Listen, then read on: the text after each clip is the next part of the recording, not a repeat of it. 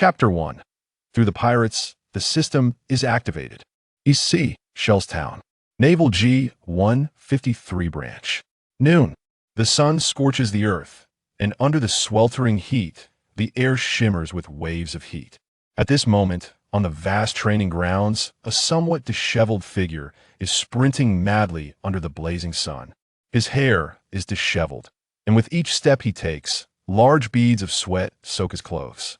They fall to the ground, then, quickly dried by the seemingly burning heat. 90 circles. Enduring the tremors of a body that has reached its limits, Leilo exhales a breath of hot air and chooses to continue his frantic run. Today, his midday goal is 100 circles. Clearly, now is not the time to rest. Leilo grits his teeth, feeling that his body is already on the brink of a limit. At this moment, his posture has deformed, his legs feel incredibly heavy, and they no longer obey his commands. Even the air he breathes feels like sharp knives slicing through his lungs. The violent rise and fall of his chest brings waves of indescribable agony. Yet, even so, Leilo understands that he absolutely cannot stop now. Damn it! Why do the awakening systems require such harsh conditions? The fatigue of his body causes Leilo to close his eyes as he runs. At this moment, a virtual blue panel materializes in his mind, displaying several lines of bold text. System activation level, 99.999999. Activation conditions. Body reaches limit state 1,000 times. Today's requirements. Squats 10,000 completed, push-ups 10,000 completed, run 100 circles in progress.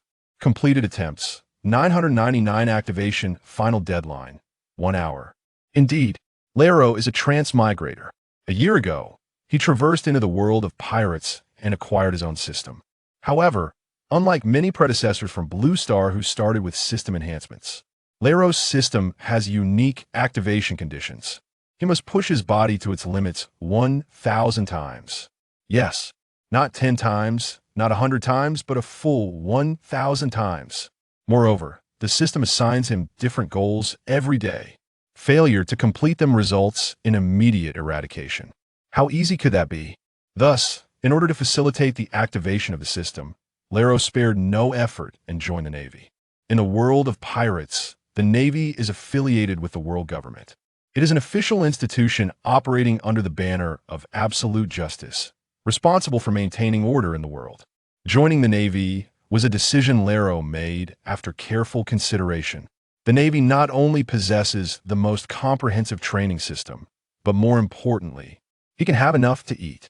Yes, Leilo understands that to repeatedly push his body to its limits in this world filled with power and class struggles, he must find the best dining hall, and compared to the starving commoners or the pirates who roam the seas, becoming a Navy soldier is his best choice. After all, to ensure soldiers fight valiantly, the Navy would certainly not skimp on their rations. Only 10 more circles, and my system will be fully activated, and I shall obtain the most extraordinary abilities. Leilo is acutely aware that the world of the Pirate King ultimately values strength above all. In this realm, without formidable power, one is nothing but a mere insect. He is merely an ordinary individual without any background or influence. If he wishes to survive in this world, without entrusting his fate to others, he must possess extraordinary abilities. And compared to acquiring a devil fruit worth millions of berries, or being born with an invincible lineage or physique, activating the system is Leilo's sole option. Of course, the fear of being eradicated for failing to meet objectives is also one of the reasons he pushes himself so hard. Since I have transcended, I must stand at the pinnacle of this world to behold the scenery that ordinary people can never appreciate. With renewed determination, Leilo opens his weary eyes, assuring himself that he will not falter. As long as he lives, he shall continue to forge ahead. This is his belief. His youth shall forever be free of regrets. Breathing in the scorching air, beneath the blazing sun, Leilo relentlessly sheds sweat. 9 circles. 8 circles. Every joint in Leilo's body trembles incessantly. 7 circles. 6 circles. His consciousness begins to blur gradually. 5 circles. 4 circles. His body, at the brink of collapse, renders him unable to feel his legs. 3 circles. 2 circles. When only 1 circle remains, Leilo collapses onto the training ground. His body, in a state of extreme exhaustion, finally succumbs. Even though Leilo has experienced this feeling 999 times before, the pain emanating from his flesh still overwhelms him, causing him to curl up on the ground. Is this truly how it ends? Closing his eyes, with only 20 minutes left before the system activation deadline, and he has 1 circle yet to complete, Leilo knows that he simply cannot run anymore. No, my fate is in my own hands, not in the heavens. I can still salvage this. Deep within Leilo's heart, there lies an insatiable desire to become a formidable being. He absolutely cannot abandon the system, his only choice. He struggles and moves. He flips over, crawling on the searing ground, desperately pushing with his legs. He chooses to crawl. Indeed, if he cannot run, then he shall crawl. Time passes swiftly, and Leilo has no idea how far he has crawled. He only knows that he moves like an unceasing machine, repeating the act of crawling. With only 2 minutes left until the final deadline, at this moment, Leilo's pants have worn thin, and he has completely lost sensation below his knees. And the ground he has traversed is marked by a long trail of blood, continuously extending. Ding! Congratulations to the host for completing the goal of 100 circles. Ding! Detection indicates the host body has reached its limit 1,000 times. Activation conditions met. Ding! System activation complete. Congratulations to the host for obtaining the Multiverse Treasure System. Ding! Congratulations to the host. The newbie gift pack has been distributed. Please check it promptly. Suddenly, several emotionless mechanical voices resonate in his mind. Leilo is momentarily taken aback. The system activation was successful. Immediately afterward, a feeling of relief floods over Leilo. His utterly exhausted body relaxes instantly, and he feels as limp as a piece of clay, collapsing onto the ground. System, you truly arrived just in time. Leilo closes his eyes. At this moment, the original blue panel in his mind has vanished. In its place is a brand new attribute interface. Host, Roxy Leilo. Affiliation, Navy. Talent, none. Items, none. Abilities, none. Stamina, LV050100. Martial arts, LV00100. Swordsmanship, LV00100. Hockey, LV00100. For now, disregarding the discomfort in his body, Leilo immerses himself wholeheartedly in the exhilaration of acquiring the system. Although he knows his base attributes are weak, Leilo still checks the panel no less than 10 times. However, soon, Leilo discovers a concerning issue. What's going on? My name is actually Roxy. Leilo. Chapter 2. The D Clan, Life Restored. Rox. Am I the Rox clan? Leilo's brow furrows tightly. The identity of the original body is somewhat peculiar, being an abandoned child of a pirate. Approximately 16 years ago, he was found floating in a wooden basin, carried by the waves to Shell's town. Inside the basin, there was only a nameplate that could be hung around the neck, inscribed with Leilo. I never expected that I am actually of the D clan. The attribute panel cannot be mistaken. Leilo speculates that he must be related to the legendary strongest pirate crew, Rox. After all, according to the original storyline, decades ago, after the Battle of God Valley, the Rox pirates crumbled and Rox vanished without a trace. Logically, it would be impossible for him to have fathered the original body years later. After all, that would be quite an extraordinary feat at such an advanced age. Thus, his most plausible identity is merely that of a relative of Rox. Wow, the D clan. I never imagined that behind this ordinary person lies such a unique background.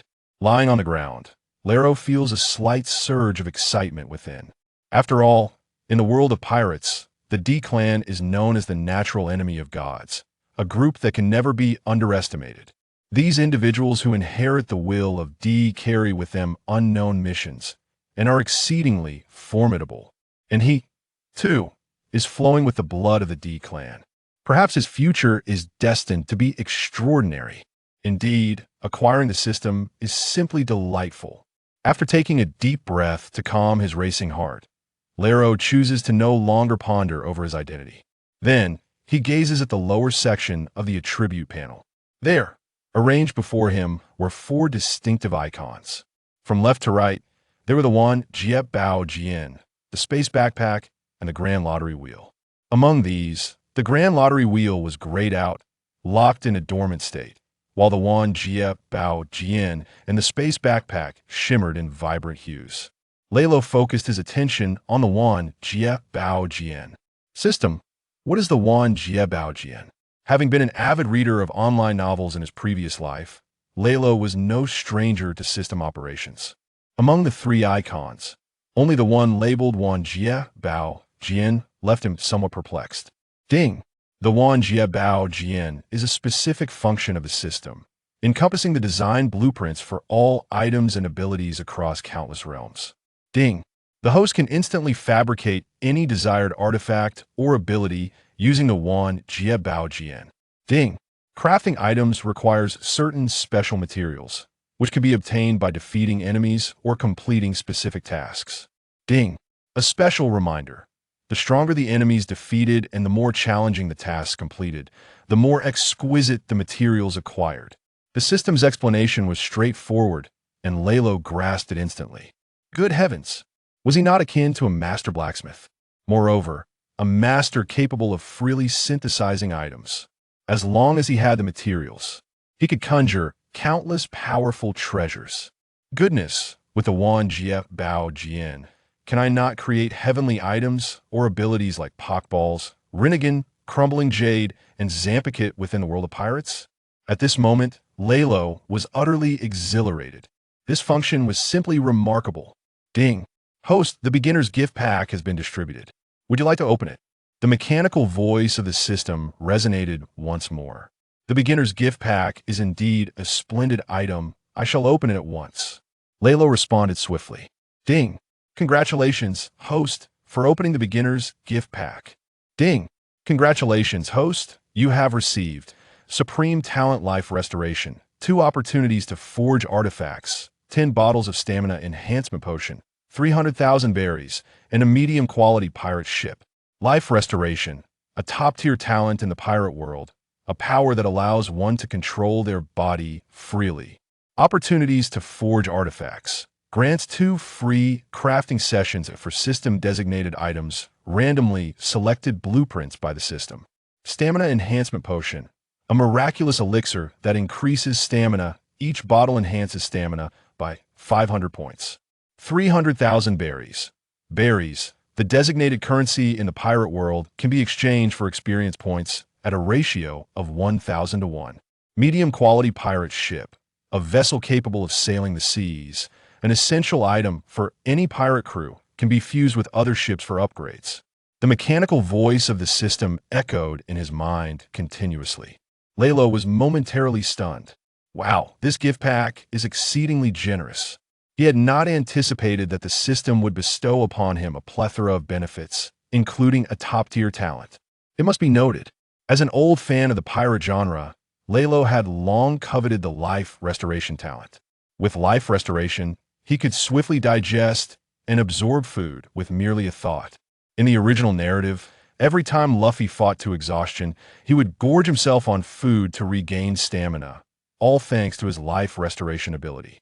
System, immediately grant me Life Restoration. Ding! Congratulations, host. Life Restoration has been successfully integrated. With a wave of warmth surging through him, Leilo felt an intense hunger stirring within his body after extreme exertion. It urged him to eat. At this moment, Leilo was certain, even if a devil fruit lay before him, he could consume it without a moment's hesitation. The overwhelming hunger invigorated his previously weary body. Soon, Leilo could no longer contain his eagerness to explore the other rewards. He mustered his strength and rose from the ground of the training field. Then, with utmost speed, he dashed towards the town outside the naval base. The commotion generated by using Life Restoration was too great. Leilo did not wish to attract attention at the naval base right after awakening the system. Thus, he resolved to seek a good place to eat within the town. In Shell's town, on the left side of the main street, there stood a quaint tavern. The tavern was modest in size, only 1 story high, yet it housed a dozen dining tables within. At this moment, it was midday, the hour for meals. The tavern buzzed with the lively chatter of patrons, bustling with activity, as several tables overflowed with delectable dishes. Clearly, business was thriving. Anchia, hurry and bring me something to eat. Suddenly, a figure burst through the door of the tavern. Chapter 3. Forging Artifacts, Berumebor. Leilo, what on earth happened to you? Why are you dressed like this? By the way, why are you not training at the naval base, and why have you been coming here every day lately? The tavern's proprietress, Aunt Shia, recognized his identity the moment she laid eyes on him. He was the town's stray child who had grown up here. Leilo. A year prior, Leilo had joined the naval base in town, becoming a first-class naval soldier under Colonel Monka. Yet for some unknown reason, he had been frequenting her tavern for the past half-month. Moreover, each time he visited, he would inquire if any strangers had come by. Due to having just completed the final round of climbing in the training field, Leilo was now covered in blood and dirt, appearing rather disheveled. Seeing Leilo's grimy state, a glimmer of concern flickered in Aunt Zia's eyes. Leilo, this child, seems to be without wealth or influence, undoubtedly bullied in the base, which explains why he frequents the outside to dine. Ah, Aunt Shia, please prepare a meal for me. I am absolutely famished. I would like 20 portions of snowflake steak, 30 bowls of soup ramen, 50 roasted chicken pizzas, and 100 beef hamburgers. Oh, do you have roasted duck and fried chicken?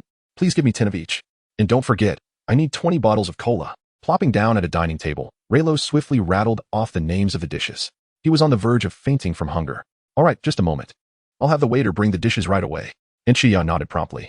Leilo was a regular customer and had a certain credit limit in the tavern, so there was no concern about his ability to pay. Subsequently, she hurriedly instructed the kitchen to prioritize Leilo's order. Meanwhile, while waiting for his food, Leilo opened the attribute panel in his mind. He accessed the spatial backpack and directed his gaze towards the crafting opportunities for magical artifacts. System. I wish to utilize 2 crafting opportunities for magical artifacts. Leilo inhaled deeply, silently reciting in his heart. Ding. Congratulations, host. You have acquired 2 free crafting opportunities for magical artifacts. Ding. Congratulations, host. You have randomly drawn 6 magical artifact design blueprints. In his mind, SI. The icon of the Universal Treasure Book suddenly shimmered brightly. Leilo opened the Universal Treasure Book.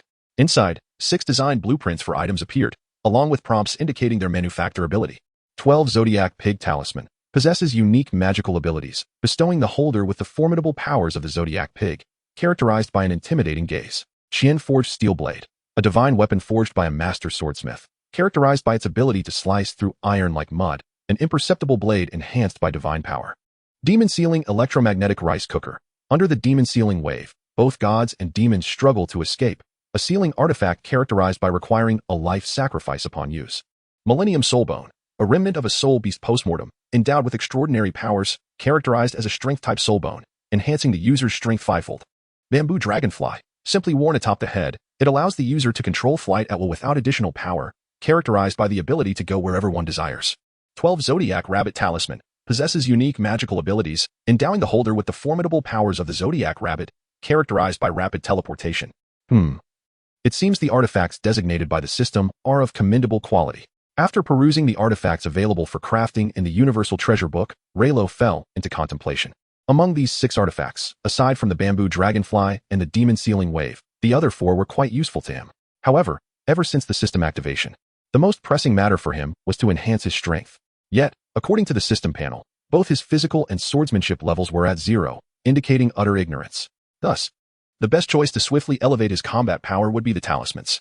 Leilo directed his consciousness towards the 2 Zodiac talismans, one for rapid teleportation and the other for an intimidating gaze. One focused on speed, the other on offense. If he could possess these 2 talismans, he would certainly have the means for self-preservation in the world of pirates. System, craft the pig and rabbit talismans. Finally, Leilo resolved to have the system commence the crafting of magical artifacts. Ding. Congratulations, host. The 2 talismans have been incorporated into the Universal Treasure Book, and the host may extract and utilize them at any time. Upon hearing this, Leilo's lips curled into a slight smile as he opened the Universal Treasure Book. Indeed, the 2 talisman blueprints had transformed into tangible entities, truly flawless treasures, akin to exquisite artworks. After observing the talismans closely, Leilo couldn't help but internally marvel. The food is here. At that moment, The tavern's server began to present the array of dishes before Leilo. I shall commence my feast. Starved to the extreme. Leilo cast aside his excitement over the talismans the instant he caught a whiff of the delicious food. He seized a piece of steak, freshly seared in butter, and shoved it into his mouth, heedless of the fact that the meal had just been served and was still piping hot. Thereafter, Leilo ravenously devoured the food, his arms flailing like windmills in sheer delight. Gradually, the raucous chatter of the tavern's patrons faded into silence. Nearly every customer was fixated on the sight of Leilo's frenzied consumption, their expressions a mix of disbelief. At this moment, Leilo was completely oblivious to the opinions of others. He was wholly engrossed, devouring his meal while continuously channeling life restoration to replenish his expended energy. Burp. After approximately 30 minutes, Leilo let out a satisfied burp and patted his belly. He had finally eaten his fill. Leilo, are you all right? Eating so much, can your body endure it? And Shia, handing him a stack of napkins, gazed at him with concern. I'm fine, Aunt Shia. I've just been training excessively lately, Leilo replied, wiping his mouth with a napkin, scanning the tavern for any sign of Li Xiang. By the way, where is Li Xiang? I haven't seen her helping out today. Li Xiang was Aunt Xia's only daughter. The reason Leilo paid attention to her was because she held a special identity in the original story as the girl who delivered food to Zoro. As a subordinate of Colonel Monka, 3 weeks prior, Leilo had discovered a man bound at the naval base S Square, a man who willingly allowed himself to be tied up for a month's worth of sustenance. It was none other than Roronoa Zoro, the first crewmate of the Straw Hat Pirates. For nearly half a month, Leilo had been frequenting the tavern, hoping to witness the historic moment of Zoro boarding the ship through Li Xiang. Li Xiang prepared some rice balls today and went to the naval base to see our benefactor. Aunt Xia whispered, leaning closer to Leilo, wary of being overheard. After all, the townspeople were well aware that the individual named Roronoa Zoro had offended the debauched son of Colonel Monka. If Li Xiang were to deliver food to Zoro, and that were to come to light, it could very well lead to someone reporting her. Leilo, who had grown up under Aunt Xia's care and had always been kind to Li Xiang, was the reason she hesitated to speak up. A spark of realization ignited within Leilo.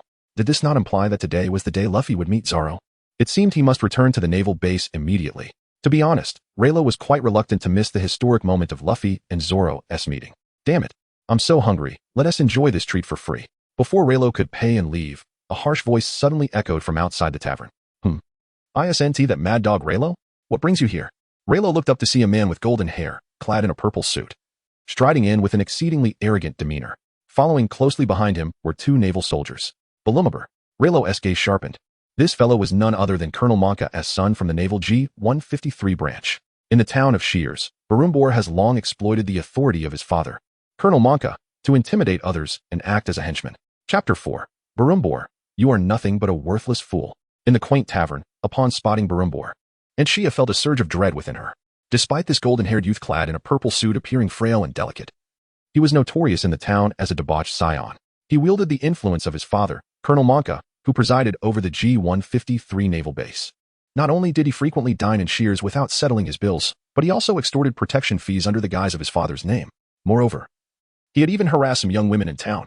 It was fair to say that he epitomized the local ruffian. Aunt Xia's heart sank further as she recalled the rumors of a confrontation between this scoundrel and the newcomer, Leilo, since his enlistment in the naval base. Alas, it was indeed Master Berumebor. Without a moment's hesitation, Aunt Xia stepped forward to interpose herself between Berumebor and Leilo, holding a menu in her hand, and greeted him with a smile. Master Berumebor, it has been far too long. You appear to have lost weight. Come, what would you like to eat today? It's on the house. Truth be told, Aunt Xia harbored a deep disdain for this rogue. After all, it was Berumebor's dog that had caused a ruckus in her establishment, prompting the pirate hunter Zoro to intervene on behalf of Li Xiang, leading to a fateful wager that bound him to the naval base. In her heart, she loathed this scoundrel with a passion. However, each time Berumebor ventured into town, he was flanked by 2 imposing officers, their muscular arms bulging like tree trunks. If Leilo were to engage them in conflict today, he would surely suffer dire consequences. Thus, to spare Leilo from trouble, Aunt Xia swallowed her disgust and donned a cheerful facade. Ha ha ha, the tavern owner speaks rightly. We have all missed you, Master Berumebor. During your absence from town, it is already noon. Why not dine here with us common folk? She continued. Master Berumebor, you truly embody the grand demeanor of Colonel Monka. Every movement resonates with authority. Aunt Xia's loud voice dissipated the previously tense atmosphere within the tavern, reviving the subdued patrons. It was a necessary pretense. Should she fail to flatter this brigand, the misfortune would befall everyone present. Did I permit you, lowly peasants, to speak? I am addressing my father's rabid dog. Leilo, today marks the day of my father's great statue unveiling, and instead of being at the base, you dare to roam outside? Do you wish to taste the wrath of my father's iron axe? Berumebor paid no heed to the flattery around him. raising an eyebrow as his gaze bore into Leilo. Within the naval base, Leilo, being of common blood, harbored a deep disdain for Berumebor's nefarious exploits. To voice the grievances of the townsfolk, he had reported several of Berumebor's misdeeds to Colonel Monka. While the colonel typically ignored Berumebor's daily antics, he could not abide any reduction in the town's tributes. Consequently, Monka had dealt Berumebor several severe reprimands. Thus, the enmity between Leilo and Berumebor was born. In retaliation, Berumebor persistently referred to Leilo as his father's mad dog, a creature entirely subservient and subjected to relentless training.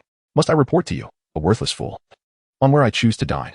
Besides, the statue's construction begins in the afternoon. I shall return in due time. Confronted with Berumebor's repeated provocations, Leilo chose not to retreat. Instead, he met Berumebor's gaze and slowly rose from his seat, responding, "You audacious cur, how dare you speak to me in such a manner?" Upon hearing Leilo's response, Berumebor was utterly infuriated.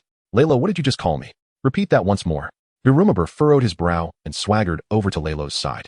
With a fierce glare and a forceful slap on the table, he declared, "If you enjoy hearing those words so much, I shall repeat them. Berumebor, you are nothing but a worthless fool, a fool, a fool." Leilo, with a keen gaze, regarded Berumebor and spoke calmly. He was no longer the person he once was. Before acquiring the system, he had to occasionally feign politeness in the naval base with the Monka father and son. Now, he possessed unimaginable power and felt utterly fearless. Goodness, how dare Leilo speak so boldly? This is utterly audacious. He is merely a lowly first-class sailor. By saying this, he is inviting Berumebor's wrath upon himself. Alas, this child is still too young. He may end up imprisoned in the naval brig. As Leilo's words faded, all eyes in the tavern turned towards him and Berumebor. A collective sigh filled the air. Surely Leilo should have exercised some restraint. The atmosphere in the small tavern grew tense. "Leilo, what nonsense are you spouting? Quickly, apologize to young Master Berumebor." Aunt Shia's face had already paled. Hearing the whispers of the patrons, she was thoroughly panicked. After speaking, Aunt Shia rushed to Leilo's side. Grasping his arm, she bowed deeply to Berumebor and pleaded, "Young Master Berumebor, this child Leilo can be rather hot-headed at times. I implore you, for the sake of his being a member of the Navy, please forgive his rudeness this once." Aunt Shia's voice trembled as she spoke. Although Leilo was not her child, she had watched him grow up over the years in the small town. The naval brig was a place for pirates, it was said that once one entered, there was no escape. She could not bear to see him meet such a grim fate. "What? You wish to plead for this scoundrel who has insulted me? Do you wish to die alongside him?" Berumebor's fury intensified at the sight before him. Who was he? He was the sole heir of Colonel Monka. After being insulted, he was expected to let this scoundrel Leilo off simply because of a plea for mercy? Who did this wretched woman think she was? Did she possess such influence? "You despicable woman, get out of my way." The more Berumebor looked at Aunt Shia, the more he felt obstructed. As he spoke, he raised his hand to slap her across the face. Chapter 5. I am Luffy, a man destined to become the Pirate King. "Hey, I say, are you going too far?" Just as Berumebor's hand was about to strike Aunt Shia, a loud voice suddenly rang out. In an instant, a plate flew through the air from afar and forcefully knocked Berumebor's hand aside. "Ah!" Berumebor cried out in pain as the plate struck him. "Who dares?" At this moment, two naval soldiers who had been following Berumebor rushed forward, shielding him protectively. Berumebor was the son of Colonel Monka. Should he be harmed, they could only imagine the dire consequences. "Ah, are you talking about me? I am a pirate." The resounding voice echoed again, and at that moment, the entire tavern fell into an abrupt silence. A pirate? A pirate has actually landed in Sher's town. Is he seeking death? Does he not know there is a naval base here? Everyone turned to the source of the voice, only to discover it came from the back door. Meanwhile, upon hearing the voice, Leilo furrowed his brow. Just moments ago, if the owner of that voice had not intervened, he would have stepped in to protect Aunt Shia, as she was being unjustly targeted because of him. However, the tone and manner of speaking were so familiar. Just then, the back door swung open, revealing three figures. The moment Leilo laid eyes on the foremost figure, he was momentarily stunned. His skin prickled with goosebumps. It was him, dressed in a red vest, washed-out blue shorts, and a pair of straw sandals, topped with that iconic straw hat. This person was none other than the one Leilo was intimately familiar with. The protagonist of the One Piece world, the wielder of the human fruit, mythical Zoan type, Nika form. The future liberator, Joy Boy, the sun god, Nika, Monkey D. Luffy. Luffy. At that moment, Leilo could no longer contain his shock and exclaimed, "Do you know me?" Luffy tilted his head, puzzled. How did this person know his name? He didn't recognize him at all. "Kobe, do you know him?" Luffy asked his companion, a short, plump boy with pink hair. Luffy, I don't know him either," Kobe replied, startled. He had spent the past 2 years with the Alabasta Pirates, and although he aspired to join the Navy, he didn't know a single Navy officer. "Well, I have admired you for a long time. As for how I know your name, that is a secret," Leilo stammered, unsure of how to explain himself, and thus fabricated an excuse. "Oh, all right. Luffy was not one to pry too deeply. After all, upon entering, he had already witnessed Leilo's defiance towards Berumebor. He was a good person. Leilo mama. At that moment, a petite girl dashed out from behind Luffy and Kobe. It was Leilo. She had just led Luffy and his companions into the tavern through the back door and had witnessed the altercation between Berumebor and her brother Leilo, who was about to strike her mother. Thankfully, Luffy had intervened. Leilo, seeing her daughter return safely, Aunt Xiao bent down, opened her arms, and embraced her. Who are you? At this moment, the sharp pain in Berumebor's hand subsided slightly. He finally regained his composure and asked, somewhat threateningly, why can't you comprehend? I already told you. I am Luffy, a man destined to become the Pirate King. A pirate? Berumebor's eyes widened in shock, his heart racing. A pirate dared to come to Sher's town. How utterly unbelievable. Did they not know the might of his father, the Axeman Monka? He was the naval officer who had captured Captain Kuro. Are they here to court death? Furthermore, is this pirate merely a source of amusement? To aspire to be the Pirate King? How ludicrous. However, suddenly, Berumebor sensed that the situation was far from straightforward. This pirate dares to disregard the naval base. Arriving in town surely indicates he has some pressing matter to attend to. This is an opportunity to make a name for himself before his father. If he can acquire intelligence, he will become more significant in his father's eyes. What brings you here? Berumebor's eyes glinted with intrigue. I am in search of Roronoa Zoro. I wish to recruit him as my companion. Without a moment's hesitation, Luffy declared his intentions. Meanwhile, KB, standing nearby, was nearly paralyzed by fear. Mr. Luffy, is this truly wise? What? You intend to find that monster? Upon hearing this, Berumebor was taken aback, but quickly shifted his thoughts. Rello. I've been informed that you've been loitering around the square. Since you know this pirate and he wishes to recruit Zoro as a pirate, you two must be in cahoots. At that moment, a brazen smile spread across Berumebor's face.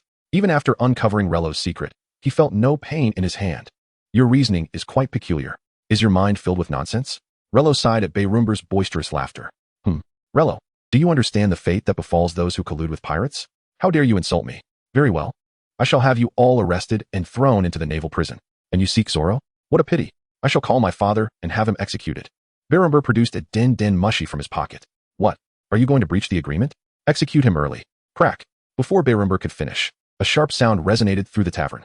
Rello's hand slammed down on the table, causing a deep crack to form. What nonsense are you spouting, Berumebor? Rello glared at him, a palpable fury igniting in his eyes. This scoundrel needs a lesson. Even Luffy could no longer contain himself. What do you intend to do? Although startled by Rello's sudden movement, Berumebor displayed no fear. I warn you, if you dare lay a finger on me, I will ensure Zoro becomes a corpse. As he spoke, Berumebor prepared to press the den mushy. You seek death. Luffy sprang forward, but Rello stepped in front of him. Mr. Luffy, allow me to handle this scoundrel. I yearn to deliver him a sound thrashing. Berumebor's actions had ignited Rello's wrath, and he lunged at him without hesitation. The tavern patrons, taken aback by the escalating confrontation, held their breath. Did Rello truly have the audacity to attack that ruffian? Was he disregarding the two burly henchmen beside him? Rello's slender frame hardly seemed a match. If that's the case, I leave it to you. Luffy stepped aside. You wish to strike me? Rello, you must be looking to hasten your demise. You too, seize him and teach this mad dog a lesson, then capture those two pirates. At this moment, Berumebor was no longer in a hurry to use the den mushy. He wanted to relish watching Rello transform from a wild dog into a dead one. Chapter 6. The Power of Talismans, the Speed of the Rabbit. Indeed, as if to validate the patron's thoughts, upon receiving orders, the two naval officers beside Berumebor stepped forward. Their muscular forms loomed over Rello. Rello, surrender. We promise to go easy on you. Rello was well known within the naval base for pushing his limits daily. Being the hardest trainer there, the two soldiers were not inherently malevolent. They simply could not defy Berumebor's orders. Why waste words? Just make your move.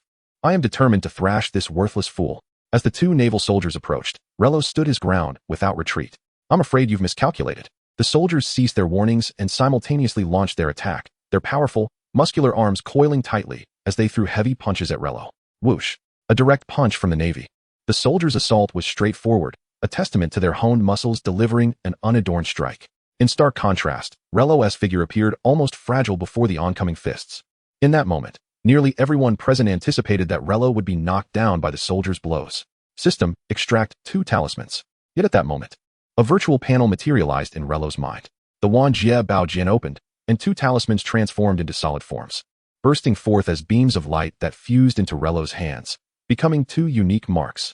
The items within the wand Jie Bao Jian could be materialized or integrated into his being at his discretion. As the punches approached, Rello's lips curled into a slight smile. Rabbit talismans, speed boost. A sound unperceived by others resonated within Rello's heart. In the next instant, he felt warmth emanating from the talisman mark on his left hand. An invisible force surged through his entire being. He sensed the divine energy of the rabbit spirit flowing from the purple rabbit mark. Before the colossal fist could strike, Relo embraced his body and fused with the power of the rabbit spirit. Speed descended upon him. Whoosh! A purple flash flickered through Relo's eyes. In that fleeting moment, he perceived the approaching fist transforming into a sluggish crawl. Relo understood that, in his previous self, even with daily strength training and lacking any martial skills, he could do nothing but endure the blows from those two fists striking his face. But now, everything had changed. A radiant smile of unwavering confidence illuminated Relo's face. He crouched low and stepped forward, effortlessly slipping through the oncoming punches of the two burly officers. Suddenly, everyone in the tavern felt it. A flash of light surged through the air. In an instant, Relo vanished. By the time everyone regained their senses, Relo had already positioned himself behind the two officers. With astonishing speed, he turned around, observing the two Navy soldiers still caught in their punching motion. With a resigned shrug, he gently pushed against them. Boom, boom. Before anyone could comprehend what had transpired, the two Navy soldiers were propelled as if struck by cannonballs. Their bodies slammed against the tavern wall, creating two human-sized craters, and they collapsed onto the ground outside the tavern, motionless and unresponsive. Hiss! What just happened? How could this be? Why were the two soldiers sent flying? Was it Relo? Did he truly possess such formidable strength? At that moment, everyone in the tavern was utterly astonished. This included Luffy. He was amazed to discover that Relo was a wielder of powers. Luffy's eyes lit up. This was the first ability user he had encountered since setting sail. Oh, this is serious. Simultaneously, witnessing the two human-sized holes in Aunt Hia's tavern, Relo couldn't help but gasp in disbelief.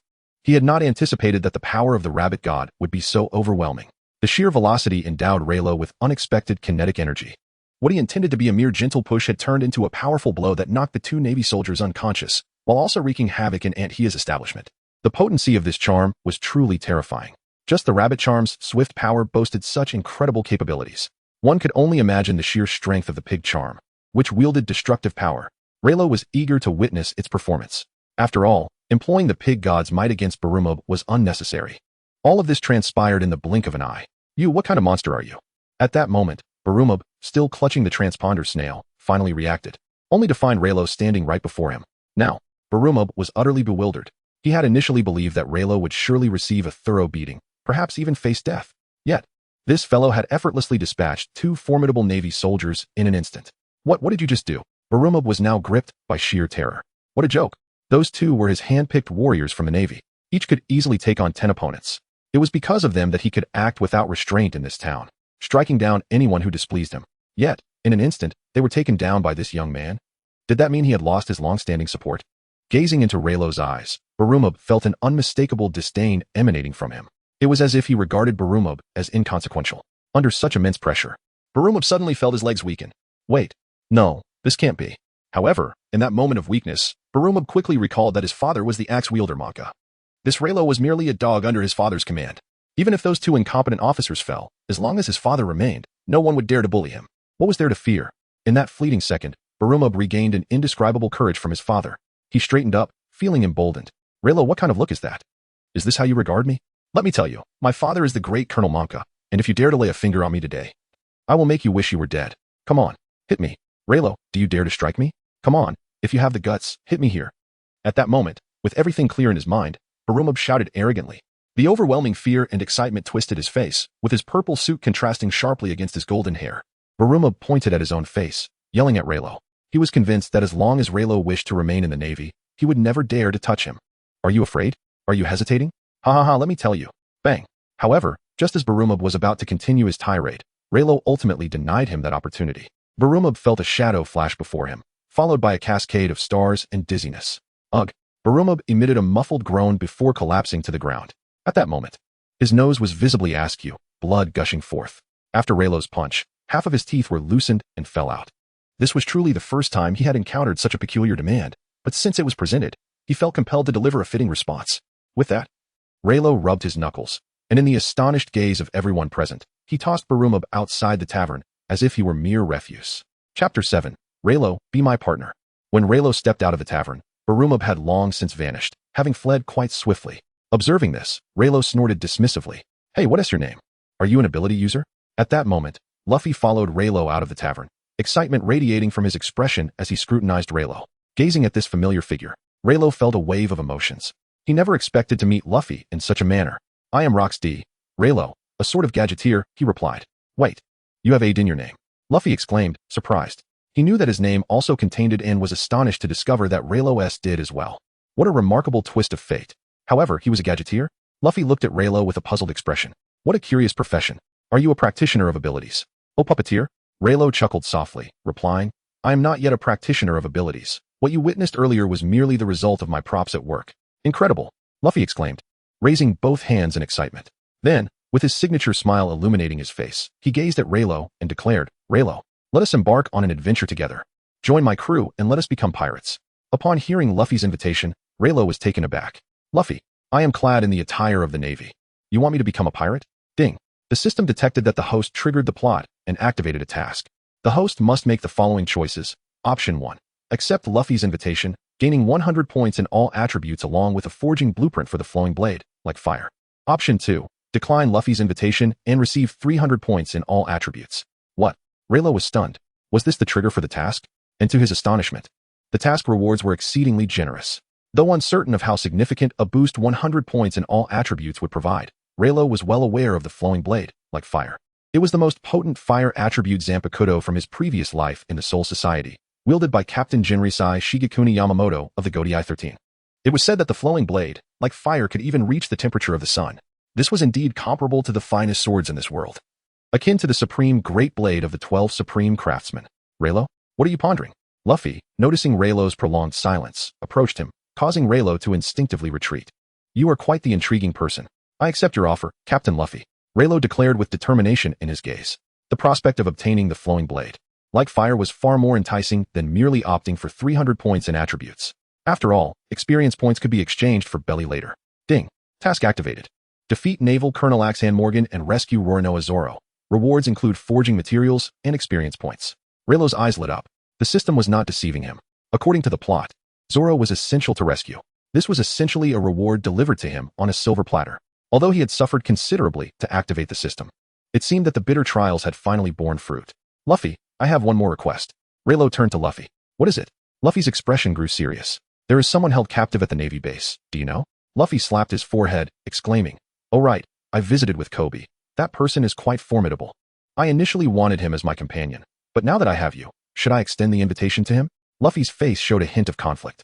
We must. Raylo blurted out. Roronoa Zoro is destined to become a great swordsman. More importantly, he is destined to be a top-tier fighter in the Straw Hat crew. Now that I have joined the crew, how could I let such a person slip away? Since you insist, let us rescue him. Kobe, standing to the side, trembled at the words. Luffy, are we truly going to save that person? That is a Navy base. You are pirates. Moreover, that person is known as a bounty hunter. If you save him, you might be killed. In response, Luffy chuckled, No worries. It's merely a rescue. It won't be too difficult. Subsequently, Luffy set off towards the Navy base as if returning home. Raylo followed closely behind, casting a reassuring smile at the anxious Kobe. Do not worry, Kobe. Luffy is incredibly strong. Resolute, Kobe gritted his teeth, made up his mind, and joined Luffy and Raylo in their march towards the Navy base. Before long, the trio arrived outside the base. After scaling the wall, they finally caught sight of the man, Roronoa Zoro. Zoro was bound with ropes several times over, affixed to a wooden cross. His lips were cracked and parched from lack of water. Yet, even in such dire circumstances, Zoro's eyes remained resolute. You again? What a carefree guy you are. Luffy remarked with a grin. I'll untie you, so you can join me as my companion. Zoro looked incredulous. What are you rambling about? I am a bounty hunter. Once you free me, I will kill you and collect your head for the bounty. However, Luffy seemed undeterred. I am searching for companions to become pirates, and you are the first I found today. So join us as pirates. Luffy's face radiated with joy. I refuse. Zoro replied without hesitation. Pirates are scoundrels. I will survive and accomplish my own goals. At that moment, Raylo stepped forward, his gaze intense as he addressed Zoro. But you are about to die. Bellamy has no intention of honoring the agreement and plans to execute you tomorrow. Zoro's expression shifted from shock to confusion. Enough of your rambling. You are a swordsman, right? Where is your sword? Luffy inquired. That scoundrel Bellamy took it, Zoro sighed. Then if I retrieve your sword, you must join us. Luffy declared, stretching his arms. Gum Gum Rocket. He leaped onto the platform, plunging into the Navy base without allowing Zoro a moment to respond. Raylo smiled faintly at the sight.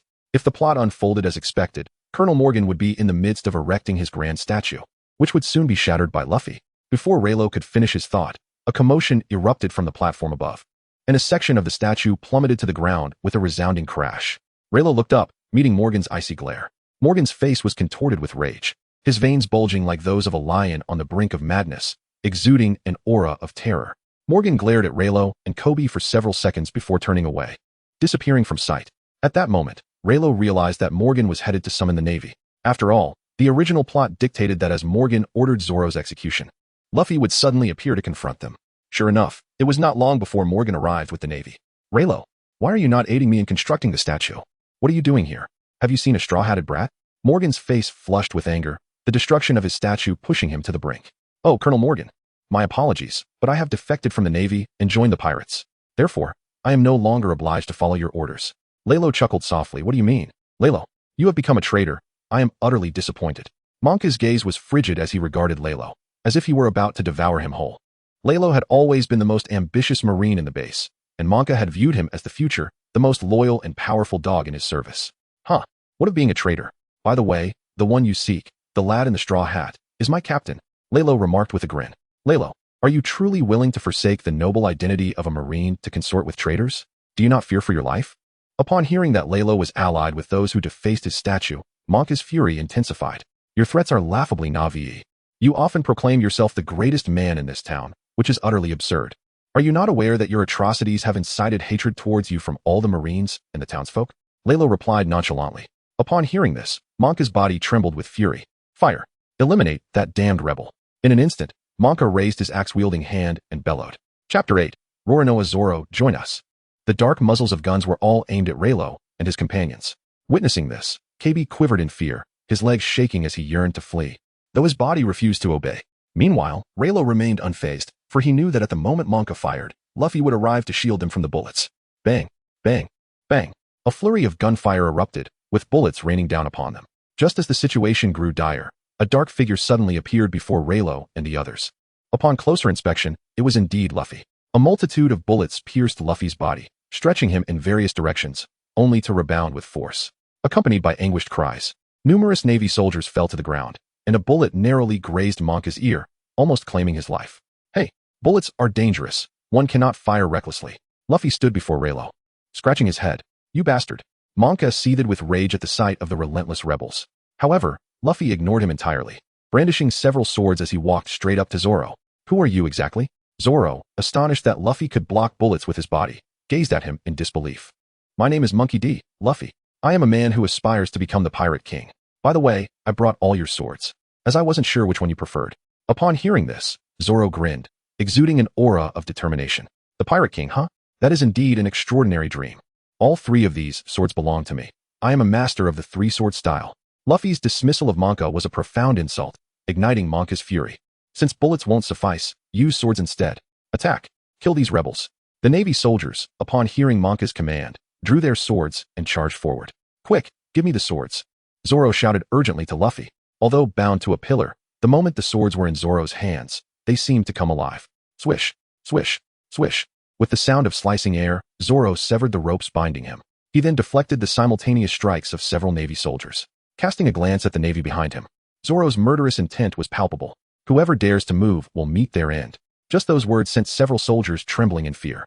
Zoro's legendary reputation as a fearsome beast had long echoed throughout the East Blue. Luffy, is it? Since I've already engaged with the Navy, being a pirate doesn't seem too bad. But let me make this clear. I will pursue my ambition relentlessly, to become the world's greatest swordsman. If you hinder me from achieving this ambition, you shall pay the price. Zoro turned to Luffy, a sinister smile gracing his lips, resembling a rebellious wolf. Luffy's eyes sparkled with excitement. The world's greatest swordsman, huh? A companion of the Pirate King must at least possess this level of prowess. Zoro replied with a grin. You really dare to say that? In that case, whether by infamy or otherwise, I shall make my name known across the world. Monka, witnessing so many Navy soldiers being held back by Zoro, was consumed with rage. What are you doing? Kill them. Under Monka's fearsome presence, the soldiers had no choice but to redirect their attacks toward Zoro. Zoro duck. Gum gum whip. Luffy's legs suddenly elongated, delivering a powerful kick that sent a dozen Navy soldiers flying. Zoro, observing the fallen soldiers, recalled Luffy's incredible ability. What in the world are you? Luffy chuckled. I consumed the gum gum fruit. I am its user. Monka, not far off, overheard Luffy's words and muttered to herself. So, he is indeed a devil fruit user? The soldiers under her command displayed expressions of sheer terror upon hearing this. Captain Monka, one Zoro is already too much for us to handle. Adding a rubber man to the mix is simply chaotic. They are not adversaries we can contend with. The short, stout man with pink hair appeared less intimidating. Yet Leilo was known to be formidable. He had yet to make his move. Monka's face darkened with anger. Anyone who spoke of surrender, raise your weapons and take your own lives. I do not need subordinates like you.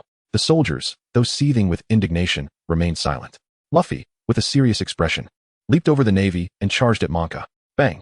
Monka blocked Luffy with his axe. You, without any status, are unworthy to engage with me. Monka taunted. However, before he could finish, a shadow darted past him. In an instant, the shadow delivered a swift kick, sending Monka crashing against a wall. Leilo? Luffy exclaimed in surprise, observing Raylo's astonishing speed, which he could barely comprehend. Leave that guy to me. I have endured his insults and oppression in the past. I will take my revenge. Leilo declared, eyeing Monka with disdain. Luffy paused, then smiled. All right. In that case, I entrust him to you. Make sure to teach him a lesson. Leilo nodded and promptly advanced toward Monka, who was struggling to rise from the wall. Upon realizing that Leilo was the one who injured him, Monka's fury intensified. Leilo, you scoundrel. How dare you lay a hand on me? You must be tired of living. Leilo smiled slightly, Captain Monka. I am merely reclaiming the interest owed to me over these years. From now on, you are my opponent. Monka was taken aback, then burst into laughter. You think you are worthy to be my rival? Leilo, you are no special abilities wielder. It would be effortless for me to deal with you. Upon hearing this, Raylo's lips curled into a slight smile. By the way, Colonel Monka, have you ever heard of the term laser gaze? Monka furrowed his brow, pondering what this fellow was on about. A laser gaze. Could Leilo also possess special abilities? But that doesn't seem right. Over the years at the base, he had merely been an ordinary marine. If he were truly a wielder, it would have been revealed long ago. Before Monka could finish his thoughts, two beams of laser light suddenly erupted from Raylo's eyes, shooting directly towards Monka's chest. Monka was taken aback. He quickly raised his axe to shield himself. But the laser struck the axe, heating it to an intense red glow. Wow, how cool, Leilo. I didn't expect your eyes could shoot lasers, Luffy exclaimed, his eyes sparkling with excitement as he gazed at Leilo, who merely smiled at him in return. You bastard. Leilo, when did you become a wielder? Monka's expression darkened as he glared at Leilo, who met his gaze and replied, I am not a wielder. I am a tool master. Humph, whatever you are. You all shall perish here today. With that, Monka charged at Leilo, his axe glowing ominously red as he aimed a powerful strike at Raylo's head. If this hit, Leilo would surely be cleaved in two. Yet, Leilo remained calm, standing still as Monka's thoughts swirled with confusion. Why wasn't he fleeing? Did he have confidence in withstanding my blow? Or perhaps this fool has been stunned into silence. Humph, he must have been frightened indeed. Otherwise, why would he be grinning foolishly at me? Just as the axe was a mere centimeter from Raylo's head, a whoosh was heard as Leilo vanished from his spot. How is that possible? Monka glanced around, panic and bewilderment washing over him, yet he could not find Leilo. What are you looking at, you fool? Raylo's voice echoed from behind him. Monka turned swiftly, only to see two beams of laser racing towards him, piercing through his chest. Gasping, Monka felt a warm rush in his throat, and before he knew it, he collapsed, blood spilling from his lips, kneeling on the ground. Chapter 9. The pirate ship I have, the Mary. How could this be? In his fading consciousness, Monka managed to muster his last ounce of strength to utter those words before collapsing to the ground. No way. Colonel Monka has been defeated. This is unbelievable. These fellows are so strong. But they were finally free from Monka's tyranny. It was truly splendid. To everyone's astonishment, the Marines under Monka immediately tossed their weapons into the air, cheering joyfully. These Marines are quite strange. They seem so happy now that Colonel Monka has been defeated. Luffy scratched his head in confusion. Luffy, they were merely afraid of Monka. Leilo understood Monka's cruel, arrogant, and tyrannical nature well. Had it not been for his rank as a colonel and slightly superior strength, he would have faced a rebellion from all the Marines long ago. Mr. Luffy, now that Monka has been vanquished, his tyranny has finally come to an end, KB said excitedly, looking at Luffy. Luffy turned to Leilo and remarked, Leilo, you are truly incredible. Is this the power of your tools? Just moments ago, when Leilo displayed his spellcasting ability, Luffy had seen him clutching a talisman in each hand. With the tools from the universal treasure, Leilo had the capability to manifest them into reality or merge them within himself, choosing as he pleased. Previously, he had deliberately showcased their physical form to demonstrate their power to Luffy. Ding. Congratulations, host. Task completed. Ding. Rewarding the host with forging materials and 300 experience points across all attributes. The mechanical voice of the system echoed. Leilo nodded, pleased with the outcome. Since encountering Luffy, he had already accrued 400 experience points across all attributes. Well, you will find out shortly. Looking at the newly acquired forging materials in his virtual backpack, Leilo wore a mysterious smile. What? You must tell me now. Luffy could sense that Leilo had more wondrous tools, immediately surrounding him with excitement and incessant chatter. The group returned to the tavern, their voices mingling with the atmosphere. Upon hearing the news of Monka's defeat, a wave of joy washed over them. Aunt Shia prepared an extravagant feast for Luffy and his companions. Luffy, did you not declare your ambition to become the Pirate King? Surely you have gathered quite a few followers by now. And how can you two consume so much? Zoro exclaimed, astonished at the mountain of dishes piled before Luffy and Rayleigh. Currently, it's just the three of us. Zoro, I must tell you, the more you eat, the stronger you become, Rayleigh quipped, stuffing a piece of meat into his mouth. Upon hearing this, Luffy eagerly called for Aunt Shia to bring forth another table of food. Hey, do you have that much money? Zoro replied, exasperated. No need to be polite. Aunt Shia approached with an abundant amount of food, saying, You defeated Monka and put an end to his tyranny, so today's meal is on me. Hooray! Luffy exclaimed, shoveling a plate of meat into his mouth. Auntie, you are truly a wonderful person. What about you, Kobe? Although you were merely a deckhand on the pirate ship, you are still on board. The Navy's scrutiny is rather stringent. Zoro suddenly shifted his gaze to the anxious Kobe beside them. Kobe lowered his head, clearly troubled by the matter. Don't wear that expression, Luffy said, popping a piece of fish into his mouth while grinning at Kobe. There will always be a way, right, Rayleigh? Rayleigh nodded with a smile. Kobe, do not be deceived by your current frail appearance. In the future, you will become Captain Garp's apprentice, possessing formidable observation haki at a young age. But first, he must join the Navy. Hence, Rayleigh chose not to intervene. Indeed, events unfolded as Rayleigh anticipated. The Navy barged into the tavern, inquiring if Luffy and the others were pirates. Later, Luffy delivered a sound thrashing to Kobe, alleviating any doubts the Navy had regarding Kobe's identity. As the trio departed the tavern and beheld Luffy's rickety little boat, Rayleigh finally spoke. Luffy, Zoro, weren't you curious about what tools I possess? Allow me to present you with a surprise. A surprise? They chorused. But then, Luffy nervously stammered, Rayleigh, you're not a woman, are you? You fool.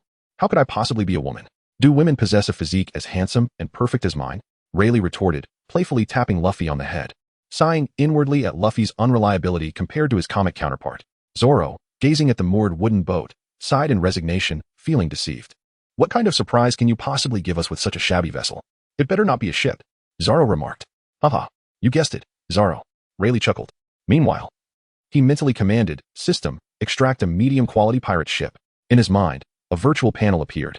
The Multiverse Treasure Guide opened, revealing a shimmering pirate ship that transformed into a beam of light and shot forth into Rayleigh's hands, resembling a mere toy. Both Zoro and Luffy stood dumbfounded. A toy ship. Rayleigh, do you think we are easily fooled? Zoro lamented, covering his eyes in disappointment. What surprise is there in such a toy ship? It's even worse than Luffy's wreck. Haha, just watch.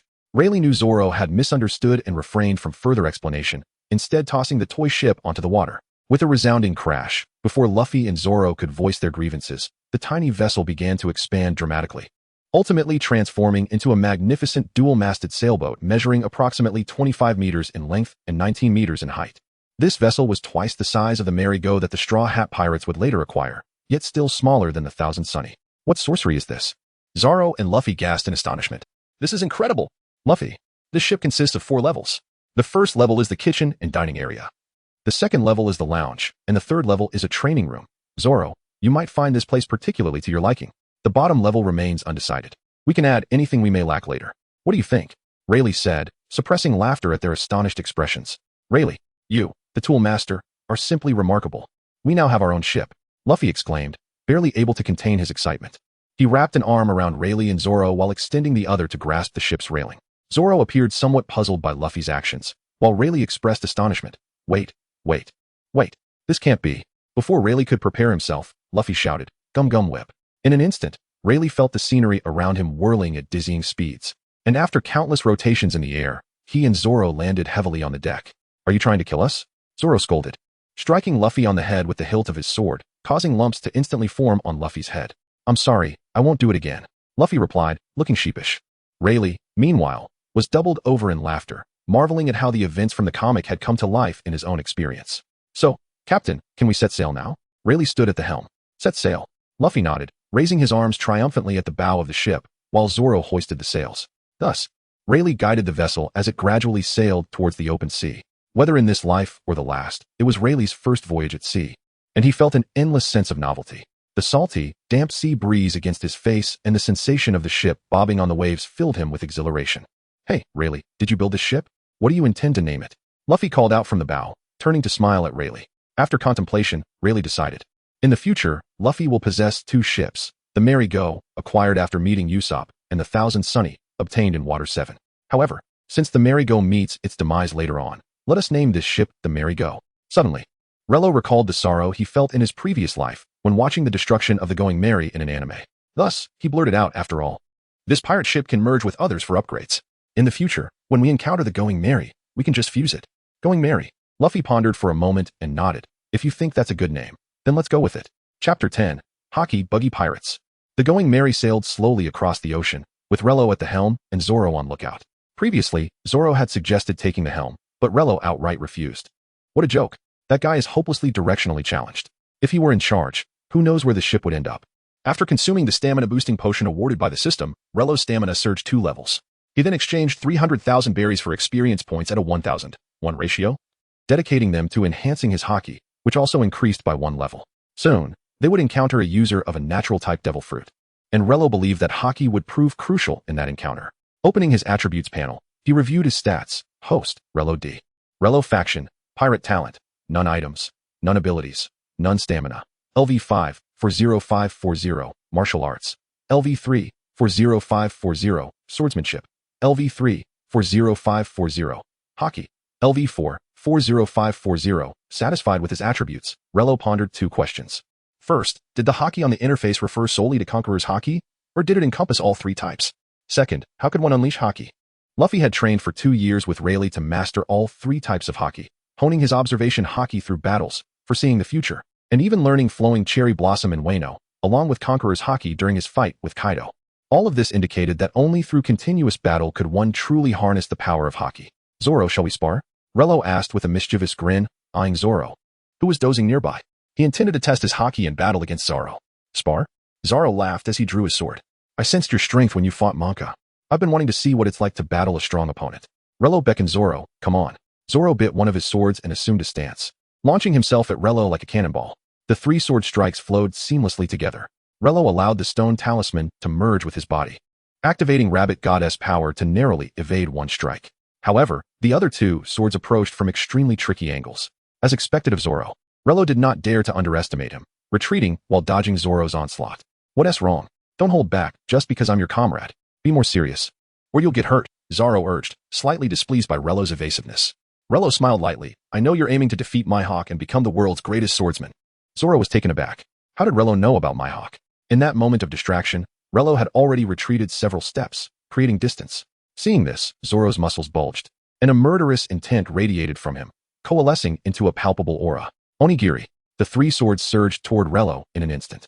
How fast? Rello urgently concentrated all his strength into his arms, while simultaneously activating hockey, transforming his arms into a purple-black hue. Before he could marvel at this, Zoro's 3 swords struck his arms. Clang. The swords met Rello's arms with the sound of metal clashing against metal. What just happened? Zoro stared at Rello in astonishment, unaware that Rello was equally surprised. Was this the power of armament hockey? At this moment, Rello sensed a hockey bar in his vision slowly depleting. Its current value was approximately 180, decreasing by 20 per second, meaning he could maintain armament hockey for 9 seconds. However, in the time he was distracted, he had already wasted 5 seconds. Without hesitation, Rello activated the Rabbit Talisman ability, instantly vanishing from his position and appearing behind Zoro. Zoro sensed the murderous intent from behind and swiftly turned to slash. But once again, his 3 swords were blocked by Rello's arm. Rello's fist halted just in front of Zoro, a gust of wind whipping through Zoro's hair. You're remarkably strong. Zoro sheathed his sword. Why have your arms become so sturdy? That's armament hockey. Rello replied with a smile. Armament hockey? Could you teach me? Zoro asked, clearly confused. Rello shook his head with a wry smile. I figured this out on my own, and whether I can unleash it again is uncertain. Teaching someone else is out of the question.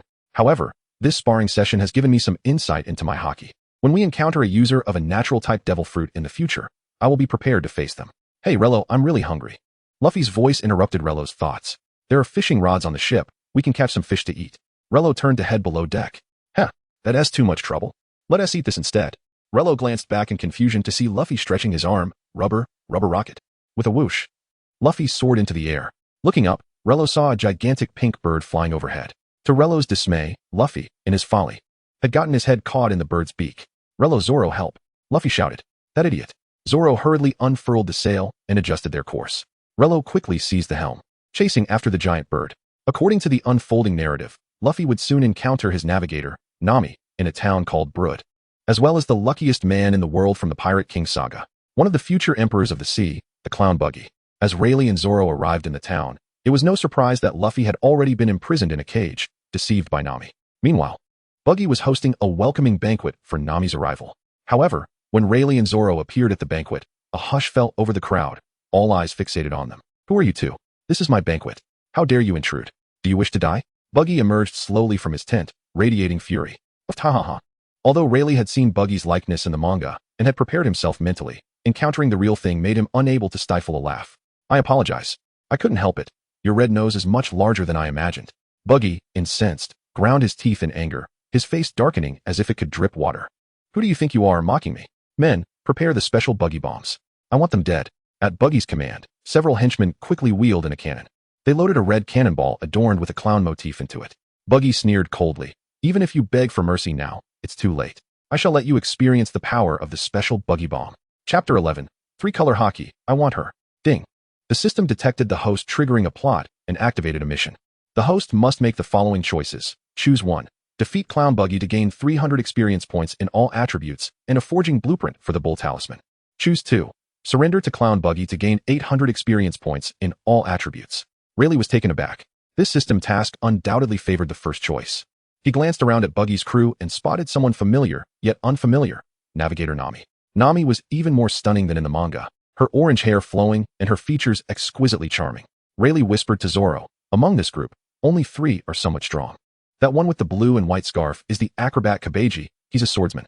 I think he would make a good opponent for you. Zoro followed Rayleigh's gaze.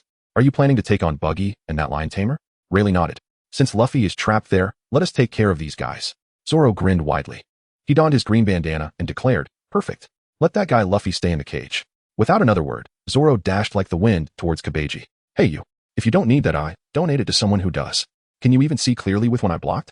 Zoro taunted. His 3 swords slicing through the air from various angles towards Kabeji. Riding a unicycle, Kabeji swiftly retreated, evading Zoro's attack. Your mouth is stronger than your skills. Let's see how long you can last. Acrobatics, fire-breathing old man. A plume of fire erupted from Kabeji's mouth. Zoro, charging forward, was caught off guard, and the flames singed his hair. Zoro quickly dropped to the ground, rolling to extinguish the fire. Kabeji smirked, launching himself off the unicycle into the air. He aimed his blade downwards, preparing to strike. Just as Zoro regained his footing, he heard the rush of wind overhead and instinctively rolled to the side. Boom. Kabeji crashed heavily to the ground, his blade embedding itself several inches into the earth. Watching from the sidelines, Rayleigh couldn't help but feel anxious for Zoro. In the storyline, after being injured by Buggy, Zoro had swiftly dispatched Kabeji with a single strike. Now, as Zoro was in peak condition, knowing Kabeji's tricks would make victory effortless, Zoro rose, a cold smile on his face. I thought you would be stronger. Turns out these are just childish tricks. Huh, you really dare to say that? Kabeji charged at Zoro on his unicycle. Watch how I take you down. Zoro remained unfazed, already poised for action. Onigiri. With a flash, Zoro appeared behind Kabeji. Before Kabeji could react, Zoro had slashed him 6 times across the chest. Blood gushed from the wounds, and Kabeji's eyes rolled back as he collapsed to the ground. Zoro disdainfully glanced at the fallen Kabeji before sheathing his sword. Rayleigh, the rest is up to you. Rayleigh nodded, turning his attention to Buggy. With Kabeji defeated, Buggy's already grim expression darkened further, as if frost had settled upon his features. So, you are determined to oppose me, Buggy the Clown? I am a capable fighter. Rayleigh smiled quietly, activating the Rabbit Talisman ability. In an instant, he stood before the beast tamer Machi, delivering a powerful punch to his face. In an instant, Machi was sent flying like a broken kite, crashing through several buildings before finally coming to a halt. As Machi's lion prepared to pounce, Rayleigh glared and uttered a single command, scram. The overwhelming pressure rendered the lion as meek as a kitten, cowering beneath a crumbling wall. Rayleigh strode towards Buggy, a smile still gracing his face. Now, it's our turn. At that moment, Buggy's heart nearly shattered. Who is this guy? How can he be so formidable? I've been sailing with the Pirate King for years and have yet to master hockey. He is so young, yet has already mastered both armament and conqueror's hockey. Perhaps he even knows observation hockey. Such a person should be in the new world. What is the point of slaughtering newbies in a beginner's village? Now, the once haughty Buggy was beginning to falter. Let me tell you, I am a well-known pirate. Out of respect for your youth, I can choose not to pursue this matter. Just take your captain and leave. Rayleigh, however, was unwilling to comply. No way. In my eyes, you are not a pirate, but merely a walking bull talisman. If I do not defeat you, how will I acquire the forging blueprint for the bull talisman? Red Nose. Stop with the nonsense and come at me. Rayleigh taunted, beckoning Buggy with his finger. Buggy loathed being called Red Nose, and his inner fury ignited instantly. With that, Buggy's hands, racing directly towards Raylo, The sharp knife in hand gleamed ominously. Leilo activated his rabbit charm, vanishing from his original position and appearing before Buggy in an instant. He unleashed a powerful punch aimed at Buggy, who, realizing the imminent danger, immediately activated the abilities of his chop-chop fruit, disassembling his body into numerous pieces to evade Leilo's strike. In quick succession, two sharp knives redirected towards Leilo's back. At that moment, Leilo experienced an unusual sensation. Everything around him became startlingly clear. Though the knives were behind him, he could distinctly perceive their trajectories. Was this the observation haki? With a swift sidestep, he dodged the attack and subsequently activated his armament haki, delivering a rapid punch that struck Buggy. Like a cannonball, Buggy was sent flying, crashing into the tent he had occupied, leaving it in ruins. This is bad. This guy is too strong. Buggy struggled to rise from the wreckage, his heart racing with astonishment. I surrender. Fully aware of his precarious situation, Buggy recognized that without surrendering, he could very well meet his end at Leilo's hands. Just say what you want, and I will grant it. Leilo wasted no time. He pointed towards a woman with orange hair in Buggy's pirate crew. First, release our captain, and second, I want her. Chapter 12, Sending Buggy Flying, Usopp. Huh? You want me? Nami looked at Leilo, her beautiful face flushed with a mix of embarrassment and shock. What was this guy thinking? Declaring his desire for her in front of everyone? Did he defeat Buggy just to claim her? But wasn't this their first meeting? Yet, he was indeed powerful, and somewhat attractive, though she wondered if he had any wealth. His strength seemed formidable. If anyone could defeat that man, it would be him. At this thought, her cheeks grew even warmer. Buggy glanced between Nami and Leilo, realizing the young man had an interest in her. You should have said so earlier. I would have given her to you. How about we take this opportunity to become friends? Oof, you're not worthy. Leilo shot Buggy a disdainful glance before turning his attention back to Nami. Hey Nami, come here. Eh? How does he know my name? She thought, feeling both intimidated and irresistibly drawn to him. Nami quickly joined Leilo, her face reddening further, now that he had Nami at his side. Leilo felt no apprehension as he activated his rabbit charm once more, instantly reappearing before Buggy. Buggy, fly. As Leilo's fist descended, Buggy soared into the air like a kite severed from its string, spinning wildly before ultimately vanishing into a distant speck. Zoro and Nami watched Leilo, as one might observe a mythical creature. Leilo, how can you be so strong? Zoro's expression was one of jealousy. Since setting sail, nearly everyone he encountered had fallen before his three-sword style. Even with Luffy, he felt confident in a fair fight. Yet Leilo stood before him as someone he could never hope to defeat. Damn it, I'm still too weak. Leilo understood Zoro belonged to the type of person who grew stronger in the face of adversity. His unwillingness to accept defeat meant that as long as Zoro had the desire to improve, he would strive tirelessly. With your current strength, engaging the world's greatest swordsman, Mihawk, is utterly impossible, Leilo stated as he approached the iron cage containing Luffy. He utilized his armament haki to grasp the bars gently. With a thunderous crash, the cage shattered like tofu in Leilo's hands. Even I would need to exert all my strength against Mihawk. With a thud, Zoro exaggeratedly sank to the ground, despair evident in his eyes. He never expected to feel so powerless. Leilo paid Zoro no mind, knowing he would not succumb to despair from this setback. Rather, he would only train harder. Nami, we need to find a few more companions. Would you like to join us? Leilo smiled warmly at her. Nami hesitated, initially inclined to agree, but then suddenly remembering something, her expression dimmed. She shook her head. No, I have my own matters to attend to. Leilo understood Nami's intentions and turned to Luffy. This guy is destined to become the strongest navigator in the world. If you wish to become the Pirate King and reach the final island, she is indispensable. Luffy's eyes sparkled with excitement. That is amazing. You must be Nami, right? I'm Luffy, the man destined to be the Pirate King. Join us in our adventures. I absolutely will not become a pirate. Nami's gaze and tone were resolute, filled with determination. Thank you for saving me, but I must leave now. With that, she picked up 2 bags of treasure from Buggy's crew and headed toward the port. Leilo watched her departing figure without attempting to stop her. Even if Nami stayed now, it was only a matter of time before she would leave to confront Arlong. Leilo, is it alright that she has gone? Luffy looked at Nami's retreating silhouette, disappointment flickering across his face. It's fine. We will meet again someday. When that time comes, Nami will willingly join our crew.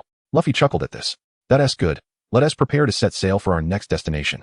As they journeyed onward, Leilo gazed at the forging diagram of the Ox Charm within the Universal Treasure Mirror, excitement coursing through him. The Ox Charm could grant immense power. If paired with the Rabbit Charm, the resulting speed would elevate his strength to an unprecedented level. Now, all he needed was the forging diagram to create the Ox Charm. Even when faced with stronger foes, he would be ready to battle. Opening his attribute interface, Leilo silently mused. Host, Rox D. Leilo affiliation, pirate talent, none items, none abilities, none stamina. LV5, 340720, martial arts. LV4, 160540, swordsmanship. LV4, 180540, hockey. LV5, 60720. Gazing at his attributes, Leilo nodded in satisfaction. Though 300 experience points were not substantial, they had elevated his martial arts, swordsmanship, and even hockey by a level. Leilo could hardly contain his eagerness to witness what lay ahead. The next adversary on the Straw Hat Crew's journey is the Blackbeard Pirates. In Syrup Village, there exists but a singular path leading from the harbor into the village itself. As Luffy and his companions disembarked, they encountered Usopp's pirate crew. "You lot, if you intend to assault this village, you must first seek my consent," Usopp proclaimed, puffing out his chest. "Our crew boasts a staggering 8 million members. If you have any sense, you'd best vacate." Leilo, following the sound of this familiar voice, beheld a long-nosed fellow standing arrogantly atop a slope, glaring at them. "What? 8 million? Luffy exclaimed, astonished. Such a number was indeed staggering. A pirate crew of that magnitude could easily dominate the East Blue. Beside him, Zoro sighed, exasperated. "Luffy, what are you thinking? This guy is definitely exaggerating." Leilo could discern this as well. Beads of sweat had begun to form on Usopp's brow. "Hey, we are legitimate pirates. If you truly have 8 million members, then summon them forth." Usopp had not anticipated such a retort, causing his bravado to wane significantly. "Are you sure? That's 8 million. No matter how strong you may be, you cannot possibly defeat 8 million. He warned. "I advise you to leave before my patience wears thin." At that moment, Leilo quietly unleashed his conqueror's haki. "What if we choose not to leave?" As the haki spread, it cut through the air like a blade.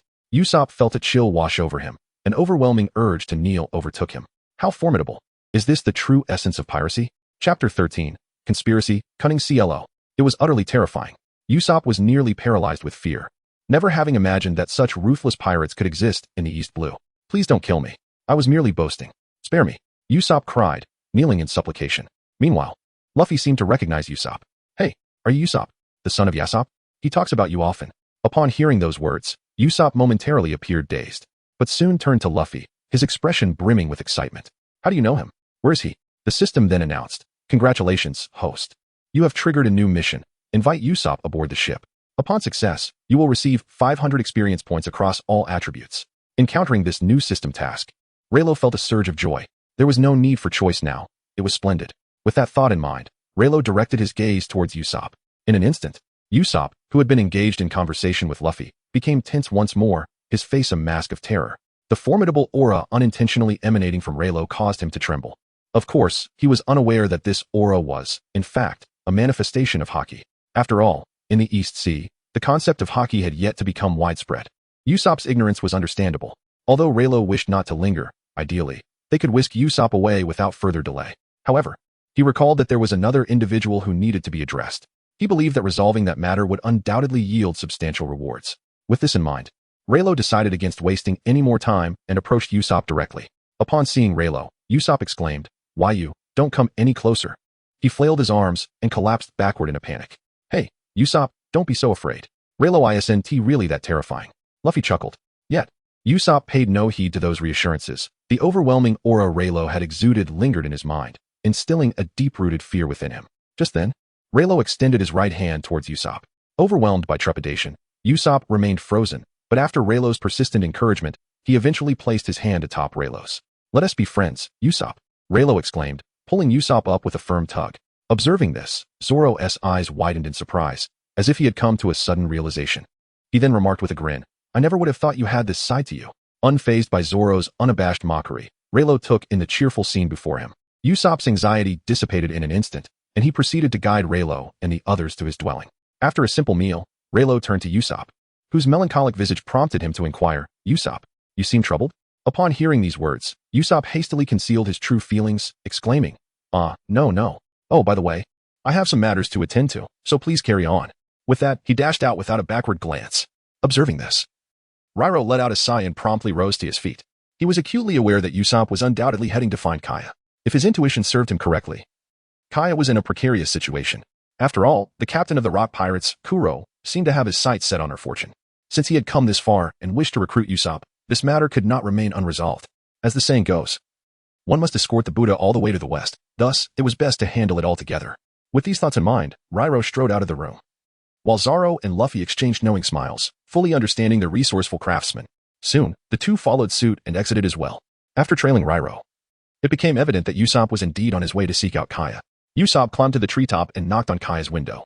Initially frail and ailing, Kaya brightened at the sound and quickly rose to open the window. As she revealed herself halfway, Ryro couldn't help but raise an eyebrow. Gazing at the enchanting young lady before him, golden hair, a charming visage, and fair, delicate skin, he felt an unexpected sense of clarity wash over him. No wonder Usopp felt compelled to protect her. Such an ethereal beauty, tinged with fragility, could indeed evoke an infinite desire for safeguarding. Usopp, what brings you here? Wasn't it agreed that you would come tomorrow?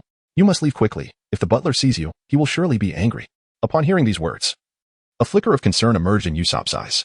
He yearned to articulate his thoughts, yet found himself grappling with a sense of hesitation.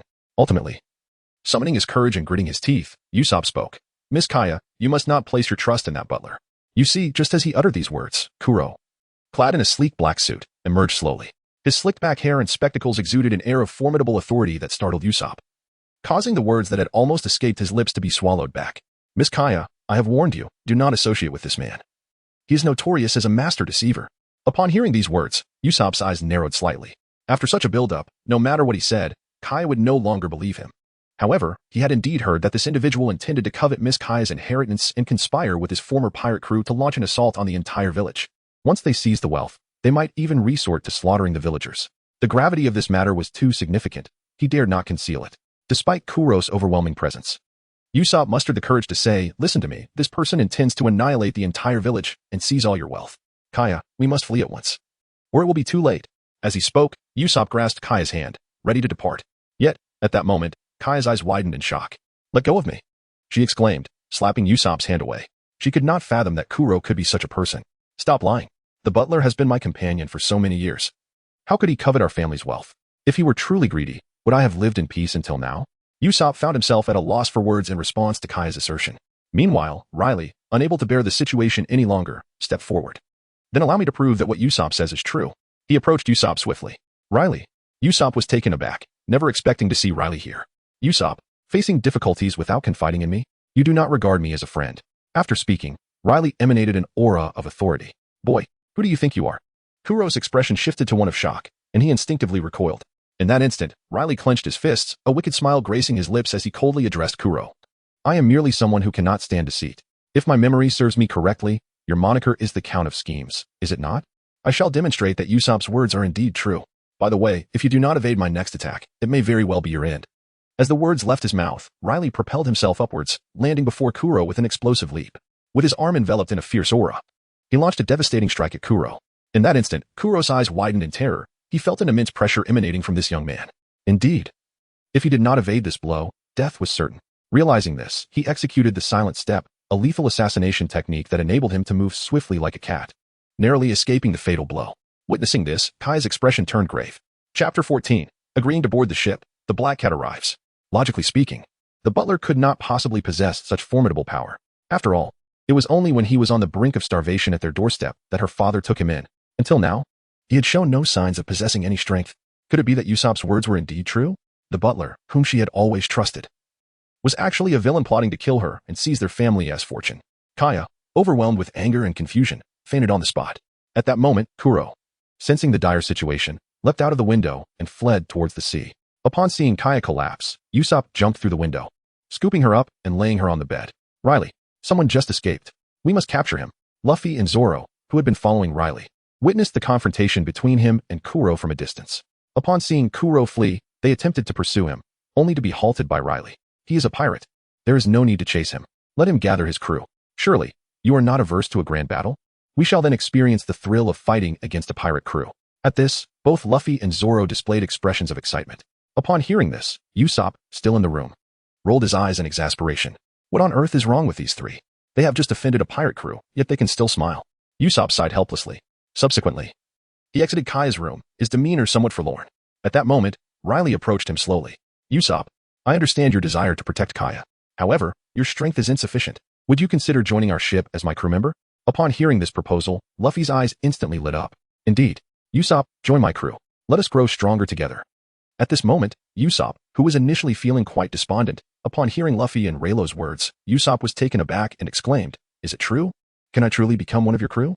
Usopp had witnessed Raylo's formidable aura, a presence undoubtedly befitting a great pirate. To be invited by such a legendary figure to join his crew was an immense honor. However, pondering over it, Usopp began to hesitate. He gazed towards the distant village, where wisps of smoke gently rose into the sky. He could not allow those pirates to harm his fellow villagers. who had once enjoyed a peaceful and stable existence. Now that the butler had fled, he was certain that he would summon others to wreak havoc upon the village.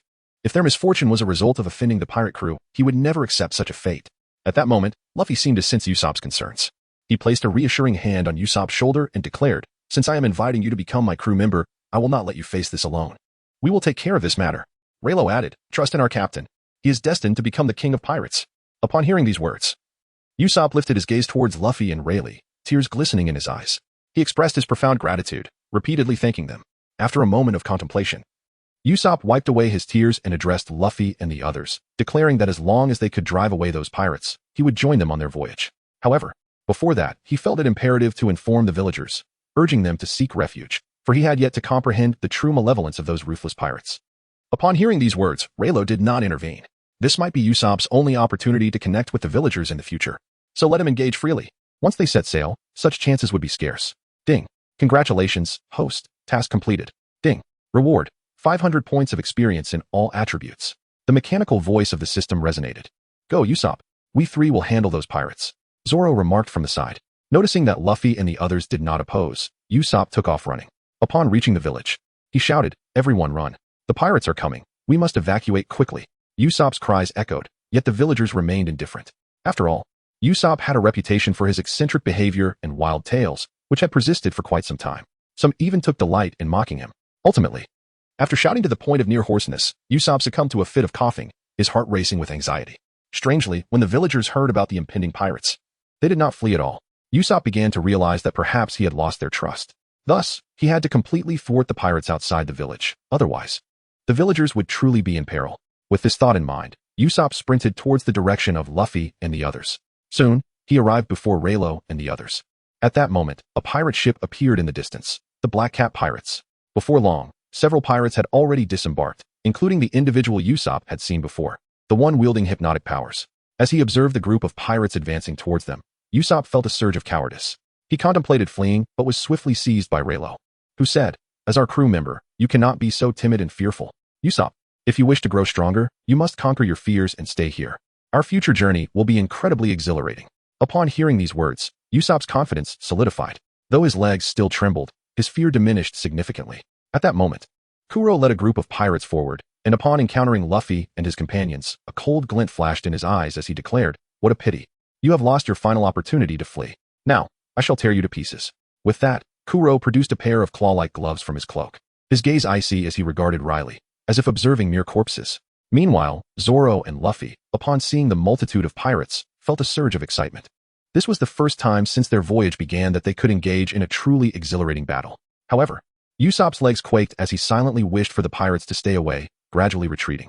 "Riley, shall we begin? Let's start with this guy." Zoro and Luffy were eager to engage. "You all stay back. This one is mine," Riley interjected, positioning himself in front of them. He then infused 2 talismans into his body, and with a powerful leap, activated his rabbit god technique, vaulting into the air. Observing this, the members of the Blackbeard Pirates furrowed their brows. The leaping ability of this man seemed astonishingly formidable. Soon, they sensed something amiss. Riley was now alternately pushing off with his left and right feet, floating in the sky without any intention of descending. The expressions of Zong and the others turned to shock. "How can he fly in the air?" One of them exclaimed. "Captain, this man is no ordinary foe. Perhaps we should retreat."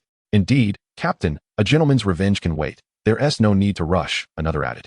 Just then, a scream pierced the air, followed by a spray of blood. The one who had spoken was suddenly struck by Kuro's claw, leaving 4 deep gashes across his chest. At this, everyone fell silent.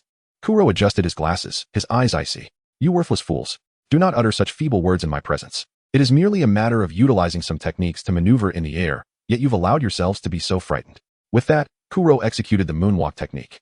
Propelling himself into the air, mirroring Riley's feet, he too hovered in the sky. This was one of the 6 forms of the Marines. It was unbelievable that their captain possessed such skills. Usopp's eyes nearly bulged from their sockets. Were these 2 truly human? How could they defy gravity?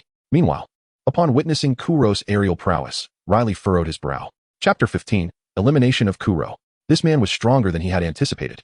According to the original storyline, Kuro had never officially displayed the 6 forms of the Marines. This world was, after all, a tangible reality, and everything here diverged from what he had known. A notification sounded. Ding. Host has triggered a plot event. Task activated. Please make the following choice. Option 1. Eliminate Kuro to obtain the final forging materials for the Bull Talisman. Option 2. Surrender to Kuro to receive 800 points of all attribute experience. To contend with such scum, must he surrender? System. I choose option 1. Riley decided without hesitation.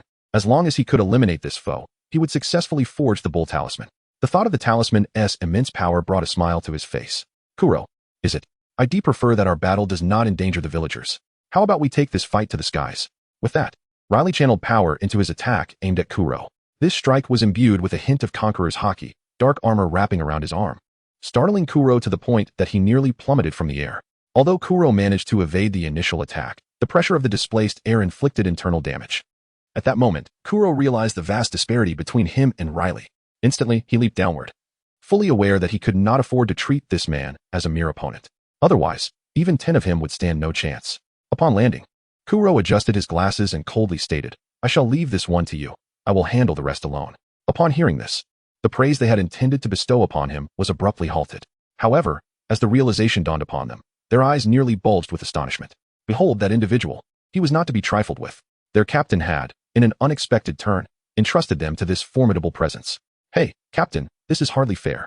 You've thrown the strongest one at us. Before their protest could fully escape their lips, Klo cast a frigid gaze in their direction, imbued with an aura of menace.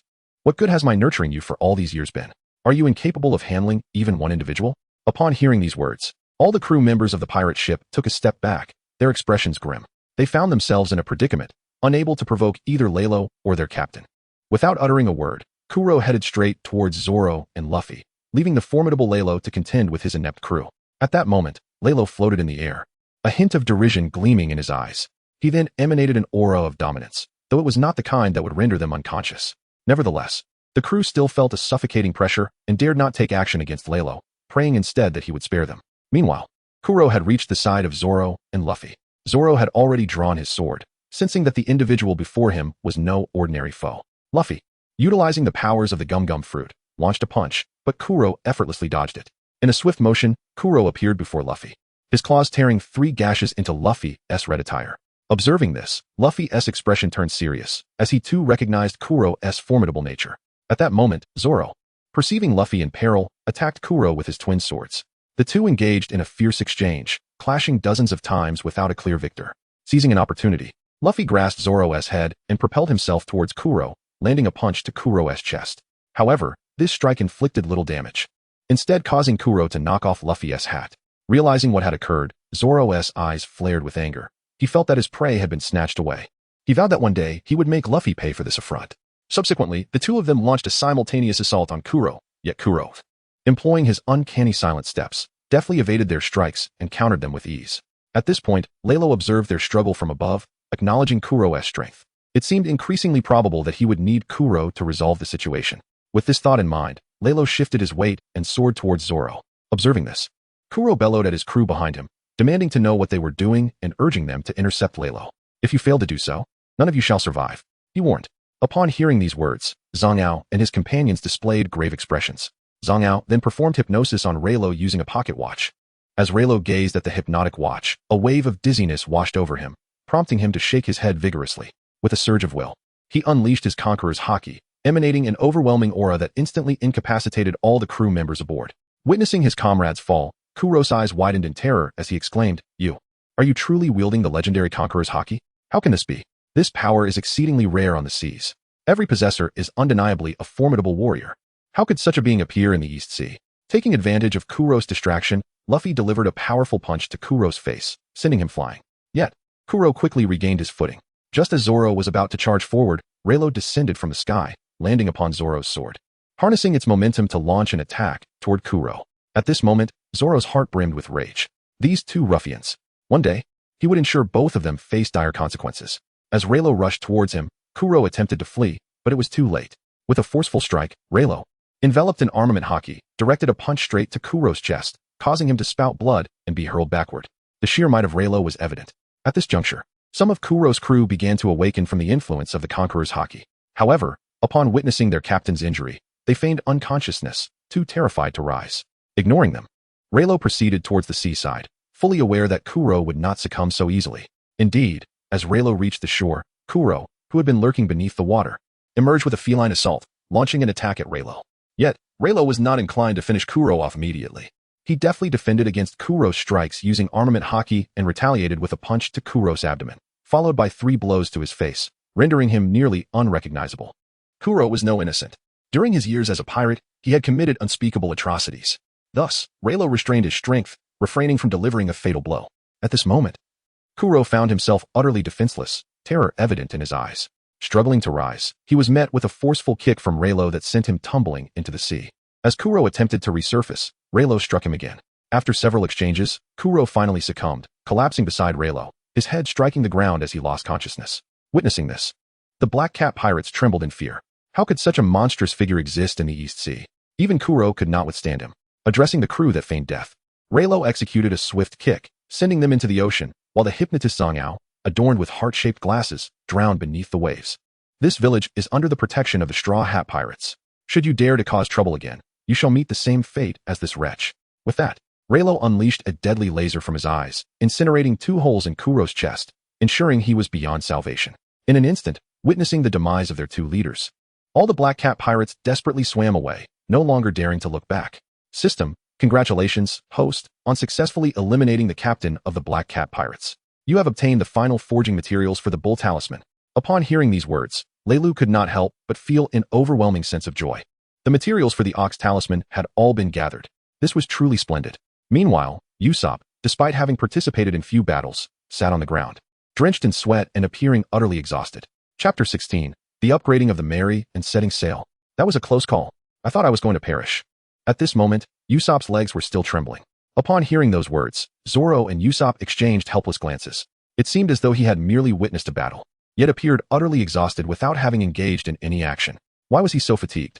Soon, Usopp's breath steadied, and he resolutely gazed towards the sky, hoping that no pirate crew would dare to invade their village again. He found himself torn, contemplating whether to set sail with Rayleigh and the others. If he chose to embark on this journey, there would be no one left to safeguard the village. Conversely, if he remained behind, he would never be able to repay the kindness he had received. Rayleigh, unperturbed by their emotions, decided it was time to commence forging, having acquired the necessary materials. This was the moment he had long awaited. With that thought, he silently commanded the system to begin crafting the Ox Talisman. Ding! Congratulations, host. The Ox Talisman has been added to the Universal Treasure Catalog and can be extracted for use at any time. Rayleigh opened the Universal Treasure Catalog and, indeed, the design of the Ox Talisman had materialized into a tangible form. A faint smile graced Rayleigh's lips. Among the 12 talismans, the Ox Talisman was the sole one capable of enhancing strength. The ox symbolizes power, bestowing the wielder with tremendous brute force, significantly augmenting their physical stamina. Not only does it amplify overall strength, but it also promotes robust muscle development. A physically strong individual utilizing the talisman would experience even greater enhancement. With the possession of the Ox Talisman, Rayleigh could attain boundless strength, yielding profound effects on his future power growth. After reviewing the Ox Talisman, Rayleigh turned his attention towards Usopp. Since the task of inviting Usopp aboard had been accomplished, it was time for them to prepare for departure. At that moment, utterly exhausted Usopp, upon seeing Rayleigh approach, hastily sprang to his feet. Although he had not fought directly, he had witnessed Rayleigh vanquish the 2 leaders of the Black Cat Pirates. Rayleigh, thank you. Usopp respectfully bowed to him. Seeing this, Rayleigh couldn't help but feel a twinge of exasperation. There was no need for such formalities. He patted Usopp's shoulder and remarked, "Now that the greatest threat to your village has been resolved, you can join us at sea, can't you?" Upon hearing these words, Usopp's eyes brimmed with tears once more. And after a considerable pause, he replied, "Of course, I would." At this, everyone erupted into joyful laughter. They held a deep admiration for Usopp, a person so devoted to his friendships. Subsequently, they accompanied Usopp back home, where they resided for a while. During this time, Leilo and the others assisted Usopp in treating Kaya. The bond between Usopp and Kaya blossomed rapidly, and she soon began to rely on him quite a bit. However, Leilo was reluctant to allow Usopp to remain by her side indefinitely. After all, his system operated on a task-triggering mechanism, necessitating the progression of the narrative. Once Kaya's ailment was cured, they would have to depart and set sail anew. Once Kaya regained her health, she promptly instructed her new caretaker, Mary, to construct a ship for the Straw Hat crew, aptly named the Mary as well. A few days later, they arrived at the seaside dock. Alongside their old Mary, there stood a robust new Mary. Luffy's eyes sparkled with excitement. As the captain, he held a particular fascination for ships. Upon seeing the new Mary, Raylo thought their old vessel seemed a tad too small. "System, is it possible to merge our current ship with this new one?" he silently inquired. "Ding. Certainly. Would you like to proceed with the immediate merger of the old and new ships?" "Merge. Do it at once," Raylo responded eagerly. This was the moment he had been awaiting. He intended to enhance the Mary, not only for this occasion, but also for future encounters with other vessels, intending to assimilate them as well. Henceforth, his ship would be recognized as the Golden Mary.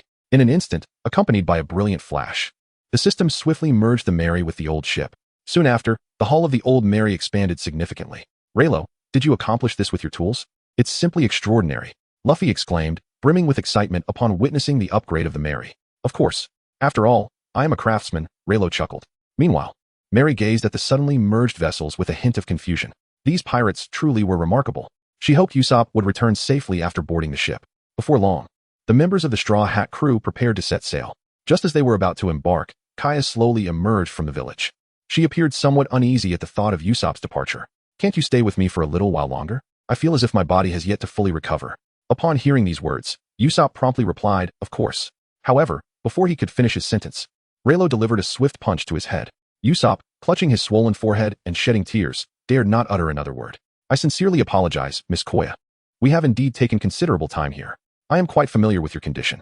Unless unforeseen circumstances arise, you should have fully recovered. Should any issues persist, we shall continue your treatment upon our return from the sea. Upon hearing these words, Kaya's expression turned somewhat sorrowful. Although she felt reluctant, she did not wish to burden Usopp. Ultimately, she could only sigh and say, then promise me that you will return. I will be sure to welcome you all warmly when that time comes. Leilo and the others readily agreed. Subsequently, Leilo dragged Usopp aboard the Mary like a lifeless dog. Once they boarded the considerably larger ship, Luffy could hardly contain himself, rolling about with glee. He dreamt of possessing such a grand vessel. Zoro also felt a sense of satisfaction. His training space would now be significantly larger. Soon, Zoro made his way to the training room on the 3rd level. Leilo's prowess was formidable, and he wished to seize every opportunity to develop new techniques. Meanwhile, upon boarding, tears streamed down Usopp's face. It was unclear whether he cried for leaving his former home, or because Leilo's earlier blow had been exceedingly painful. Usopp understood that when it was time to part, one must bid farewell, so as to avoid any awkwardness upon their next encounter. At that moment, Leilo approached Usopp from behind and placed a reassuring hand on his back. Upon hearing those words, Usopp's tears finally ceased. He then vigorously waved in the direction of Kaya. Thus, as Luffy commanded the ship to set sail, the upgraded Mary slowly departed from the small island. However, they would forever cherish the memories of this place. Chapter 17, The Floating Restaurant, Baratie. A few days later, the system activated, revealing the attribute interface.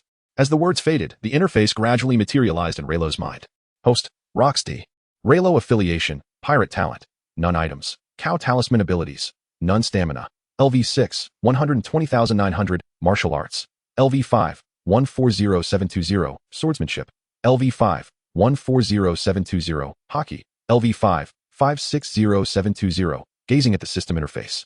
Leilo felt a profound sense of satisfaction. A total of 500 attribute experience points had been credited, and his strength had once again seen an increase. Look over there, Luffy exclaimed. Promptly, Leilo and the others turned their gaze towards the distance and discovered a magnificent colossal ship. This grand vessel loomed over the sea, presenting a breathtaking sight. Leilo nodded. If his intuition served him correctly, this should be the floating restaurant, Baratie, the very place where Sanji resided. Fortuitously, they were in need of a cook. If they could invite Sanji aboard, they would be treated to delectable meals every day. The tantalizing aroma of the dishes wafting down from the ship made both Zoro and Luffy's mouths water. It had been a long time since they had eaten their fill. And this time, they were determined to indulge in all the meals they had missed over the past few days. Upon hearing this, Zoro couldn't help but retort, Luffy, when have you ever missed a meal? If you ask me, we should indulge in more sake. A journey without wine would indeed be quite distressing. Upon hearing the words of the two, Leilo could not help but let out a sigh. An establishment such as this seaside restaurant is not something one encounters every day. Upon hearing these words, Zoro was perplexed. He turned his gaze towards Leilo, who, with a sense of pride, proclaimed, why not find a chef here to accompany us? That way, we shall indulge in an endless feast of delicacies. Upon hearing those words, Zoro couldn't help but chuckle. At that moment, Luffy's eyes sparkled with admiration for Rayleigh's cleverness. How did I not think of that? Just find a chef directly. Rayleigh, you are truly brilliant. The others also concurred, agreeing that securing a chef would spare them from enduring such unpalatable fare in the future. As they contemplated this, Luffy's hands elongated, gripping the railing of the floating restaurant. And with a swift motion, he leapt onto the ship's sail. Almost immediately, he crashed onto the roof, creating a substantial hole in the structure. Witnessing this, Rayleigh and Zoro exchanged resigned glances, realizing they too had to take action. With that thought in mind, Rayleigh propelled himself through the air towards the floating restaurant, followed closely by Zoro. Meanwhile, aboard the Mary, Usopp remained, oblivious to the gravity of the situation. However, as he realized he was left alone on the ship, A look of terror washed over his face. If a ruthless pirate were to suddenly appear, I would be doomed. He exclaimed in despair. How could this happen? Please take me with you. Usopp cried out hopelessly. On the other side, upon arriving at Baratie, Rayleigh and Zoro heard the sounds of Luffy being scolded, along with his desperate pleas for mercy. Upon hearing this, Rayleigh and Zoro exchanged a sigh. It seemed that they could not rely on Luffy any longer. Sharing a glance, they resolved to part ways. Rayleigh's objective was quite evident. He aimed to locate Sanji and bring him aboard his ship to serve as his cook. However, Zoro's path was less defined. He wandered aimlessly, sometimes heading east and at other times west, yet he could not find the correct route. Rayleigh, uninterested in his plight, proceeded towards the kitchen. After all, his sole purpose was to find Sanji. Everything else was of no concern to him. As long as he could secure Sanji's presence, he was willing to do whatever it took. System, congratulations, host. You have triggered a new quest. Invite Sanji aboard. Successfully accomplishing this task will reward you with 800 experience points across all attributes, along with various forging materials. Upon hearing the system's prompt, Rayleigh could not help but feel an overwhelming sense of delight. His initial invitation to Sanji stemmed from a deep respect for the original work and an appreciation for Sanji's intriguing character. Little did he expect the system to present him with such a task. It truly echoed the age-old adage, if one wishes to dine, one must seek out a chef. With renewed vigor, Rayleigh was eager to proceed. However, just as he was about to enter the kitchen, a burly chef barred his way. This is the domain of our esteemed Zeff. Not everyone is permitted to enter, the stout figure declared, wielding a spiked club with casual menace. In that instant, Rayleigh subtly unleashed a hint of his conqueror's haki, compelling the hefty chef to stumble back 3 paces. Striding confidently into the kitchen, Rayleigh paid no heed to the chef's protests. The look of astonishment in the chef's eyes was unmistakable. The formidable aura he had just sensed was likely the conqueror's haki, a rare power found only in the Grand Line. But why would a pirate possessing such an overwhelming presence venture into the East Blue? Could it be that trouble was afoot? Once inside the kitchen, the gathered staff, bewildered, assumed him to be a new cook. Soon, Rayleigh's gaze fell upon a yellow-haired chef. Cigarette perched between his lips, deftly chopping vegetables. It was none other than Sanji. Without hesitation, Rayleigh approached and gently tapped Sanji on the shoulder. Sanji turned, his expression not particularly welcoming. Yet, Rayleigh wasted no time with pleasantries, directly proposing, "How about joining us as our chef, Sanji?" Upon hearing these words, Sanji was instantly perplexed. Who exactly was this individual, demanding that he become his chef upon their first encounter? Such a display of rudeness was utterly unacceptable. With this thought in mind, Sanji did not even glance back. He propelled himself forward, launching an attack toward Rayleigh. He believed that this move would surely leave Rayleigh at a disadvantage. However, in the next moment, Rayleigh merely shifted his foot slightly and then stepped down upon Sanji's raised right foot. Realizing Rayleigh's extraordinary prowess, a grave expression manifested in Sanji's eyes. He relinquished the kitchen knife in his hand and swiftly executed a left-footed kick, its force magnified tenfold compared to before. Yet, despite this escalation, Rayleigh effortlessly countered the attack. At this point, Sanji was incensed. He alternated between left and right foot strikes, but to Rayleigh, these efforts were akin to mere tickles. Though Rayleigh refrained from exerting his full strength, he still left Sanji in a state of utter disarray. The two disregarded the chaotic state of the kitchen, transforming it into a battleground for their confrontation. Chapter 18. The Duel of the Legless Chef and His Apprentice. Yet now, Sanji's attempts to contend with Rayleigh were utterly futile. Rayleigh had not even utilized his typical capabilities, yet Sanji found himself gasping for breath. In truth, Sanji's legwork was indeed remarkable, but against Rayleigh's enchantments, he was no match whatsoever. Panic seized Sanji as he glanced at Rayleigh, bewildered by the stranger's intentions. Given such prowess, if he sought trouble with the floating restaurant, they might find it challenging to thwart him. Meanwhile, a trembling Usopp cautiously approached the floating restaurant, stealthily climbing aboard. He needed to locate Rayleigh and Zoro. The area was rife with pirate ships docked nearby. If one were to ambush them, he would stand no chance of retaliation. Usopp climbed higher, searching diligently, and soon spotted a group of individuals clad in chef attire standing outside a cabin, accompanied by the sounds of fierce combat. A glance confirmed his suspicion. Luffy and the others were undoubtedly within, for only they possessed the talent to engage in combat within mere seconds. Usopp, filled with indignation, strode directly inside, exclaiming, "Hey, how long do you intend to cause this ruckus? Hurry and procure some food so we can set sail." Before he could finish his sentence, he opened his eyes to find only Rayleigh and a man with yellow hair present.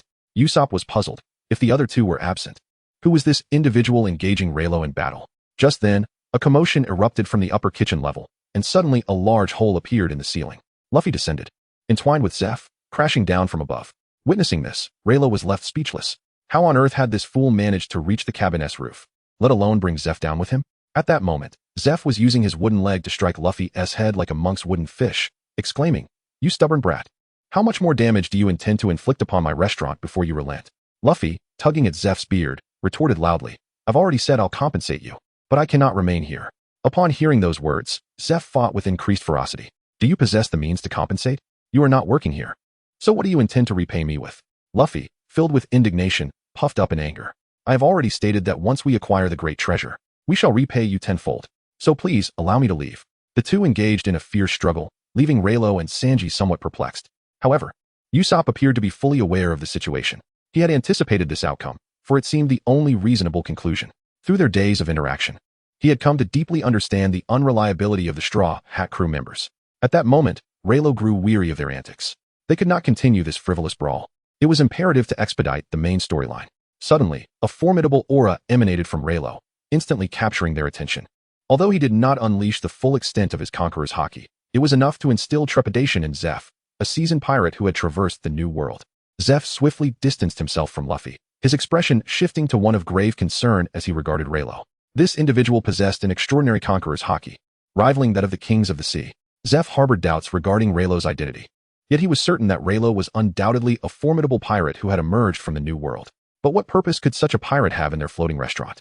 Regardless, he understood that a pirate of this caliber warranted exceptional hospitality. Otherwise, a slight displeasure from Leilo could spell doom for their establishment. Having once roamed the new world himself, Zeff, though defeated, had witnessed enough to recognize that Leilo's strength was beyond his own.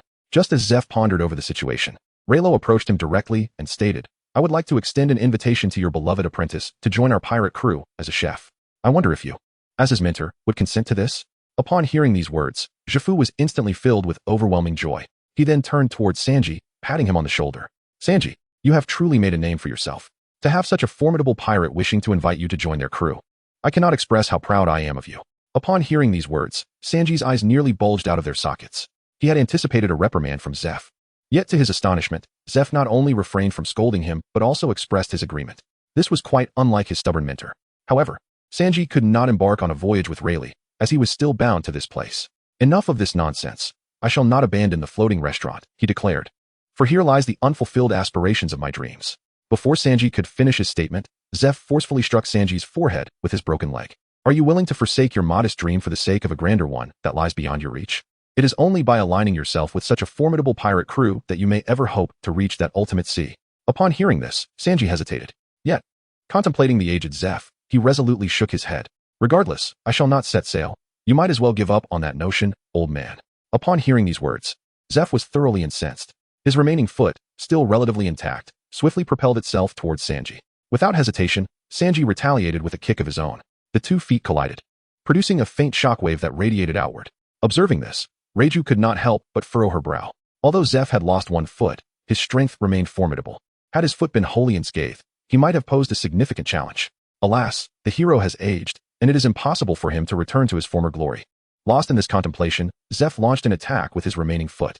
Sanji, undeterred, engaged him in a fierce battle within the confines of the kitchen. Despite appearing to be at a disadvantage, the seasoned Zeff was constantly searching for an opportunity to counterattack. "You insolent brat. Why do you refuse to heed the wisdom of the elders?"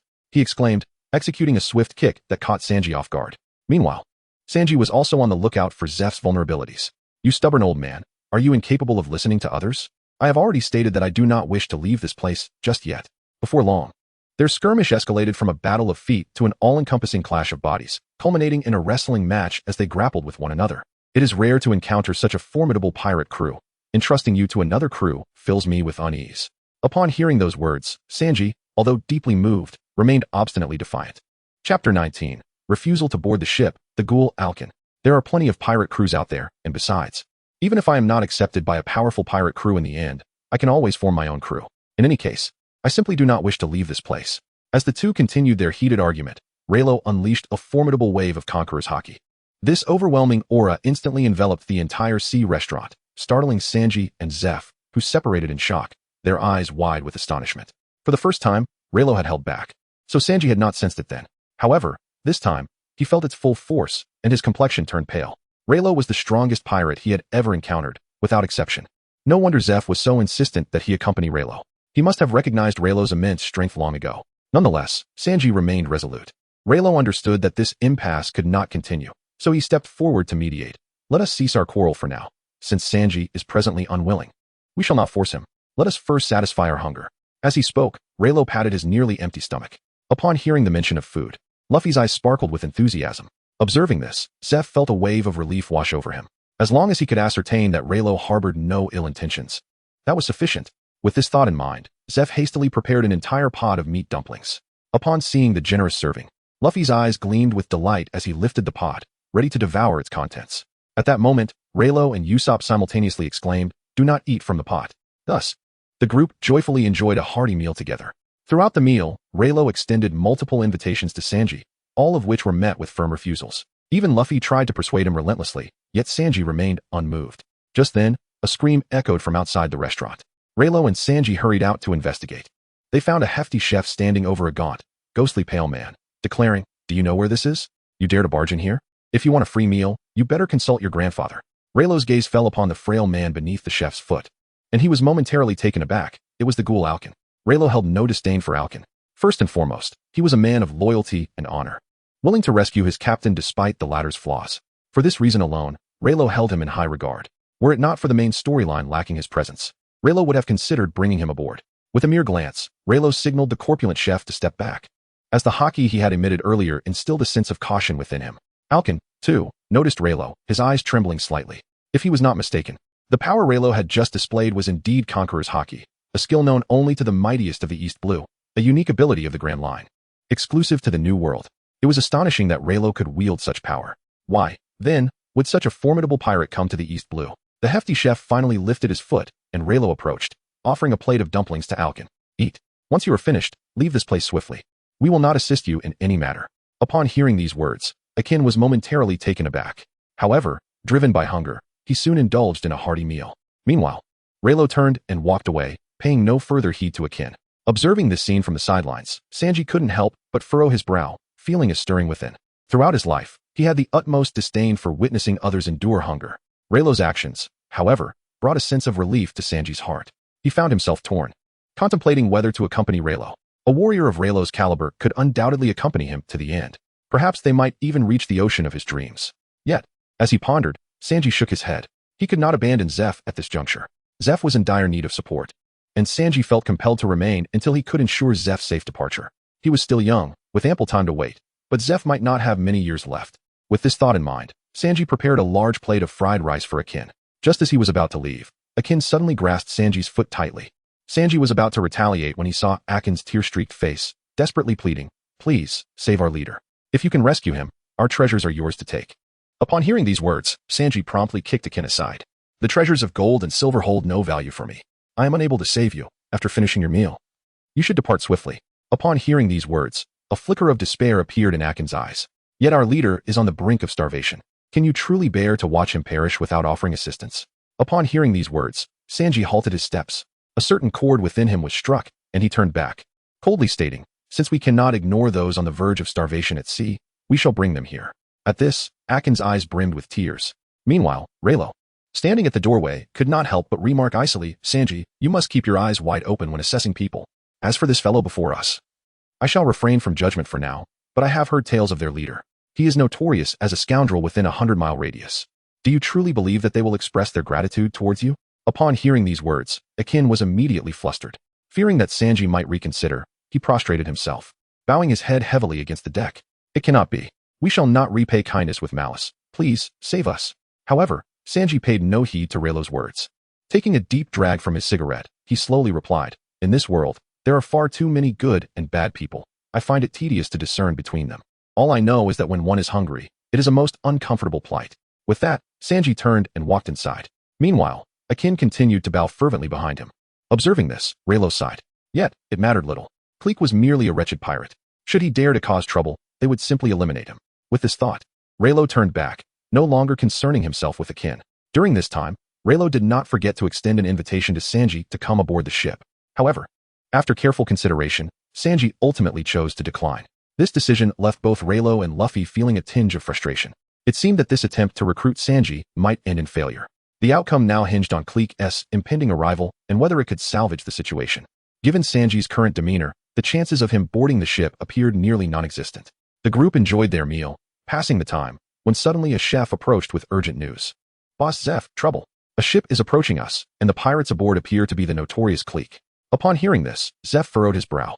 It appeared that the individual they had just encountered was none other than Captain Click. Although Click was merely a pirate from the East Sea in the Grand Line, he was essentially a target for execution. Nevertheless, should chaos ensue here, it would undoubtedly present a troublesome situation.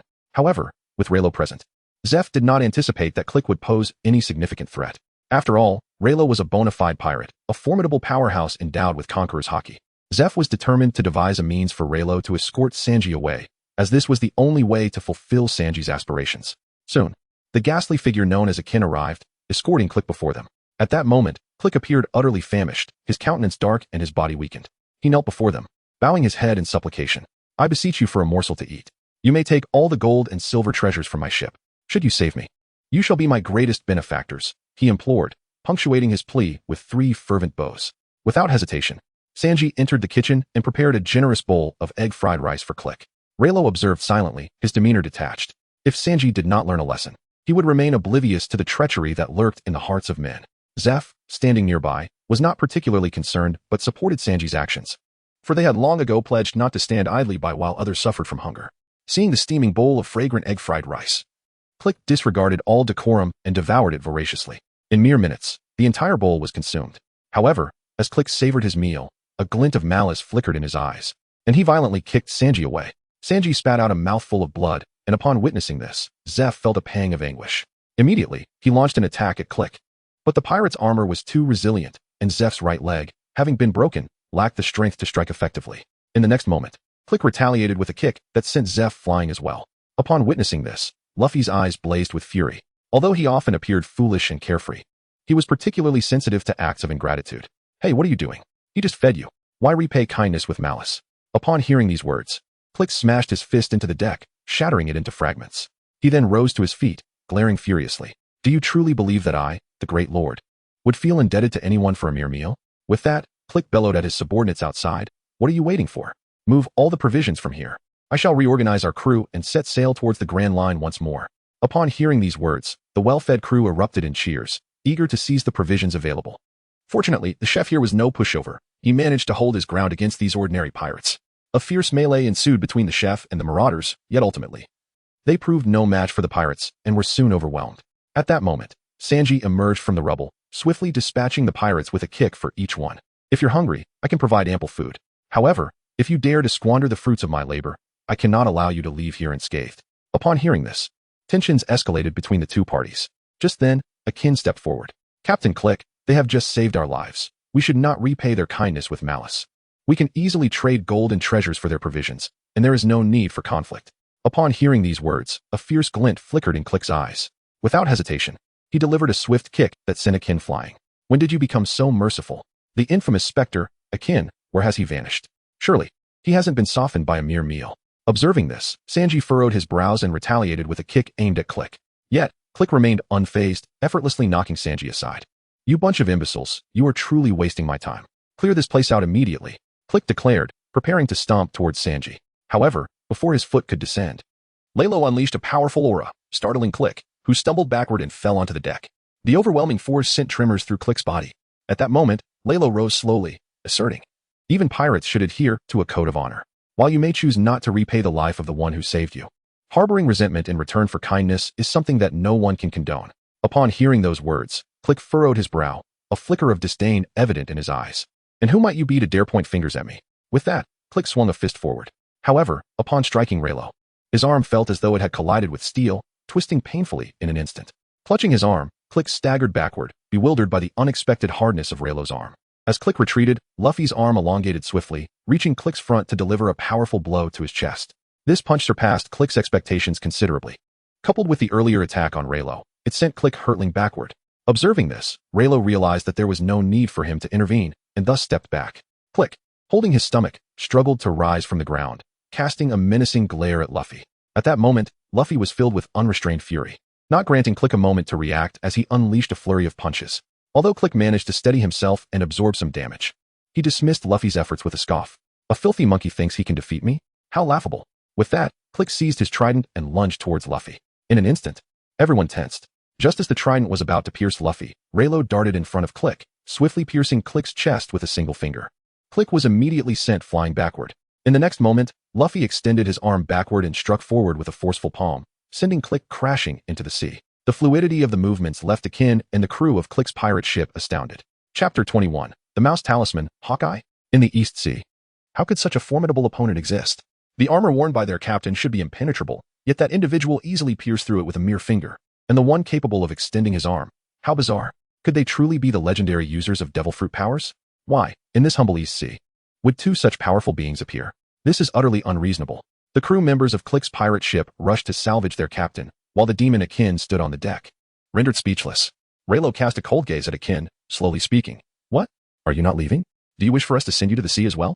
Upon hearing these words, the ghostly figure of Akin could not help but grit his teeth. Soon after, he plunged into the sea to confront Krieg. After all, they were indeed in the wrong initially, and it was only natural for the other party to retaliate. Witnessing this, Sanji felt a stirring within his heart.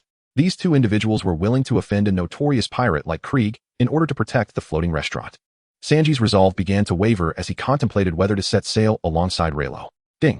Congratulations to the host for completing the hidden quest of aiding Luffy in defeating Krieg. You have received several forging materials and are entitled to one item design draw. Ding! Would you like to draw immediately? Upon hearing this, Leilo did not hesitate and declared. Extract, immediately extract. Ding! Congratulations, host, you have successfully extracted a design blueprint for the mouse charm. Would you like to forge it immediately? Without a moment's pause, Leilo chose to forge it.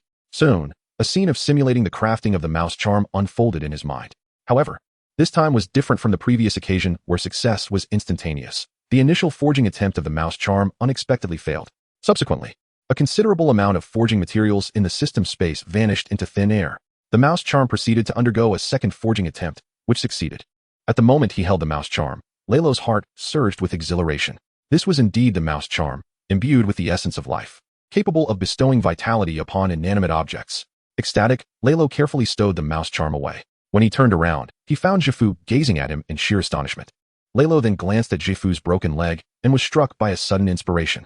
The mouse charm could impart the power of life and transform stillness into motion. If he could grant this artificial leg the essence of life, would it not effectively restore Gifu's leg? Contemplating this, Leilo turned to Sanji and said, Sanji, I understand your reluctance to join us on the ship due to Gifu's condition, but if I could heal Gifu's leg, would you then have no further concerns? Upon hearing these words, not only Sanji but even Zeff appeared visibly moved. The formidable strength of Reilu had already been witnessed by him moments ago. Thus, he harbored no doubts regarding Reilu's capabilities. Having lost his leg for over a decade, he had longed for its restoration. Subsequently, Zeff knelt on one leg before Reilu, paying his respects. Observing this, Reilu promptly assisted him to his feet, stating, Old man, my decision to heal your leg is entirely out of respect for Sanji. If Sanji can join us on the ship, that would be your greatest gratitude. At this, Zeff's eyes brimmed with tears, while Sanji hesitated for a moment before declaring, If you can truly restore the old man's leg, I am willing to board your ship. Upon hearing these words, Leilo and Luffy were filled with joy. From then on, they would no longer have to worry about food while at sea. Luffy, elated, patted Leilo on the shoulder and exclaimed, Leilo, you truly possess remarkable skills. You managed to effortlessly entice a chef aboard the ship. Upon hearing the words of that foolish captain, Leilo could not help but sigh. Had it not been for the fortunate acquisition of the mouse talisman design, such a feat would have been far from easy. Subsequently, Leilo retrieved the mouse talisman from the universal treasure book and affixed it to Zeff's foot. In an instant, Zeff's foot transformed into the appearance of a human foot. Just like that, Zeff regained his mobility and was able to move freely once more. After Leilo put away the mouse talisman, everyone present was left in astonishment, their eyes reflecting a glimmer of disbelief. Zeff himself felt a sense of wonder. Could such a peculiar fruit ability truly exist in this world? It was simply remarkable. He tested his foot by kicking it and found it indistinguishable from a real leg. Immediately, he knelt once more and bowed deeply to Leilo, declaring, Your immense grace and virtue, I shall forever hold in my heart. Upon hearing these words, Leilo assisted him up and said, Do not speak so, for we have yet to express our gratitude to you for bestowing upon us such a fine crew member as Sanji. As he spoke, both of them burst into laughter. Meanwhile, Luffy, standing behind Leilo, quietly remarked, Leilo, it seems I am the captain, so it is I who should be saying that. Upon hearing this, Leilo could only smile wryly. Look at the sea. What is that? Is it a person? Just then, a commotion of exclamations erupted from outside the door. Upon hearing these words, Leilo furrowed his brow and promptly stepped outside. At this moment, Zoro had already positioned himself on the deck, gazing intently at a distant point in the sea. Luffy emerged as well, resembling a curious monkey, peering around.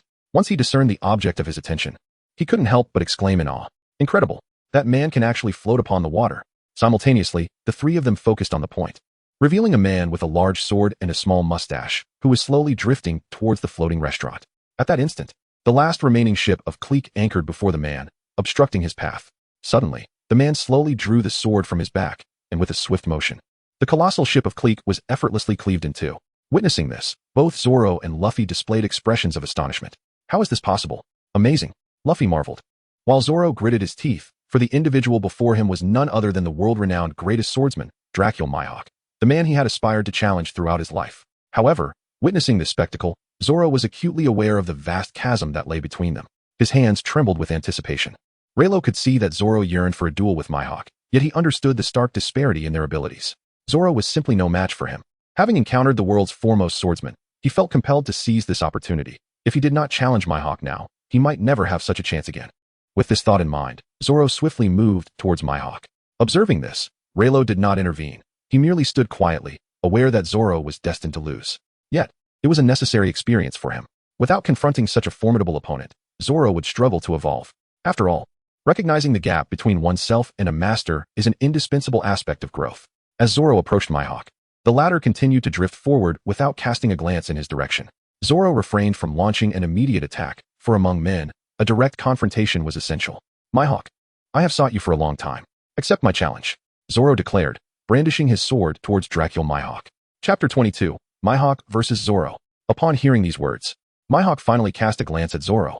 In an instant, he deftly moved to the deck where Zoro stood. Steadying himself, the hawk-eyed swordsman surveyed Zoro with a gaze that, while tinged with delight, remained as cold and indifferent as ever. My great sword does not cleave the nameless. A mere small knife suffices for you. With that, Mihawk produced a small pencil-sharpening knife from his cloak. Zoro's eyes revealed a grave expression, for being faced with such an insult was a significant blow to his pride.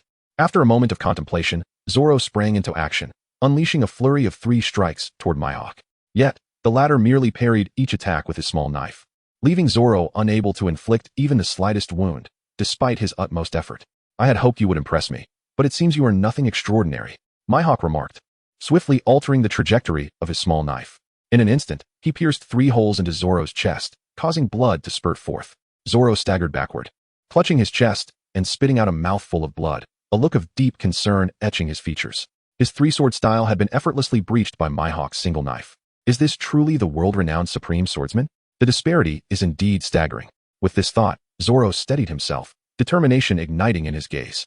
He looked at Mihawk and proclaimed, "Perhaps I have disappointed you, but I will give my all in facing you." With that, he assumed the stance of his 3-sword style, his muscles tensing as he surged forward, launching an attack at Mihawk. Watching from a distance, both Rayleigh and Luffy wore serious expressions, understanding that this was a strike fueled by Zoro's unwavering conviction. Even if he could not defeat his opponent, he would fight with everything he had, for that was his lifelong ambition. Mihawk sensed Zoro's seriousness and adjusted the position of his small knife, indicating his own earnestness. In the next moment, Zoro's attack reached its climax. 3-sword style, 3,000 worlds. As the words left his lips, a powerful slash surged forth, the surrounding deck creaking ominously as if it were about to shatter. At this moment, a hint of seriousness crossed Mihawk's face. This man seemed far stronger than he had anticipated.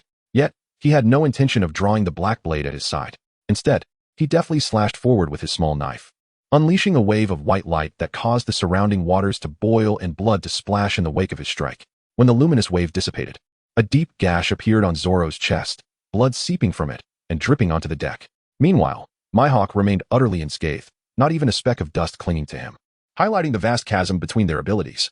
It was only natural, after all. He was the world's greatest swordsman, one of the warlords of the sea. Every swordsman who traversed these waters yearned to defeat him, yet in the past 20 years, none had succeeded. Even those who could force him to draw his sword were exceedingly rare. At this juncture, Luffy's eyes widened in astonishment, his hands gripping the railing as veins bulged on his forearms. It was the first time he had witnessed a swordsman capable of so thoroughly suppressing Zoro. The suffocating sensation reminded him of his grandfather. During their training sessions, he often felt this way, an overwhelming urge to resist, yet powerless against another's control of his fate. It was truly suffocating. Despite having seen his final strike effortlessly countered by Mihawk, Zoro remained undeterred. He assumed the stance of a single sword, breathing heavily as he gazed at Mihawk. "Hawk-eyed, you are indeed formidable, truly worthy of being my lifelong rival." With that, Zoro's arms swelled with strength, and the surrounding waters began to swirl. In an instant, he moved, channeling his energy into 1-sword style, Lion's Song. As he unleashed this technique, a fierce gust of wind erupted, causing the surrounding waters to surge skyward. In the blink of an eye, Zoro passed through Mihawk. The arena fell silent as Luffy watched with bated breath. Could it be that Zoro had succeeded? Yet, after a few heartbeats, Mihawk remained unmoved. While Zoro suddenly spat blood and turned around, astonishment clear in his eyes. His legs trembled slightly, as if they might give way at any moment. It was evident that Mihawk had not moved. Rather, Zoro had collided with his own chest against Mihawk's small knife. How could this be? Had Mihawk anticipated his every move? Had he deliberately assumed such a stance to lure Zoro into this trap? The absurdity of it all was overwhelming. Is this the true power of the world's greatest swordsman? Had he truly overestimated his own abilities? Zoro gasped for breath, his chest heaving as his body trembled uncontrollably. Ultimately, he could not withstand the strain. He knelt upon the ground, gritting his teeth as he declared, "I concede. Do as you wish." Upon hearing these words, the renowned swordsman Dracule Mihawk sheathed his blade, a flicker of disdain evident in his gaze. In this world, there exists an abundance of swordsmen who boast of their bravado. I hold your dreams in high regard. You may choose any individual as your target. However, should you deem me as your quarry, I must regrettably inform you that this path is futile. As he spoke, Mihawk's body turned slightly, casting a sidelong glance at Zoro, and remarked, "Why do you hesitate to flee? I have never shown mercy to my adversaries. Yet, I do not take the life of those who have already conceded. If you make your escape now, I shall grant you your reprieve." Upon hearing these words, Zoro forcefully braced himself, his voice trembling with pain. "I never turn my back on my enemies. The wounds on my back are a swordsman's disgrace." At this, a flicker of emotion stirred within Hawkeye's gaze. He then straightened his posture and lifted his eyes to meet Zoro's, an inadvertent smile gracing his lips. He held a certain disdain for every swordsman bold enough to challenge him, for they merely sought to display their prowess, only to later grovel before him like defeated dogs. Yet, this particular swordsman seemed distinctly different.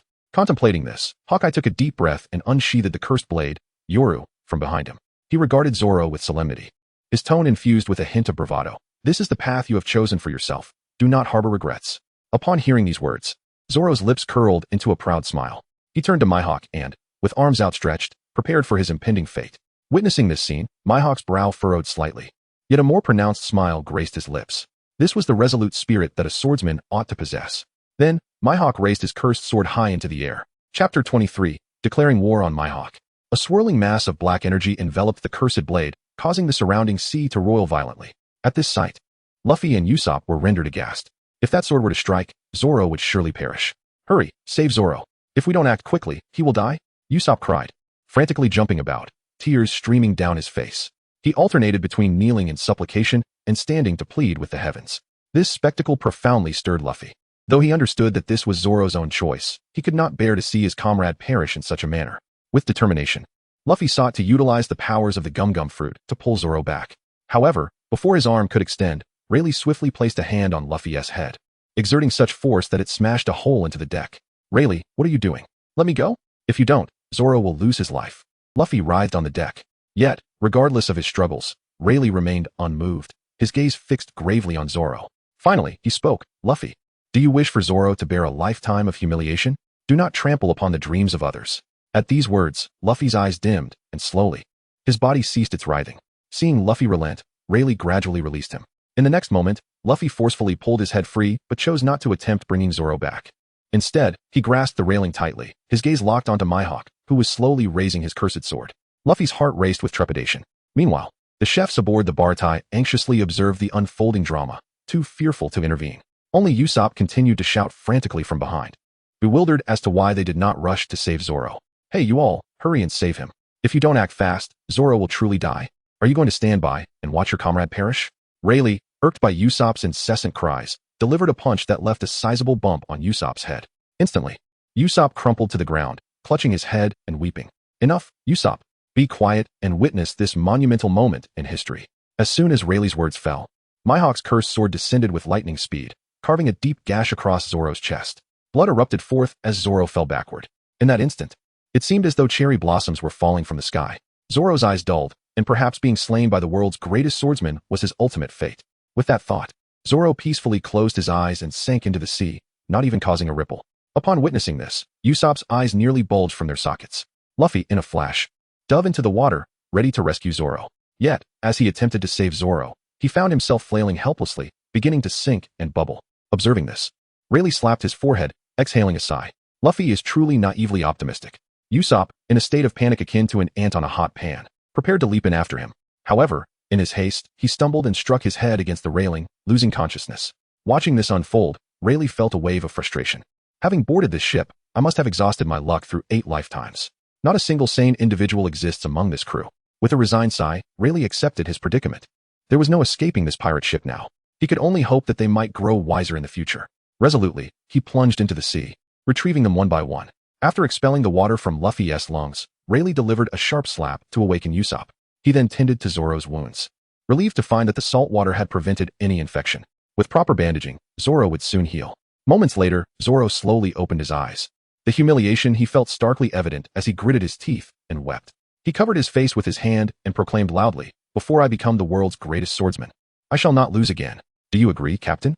Upon hearing these words, Luffy, who was initially in a state of semi-consciousness, instantly awakened.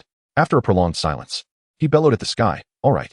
This declaration from Luffy reverberated through the heavens and the earth, causing a tremor in the hearts of the chefs behind him. Meanwhile, in the distance, Mihawk observed this scene with a glimmer of satisfaction in his eyes. He adjusted his attire and gazed towards Zoro, saying, "Strive diligently, swordsman. Your future achievements will surpass mine." After speaking, Mihawk tipped his hat and turned to leave. However, at that moment, Rayleigh's cold voice echoed. "Is it appropriate to leave after injuring another's companion?"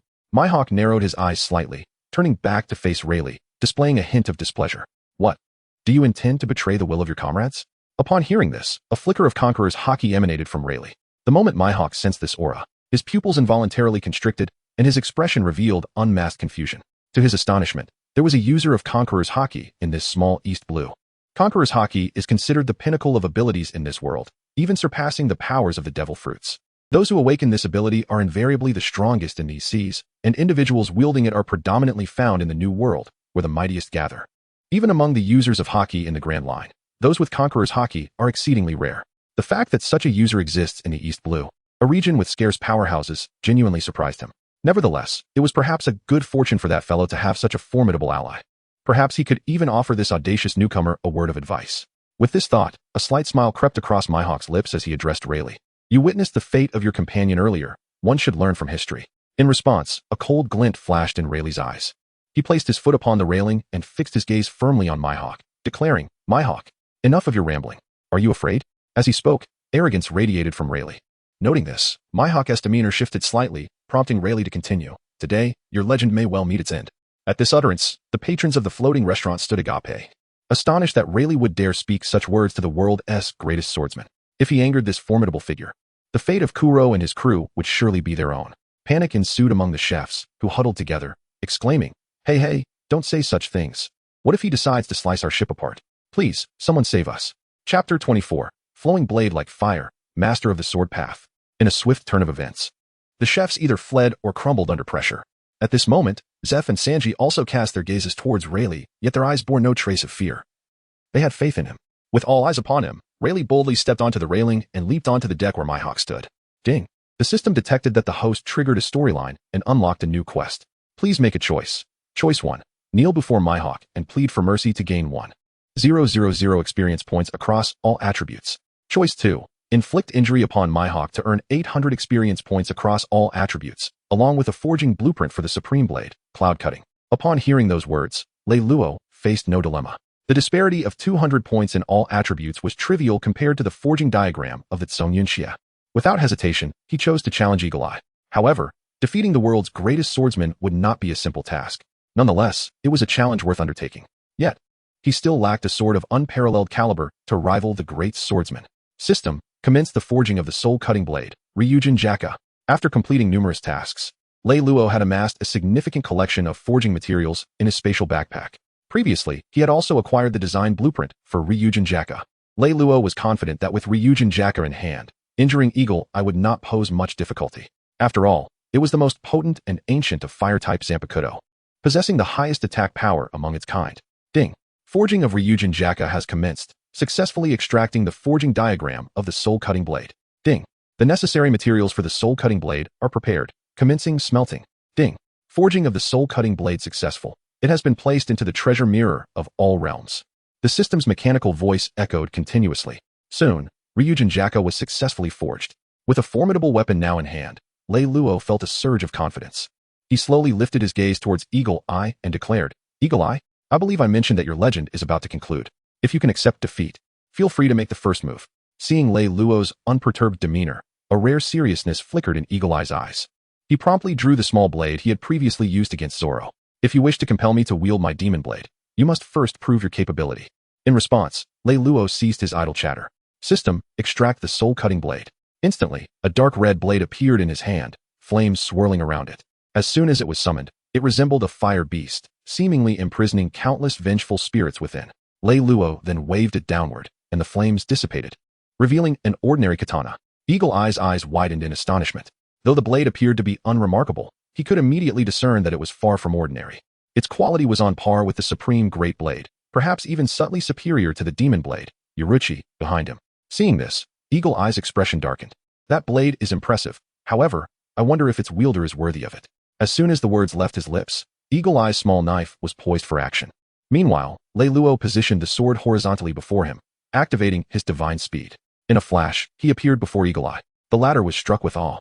He could barely perceive Leiluo's trajectory. Leilo had materialized in front of him, a speed beyond his reach. With a swift slash, Leilo compelled Eagle Eye to use all his strength to block. However, the small knife was still sent flying. At that moment, Eagle Eye realized he had underestimated his opponent. He immediately retreated, but Leilo offered him no respite. His speed was astonishing, leaving spectators Zoro and Luffy on another deck utterly astounded. They never anticipated that Leilo could hold his ground against the world's greatest swordsman, or rather, that he was consistently overpowering him, leaving Eagle Eye without the means to retaliate. Eagle Eye attempted to draw his demon blade, Uruchi, but found no opportunity to do so. Just then, Leilo flashed behind Eagle Eye, his soul-cutting blade slicing through the air, unleashing a surge of flames. Your initial blunder will haunt you for a lifetime. Upon hearing this proclamation, Hawkeye's pupils constricted, and he swiftly retreated, narrowly evading the fatal strike. Meanwhile, Relo's attack severed the deck beneath Hawkeye's feet in two. The two combatants found themselves compelled to engage in battle upon the surface of the water, affording Hawkeye a fleeting moment to catch his breath. In an instant, he deftly skimmed across the water's surface, propelling himself backward, while simultaneously unsheathing the cursed blade, Yato. With a resounding clash, Yato met Relo's soul-cutting blade. In that fleeting moment, two swirling orbs of crimson and obsidian energy erupted, sending the surrounding seawater soaring to heights of 1,000 meters. The sheer magnitude of this spectacle propelled the Baratie restaurant several hundred meters away, nearly causing all aboard to plunge into the depths of the ocean. The onlookers were filled with astonishment, unable to fathom Relo's immense strength, which allowed him to match the world's foremost swordsman in combat. Yet, the spectators merely glimpsed the surface of this confrontation. Zoro and Luffy, however, discerned the underlying complexities of the battle. It was not sufficient. This level of intensity was inadequate. Relo was in peril. A trace of concern lingered in Zoro's eyes. Upon hearing this, Usopp was somewhat perplexed. It seemed evident that Relo was overpowering Mihawk. How could one assert that Relo was in peril? Contemplating this, Usopp turned his gaze towards Luffy, whose expression was equally grave. Luffy leaned against the railing, intently observing the battle before them. He then spoke with a steady voice. Zoro is right. This is far from sufficient. No sooner had he spoken than Mihawk swiftly retreated, wearing a sinister smile before unleashing his blade, Yoru, with a sudden ferocity. The previously evenly matched duelists were instantly forced apart. In the next moment, Mihawk swung Yoru with a powerful downward strike, sending a formidable black slash hurtling towards Relo. Relo hastily attempted to counter with his sword, Ri-Ren, but the surrounding waters surged to great heights. Before long, Mihawk had already positioned himself above Relo, bringing Yoru down with tremendous force. Relo struggled to block the attack. Feeling the strain as Mihawk's speed of assault escalated, Relo had transitioned from proactive offense to a state of passive defense, a stark contrast to the previous dynamic. However, this was to be expected. After all, his opponent was the world-renowned swordsman, Dracule Mihawk. It would indeed be lamentable if a mere East Blue pirate could easily subdue him. Clang! The clash of blades resounded. Mihawk pressed down with great force, forcing Relo's ankles into the water as he fought to maintain his stance. Kid, I must concede your strength. Given time, you will undoubtedly surpass me. However, I must caution you about the perils of overexertion, he warned. As his words hung in the air, Mihawk's eyes glinted, and with a powerful flick of his wrist, he enveloped Yoru in dark energy, driving Relo into the depths below. At that moment, Relo retaliated with a swift slash of his blade, releasing a torrent of water that surged upward, sending Mihawk reeling backward. Chapter 25, A Battle to Remember. At this instant, Relo seized the opportunity, deftly maneuvering Ri-Ren to press forward against Mihawk once more. Their blades clashed again, and within a few exchanges, the balance of power shifted repeatedly, leaving Zoro and Luffy agape. It was Zoro's first encounter with such a formidable display of swordsmanship. He was aware that his opponent was the world's foremost swordsman, one of the 7 warlords of the sea. To his astonishment, Relo was holding his own against him. Though Luffy was not well versed in swordplay, he could sense the intensity of their confrontation. He had once witnessed the formidable presence of his grandfather during training sessions with the Marines, a memory etched in his mind. The energy radiating from Leilo and Mihawk now approached that same overwhelming aura. Shocked yet delighted, Luffy realized how remarkably capable his crewmate was. This was truly extraordinary. As the duel raged on, beads of sweat appeared on Mihawk's brow, yet his expression grew increasingly elated. With Leilo's strength, he could find a lifelong rival. This young man, though not yet a master of swordsmanship, exhibited a prowess that likely surpassed that of his peers. If he could inherit Mihawk's mantle, he might very well become the next great swordsman. While Mihawk wished to see Zoro flourish, he acknowledged that Zoro would need several years to reach that level. Yet here was Leilo, achieving that closeness and skill ahead of time, igniting Mihawk's excitement. Just then, their swords clashed once more, producing a thunderous sound. A massive whirlpool erupted on the sea, causing the crew of the Krieg pirates to spin helplessly in the waters, crying out for help. The collision of their blades sent ripples through the air. Leilo was now panting heavily, acknowledging Mihawk's prowess. This exhilarating battle was precisely what he needed. Facing weaker opponents would only diminish his strength. Against a supreme swordsman like Mihawk, he had to give everything he had, lest he suffer the same fate as Zoro. With that thought, a steely resolve flickered in Leilo's eyes. System, extract the bull talisman. The moment he uttered the command, a talisman appeared in his hand, transforming the atmosphere around him. Mihawk's brow twitched slightly as Leilo's wrist thickened with newfound power, unleashing a tremendous force that sent Mihawk flying backward. Mihawk gritted his teeth as pain shot through his hand, rendering him unable to maintain his grip on Yoru, which slipped from his fingers. Seizing the moment, Leilo lunged forward and snatched the legendary sword, swinging it toward Mihawk. Yet Mihawk's speed was formidable. He narrowed his eyes, quickly deciphering Leilo's trajectory and evading the strike. Yoru cleaved through the air, parting the waves as if the sea itself had been sliced in two. Witnessing this, Zoro, Luffy, and the entire crew were left in awe. In the East Blue, how could such a powerful warrior exist? Was he a pirate who had fallen from the New World? Mind your words. He is a formidable adversary, capable of contending with Mihawk.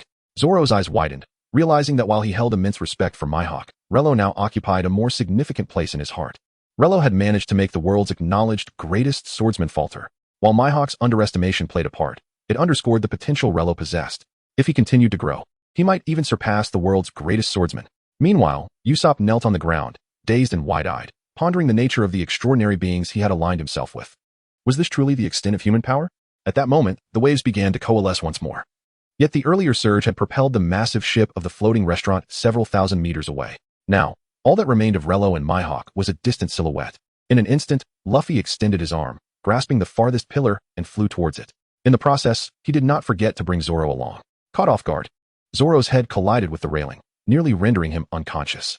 A thought crossed his mind. One day, he must surely cut down Luffy. Luffy halted at a distance of less than 100 meters from Rayleigh, landing firmly. Meanwhile, Zoro crashed headfirst onto the deck, with a glare full of resentment. Zoro looked up at Rayleigh and swore once more. He must eliminate Luffy. At that moment, the battle between Mihawk and Rayleigh had escalated from a mere swordsmanship contest to a clash of haki. Although neither had unleashed their full power, the shockwaves generated by their haki left both Luffy and Zoro in awe. This was a combat style they had never witnessed before. Was this truly the power of the world's greatest swordsman? It was utterly terrifying. At this juncture, the excitement on Rayleigh and Mihawk's faces grew palpable. It had been a long time since they had encountered such formidable opponents. Their haki expanded outward, causing the sea surface to bulge dramatically. Luffy and Zoro furrowed their brows in confusion, uncertain of what was emerging. In the next moment, a colossal sea cow slowly rose from the depths, opening its massive mouth to lunge at them. Upon seeing this mountain-like sea creature, Luffy's eyes widened in shock, and he was momentarily frozen, thinking that Rayleigh was about to be devoured. From a distance, Sanji also witnessed the scene, his brow furrowing with concern for Rayleigh. This sea beast was far larger than any they had previously encountered, rivaling even the Sea Kings. They were truly in peril. At that moment, sensing an approaching threat, Rayleigh and Mihawk turned their cold gazes toward the sea cow.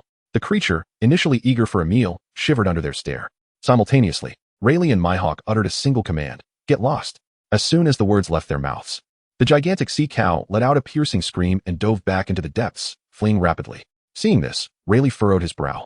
If he guessed correctly, this should be the sea cow Mumu, a subordinate of Arlong. Chapter 26. The Power of the Mouse Talisman, Bestowing Life. It was astonishing that their battle had attracted a sea cow from such a distance. The clash of haki could influence creatures from the depths of the ocean. This was simply incredible. Meanwhile, those watching from afar were equally astonished. They had never witnessed a clash of haki before, and today a spectacle was indeed extraordinary. Black ripples surged through the air, and the surrounding waters, initially boiling, began to rush skyward. This magnificent sight left the chefs at the sea restaurant in shock. Was this truly the extent of human power? It was unfathomably terrifying. How could these two monsters have come to the East Sea? Enough talk. We need to figure out a way to escape. Chef Zeff and Sanji exchanged grave glances. Sanji stepped forward, his brow furrowed. Today, they had indeed encountered significant figures. Joining them on the high seas would surely be exhilarating. Upon hearing this, Zeff's eyes flickered. Oh, only by following such a pirate crew could one possibly traverse the new world and reach the final sea. Their seemingly casual conversation sounded like sheer lunacy to the group of chefs. They believed they were out of their minds. After all, they were dealing with the world's greatest swordsman, Mihawk. If they boarded such a ship, they'd likely be eliminated before even leaving the East Sea. They should strive to distance themselves from them. Otherwise, they could face Mihawk's wrath. On the other side, the clash of Rayleigh and Mihawk's conqueror's haki continued unabated. The recent episode had not affected them in the slightest. Their haki spread outward, overwhelming all nearby sea creatures, causing them to float to the surface, frothing at the mouth. The confrontation had reached a fever pitch. If it continued, it would take 3 days and nights to conclude. Realizing this, Rayleigh thrust his sword, the Soul Cutter, alongside the demon's sword Yuru, while Mihawk countered with his small blade, meeting their blades in the center. Remarkably, he held his ground. In a flash, Rayleigh adjusted the positions of his two swords, dodging Mihawk's small blade. Yet, Mihawk reacted even quicker. His armed haki enveloped him, and he seized the demon sword Yuru, attempting to wrest it away. However, in the next moment, Rayleigh utilized his observation haki to evade, leaving Mihawk grasping at air. His pupils contracted in disbelief. Could it be that this youth possessed not only the talent for Conqueror's haki, but also the mastery of observation haki? If Conqueror's haki could awaken naturally, then observation haki could only mature through relentless training. Although Mihawk's speed was impressive, Rayleigh had effortlessly dodged it. Mihawk's eyes flickered with intrigue, and a slight smile graced his lips. What other trump cards did this young man possess? His anticipation grew. With this in mind, Mihawk directed a frosty gaze at Rayleigh. He was eager to witness Rayleigh's remaining hidden strengths. Stop dilly-dallying. Unleash your full potential.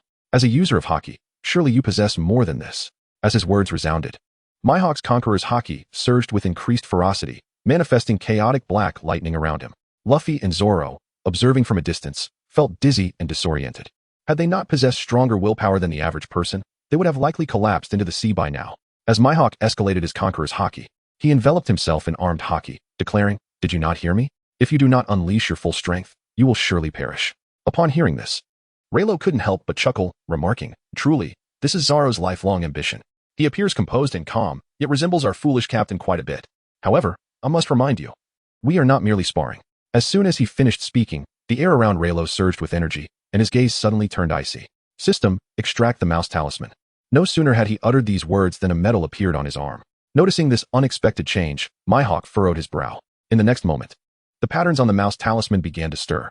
A green light radiated outward, cascading onto the blade in Rayleigh's hand. Instantly, both the soul-cutting blade and the demon blade knight began to writhe, as if infused with life, reminiscent of aquatic plants. Observing this, Mihawk's pupils narrowed. Is this the boy's ability? To bestow life upon swords? What a remarkable power. If such a capability truly exists, it is utterly extraordinary. As he pondered this, an aura of lethal intent emanated from the soul-cutting blade, not one imposed by Rayleigh, but one exuded by the blade itself. A sword capable of autonomously radiating killing intent. How could this be?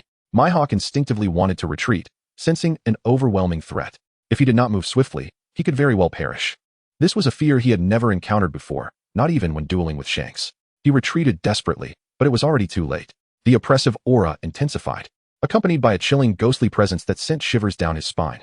At that moment, the soul-cutting blade seemed to possess a life of its own. Initially writhing like aquatic plants, gradually undergoing a transformation in shape, edges and contours began to form, as if a new being were rapidly evolving. Ultimately, the soul-cutting blade morphed into a humanoid figure. Witnessing this spectacle, Mihawk's eyes widened in disbelief. The bandaged figure materializing from the soul-cutting blade left him momentarily stunned. Was this the true ability of Rayleigh? The power to anthropomorphize swords? One could not help but marvel at the sheer magnitude of such a gift. If swords could indeed take on human forms, it would undoubtedly provide a significant advantage.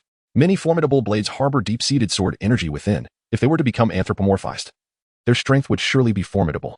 As Mihawk stood in a daze, the soul-cutting blade seized the opportunity and lunged toward him. In a flash, it grazed his cheek, leaving a trail of blood. Just as Mihawk intended to turn around, the demon blade knight also began to exhibit signs of vitality, twisting and writhing. Though it did not take on a form, it nonetheless surged with newfound energy. Chapter 27, Mihawk, severely wounded. Rayleigh commanded the demon blade knight to swiftly assault Mihawk. Yet at that moment, The black blade seemed to lose its vitality, struggling fiercely to avoid approaching Mihawk.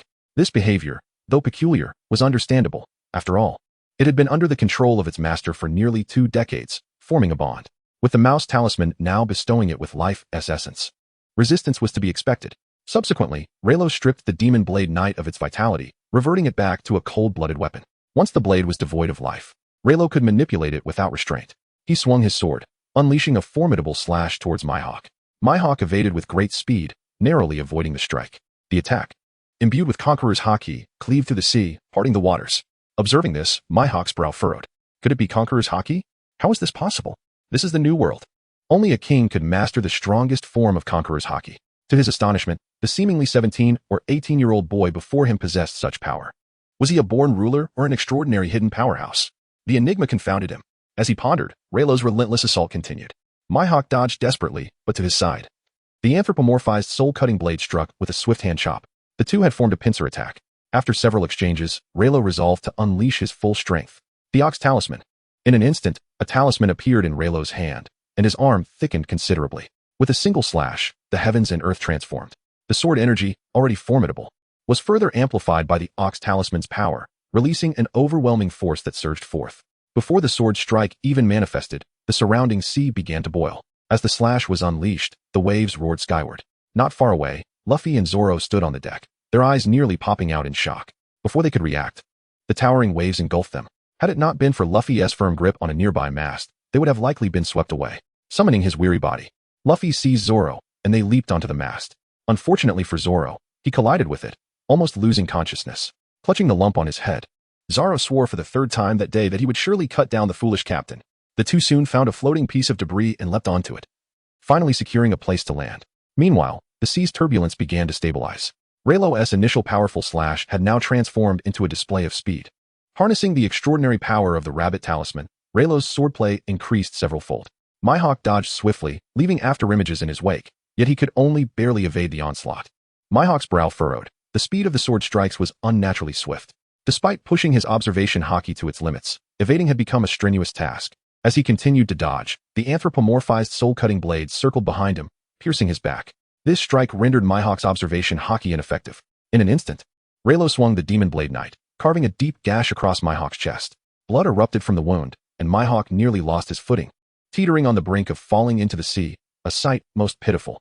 With this blow, Leilo had avenged Zoro, albeit not as satisfyingly as Zoro might have wished. Yet it somewhat eased the burdens on Zoro's heart. Not far off, witnessing this scene, Zoro was left utterly speechless. The world's greatest swordsman had been injured by Leilo. If this news were to spread, it would undoubtedly send shockwaves throughout the new world. At that moment, Luffy also expressed his astonishment. Such an attack, even against his grandfather, was something he had never witnessed. It was truly an extraordinary spectacle. Although Sanji and the others at a distance could not see clearly, they could still make out Hawkeye being sent flying backward by a single slash from Leilo. The cigarette dangling from Sanji's mouth fell to the ground in disbelief. How could this be? The world's foremost swordsman, Hawkeye, was defeated by a pirate who appeared to be of similar age. Zeff's expression was grave. If Leilo were merely a pirate of equal strength to Hawkeye, he would have felt more at ease leaving Sanji in his care.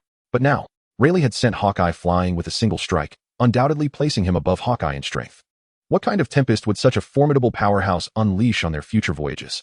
Although Zeff recognized Rayleigh's immense power, likely a former pirate from the New World, he never anticipated that he could engage in battle with Hawkeye to such an extent. Now, entrusting Sanji to him brought him no concerns. Regardless of the strength of any pirate crew, even among the Yonko, Rayleigh likely possessed the capability to protect himself. At that moment, Sanji beheld a vision of the ultimate sea, and perhaps accompanying this pirate crew could indeed lead to the realization of his dreams. Sanji was now thoroughly shaken. The chefs of the floating restaurant were in a state of utter shock.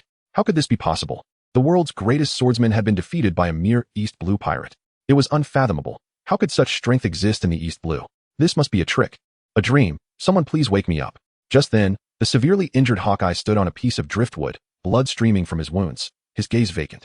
The extent of his inner turmoil was beyond words. This was the first time he had suffered such a significant blow. From the very beginning, he had been hailed as a genius of swordsmanship. Throughout his life, he had rarely faced defeat in duels. After becoming the great swordsman, he had no rivals. Save for Shanks, one of the 4 emperors, who could challenge him. All other swordsmen paled in comparison. Some harbored lifelong regrets, while others chased their dreams. Yet today, he had fallen to Rayleigh's sword. Though not in a contest of swordsmanship, but rather due to the power of a devil fruit, a loss was still a loss. He bore no grievances, only a lingering question. What exactly was Rayleigh's ability that allowed him to imbue objects with life? Had Rayleigh not shown mercy in retracting his blade, he might very well have sunk to the depths of the sea by now. Contemplating this, a serious expression crossed Hawkeye's face. He never expected to encounter such a formidable opponent in the East Blue. If the world government were to learn of this, it would surely cause an uproar. To be so audacious before even reaching the Grand Line was hardly a prudent course of action. Chapter 28. Sanji, board the ship. But this lad seemed to possess the potential to do so. Not only would he not be confined within the Grand Line, but even the new world might struggle to contain his ambitions. With this thought, Hawkeye fixed his gaze on Rayleigh and remarked, I must admit, you are one of the most promising swordsmen I have ever encountered. In response, a slight smile graced Rayleigh's lips as he looked back at Hawkeye. I told you, your legend ends here. Upon hearing these words, Hawkeye remained silent, quietly hovering above the floating wood, gazing at Rayleigh as if contemplating something profound.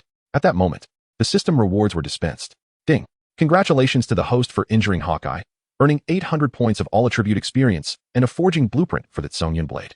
Observing the rewards bestowed by the system, Rayleigh could not help but smile faintly. Although the reward was not easily obtained, the Sonian blade was Whitebeard's cherished sword, one of the supreme great blades. Should he manage to forge it, his prestige would soar to unprecedented heights. At that point, not even the 7 warlords or the highest echelons of the world would merit his attention. After a considerable pause, Hawkeye finally responded, a hint of amusement flickering in his eyes. He turned to Rayleigh and remarked, you are quite impressive. If I weren't compelled to return for pressing matters, I would genuinely wish to further test your strength. In response, Rayleigh casually waved, returning the black blade. Knight, this is yours. I disdain claiming the possessions of a loser. Hawkeye was unfazed, chuckling as he deftly caught the black blade thrown by Rayleigh. Hone your swordsmanship diligently. I hope that one day you can defeat me with your skills rather than through the powers of your fruit. In the future, I shall reveal to you the true essence of swordsmanship. With that, a mysterious smile graced Hawkeye's lips as he sheathed the black blade behind him. He then turned and stepped onto a wooden plank, making his way toward the Navy headquarters. Witnessing this, Rayleigh furrowed his brow. Why was Hawkeye heading toward the Navy headquarters? Could it be that the Navy was planning some significant action soon? However, recalling the unfolding of the original plot, he realized that the next meeting of the 7 warlords was imminent. Not wishing to dwell on it further, Rayleigh swiftly appeared on the deck where Luffy and Zoro stood, positioning himself directly beside Zoro. Upon seeing Rayleigh land beside him, Zoro's eyes reflected a flicker of trepidation. They were supposed to be comrades. Yet Zoro now felt an inexplicable sense of apprehension. He had witnessed the intense clash between Rayleigh and Hawkeye, a battle that shook the heavens and earth. One he knew he could not match at present. Yet, Rayleigh, who was of similar age, had accomplished it with apparent ease. How could this not provoke concern? Zoro scrutinized Rayleigh meticulously, pondering the enigmatic nature of this self-proclaimed craftsman. Why had he suddenly appeared in the East Blue? It was utterly unfathomable. Gazing at the soul-cutting blade in Rayleigh's hand, Zoro's expression revealed a flicker of intrigue. That blade was undoubtedly superior to any supreme great blade, surpassing even Hawkeye's cursed sword. Knight, if only he could possess a weapon of such caliber. Noticing Zoro's eager gaze, Rayleigh smiled and proposed, Zoro, how about I forge you a supreme great blade? Those scrap metals in your possession seem unworthy of your future achievements. At this, Zoro's eyes widened in astonishment. Rayleigh could forge blades as well. Considering his battle with Hawkeye, it was entirely plausible. Zoro hesitated, resting his hand on the legendary blade, Wat Ikamanji, furrowing his brow. He truly desired a weapon of supreme caliber. For a fine sword could elevate a swordsman to greater heights. After much deliberation, Zoro finally met Rayleigh's gaze and inquired, is it truly possible? His eyes trembled with disbelief, a stark contrast to his usual composed demeanor, as he was typically the most level-headed member of the crew. Yet, the prospect of receiving a supreme great blade nearly shattered his calm. Upon hearing this, Rayleigh fixed his gaze on Zoro and revealed a mischievous smile. That depends on whether you agree. If you decline, then there is nothing I can do. Upon hearing these words, Zoro unexpectedly knelt down. He solemnly bowed his head to Rayleigh. I am more than willing. Then I entrust this to you. Seeing this, Rayleigh hurriedly helped Zoro back to his feet. After overhearing their conversation, Luffy, bewildered yet intrigued, exclaimed with sparkling eyes, Rayleigh, I too desire the supreme great sword. Please assist me in forging one as well. Upon hearing those words, Zoro and Rayleigh were both taken aback, exclaiming in unison, you don't need to. Following this, they exchanged amused glances and erupted into laughter, dissipating the slight tension that had momentarily lingered between them. Their bond as comrades was swiftly restored. At that moment, Zeff maneuvered the ship closer, while Luffy eagerly wrapped his arms around Rayleigh and the others, insisting they return to the vessel. However, Rayleigh, with his quick reflexes, managed to evade Luffy's grasp and landed gracefully on the gangplank. Zoro, on the other hand, was not so fortunate. His mossy hair collided forcefully with the railing, nearly causing him to roll his eyes in exasperation. In that instant, he found himself devoid of the energy to curse his captain, resigning instead to his unfortunate fate. Upon witnessing Rayleigh board the ship, the chefs at Baratie huddled together in trepidation. After all, this was a formidable individual capable of defeating Dracule Mihawk. A careless provocation could lead to dire consequences. Rayleigh paid no mind to the anxious chefs and approached Sanji directly, uttering not a single word. Yet his intent was unmistakably clear. Moments later, Rayleigh stepped aside, and Luffy, instantly understanding, moved forward with purpose. He fixed his gaze upon Sanji and, with a serious expression, inquired, "Sanji, would you be willing to join us as our chef?" Upon hearing those words, Sanji instinctively glanced at Rayleigh and promptly exclaimed, "Of course, I am willing." Rayleigh and Luffy both erupted into laughter. Meanwhile, Usopp, seemingly out of nowhere, produced a small gong and began to strike it around Sanji, only to be sent flying by a swift kick from Sanji. In unison, Sanji and Luffy exclaimed, "You're so noisy." The three continued to laugh heartily, while a look of contentment spread across Zeff's face. Sanji had finally found a pirate crew with whom he could sail the vast seas. And as long as Rayleigh was present, he was determined not to repeat his past mistakes. However, sensing Zeff's thoughts, Sanji's smile abruptly faded. He turned to Zeff with a serious expression, and the next moment, he knelt down, bringing his forehead heavily against the deck. "Boss Zeff, thank you for your care all these years. Please, take good care of yourself." Upon hearing these words, tears glimmered in Zeff's eyes. He bit his lip and said, You must take care of your health and absolutely avoid catching a cold." Chapter 29, A Grand Gathering in Kokasia Village. At Zeff's utterance, Sanji instantly broke down in tears, droplets cascading from his eyes onto the deck. His body trembled slightly, and he found himself choked with emotion, unable to articulate a single word. Subsequently, Sanji forcefully bowed his head against the deck, succumbing to deep sobs. Witnessing this scene, Leilo and Zoro shared joyous laughter, while the chefs who had previously resisted Leilo were also moved to tears. Although Zeff maintained a composed demeanor, he could not conceal the dampness at the tip of his nose. By this time, evening was approaching, and the sky was painted with crimson hues. Today's encounter with Hawkeye had indeed consumed an excessive amount of time. It seemed the Straw Hat crew would be delayed in their journey.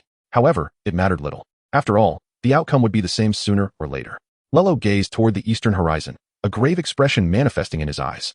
He had resolved that the next destination would be Kokasia Village. He was determined to bring Nami aboard. Without such a navigator, their aspirations to traverse the Grand Line would face considerable challenges. Despite having awakened his conqueror's haki and possessing various tools, navigating the peculiar natural phenomena of the Grand Line remained daunting. While he could assure his own safety, he had no guarantees for the safety of his comrades. As he pondered, the familiar sound of the system's notification echoed in his mind. Ding! Congratulations, host, for completing the task. You have successfully invited Sanji aboard and gained 800 points of all attribute experience, along with several forging materials. Gazing at the rewards displayed by the system, a smirk appeared on Leilo's lips. He had truly profited immensely from this encounter. He then opened the system interface to review his details. Host, LoxD. Leilo affiliation, pirate talent, none items. Ox Talisman, Rat Talisman Abilities, none martial arts. LV7, 280-1080, Swordsmanship, LV7, 120-1080, Hockey, LV8, 360-1350. After inspecting the system panel, Leilo felt a sense of incredulity. He had not anticipated that a single battle would elevate his haki by 2 levels, propelling him directly to the 8th tier. Clearly, he needed to engage in more sparring sessions with formidable opponents like Hawkeye to facilitate his growth. However, Leilo was acutely aware that his ability to injure Hawkeye was purely a stroke of luck, greatly aided by the formidable enhancements of the rabbit, ox, and rat talismans. After all, even an ordinary person like Jackie Chan could contend with a divine being after acquiring such talismans. This underscored the exceptional power contained within them. Moreover, it was precisely because his haki had advanced to the 6th tier that he could now withstand Hawkeye to a modest extent. Had he still been at the 4th tier, he likely wouldn't have had sufficient time to unleash the rat talisman's power before Hawkeye. The 8th tier of haki. He wondered just how much stronger he could become. As Leilo mused, Zeff interjected, "The night is growing late. Why not stay for dinner before you depart? Let this be our farewell banquet." Upon hearing those words, Luffy began to dance exuberantly, while Usopp seemed to have completely forgotten the offense they had caused to the greatest swordsman of the sea. In an instant, he joined hands with Luffy and leaped joyfully. Their infectious spirits uplifted the atmosphere aboard the ship, prompting the crew of chefs to join in the merriment. Laughter and cheer resonated throughout the vessel, and had it not been for Zeff's firm reprimands, they might have danced until dawn. Before long, a sumptuous feast was prepared, and Luffy and his companions gazed in awe at the array of delectable dishes and meats before them, their eyes gleaming with anticipation. They wasted no time in indulging heartily, with Luffy and Rayleigh demonstrating a remarkable appetite. This meal nearly depleted the entire stock of provisions aboard the floating restaurant, leaving the chefs astounded, their jaws nearly dropping in disbelief. Each platter was polished off in mere seconds, leaving no trace behind. And they suspected that there would be no need for dishwashing next time. Observers might have been oblivious to the situation, but given Rayleigh's earlier behavior, the chefs contemplated casting both him and Luffy overboard. Their supplies, intended to last a month, were dwindling alarmingly. Should this continue, they would soon be left to subsist on mere soil. Fortunately, aside from Luffy and Rayleigh, the appetites of the other crew members remained relatively normal. After the grand feast, Rayleigh and the others promptly succumbed to slumber, allowing the chefs a sigh of relief, hoping that the remaining provisions would suffice for another day. The following morning, Rayleigh and the others stirred from the dining table. Sanji had already risen, smoking leisurely on the deck. The bittersweet air of departure lingered heavily, and Rayleigh approached. Leaning against the railing as he murmured, "It's time to set sail. Let us bid farewell to the old man." Upon hearing this, Sanji took a deep drag from his cigarette. "We already said our goodbyes yesterday. Isn't it a bit awkward to do so again today?" Upon hearing these words, Rayleigh ceased to speak further. Soon, Luffy and his companions arrived at the location, having already overheard Sanji's earlier remarks. He raised his fist in determination and proclaimed, "We are setting sail." At this declaration, the entire crew of the Straw Hat Pirates, including Sanji, boarded the Going Merry and departed from the site. Meanwhile, Zeff watched from the ship, tears streaming uncontrollably down his face. Before the Going Merry set sail, Rayleigh did not forget to salvage the gold and silver treasures belonging to Creek and his crew. Creek, having soaked in the water for an entire night, felt a murderous rage upon witnessing the scene. However, Rayleigh's terrifying strength was far too formidable. He had even battled the world's greatest swordsman. Thus, Creek dared not resist. Helplessly watching as Rayleigh stripped away years of his hard-earned treasures. Enraged, Creek trembled violently and spat out a mouthful of blood, leaning back in despair. Not far from him, Akin wore an extraordinarily calm expression, soon gracing his face with a peculiar smile. "Let us meet again on the Grand Line." And so, Rayleigh boarded the ship with Creek's treasures. After a brief assessment, he could not help but express disdain. According to the original narrative, the gold that Luffy and his crew procured from Skypiea could be exchanged for 300 million berries. In contrast, these treasures were barely worth 10 million berries, scarcely surpassing the value of their captain. After securing the treasures, Rayleigh took a seat. Once all were aboard, Luffy announced the continuation of their voyage. The sails unfurled, and the Going Merry gently began to move. Rayleigh glanced at Creek before turning his gaze toward the floating restaurant Baratie. In this place, where Zeff stood with his intact legs, Creek was no match for him. Zeff was also a pirate who had retired from the New World. It was inconceivable that he could not defeat a third-rate pirate like Creek. The Going Merry continued its journey, and barring any unforeseen circumstances, the next island would be Kokoyashi Village, where they could pick up Nami and set their course directly for the Grand Line. Ding. Congratulations, host. You have triggered a mission. Invite Nami aboard. Successful invitation will grant you 1,000 experience points across all attributes, a variety of forging materials, and a schematic for the Origin handgun. Upon hearing the system's reward notification, Rayleigh's motivation surged even more. The Merry sailed smoothly onwards, swiftly approaching a small island. Curiously, all the buildings on this island faced away from the front. It was their first encounter with such an odd architectural style. In the center of the island stood a towering windmill. If Rayleigh's guesses were correct, this must be the village of Kokosha, a place that had caused Nami countless tears. And at last, they had arrived. Chapter 30, Ascending to Kokosha Village. Rayleigh resolved to eradicate Arlong and his crew to avenge Nami. Upon reaching the new island, Luffy began clamoring for meat, promptly beckoning the crew to disembark and prepare to explore. Rayleigh and the others felt helpless. Even he was still uncomfortably full after the banquet that had lasted until midnight. He wondered how on earth Luffy's stomach functioned. As they set foot on the island, they immediately began to look around, puzzled. Strangely, there wasn't a single soul in sight. What was the story behind these dilapidated structures? Were they remnants of an abandoned island? The desolate atmosphere left Luffy feeling somewhat disheartened. Usopp, meanwhile, stood behind Sanji, clutching his slingshot and remaining vigilant. He insisted they must not let their guard down. One could never know when a monster might spring forth. Hearing this, Rayleigh couldn't help but chuckle. Usopp's bravado had indeed manifested into reality. Kokosha Village did harbor monsters. At that moment, Sanji lit a cigarette, taking a puff. Although he didn't display the same level of apprehension as Usopp, a hint of wariness flickered in his demeanor. It was a habit formed from years of outsmarting the rats in the kitchen. In contrast, Zoro appeared remarkably composed. He merely picked his nose with his pinky and yawned. The injuries he had sustained from Hawkeye were quite severe, inflicted by the Black Blade Uru. His vitality had yet to fully recover. Although Rayleigh possessed the ability to use the mouse charm to completely heal Zoro's wounds, doing so would be an affront to the swordsman's pride. A true warrior would never accept such pity, hence Rayleigh refrained from intervening. As the group ambled leisurely forward, a fishman suddenly emerged from around the corner. The group found themselves face to face with him. The fishman's eyes betrayed a hint of seriousness. It seemed they had not encountered such figures in Kokosha Village before. Could they be pirates from the outer seas? And why had no reports been received? "I say, you lot. Stand right there. Do you even know whose territory this is? I'll give you one chance, get the hell out. Upon hearing these words, Usopp's eyes nearly bulged out in terror, and he immediately began to hop about anxiously, exclaiming, "We should leave quickly, or we might lose our lives." At his remark, Luffy, Zoro, and Sanji simultaneously raised their gazes towards the unexpectedly appearing mermaid. She was quite large, though it remained uncertain whether she would be palatable. Upon hearing Luffy's words, Sanji chimed in, "Indeed, cooking can be quite a troublesome affair." After their exchange, Zoro then remarked, "Well, I'll assist you by cutting it into smaller pieces." The peculiar conversation among the three nearly drove Usopp to madness. "Hey, I say, you lot. Must you be so terrifying?" Overhearing their conversation, the colossal mermaid displayed a flicker of agitation in her eyes. Typically, upon encountering a fishman, ordinary individuals would hastily flee. Yet, why did these beings appear so leisurely in her presence? Contemplating this, a solemn expression emerged within the mermaid's gaze. "You all seem to underestimate my significance," she remarked, extending her hand forward, causing a droplet of water to cascade downward. In the next instant, the fishman launched a powerful punch. A wave surged through the air. Relo foresaw it clearly. This was the fishman's empty-handed martial arts, one of their most adept forms of attack. However, this particular mermaid was neither a cadre nor among the strongest of her kind, merely a useless entity. Thus, her strike lacked any real impact. Immediately, Relo retaliated with a punch of his own, a gust of energy emanating from his fist, propelling the fishman away. The fishman struggled to rise from the ground, trembling as he gazed at Relo in disbelief. In the East Sea, how could such a formidable being exist? The East Sea, was it not the weakest of all seas? One would expect that any fishman could dominate here, especially considering how the Navy had dispatched numerous fleets, all of which had been effortlessly subdued. What on earth was happening? He urgently needed to report this matter to Arlong, otherwise, it would escalate drastically. With this thought in mind, the fishman managed to stand and frantically ran towards Arlong Park. Observing this, Usopp exhaled in relief. Yet the next moment, his expression turned to one of dread.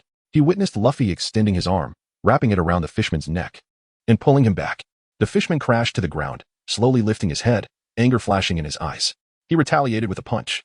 Yet Luffy's rubber fruit power effectively absorbed the blow, sending the fishman sprawling to the ground. Usopp, in a panic, exclaimed, "Hey Luffy, what have you done? Why provoke this creature? We could be killed by his comrades." The downed fishman glared with bloodshot eyes, rising from the ground. "How dare you harm a fishman? Who are you?" he shouted, launching an attack towards Sanji. Sanji's eyes turned cold as he delivered a swift kick, sending the fishman flying. The trajectory of the kick led directly to Zoro, who wasted no time in slicing the fishman's chest with his sword. Blood gushed forth, and Zoro coldly addressed Sanji. "What was that all about?" Sanji, nonchalantly, replied, my apologies. I thought that was a tree over there." With that, the two stared each other down. Relo could only face bomb, exasperated. These two had begun their antics once more, and he genuinely worried for their future. Meanwhile, the fishman, defeated at the hands of Luffy and his crew, stared blankly. He could not comprehend why these individuals were so remarkably powerful. This was not the East Sea he remembered. These beings were of monstrous caliber, especially the first one. Although his damage seemed minimal, it left a profound impression on him. The fishman continued to struggle, but Relo swiftly bound him with rope, casting a cold glance at the alleyway, stating, "Haven't you grown weary from watching for so long?" Upon hearing these words, Nami, who had been secretly observing from the shadowy alley, felt a tremor of surprise in her eyes. She believed she had concealed herself adeptly, yet she had still been discovered. Just moments ago, she witnessed how they vanquished the merman. A heaviness settled in her heart. Indeed, their strength was formidable. Chapter 31, The Swift Defeat of the Merman. The misunderstood Nami. Emerging from the alley, Nami had been attentively observing since Luffy and the others entered Kakoja village. She harbored a persistent wariness towards the Straw Hat crew, not due to any heinous deeds they had committed, but because they seemed markedly different from ordinary pirates. It was only when they defeated the merman that her heart stirred with a hint of hope. Perhaps they could indeed be her salvation. Shaking her head, Nami chastised herself for such a foolish thought. They were pirates, after all, pirates akin to Arlong. At that moment, upon seeing Nami, Luffy was filled with unrestrained joy, while Sanji transformed into a wave of admiration, astonished by the beauty present in the village. Sanji circled around Nami, swaying from side to side. With a frown, Nami addressed the man with yellow hair darting around her. "What are you doing here? If you dare harm the villagers, I will not let you go unpunished." Upon hearing her words, Sanji immediately regained his composure and turned to the merman, his pupils narrowing as he pointed an accusatory finger at Zoro, exclaiming, "Hey, green algae head, how dare you injure the villagers of this beautiful lady?" At this, Nami could no longer hold back her frustration and delivered a punch that sent Sanji flying. "Idiot. He could never be my villager." Sanji, nursing the lump on his head, still bore heart-shaped eyes. Meanwhile, Rayleigh approached the battered merman, taking a step forward to meet Nami's gaze. "Nami, how about joining our pirate crew? Do you fancy this declaration of allegiance?" As he spoke, Rayleigh kicked the near-dead merman and then stepped upon him, asserting his dominance. Upon hearing these words, a glimmer of disdain flickered in Nami's eyes. You pirates are all cut from the same cloth. Even if you were to vanquish the Arlong pirates, you would still not spare the villagers here. At her utterance, even Sanji's demeanor shifted to one of calm seriousness. Connecting the dots regarding the fishmen, he began to grasp the gravity of the situation. He was aware of the rumors surrounding a village not far from Baratie, purportedly under the control of fishmen. Sanji lit a cigarette and approached the already severely injured fishman, delivering a series of swift kicks. It was only when the fishman began to froth at the mouth that Sanji remarked, "To dare bully such a beautiful lady is utterly unforgivable." Witnessing this, Nami turned her head away. "Moreover, you cannot possibly hope to contend with Arlong. He is a notorious pirate who has descended from Fishman Island, the most proximate land to the New World. A superhuman capable of toppling naval warships with his bare hands, boasting a bounty of 30 million. His subordinates are equally monstrous in strength. If you wish to survive, it would be prudent to leave this place at once." Upon hearing the bounty of 30 million, Usopp was nearly driven to madness. 30 million. Luffy, let us depart at once. Usopp trembled all over, gripping Luffy's clothes tightly and refusing to let go. Upon hearing these words, Luffy's expression grew solemn as he waved his hand dismissively, declaring, "Silence. No matter how formidable the pirate, I will undoubtedly defeat him." At this proclamation, Usopp seemed to lose all his anger, collapsing onto the ground like a lifeless dog. Meanwhile, a subtle smile appeared on Zoro's face. Despite having sustained severe injuries in his recent battle with Mihawk, he believed that to refrain from combat would only lead to a decline in his swordsmanship. He would rather perish on the battlefield than languish in waiting for death. Upon hearing Luffy's words, Nami's eyes reddened, and she immediately erupted in fury. "Did you truly comprehend what I just said, Arlong? That is a notorious pirate from the New World. He is not someone you lowly scoundrels can easily defeat. You may be unafraid of death, but please do not endanger the villagers here." Nami gasped for breath, her entire body trembling. While she longed to accompany them, she felt compelled to remain behind, for she bore the grave responsibility of saving Kokoyashi village. Relo was acutely aware of Nami's inner turmoil. A shadow flickered in his eyes as he subtly lifted his foot, causing the fishman beneath him to quiver as if he were about to voice something. Yet, before he could utter a word, Relo brought his foot down with lethal force, piercing the fishman's heart. A spray of blood erupted forth, and the fishman fell, consumed by his resentment. This scene left Nami utterly shaken. Did they truly understand the gravity of their actions? Had they really just slain a member of Arlong's pirate crew? The ramifications of Arlong's wrath were unimaginable. "Hey, do you even realize what you're doing?" Before Nami could finish her sentence, Relo interjected, "Isn't he merely a small fry worth 30 million? Our captain will undoubtedly send him flying. Want to you, captain?" Upon hearing those words, Luffy's face brimmed with pride. "Oh, of course." In response, Nami furrowed her brow. She could no longer remain among these madmen. They had slain the fishmen. Arlong would undoubtedly be enraged. She had to inform the villagers, to make them aware of this event, so they could take refuge. Otherwise, they would face Arlong's wrath. With that thought in mind, Nami wasted no time and dashed towards the village. Just like Usopp had once warned the villagers, she went from house to house explaining the situation. However, upon hearing Nami's words, the villagers merely closed their doors with indifference. Nami's heart sank. Indeed, they still misunderstood her. It was true. In the eyes of the villagers, she was nothing more than a traitor running errands for Arlong. Nami wept silently. At that moment, a woman with purple hair and an alluring figure approached her. After observing the weeping Nami in silence for a considerable time, she placed a hand on Nami's shoulder. "Do not cry. We shall not leave. If we intended to depart, we would have done so long ago, rather than wait until today." Upon hearing those words, Nami turned around, her eyes trembling. Standing behind her was none other than her sister, Nojiko, the only person who could accompany her during this tumultuous time. Nami collapsed into Nojiko's embrace, tears streaming down her face. Meanwhile, on the other side, Luffy and the others exchanged puzzled glances. Why was Nami running away? They had come to confront those who bullied her. At that moment, Rayleigh lowered his voice and suggested, "Let us go and take a look." With that, he strode into the village, followed closely by Luffy. Zoro dragged the apathetic Usopp along, heading towards the direction of Kokoyashi village. Usopp, tears flowing down his cheeks, exclaimed, "Don't touch me. I've come down with a sickness that makes me dizzy the moment I step onto the island." As they entered the village, they found it eerily deserted, every door tightly shut. Luffy, momentarily at a loss, wondered aloud, what is so strange? Why are these people locking their doors in broad daylight? Chapter 32. Nami's Despair, the Villagers' Uprising. At that moment, Sanji lit a cigarette and took a whiff. There was no aroma of food. It seemed no one was dining. Zoro glanced at his sword, the Wad Ikamanji, and remarked, "There's a sense of hostility in the air." Usopp quickly interjected, "Please, let us hurry and leave." In a dimly lit room, Nami had red, swollen eyes, supporting her forehead. Nojiko was by her side, tenderly caring for her. After a while, Nami slowly rose from her seat. Although her head throbbed painfully, her gaze was resolute. "No, I cannot sit idly by. Even if I must plead with Arlong, I will save the villagers." Upon hearing these words, Noki grasped Nami's shoulders firmly and pressed her down once more. It was futile. Arlong was a ruthless and notorious pirate. Now that his comrade had been slain, he would undoubtedly seek revenge without mercy.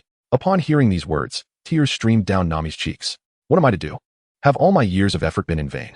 At these words, a hint of sorrow flickered in Nojiko's eyes. She too was at a loss for how to comfort Nami. Just then, a sudden commotion erupted from outside, the cacophony of voices rising to a deafening crescendo. Upon hearing the commotion, Nami initially believed that the fishmen were attacking, and she hurried outside to ascertain the situation. To her astonishment, she witnessed the village chief, a Jian, raising his hoe and rallying the villagers with fervor. Let us unite and confront those fishmen with unwavering resolve, he proclaimed. How dare they subject our Nami to such indignity? We have endured enough. For Nami, for our village, we must drive Arlong away. Upon hearing those words, Nami's pupils constricted slightly. Could it be that the villagers had known all along? Tears streamed down Nami's face, uncontrollable and relentless. Just as she intended to intervene, she was halted by Nojiko. Enough, Nami. There is no longer any justification for inaction. You have no idea how much we have endured over the years. This path is one we should have embarked upon a decade ago. As she spoke, a shadow flickered in Nojiko's eyes, and with a resolute expression, she declared, This may seem cruel to you, but we have truly reached our limit. Grasping a stick, Nojiko joined the throng, moving forward with unwavering determination. Meanwhile, Nami knelt on the ground, her eyes vacant and lost, overwhelmed by confusion. At that moment, in Arlong Park, Arlong was reclining on a sunbed, basking in the warmth of the sun. Suddenly, a fishman rushed in, breathless with urgency. Not good, big brother. The villagers are suddenly rising up and heading toward the park. Upon hearing this, Arlong narrowed his eyes slightly, yet did not dwell on it too much. Have they finally reached their breaking point? To endure for a decade is indeed a remarkable feat. It is time to seek a new village. None of the villagers shall be spared, and of course, do not forget to take Nami with us. As he spoke, Arlong erupted into laughter. At that moment, another fishman rushed over, exclaiming, Brother Arlong, it's terrible. At the village entrance, we have discovered a Ching's lifeless body. Upon hearing these words, Aaron's expression shifted dramatically, his laughter abruptly ceasing. His demeanor gradually turned icy. What did you just say? Upon hearing Aaron's inquiry, the fishman's countenance turned pale as he continued, Ching, he has been murdered. Hearing those words, Arlong gritted his teeth and instantly rose to his feet. Who did this? I shall make them pay in blood. Rage coursed through Arlong's veins at the thought of someone harming his kin in the East Sea. He had no doubt it was the rebellious villagers responsible. In this most feeble of seas, there could be no creature capable of defeating the fishmen. Not even the sea beasts had escaped their dominion. Moreover, how could those defenseless villagers dare to rise against them? It was evident that an intruder had invaded their island, slaughtered their kind, and incited their rebellious fervor. With this thought, Arlong's teeth clenched audibly, and he bellowed, Rally all brothers, scour the village, and uncover the invader. As soon as he finished, all the fishmen gathered, raising their arms in fervent unison, ready to unleash carnage upon the village of Kokosa. Meanwhile, Relo and his companions arrived at Nami's doorstep, witnessing her in tears. Luffy's brow furrowed in concern, while Usopp opened his mouth to speak but remained silent, though his body was no longer trembling as before. Sanji extinguished his cigarette, his expression grave, while Zoro and Relo maintained their stoic demeanor. Relo understood Nami's plight, feeling a deep sorrow for her, yet Zoro's mind was devoid of any thoughts. He was solely focused on whom to confront next. All eyes turned to their captain, Luffy, whose expression grew serious as he approached. He extended his hand, not using his powers to lift Nami, but she rejected him, slapping his hand away. Go away. I loathe you pirates. Nami sobbed incessantly. Luffy remained unmoved, silently observing her. Gradually, Nami's emotional defenses crumbled, and she turned to Luffy, her eyes brimming with tears, pleading, Help me, Luffy. Without uttering a word, Luffy removed his straw hat and placed it upon her head. He then walked aside and let out a mighty roar to the heavens. Naturally, upon hearing this, the Straw Hat crew displayed expressions of joy. Although Usopp still felt fear, witnessing Nami's sorrow stirred something within him. He could empathize with her sadness and anguish. Relo said nothing to Nami, instead turning and heading toward the direction of Arlong Park. Luffy and the others followed suit, even Usopp marching forward with unwavering resolve. Despite his legs trembling slightly, watching their determined retreat, Nami's tears surged forth once more. However, she quickly wiped them away, grabbing a stick in solidarity and following suit. She could not allow her companions to bear this burden alone. In her heart, she had already accepted Relo and the others as her allies. Both allies and villagers were prepared to confront Arlong together. As the person most affected, how could she not participate? With this in mind, Nami quickened her pace. Soon, Relo and his companions arrived at Arlong Park, where the villagers were already clashing with the fishmen. The battle was devoid of suspense. The villagers stood no chance against the fishmen, unable to inflict even the slightest harm upon them. Their tools struck the fishmen relentlessly, yet the latter remained unscathed. A mere flick of a fishman's hand could send them flying several meters away. Chapter 33, Arlong's Shock. Luffy takes action. The disparity in strength was overwhelmingly vast. If the battle continued, the consequences were dire. The villagers of Kokosa had already suffered grievously. If this persisted, blood would flow like rivers, delivering yet another blow to Nami. As the future navigator and financial manager, Rello resolved to assist her. With this thought, he unleashed his Conqueror's Haki, the violet aura rapidly spreading outward in a web-like formation. At that moment, the Haki gauge above Rello's head began to diminish, consuming 20 points per second. Indeed, it was somewhat excessive. Yet, 1 second was more than enough to deal with these fishmen. Rello's Haki swiftly enveloped the area outside Arlong Park. Immediately, the fishmen's expressions froze, their eyes rolled back. And they collapsed, frothing at the mouth. Although the villagers were inadvertently affected, letting them sleep for a while was beneficial to avoid hindering the upcoming conflict. Inside Arlong Park. Witnessing the scene unfold, Arlong's eyes widened in shock. His body trembled involuntarily as he slowly sat up from his recliner. That sensation he just experienced, if he wasn't mistaken, was the unique Conqueror's Haki of the New World. Such power was rare, even he had only heard tales of it. Yet, here stood someone before him, a user of Conqueror's Haki. How could this be? After all, such power belonged only to the mightiest of the Grand Line. Who on earth was this individual, to possess the strongest of the 3 Haki types? Was he a notorious pirate from the New World? But why would a pirate of the New World come to the East Sea? As these thoughts raced through his mind, Arlong suddenly realized something. His expression darkening as he glared at Rello with malice. Unsurprisingly, the one who had slaughtered their kin was likely this very person. Apart from him, there could be no one else in the East Sea capable of killing fishmen. With this realization, Arlong's eyes burned with hatred, yet also a hint of trepidation, causing him to take a step back. Though he regarded himself as a king in the East Sea, he felt insecure when facing a pirate from the New World. If this individual chose to strike, he would stand no chance. At that moment, Luffy adjusted his straw hat and boldly strode into Arlong Park. Rello and the others followed closely behind him, filled with determination, while the fishmen stationed at the edge of Arlong Park momentarily forgot to obstruct their advance. The cadre, including Chobro, stood ready for battle, tension thick in the air. All the fishmen drew their weapons, preparing for an all-out clash with the Straw Hat crew. This scoundrel has harmed so many of our brothers. We cannot let him go, Chobro declared, his cheeks puffed in indignation. Crow gritted his teeth and declared, indeed. I shall tear them to shreds to avenge my brothers. The cadre stood resolutely, their spirits soaring. Aaron's confidence also began to return, albeit slightly. Upon hearing these words, Luffy also revealed an excited smile. He then clapped his fists together. All right, I shall turn all of you into Odin. Sanji chimed in from behind, indeed. With so many ingredients, it will take quite some time to prepare. Zoro glanced at the similarly armed Chopper, drawing his sword, Wad, Ikamanji. Then I shall assist you by preparing a batch of takoyaki. Usopp added, I seem to have developed a condition that makes me dizzy at the sight of fish. Raylo, dragging Usopp along like a lifeless dog, entered Arlong Park, where a throng of fishmen awaited. Tension mounted as both sides formed ranks, an atmosphere thick with hostility. Suddenly, Luffy pointed forward and addressed Raylo. Hey, Raylo, go defeat them. This proclamation caused Zoro and Sanji to stumble slightly, nearly losing their balance, while Raylo frowned. Come on. You are the captain. Of course, it should be you. Upon hearing this, Luffy's expression turned awkward. After witnessing Raylo's formidable prowess on several occasions, Luffy had started to rely on his strength. This was an undesirable development. In every battle, his first thought was of Raylo, although Raylo reaped considerable rewards from his victories. If the crew's strength did not improve, his solitary growth would ultimately become a burden. He needed to empower Luffy, Zoro, and the others as well. Only then could they aspire to be a formidable pirate crew. After contemplating for a moment, Luffy struck his palm against his forehead. Oh, I am the captain. The strongest. This should be left to me. With that, Luffy donned a proud smile and was the first to step forward, cracking his knuckles as he faced Arlong. Hey, long-nosed fellow, your opponent is me. Upon hearing those words, Arlong exhaled a sigh of relief. With the absence of Luffy as his opponent, Arlong's confidence surged anew. Just as he was about to articulate his thoughts, Luffy unexpectedly extended his arm, catching him off guard. Luffy's fist struck directly against Arlong's eye, causing him to stagger backward in pain. Clutching his eye, he glared fiercely at Luffy, grinding his teeth in resentment. A devil fruit user? Just a trivial trickster. Before Arlong could finish his retort, Luffy unleashed another fist, propelled by a powerful gust that was even more ferocious than the first. Yet, Arlong effortlessly intercepted this blow, revealing a look of disdain in his eyes. He then grinned and proclaimed, Hey, don't underestimate me, you filthy monkey. However, before he could savor his bravado, Luffy delivered a swift kick straight into Arlong's mouth, sending him flying 10 meters away. Arlong nearly rolled his eyes in disbelief, his gaze now filled with seething rage. No one had ever dared to treat him so contemptuously. As he contemplated retaliation, Luffy, quick as lightning, retracted his foot and followed up with a sweeping kick that connected with the left side of Arlong's face, instantly causing a large swelling to erupt. Arlong covered his left cheek, his teeth grinding audibly in fury.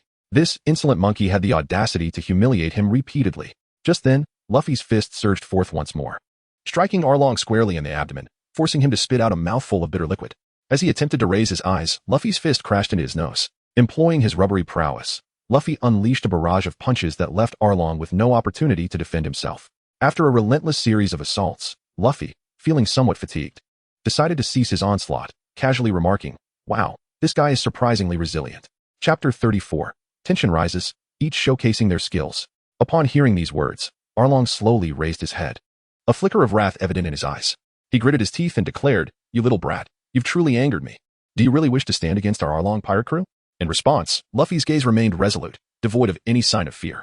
Zoro and Sanji stepped forward, fully prepared for battle. Even Usopp gathered his resolve and moved closer to Luffy, as if he had made a significant decision, though he quickly retreated again, relying on Luffy. Rayleigh quietly observed Arlong from behind. The moment Arlong sensed Rayleigh's penetrating gaze, a flicker of terror crossed his features. Since arriving in the East Blue, he had never experienced such a chilling sensation before. At that moment, a bloodthirsty glint appeared in Luffy's eyes as he addressed Arlong. "So what?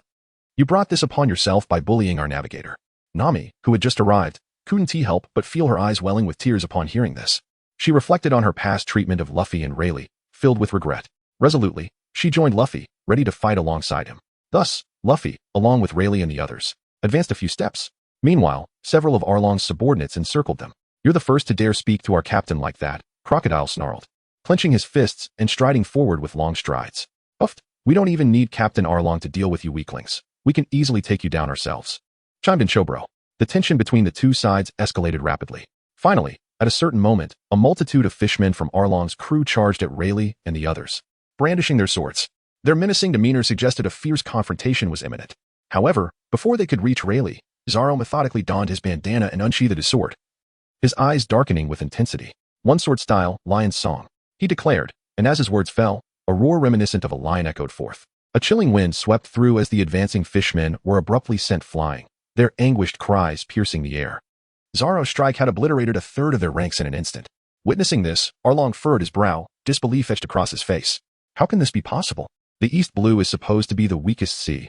Why can anyone here stand against us fishmen? Just then, Sanji took a deep drag from his cigarette, his expression indifferent as he extinguished it. He raised his right leg and unleashed a flurry of kicks upon the approaching fishmen, his speed so rapid that even Rayleigh could only catch a glimpse of his motion. Sanji's diable jam was clearly beginning to showcase its potency. With a series of kicks, he sent another third of the fishmen sprawling, their bodies landing in the pool and rolling over, lifeless. At this sight, Arlong's subordinates stood dumbfounded. "Is this truly the fighting power of the East Blue?" Crocodile exclaimed in shock.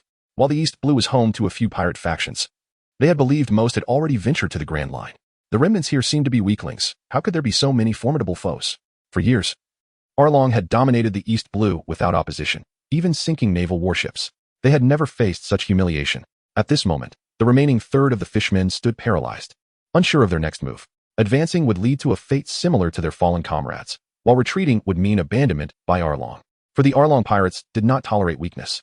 Just as they found themselves in a dilemma, Luffy stepped forward, fists clenched and eager to annihilate the fishmen. However, he was halted by Rayleigh, who stepped forward and exhaled a deep breath. "It is unbecoming for a captain to engage with mere underlings. Your true opponent should be that man," he stated, gesturing towards Arlong. At Rayleigh's gesture, Arlong instinctively took a step back. As he regained his composure, he ground his teeth in frustration, chastising himself for his cowardice. Yet, this was understandable. He had just witnessed the sheer strength of Rayleigh's conqueror's haki, capable of incapacitating a multitude of fishmen in an instant. The overwhelming aura made even him feel a twinge of trepidation, leaving him questioning whether he could withstand it. If Rayleigh were to confront him, he certainly would not be a match. However, if it were merely a common devil fruit user, the scenario would differ. While devil fruits could enhance one's S-based combat abilities, without rigorous training to augment physical prowess or develop the fruit S powers, consuming one would merely serve as a burden. Observing the rubber man, with his slender limbs, it was evident he had neglected his training, unlike Arlong, who had fought his way up since childhood. Though not as gifted as Jinbei, his decades of combat experience ensured that his strength would not falter against any pirate in the East Blue. It was only Rayleigh, a user of haki, who instilled genuine apprehension in him. Arlong cautiously regarded Rayleigh and Luffy, particularly Rayleigh, while Luffy, in turn, fixed his gaze upon Arlong. A resolute glimmer shone in his eyes. Rayleigh was right. He should not waste his time on mere minions. His true target was the instigator of Nami's torment. With this thought, Luffy flexed his wrists and strode forward 2 steps, declaring, "Then I leave these guys to you, Rayleigh." Upon hearing these words, Rayleigh did not respond but instead revealed a wicked smile. Dealing with this group of insignificant foes was a trivial matter. Contemplating this, Rayleigh stepped forward. The remaining third of the fishmen had yet to utter a word. Without hesitation, Rayleigh unleashed the Conqueror's haki from his 3-color haki. Waves of purple energy surged forth. The haki gauge above his head diminished by 20 points, and within a mere second, the group of fishmen pirates met their demise at Rayleigh's hands. The fishmen rolled their eyes, collapsing to the ground, frothing at the mouth. Some were in such a dire state that they had already succumbed to despair. Only at this moment did Rayleigh's haki gauge decrease by 40 points, and merely 2 seconds had passed. Confronting these pathetic pirates posed no challenge whatsoever. Had he released his power for another second, it was likely that Arlong's subordinates would also have fallen under his haki's influence. After all, his haki was formidable enough to rival that of Hawkeye. Though it was evident that Hawkeye had held back, the thought still filled Rayleigh with a sense of pride. Chapter 35. Captain Usopp, the Provocation Technique. At merely level 6, he could contend with Hawkeye. Now at level 8, dealing with the fishmen was effortless. As his haki leveled up, his haki gauge had now reached a staggering 500 points. He had only expended 40 so far, leaving 460 in reserve. While such a level of haki might prove somewhat taxing against the 4 emperors and the 3 admirals, it was more than adequate for these lowly pirates, requiring little effort to subdue them. Witnessing this scene, a dark line appeared in Arlong's eyes. He then exerted force with his hands and instantly launched an attack towards Rayleigh. No longer did he care whether Rayleigh was a user of haki. Blinded by rage, he thought that if he feared these inferior pirates, they would have no place in the East Blue. As Arlong's body drew nearer, Rayleigh remained remarkably composed. Before Arlong could reach him, Luffy's fist met his. The 2 punches clashed. Air rippled around them as the force compressed the atmosphere, pushing it outward. For a moment, they appeared evenly matched. Arlong's fist twisted, while Luffy's rubber arm bent under the strain. Both retreated simultaneously. Blood covered Luffy's knuckles, dripping steadily onto the ground. Arlong was not faring any better. The joints in his fingers had broken in several places, causing him to grit his teeth in agony. In Arlong's eyes, a resolute expression emerged. He then took it upon himself to set the broken bones back into place. "You have thoroughly enraged me," he declared, surveying the countless casualties among his fishmen comrades. Arlong could no longer endure this. Stretching his limbs, he turned his gaze towards Luffy. "Today, we shall engage in a grand battle." Upon hearing this, the robust Kuro stepped forward first, flexing his wrist. To provoke the Arlong pirates is to court death. Upon hearing these words, Shio stepped forward, pouting his elongated lips, and declared, "It has been a while since I last engaged in any physical activity. With these individuals around, I might as well practice my boxing skills."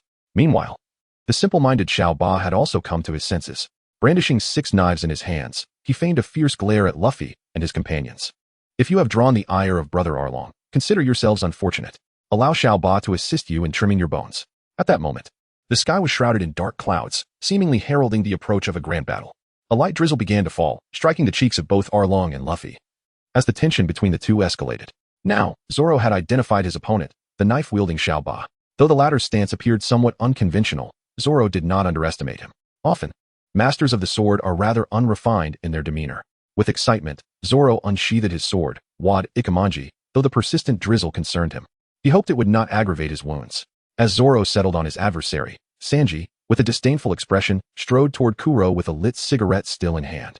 He extinguished it, fully prepared for combat. Observing Sanji's demeanor, Kuro's expression grew grave. He did not underestimate his opponent simply because he was a lesser pirate.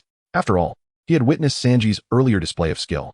To underestimate him could result in a fate similar to that of the previous unfortunate fishmen. Thus, Kuro was ready to exert his full strength from the very beginning. Meanwhile, Usopp watched the unfolding scene with considerable pride, adopting an air of a commander surveying the battlefield. Now, all opponents were matched. Luffy faced Arlong, Zoro took on the giant octopus, Sanji contended with the muscular fish, and the long-beaked fish naturally fell into the grasp of Rayleigh. With the shrimp soldiers and crab generals already dispatched, Usopp felt it sufficient to simply observe from the sidelines.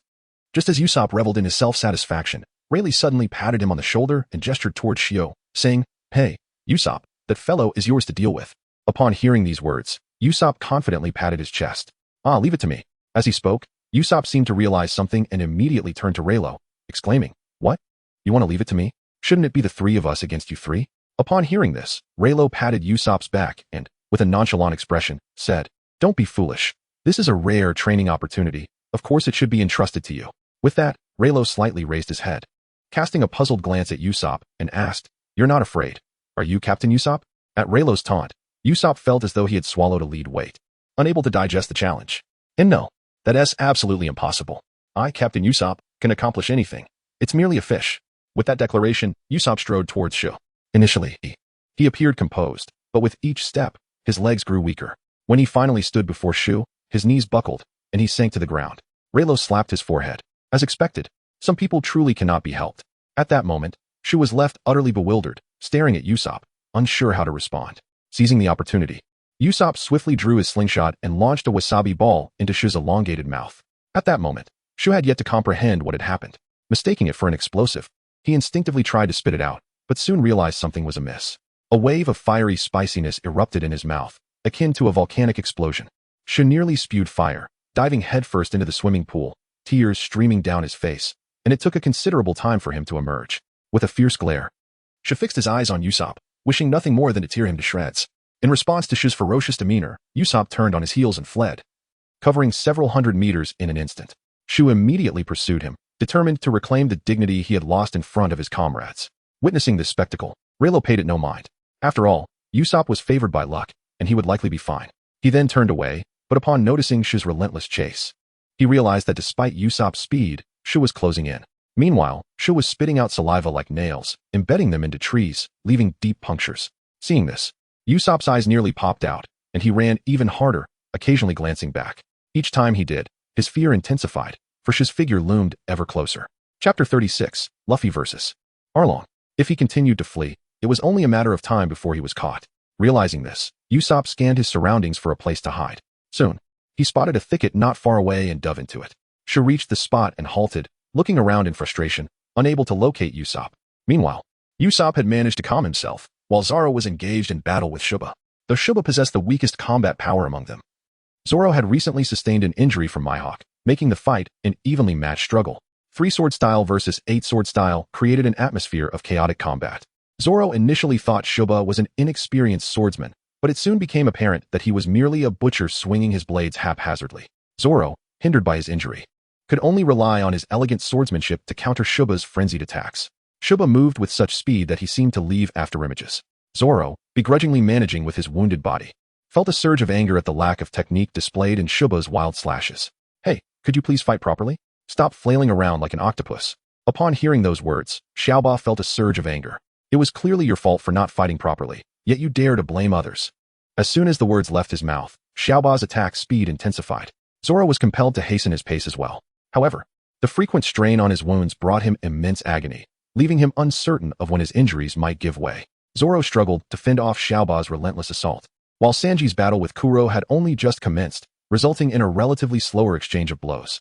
Sanji delivered kick after kick, yet the intensity of his strikes proved insufficient to harm Kuro. Nevertheless, Sanji's legwork grew increasingly rapid, culminating in near-invisible afterimages. Observing this, Rayleigh rested his thumb on his chin, allowing a smile to escape. At this moment, Sanji was in his prime. He should have no trouble. With his sharp leg techniques, he momentarily overwhelmed Kuro, leaving him unable to retaliate. However, Kuro's physique was remarkably resilient. Despite Sanji's continuous barrage, Kuro sustained no injuries. In contrast, Sanji began to breathe heavily. In the next instant, Kuro seized the opportunity, grasping Sanji's ankle. Humph, a mere East Blue pirate, just slightly stronger than the average, assumes he is exceptional. Today, I shall send you to hell. With that, Kuro hoisted Sanji into the air. Sanji furrowed his brows, while his other foot frantically kicked at Kuro. However, the unstable pivot rendered his demon wind leg ineffective. His kicks barely grazed Kuro. Kuro then hurled Sanji skyward, droplets of rain cascading down his hands. He unleashed a powerful punch in the direction Sanji was about to fall, releasing a tremendous shockwave that echoed through the air. If Sanji were to land directly in its path, he would either be gravely injured or worse. Witnessing this, Rayleigh's expression shifted to one of concern. It seemed he would need to intervene. Yet, in the next moment, Sanji executed a perfect 360-degree turn midair, utilizing the explosive force of the shockwave to propel himself toward Kuro. With one powerful kick, he sent Kuro flying, blood erupting from Kuro's mouth. Sanji landed gracefully and scathed, and lit a cigarette, elegantly exhaling a smoke ring.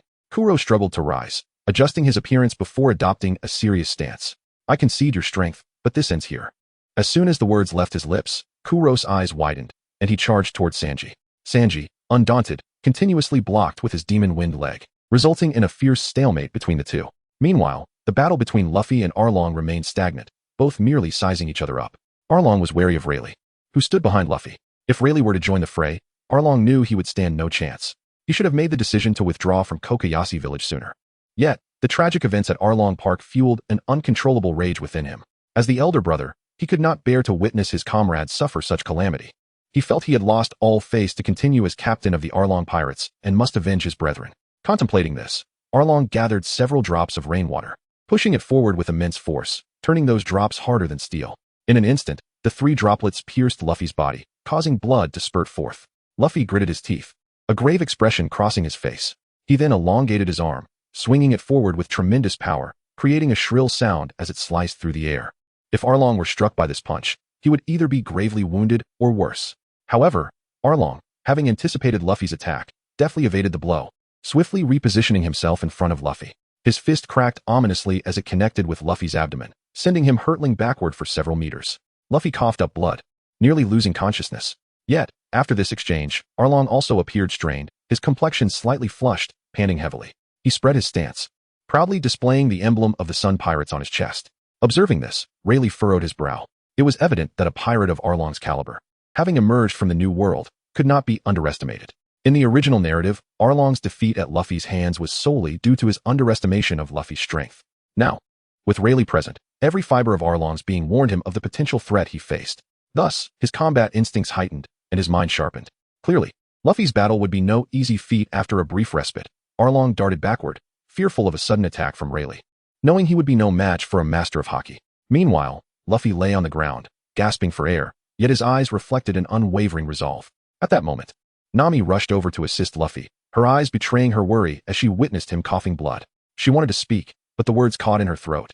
Knowing all this was for her sake. Despite Rayleigh and the others being formidable, Arlong was a seasoned pirate from the New World, far from an ordinary adversary that could be easily dispatched. This battle was precariously balanced. If it continued, not only would Luffy and his crew be at risk, but Arlong would surely not spare anyone, potentially endangering the villagers of Kokoyashi as well. Chapter 37, Destruction, the Source of Suffering. On another front, the battle between Zoro and Xiaoba raged on. The rain-soaked environment exacerbated Zoro's injuries, the blood seeping through his bandages and trickling down his clothing. If left untreated, there was a significant risk of infection, which could prove life-threatening. Witnessing this, Xiaoba couldn't help but chuckle with pride, brandishing his blade as he glared fiercely at Zoro. What a resilient swordsman you are, but alas, I shall show you no mercy. The fishmen you killed earlier were my kin, and I will exact vengeance for them. One cut at a time.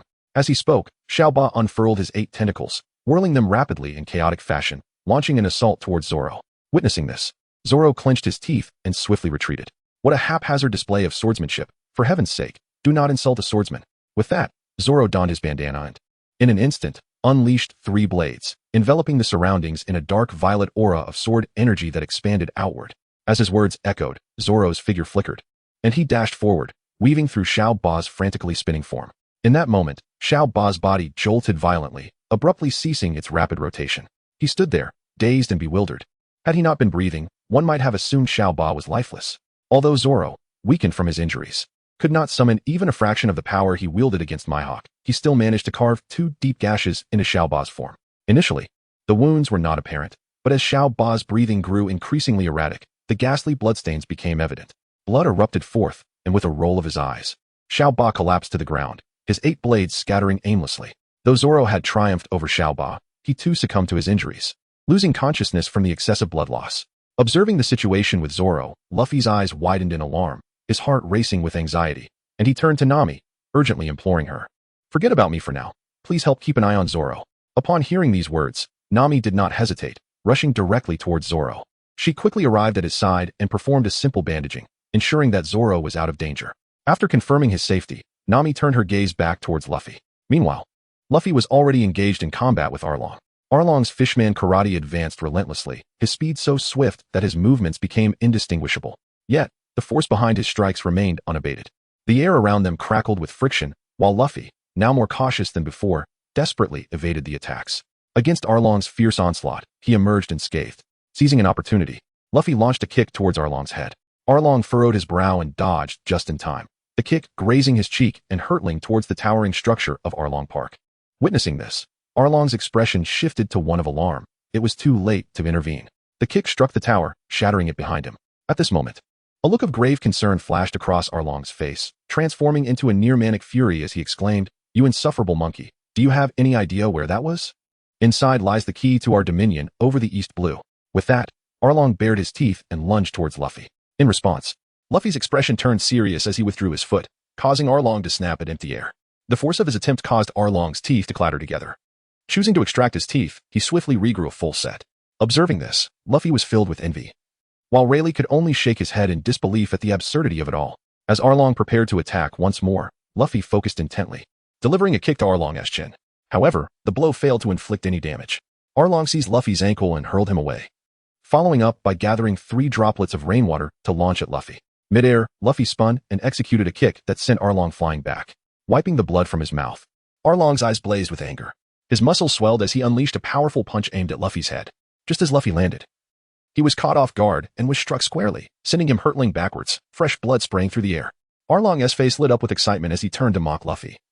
But his expression quickly shifted to shock upon realizing where Luffy had landed, right in the midst of his precious blueprints. These were essential to his aspirations of conquering the East Blue, and he could not allow this fool to destroy them. Just then, Luffy crashed through the tower, creating a significant hole and worsening the already dilapidated structure. Struggling to free his head from a large rock, he surveyed his surroundings, which were littered with various sea charts. Luffy's demeanor grew serious as he recognized these maps as strategic documents detailing their journey through the East Blue. Although he was not skilled in drawing, he recalled their path with clarity. Among the papers was a crumpled letter filled with Nami's frustrations during her painstaking work on the charts. Realizing the significance of this place, Luffy's expression hardened. It was the source of Nami's anguish. Outside, Arlong raced towards the tower, fearing for the fate of his maps at the hands of the reckless intruder. Suddenly, a foot emerged from the tower's peak, and Arlong's eyes nearly bulged from their sockets. In the next instant, the entire structure collapsed.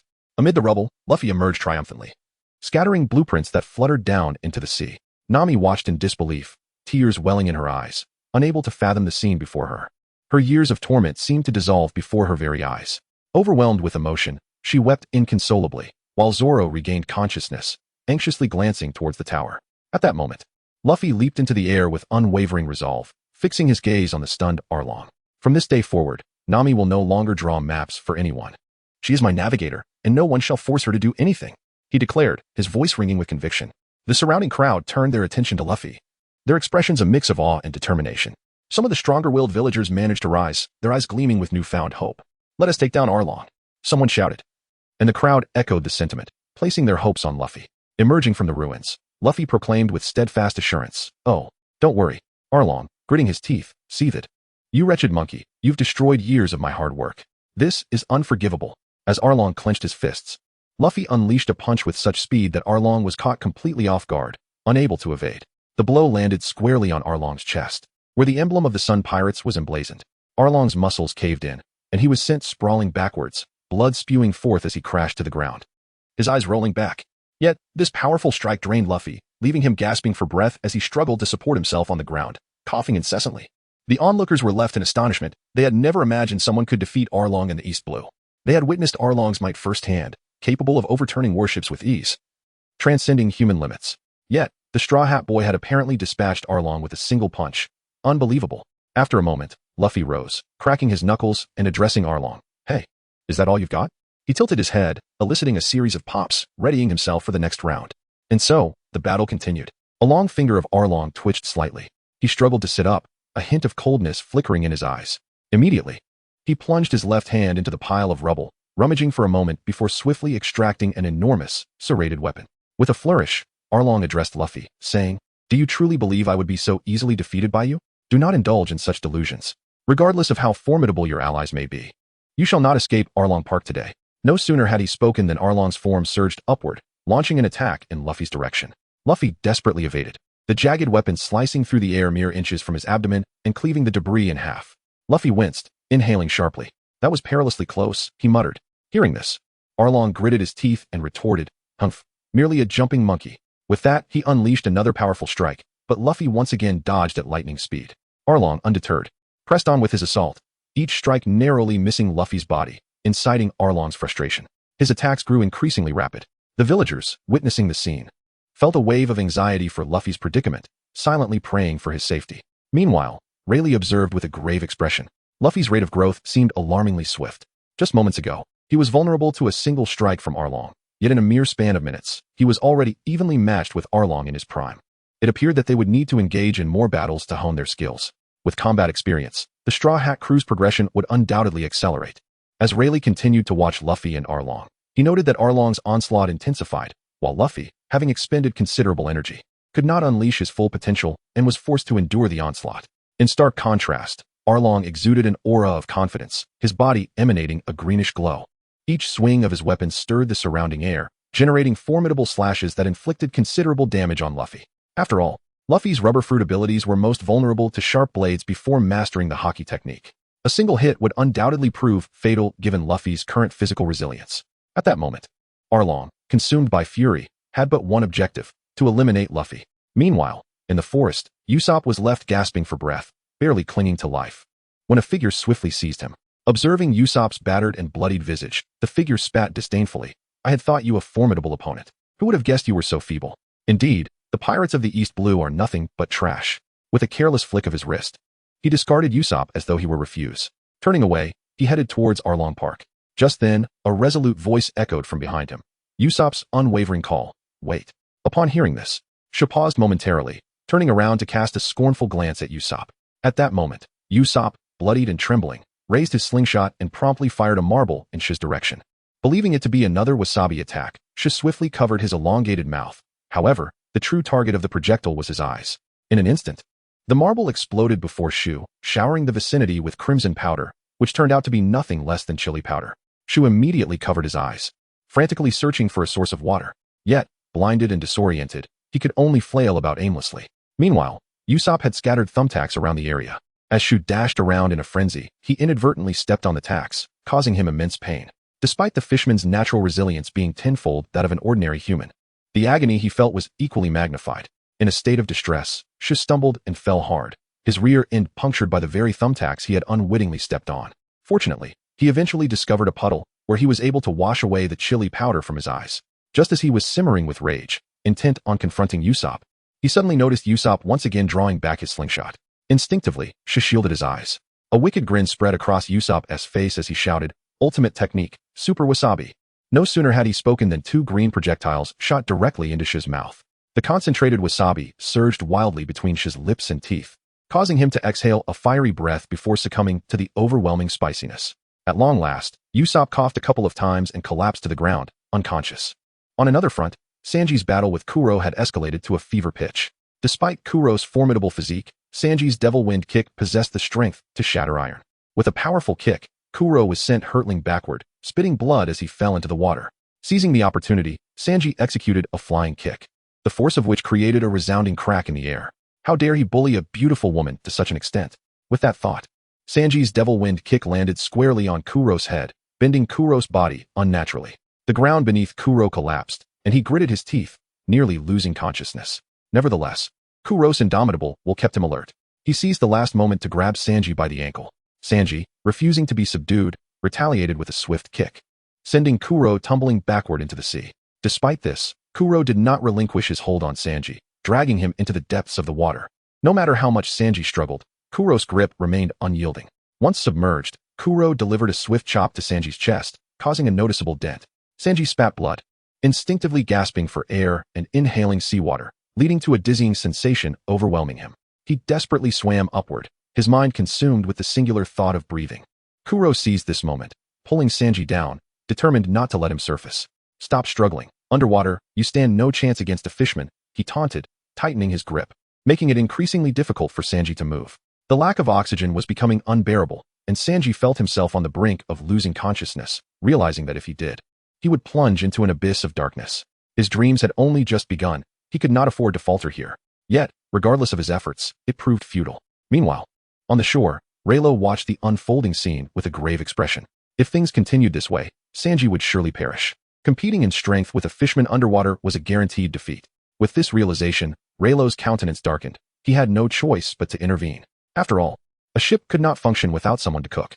With this thought in mind, Leilo made his way to the water's edge. In an instant, a fierce wind began to swirl around him. Upon reaching the water's edge, he paused and recited in his mind, "System, extract the soul-cutting blade." As his words fell, the blade manifested in his hand, gleaming like fire as it took its position. Observing this, Zoro, who had been resting on the ground, lifted his gaze, his expression turning serious. A surge of intense heat instantly enveloped the entirety of Arlong Park. Not only Zoro, but the villagers of Kokoyasi also felt the intensity of the flame, breaking out in cold sweat as if a malevolent spirit was emerging from the depths of the underworld. At that moment, Leilo raised the soul-cutting blade above his head, and the searing heat surged towards the blade. All eyes were fixed on Leilo, their pupils narrowing in awe. A layer of fiery ripples began to form around Leilo, an overwhelming aura pulsating in the atmosphere. Even Arlong was drawn to this presence, astonishment evident in his eyes. In the next heartbeat, Leilo struck down with the blade, unleashing a massive explosion of flames that cleaved Arlong Park in two, the fire blazing fiercely amidst the rain. The sound of roaring flames filled the air, leaving the villagers of Kokoyasi utterly dumbfounded.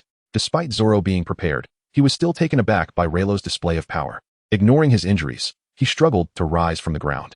Arlong Park slowly split apart, with the swimming pool connecting to the sea retreating to the sides, creating a breathtaking spectacle akin to a waterfall. As the surrounding seawater receded, Sanji quickly expelled the seawater from his lungs. A glint of sharpness flashed in his eyes. The power in his legs coalesced in an instant, delivering a decisive kick that struck directly atop Crocodile's head. This blow summoned all of Sanji's strength, sending Crocodile into a state of unconsciousness, his eyes rolling back. At that moment, Sanji, too, succumbed to a lack of oxygen and fainted. Nami rushed over, alarmed, and cradled Sanji in her arms, shaking him fervently, fearing he was gravely injured. Noticing a trickle of blood from his nose, her expression darkened, and she discarded him, delivering a swift kick to his head to rouse him. Meanwhile, the entirety of Arlong Park had been reduced to ruins. Observing the devastation, Rayleigh couldn't help but feel a pang of melancholy. At last, this place, which had been a source of Nami's disdain for over a decade, was utterly obliterated. His gaze shifted towards Luffy. Now, aside from the confrontation between Luffy and Arlong, the other battles had already concluded. Defeating Arlong would bring an end to it all. However, Rayleigh was concerned. Could Luffy truly vanquish Arlong in his prime with his current strength? Arlong, trembling with rage at the annihilation of his subordinates, cracked his knuckles menacingly. What a bunch of worthless fools. You have brought disgrace upon our kind. As he spoke, his fangs elongated ominously, as if revealing his true form. His nails began to sharpen, and he lunged ferociously at Luffy. Luffy dodged left and right, but his weakened body was no match for Arlong's ferocity. The sharp claws left deep gashes across Luffy's skin. In that critical moment, Luffy clasped his hands together, twisting his arms into a spiral formation, and launched an attack towards Arlong. The sheer force of his strike stirred the air into a whirlwind. Sensing the impending danger, Arlong's expression turned grave as he prepared to counter with his serrated blade, hoping to instill hesitation in Luffy. Yet, in the next instant, Luffy's fists collided with Arlong's chest, causing a profound dent and forcing a spurt of blood from Arlong's mouth. The serrated blade slipped from Arlong's grasp as he reeled back, his blood spraying into the air. Rayleigh watched in astonishment. Luffy's display of power seemed overwhelmingly formidable. Had he misjudged Arlong's capabilities? Surely, Arlong should possess more strength than this. Or perhaps, fueled by rage, Luffy had grown even stronger? Truly, a man of remarkable prowess. The villagers, witnessing this spectacle, were struck with awe. As Arlong was injured, the ominous clouds that had loomed over them seemed to dissipate at that moment. However, just as they prepared to celebrate, the seemingly incapacitated Arlong stirred, trembling as he sat up straight. This rekindled despair among the villagers, who had felt a flicker of hope. Before Luffy could retract his arm, Arlong seized it with a vicious grip and sank his teeth into Luffy's forearm, blood gushing forth as Luffy howled in agony. Seeing this, Rayleigh furrowed his brow, ready to intervene, but Luffy retaliated with a swift kick to Arlong's head, breaking free from the grip of the shark-like jaws. Luffy's arms were now bloodied and mangled. Had he not reacted in time, he might have lost them entirely. Gasping for breath, Luffy locked eyes with Arlong, both refusing to back down. The tension in the air intensified as they stared each other down, but their injuries weighed heavily upon them, preventing either from launching an attack. After a brief pause, Arlong vanished from sight, and before Luffy could fully regain his composure, Arlong appeared behind him, sinking his teeth into Luffy's shoulder. The excruciating pain elicited a deafening scream from Luffy, as the crowd watched in horror. At this moment, all eyes turned to Luffy, filled with concern. Blood streamed from his shoulder, and it was clear that if he did not retaliate soon, the outcome would be dire. Resolute, Luffy extended his arm and delivered a powerful punch to Arlong's abdomen, aiming to propel him away. However, Arlong stubbornly refused to release his grip, determined to hold on until the bitter end, testing Luffy's endurance. Rayleigh's expression darkened. If this continued, Luffy would eventually succumb to blood loss. He recognized that this might be Luffy's limit. Just then, the system's notification chimed in. Ding. Congratulations, host. You have triggered a storyline task and may choose one of the following options. 1. Abandon Luffy and ally with Arlong to gain 1,300 experience points for all attributes. 2. Assist Luffy in defeating Arlong to gain 1,000 experience points for all attributes and a random forging blueprint. Upon hearing these words, Leilo furrowed his brow. Is it now a time for rewards? Must everything be shrouded in mystery? Setting aside the discussion of rewards, it was utterly impossible for him to align himself with that scoundrel alone. Thus, Leilo unhesitatingly opted for option 2. Once the task was confirmed, Leilo cast a cold glance at Alone and silently intoned, "System, extract the bull talisman." No sooner had he spoken than a chilling talisman materialized in Leilo's hand. At that moment, he coldly declared, "Luffy, I have a splendid gift for you. Catch it." Upon hearing these words, Luffy was momentarily taken aback, only to witness a stone-like object being hurled in his direction. Though perplexed, he placed his trust in Rayleigh, extending his arm to grasp the bull talisman. In that instant, an overwhelming surge of power coursed through him, invigorating his previously feeble body with newfound energy. This force, however, had no outlet for release. Gritting his teeth, Luffy clenched his fists and let out a mighty roar to the heavens. In that moment, his muscles swelled dramatically, causing the ground beneath him to sink under the pressure. At this sight, Arlong's pupils constricted. He was bewildered, unable to comprehend why this once feeble monkey, whom he had intended to dispose of, was now brimming with vitality. Could it be the handiwork of that boy wielding hockey? Before Arlong could fully process the situation, Luffy unleashed a punch that appeared ordinary, yet bore terrifying strength. Arlong's entire body contorted as he was sent flying. The sheer force of Luffy's blow surpassed Arlong's tolerance, causing him to spew blood and collapse on the ground, convulsing. Despite this, Luffy had no intention of sparing him. He unleashed a flurry of hooks, landing them squarely on Arlong's face, nearly severing his head from his body. In that moment, Luffy pried open Arlong's mouth and, with the other hand, yanked out his teeth. Arlong's mouth was a gruesome sight, blood gushing forth, and a glimmer of fear appeared in his eyes. Witnessing this, even the villagers who had suffered under Arlong's tyranny felt a twinge of compassion. This was a cruelty too extreme. Yet, to their astonishment, Luffy donned the extracted teeth as a grotesque accessory, biting down as if to inflict pain upon Arlong. Tears streamed down Arlong's face from the agony. At this juncture, Rayleigh and the others could only shake their heads in disbelief, realizing Luffy was indeed a man who bore grudges. Anger flickered in Arlong's eyes as he seized Luffy's face and yanked it downwards. However, in the next heartbeat, empowered by the bull talisman, Luffy delivered a punch that sent Arlong hurtling away. When Arlong landed by the sea, his expression was grave, his eyes filled with seething rage. Under the immense power of the bull talisman, Luffy strode purposefully towards Arlong. At that moment, Arlong's teeth chattered in trepidation, unable to fathom how this adversary had transformed into such a formidable foe. As Luffy drew nearer, Arlong gritted his teeth and declared, "You don't think that this is all I have, do you?" A sinister smile crept across his face. Suddenly, a fearsome roar emanated from the depths of the ocean, sending chills down everyone's spine as they gazed into the abyss. Before long, a colossal whirlpool formed in the sea, its size reminiscent of a small mountain. The overwhelming vibrations roused Sanji from his slumber, his face etched with shock. Even Zoro cast a worried glance towards the surface. In that moment, a gigantic sea cow emerged from the depths, its massive form looming before the onlookers. A wicked grin spread across Arlong's face as he commanded, "Moo, show them what you're capable of. The villagers here need not worry anymore. Eliminate those who deserve it."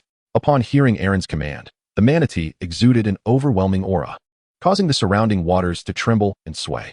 Moo opened its wide mouth, prepared to unleash indiscriminate attacks. However, at that moment, Leilo slowly turned, casting a cold gaze upon Moo. This single glance rendered the sea creature motionless. Gradually, Moo retracted its formidable presence, its body quivering in the water, eventually shedding 2 tears as it slowly retreated into the depths of the sea. Chapter 41. Defeating the Aaron pirate crew. Aaron, who had been laughing maniacally, suddenly fell silent. "Hey, your adversary is over here. Where do you think you're going?" he roared in anger. Yet, the manatee paid him no heed and promptly submerged, vanishing without a trace. Now, Aaron was utterly flustered. Even the sea beasts had been frightened away by them. How could he possibly turn the tide? As Aaron backed away in trepidation, Luffy advanced steadily, the overwhelming threat making Aaron retreat further. "Hey, kid, don't you want gold and treasure? I have plenty here. Take as much as you desire." Upon hearing this, Luffy remained undeterred, pressing onward while cracking his knuckles, producing a series of sharp, resounding clicks. To Aaron's ears, the sound was akin to a death knell. Hey, you must be interested in Nami's drawing skills, right? Feel free to take her. She has already provided me with ample blueprints and is of no further use." At this, Luffy still showed no signs of yielding. He continued to flex his joints, each crack echoing ominously. Aaron was now in a state of sheer panic. His heart raced as he retreated further, baring his teeth and exclaiming, "Who do you think you are? A filthy human, And here I am, lowering myself to this level. Do you truly believe I am an easy target? Despite his bravado, Aaron's heart was racing with fear. In that moment, empowered by the bull talisman, Luffy launched a punch with tremendous force. The impact reverberated through the air, causing Aaron's abdomen to cave in as he was violently propelled backward, crashing to the ground and creating a deep crater. This strike left onlookers aghast. Aaron hit the ground hard, attempting to lift his head, but soon his eyes rolled back and he lost consciousness. Witnessing this scene, the villagers of Kokasia erupted in cheers. At that moment, the dark clouds above parted, allowing a beam of light to shine down upon Kokasia village. Kuro and Shuba, straining to rise, gazed at their elder brother, their eyes trembling in disbelief. They could hardly fathom that their brother had been defeated by the detritus of the East Sea. Instantly, both struggled to crawl toward Aaron. But due to their severe injuries, they soon collapsed again. Ding. Congratulations, host, for completing the task of aiding Luffy in defeating Aaron. You have gained 1,000 experience points in all attributes and received a Sharingan forging blueprint. Upon hearing the system's notification, Leilo couldn't help but furrow his brows, momentarily taken aback. The concept of the Sharingan. Is it still possible to forge it? If that is indeed the case, could it be that in the future, one could create the Rinnegan, an entity capable of directly altering destiny and defying the heavens? At that moment, Luffy was gasping for breath, having just grasped the situation. The power he had just wielded was astonishingly formidable. He then glanced at the ox talisman in his hand. Could it be due to the stone? Luffy approached Leilo, his gaze fixed on him. Although this object harbored immense strength, it ultimately did not belong to him. With that, Luffy returned the ox talisman to Leilo, patting him on the shoulder as he expressed his gratitude. Thank you. Leilo accepted the talisman without uttering a word. Just then, the system's notification chimed again. Ding. Congratulations, host. You have triggered a quest to gather all the treasures of the Arlong Pirates. Upon completion, the Grand Gold Roulette will be unlocked. Upon hearing this sudden task, Leilo furrowed his brow. It was the first time he had encountered the notion that plundering treasures could trigger a mission. The Arlong Pirates had wreaked havoc in the East Sea for many years, amassing a considerable fortune. However, the location of this treasure remained a significant mystery. It seemed imperative to interrogate the captured fishmen thoroughly. At that moment, the villagers had bound the fishmen, most of whom were severely injured and lacked the strength to resist. The villagers, wielding hoes and shovels, vented their fury upon the captives. Though their blows could not inflict serious harm, they served to release pent-up anger. You wretched pirates who have tormented us for so long, your retribution has finally come, they exclaimed. Indeed, your days are numbered. The villagers were fervently expressing their rage, while Nami, the one who should have harbored the deepest resentment, remained remarkably calm. She was grappling with an internal dilemma, whether to stay and aid the village's revival or to join Luffy and set sail. Ordinarily, this should not have posed a dilemma. Yet, given the current state of the village, her decision was crucial. Luffy stood nearby, seemingly aware of Nami's turmoil, yet he refrained from verbal intervention, choosing instead to observe in silence. Soon, darkness enveloped the sky. The villagers of Kokoyasi village constructed a cage, imprisoning all the fishmen. To celebrate the annihilation of Arlong's crew, they prepared a lavish feast for the Straw Hat Pirates. However, Leilo found himself disinterested in the festivities, preoccupied with thoughts of where Arlong's treasure might be hidden. The system had specified that the reward would entail uncovering all of Arlong's riches. Anything less would be unacceptable. This predicament proved troublesome, especially since he was uncertain whether Nami's stored bounty of 100 million berries constituted Arlong's treasure. Based on the original narrative, that money was intended for the villagers. Moreover, Nami had intended to pilfer their wallets. If he were to take that money as well, would that not be exceedingly cruel? With such thoughts swirling in his mind, Leilo decided to cease his ponderings and joined Luffy in indulging in the feast. Although he had not exerted himself significantly during the battle, he was genuinely hungry after a long day. The villagers watched in astonishment as Luffy and Leilo devoured the food voraciously, their legs trembling at the prospect of such gluttony. If they truly allowed them to feast freely, the entire food supply of Kokoyasi village would surely be insufficient. Luffy, leveraging the resilience afforded by the gum-gum fruit, devoured half the food, leaving no plate untouched, ultimately resembling a large sphere. While Leilo did not partake in the same excessive manner, he consumed a third of the food and drink provided. Yet, his stomach appeared unremarkable, as the sustenance he ingested was redistributed throughout his body, thus not occupying space in his stomach. Ultimately, the villagers of Kokoyasi could no longer afford to sustain their extravagant appetites and resorted to offering oranges as a makeshift accompaniment to their drinks, alleviating their immediate concern. Chapter 42. Colonel Mouse and the Treasure. In an instant, the village was adorned with an atmosphere of peace and joyous celebration, akin to a festival. The villagers embraced one another, weeping with relief, exclaiming, "At last, peace has returned." For a full decade, they had endured the nightmare of Arlong's tyranny. Nami had sacrificed countless years of her youth for this cause. Regardless of the circumstances, this nightmare had finally come to an end. The villagers joyously celebrated throughout the night. But come dawn, they received alarming news. Look, several warships are approaching from our direction. Upon hearing these words, the villagers could not help but adopt grave expressions. Aegean swiftly approached and inquired, from which direction did the warship come? Upon hearing these words, the villager who delivered the message displayed a hint of trepidation. Indeed, it was coming from the east, the direction of the Along Paradise. Upon hearing these words, Aegean clenched his fists, trembling all over. Observing this scene, Leilo surmised the situation. The naval warship, boldly approaching from the direction of Arlong Park, was undoubtedly aligned with Arlong's nefarious dealings. Beside Leilo, Nami's eyes reflected a glimmer of indignation. In the next moment, Leilo placed his hand reassuringly on Nami's shoulder. Fear not, we have already defeated Arlong, and these petty naval forces will pose no challenge. With that, Leilo rose decisively. However, Luffy and Zoro remained blissfully asleep, and Leilo couldn't be bothered to rouse them. If all went as expected, it would be Captain Mouse arriving. Captain Mouse, having colluded with Arlong for many years, was a man of extreme avarice. Perhaps he would possess knowledge of Arlong's hidden treasure. With this thought, Leilo headed straight toward Arlong Park. Meanwhile, Captain Mouse had already landed in Kokokasia village. Witnessing the devastation of Arlong Park, he furrowed his brow. Although he had received reports of a pirate invasion in Kokokasia village, he was taken aback by the extent of the destruction. Moreover, Arlong was nowhere to be found. Examining the bloodstains on the ground, it was evident that a fierce clash had occurred between the pirates, with Arlong either fleeing or possibly having met his fate. Initially, Captain Mouse was stunned, but soon a sinister smile crept across his face. I never expected you to fall so low. However, considering the years of tribute you have paid me, I shall assist you by plundering your treasures. For many years, Captain Mouse had been in league with Arlong, possessing intimate knowledge of the location of Arlong's riches. He had not received any reports indicating that Arlong's crew had escaped Kokokasia village. They were likely annihilated by the invading pirates. Although he was unaware of the formidable force capable of defeating Arlong's crew, he presumed they had not located the treasure. With this in mind, Captain Mouse wasted no time summoning several sailors, instructing them to excavate the treasure's location. Captain Mouse believed the pirates had vacated the area, oblivious to the fact that a shadowy figure was observing them from the darkness. Soon enough, Captain Mouse, along with a contingent of Navy soldiers, arrived at the swimming pool of Arlong Park. He commanded his men to commence digging. After about half an hour, the sailors were panting with fatigue, yet they had unearthed nothing of value. Observing from the shadows, Leilo's expression grew grave. They had already excavated over 20 meters downward, yet no treasure had emerged. Could it be that Arlong had relocated his riches? Leilo resolved to wait a little longer. After another 10 minutes, the soldiers were drenched in sweat. At this juncture, Captain Mouse leaped into the pit and began to sift through the surrounding soil. Suddenly, a valve materialized before his eyes. With all his might, he turned the valve, causing the entire Arlong Park to tremble. The ground began to shift slowly apart, revealing a trove of gold, silver, and berries nestled within the crevice. Leilo glanced at the mound and estimated that if all were converted into berries, it could amount to a staggering 1 billion berries. It would be impossible to amass such wealth solely through rents in Kokokasia village. This was likely the treasure Arlong had pillaged along his journey from Fishman Island. The riches appeared to be rather cumbersome. If all were to be transported aboard the Mary, it would be uncertain whether the ship could bear the load. However, pondering such matters was futile. The priority was to seize the treasure first. With that resolve, Leilo swiftly positioned himself above the deep pit. You have worked hard. Henceforth, these treasures shall belong to me.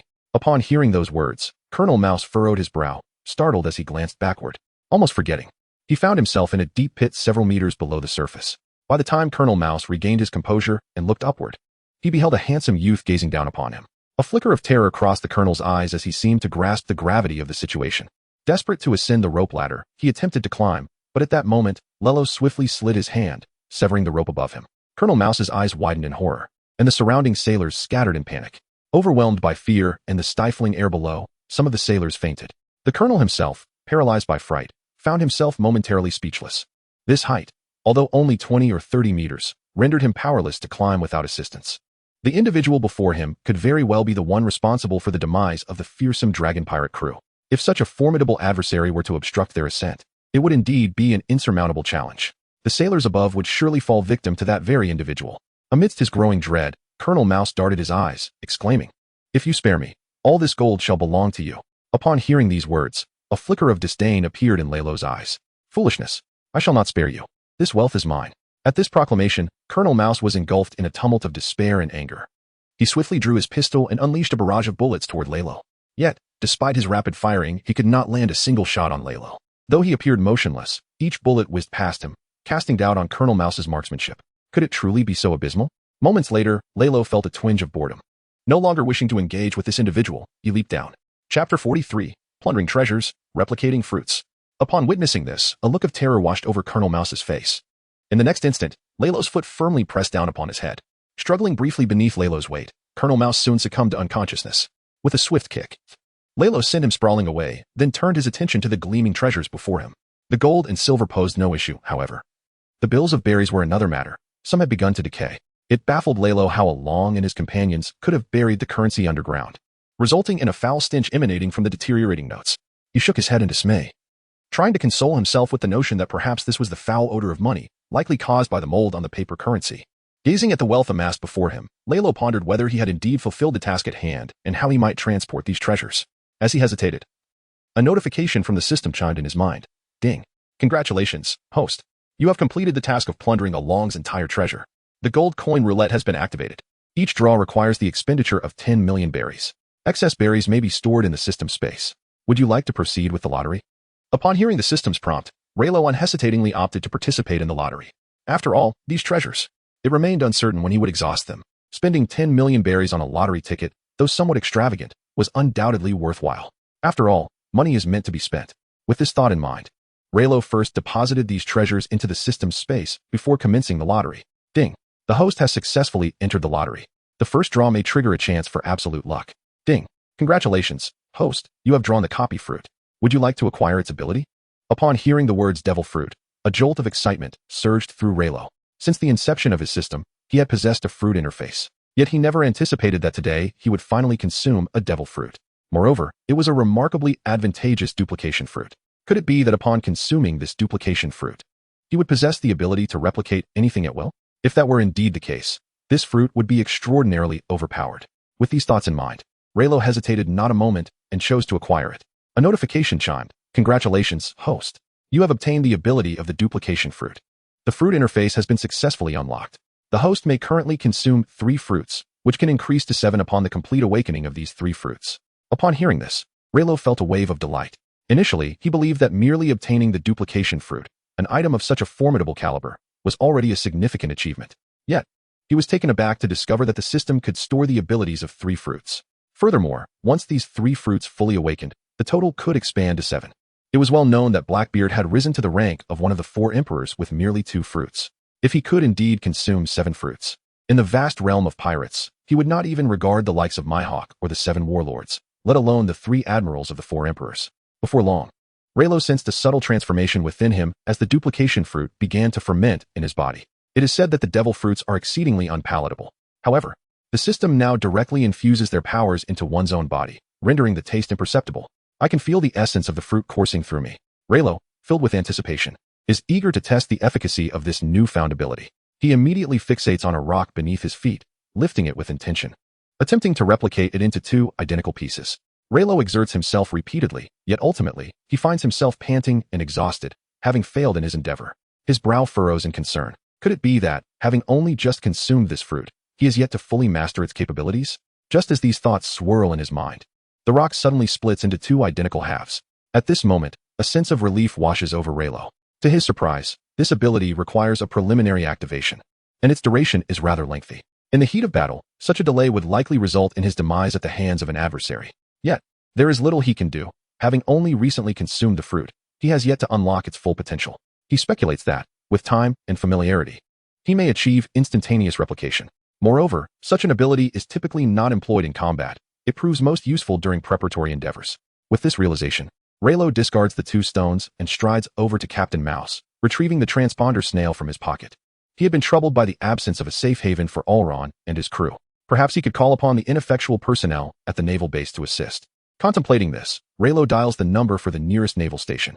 Soon, the transponder snail's eyeglass displays a pair of spectacles, and a woman's voice emerges, exuding a tone that is somewhat indifferent yet tinged with warmth. Hello, this is the naval base. How may I assist you? Upon hearing that sound, Leilo furrowed his brows. If he was not mistaken, it must be the bespectacled girl, Dashki. To his astonishment, the nearby naval base was actually under the control of Smoker in Lobetown. It was truly perplexing that such an incident involving Arlong could occur in the territory of the Smoke Man. He wondered what was transpiring. Initially, Leilo intended to tease Dashki, the bespectacled girl he was soon to meet. However, he soon heard a commotion of footsteps approaching from a distance, likely Nami leading the villagers toward them. Considering this, Leilo promptly stated, hasten to Kokoshiya village to retrieve the people. Under your very noses, a group of notorious pirates has appeared, and yet you remain oblivious. Smoker is hardly commendable in this regard. Moreover, your conniving rat of a captain, who consorts with pirates, has also fallen under my control. I kindly urge you, Navy, to refrain from such willful ignorance in the future. With that, Leilo set the Den Mushi down, placing the receiver aside for their convenience, enabling them to locate this place at any moment. In truth, it was not entirely Smoker's fault for failing to detect the rampant piracy in this area. After all, the East Blue is neither vast nor minuscule. Should any one link falter, it could easily lead to oversight. That Smoker could maintain control over Lowtown was commendable enough. Just as Leilo set down the Den Mushi, he heard Luffy's voice ringing out, "Hey, Leilo, where are you? Is there an enemy? Don't keep all the fun to yourself." Upon hearing those words, Leilo immediately bent his leg and soared into the air. As he emerged from the deep pit, the villagers collectively sighed in relief. Thankfully, this fellow was unharmed. Otherwise, we would bear the burden of guilt for eternity. How splendid! Let us behold the true visage of that dastardly Colonel Mouse. With that, they retrieved the rope ladder and descended, capturing the remaining Navy personnel, placing them alongside Arlong and his crew. Chapter 44, Nami's Final Choice. The villagers did not inquire about the purpose of the pit. Naturally, Leilo would not divulge its secrets, for he knew that sharing would yield them no fortune. After all, the 100 million berries that Nami had scavenged were not part of Arlong's treasure, and for that, they were grateful. The villagers lifted Leilo high in celebration of their victory. Yet, none noticed that Nami was leaning against a tree, quietly weeping in sorrow. Leilo, with his keen perception, caught sight of this, as did Luffy. However, neither approached her, aware that Nami was grappling with a profoundly difficult decision. As the festivities subsided, the villagers set Leilo down, and soon it was midday. It was then that they realized someone was missing. Luffy furrowed his brow, Sanji lit a cigarette, and Zoro tended to his beloved sword. Moments later, they all widened their eyes in sudden realization. Usopp. They finally recognized that he had not been seen since the previous night. Pondering this, they recalled that Usopp had faced a fisherman officer alone. Surely nothing untoward had occurred? With that thought, they all rushed out in search of him, and the villagers scoured the area as well. After a thorough hour of searching, they discovered Usopp fast asleep in a hollow. Beside him lay the unconscious Sho, his fate uncertain. The villagers promptly bound Sho and placed him in a cage. Then, Leilo delivered a resounding slap to awaken Usopp. Startled, Usopp awoke, flailing as if drowning, exclaiming, No, do not kill me. I am Captain Usopp, the immortal ghost." Upon hearing these words, a chorus of laughter erupted from the villagers, while Leilo and his companions felt an overwhelming sense of embarrassment. At noon, the villagers prepared a grand feast to honor the heroes who had liberated them from their plight. However, at that moment, Nami could no longer contain herself. She made her way towards Leilo. After a prolonged hesitation, Nami finally spoke. "I am truly sorry, but I cannot abandon my homeland to sail away with you." Upon hearing these words, the initially joyous atmosphere abruptly turned somber. Leilo and Luffy had long anticipated such a circumstance. Although their expressions grew grave, they refrained from voicing their thoughts. Zoro, ever composed, exhibited no signs of disturbance. However, Sanji displayed profound disappointment. If Miss Nami is not going, then perhaps. Sanji seemed to realize that such jesting was ill-timed, and promptly fell silent. Usopp, despite his limited time spent with Nami, could empathize with her feelings. "I understand your concerns, but do you not have your own dreams?" This remark appeared to resonate deeply within Nami. She furrowed her brow and tears streamed down her cheeks. "But the villagers cannot do without me." Upon hearing these words, Usopp felt a profound inner turmoil, momentarily rendered speechless as he stood transfixed in place. The atmosphere became somewhat awkward. The villagers, too, were reluctant to let Nami depart, and thus remained silent. However, at that moment, a Jin unexpectedly stepped forward. "Hey, Nami, what are you doing? This village cannot harbor pirates. Those who have once been pirates are not permitted to remain here, do you understand?" At these words, Nami could no longer contain her tears. "No matter what you all say, I will not leave. Until this village emerges from its shadows, I will absolutely not depart." In response, a Jin furrowed his brow, feeling a pang of compassion. Just then, Noki approached, placing a comforting hand on Nami's shoulder. Although his expression conveyed sympathy, he nonetheless remarked, "But if you choose to stay, we may never escape this darkness. You should pursue your dreams. Such a remarkable pirate crew may not come your way again." Upon hearing these words, Nami fell into silence, as though 1,000 needles had pierced her soul. She understood that the villagers did not intend to label him a pirate to provoke her. They merely wished to compel her to join Luffy and the others. Observing the turmoil within Nami's heart, a Jin stepped forward. There was no need for further discussion. Kokoyashi village does not welcome pirates. Depart now, and when we no longer harbor disdain for pirates, you may return. Upon hearing these words, Nami fell to her knees and wept bitterly. She had never anticipated that the villagers would force her to leave in such a manner. Deep down, she understood that this was their way of showing her kindness. They, too, were reluctant to see her go, yet they were willing to support her dreams. Just as this atmosphere of sorrow was brewing, a villager suddenly burst in to deliver alarming news. A fleet of warships was approaching Kokoshiya village from the south, claiming to be on a mission to eliminate pirates. Upon hearing these words, Usopp was the first to panic, swaying from side to side, nearly fainting once more. This is dire, this is dire. The navy is coming. Luffy, we must flee at once. Upon hearing these words, Luffy and his companions remained unfazed. Rayleigh, indifferent as ever, understood that as long as he was present, no one could sway their resolve. Zoro epitomized calmness, while Luffy, resolute, made it clear he would not budge. Sanji, too, maintained his composure, lighting a cigarette. It was rather impolite to leave abruptly while a lady was making a decision. Sanji's words successfully stirred Nami's heart. Gritting her teeth, she seemed to have made a final resolution. Suddenly, she drew a dagger from her bosom and ferociously stabbed at the emblem of the Arlong pirates on her left arm. Witnessing this, everyone was rendered speechless. Sanji attempted to intervene, but hesitated. Both Luffy and Zoro were moved, yet chose not to act. Nami's right arm was now marred, obscuring the original tattoo. Gritting her teeth, she looked at Luffy and asked, "May I join your pirate crew, Captain?" At her words, tears welled in everyone's eyes. Luffy, clenching his fists, proclaimed loudly, "Oh, absolutely." Upon hearing these words, a Jin, whose heart was already in turmoil, swiftly sought assistance to bandage Nami's wounds.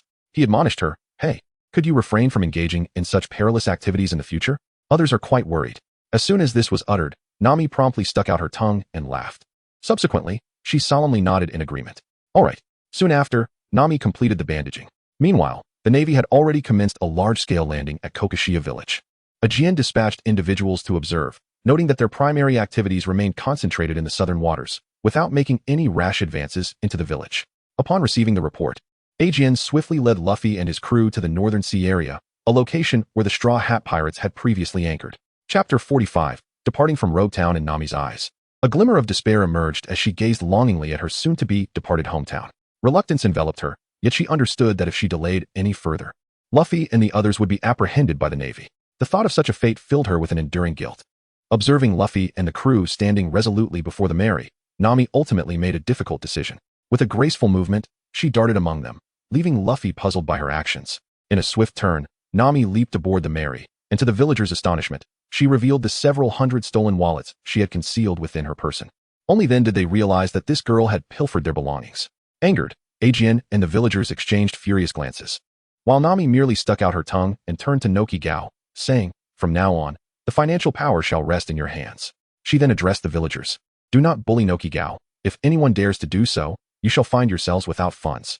With a mischievous smile, she bid them farewell and turned away. Sitting upon the ship's deck, her earlier joy replaced by a profound sadness, Luffy and the others felt at a loss, unsure how to console her, allowing her tears to flow freely. As the Navy approached, Luffy hastily commanded the sails to be raised. Thus, the Mary set forth on a new journey. At that moment, Nami glanced up, and her sorrow momentarily lifted, for before her stood the orange tree she had planted. She could hardly believe her eyes and recalled that Noki Gao had likely brought it aboard. Instantly, her face lit up with joy as she embraced the orange tree, treating it as a cherished treasure and a source of spiritual solace. Even when Luffy sought to pluck an orange, Nami's fierce glare nearly caused him to stumble. In the midst of playful banter, the group departed from Kokoyasi village, reminiscent of their departure from the Baratie restaurant.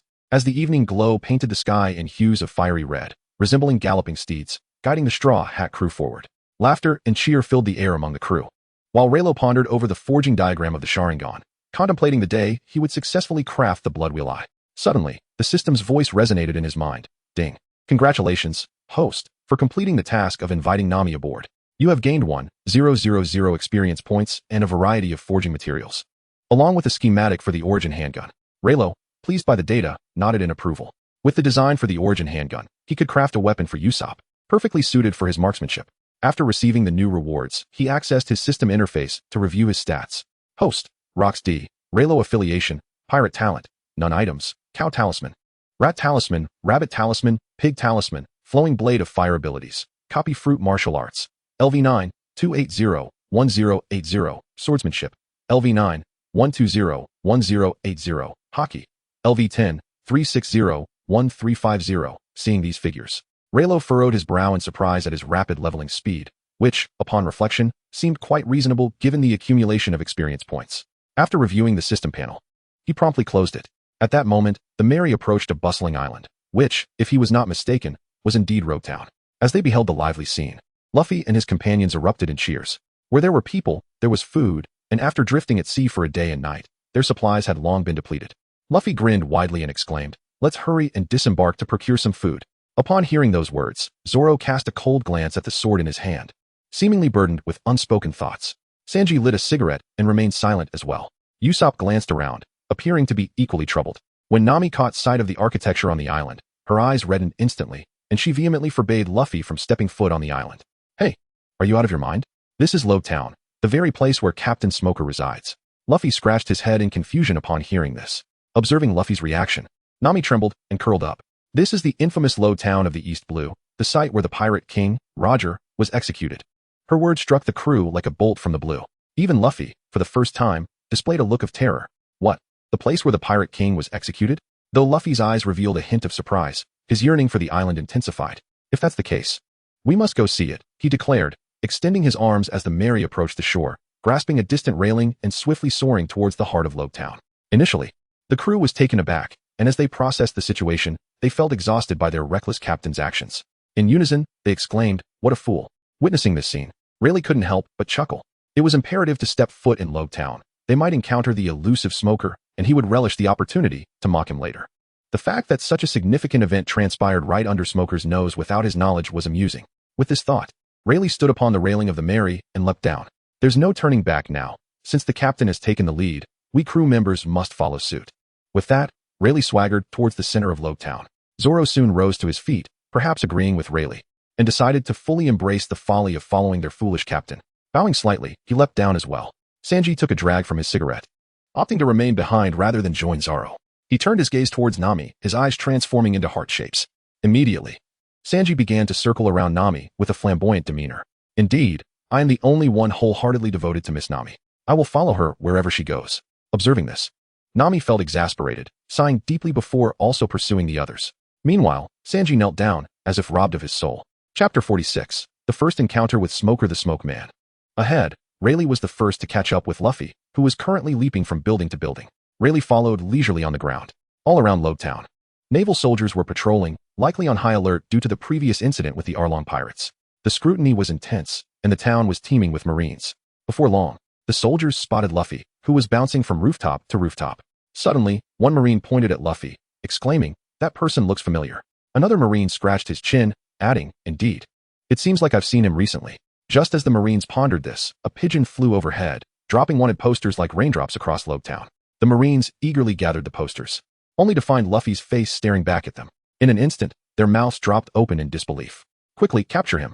He is the one who defeated Kuro and is the main culprit behind the Arlong pirates. Monkey D. Luffy." At this revelation, the Marines were taken aback, their eyes widening as they gawked at the bounty displayed on the wanted poster. A staggering 30 million berries.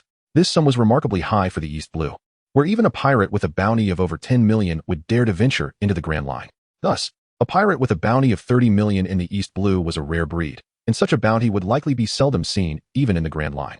In an uproar, the Marines scrambled to pursue Monkey D. Luffy, gunfire erupting in the chaos. Meanwhile, Rayleigh feigned ignorance, leisurely strolling along the ground. After all, the bullets posed no threat to Luffy, and there was no need to involve himself in the mayhem. Curiously, while he refrained from intervening during the Arlong incident, he had witnessed Captain Mouse being thoroughly beaten. It was perplexing that the Marines had not issued a wanted poster for him.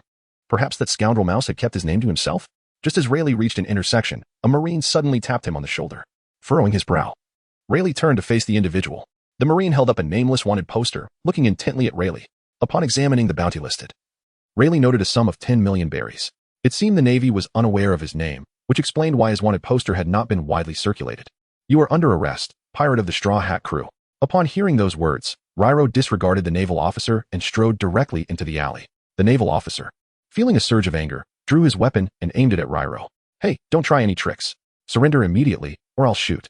Before he could finish his sentence, Ryro merely tilted his head slightly, unleashing his conqueror's haki in an instant. The naval officer immediately rolled his eyes and collapsed. Ryro folded the wanted poster neatly and tucked it into the pocket of his inner garment. Since he was already wanted, venturing out with such a face would undoubtedly attract trouble. With this thought in mind, Ryro glanced at the unconscious soldier and swiftly stripped him of his uniform, donning it himself. Thus, a makeshift naval officer emerged from the alley, strolling confidently down the street. In doing so, he no longer feared harassment from those foolish naval officers. Clad in the naval attire, Ryro ambled along, nonchalantly enjoying lavish food and beer as he observed Luffy being pursued in a disheveled manner. He relished the journey, feeling quite content. At that moment, Luffy was joyfully evading attacks atop a rooftop with a singular purpose in mind, to visit the site where the Pirate King was executed. He was indifferent to anyone else, but for Pirate King Roger was the father of his brother Ace and someone he aspired to surpass in his lifetime. If he did not pay homage at the place of Roger's execution, this journey would ultimately lack significance. Meanwhile, Nami and the others had just entered the heart of Low Town. Upon hearing the gunfire, an involuntary tension gripped him. It was evident that their foolish captain had been discovered. There was no alternative but to embark on a mission to rescue their incompetent leader. After all, who could have foreseen their misfortune of being burdened with such a simpleton? It remained a mystery where Leilo had wandered off to. Was he perhaps in the company of Luffy?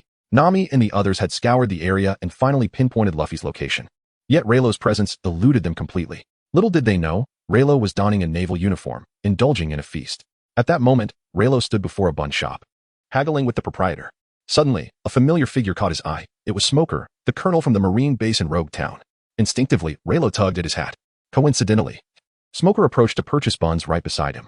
Leilo relaxed, savoring his dumplings. Just then, Smoker exhaled a thick plume of smoke and remarked, "How dare you impersonate a naval officer under my very nose? You possess quite the audacity." Upon hearing those words, Leilo's quivering lips abruptly ceased their motion.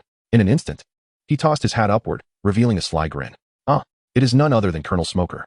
Is he not the ineffectual colonel who, for a decade, has remained indifferent to the pirates that have overrun the nearby seas?" Upon hearing those words, Smoker's expression instantaneously turned grave. Such events transpired right beneath his very eyelids, and he could not contain his disdain. Although he was merely an ordinary marine when Arlong invaded Cocoa Village, he had taken command of the naval base and risen to the rank of colonel over the past 2 years. Yet, this did not absolve him of the negligence he displayed during the pirate incursion in Cocoa Village. Contemplating this, Smoker solemnly stated, "It seems that call was indeed made by you. I appreciate it, but I shall never express gratitude towards a pirate. The outcome for you in my custody is singular, a one-way ticket to the underwater prison for reformation." As he spoke, Smoker's hand began to transform. Nevertheless, Riley remained unfazed, his lips curling in a motion that irked Smoker. What an arrogant young man he was. No sooner had the thought crossed Smoker's mind than his elemental hand lunged toward Riley. Yet, in the blink of an eye, Riley exerted a slight pressure and effortlessly grasped Smoker's elemental arm. Chapter 47, Riley vs. Smoker. Witnessing this scene, Smoker's pupils dilated in disbelief. He had not anticipated that this individual could seize his elemental arm. This feat could only be accomplished through the use of haki. Realizing this, Smoker observed the dark aura emanating from Riley's hand, leaving him astounded. Could this truly be the legendary armament haki? How could it be possible? Such aptitude was exceedingly rare upon the seas. With this thought, a grave expression crossed Smoker's face. He was unwilling to believe that a user of haki could emerge in the East Blue. Could this individual be a notorious pirate from the New World? Yet, if that were the case, why would he venture into the East Blue, a region renowned for its scarcity of resources and lack of formidable foes? Although one could easily reign supreme here, the resources at stake were exceedingly limited. With this in mind, Smoker swiftly elementalized his other hand and struck a powerful punch toward Riley. However, this blow was akin to a child's plaything in front of Riley. With a mere flick of his strength, Riley countered the attack effortlessly. In the next moment, Smoker enveloped Riley entirely in his elemental form, restricting his vision and inducing a sense of suffocation. A look of concern flickered in Riley's eyes. It appeared that Smoker possessed some merit after all. Feeling a sensation of asphyxiation, Riley retreated. While he could utilize haki to force Smoker to revert his elemental transformation, doing so would place Smoker in peril. Despite being a Marine, Smoker was a significant character within the narrative. Allowing him to exit prematurely would be far too hasty. Standing opposite Riley, Smoker's gaze was resolute. At that moment, the system's prompt resounded once more. Ding. Congratulations, host. You have triggered a storyline mission. You may choose one of the following tasks. 1. Plead for mercy from Smoker, seeking his forgiveness, and earn 1,500 experience points. 2. Escape from Smoker's grasp, earning 1,200 experience points and a dog talisman design. Upon viewing the choices presented by the system, Riley couldn't help but smile. Indeed, this individual was a pivotal character. However, the options provided by the system were not particularly appealing, and without hesitation, Riley selected the second option, to escape from Smoker. In truth, this task was more challenging than defeating Smoker. After all, defeating Smoker merely entailed subduing him, whereas escaping would be a far more arduous endeavor, particularly given Smoker's smoke-based abilities that made pursuit remarkably convenient. As Riley pondered this, he noticed Smoker's expression twist with fury as he regarded Riley's nonchalant demeanor. Enraged, Smoker launched an attack toward Riley, his smoke billowing upwards in a frenzy. Yet, Riley stood unmoving, exuding an air of calm. Seeing this, Smoker's brows furrowed tighter, and his anger intensified. "You arrogant fool, none of you shall leave here today." As those words fell from his lips, Smoker's smoke coiled around Riley's neck.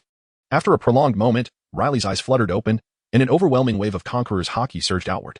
Initially, Riley believed he could swiftly subdue the Smoke Man, but he felt a significant drain on his energy. 600 points had already vanished from his progress bar. 3 seconds passed, yet Smoker remained upright.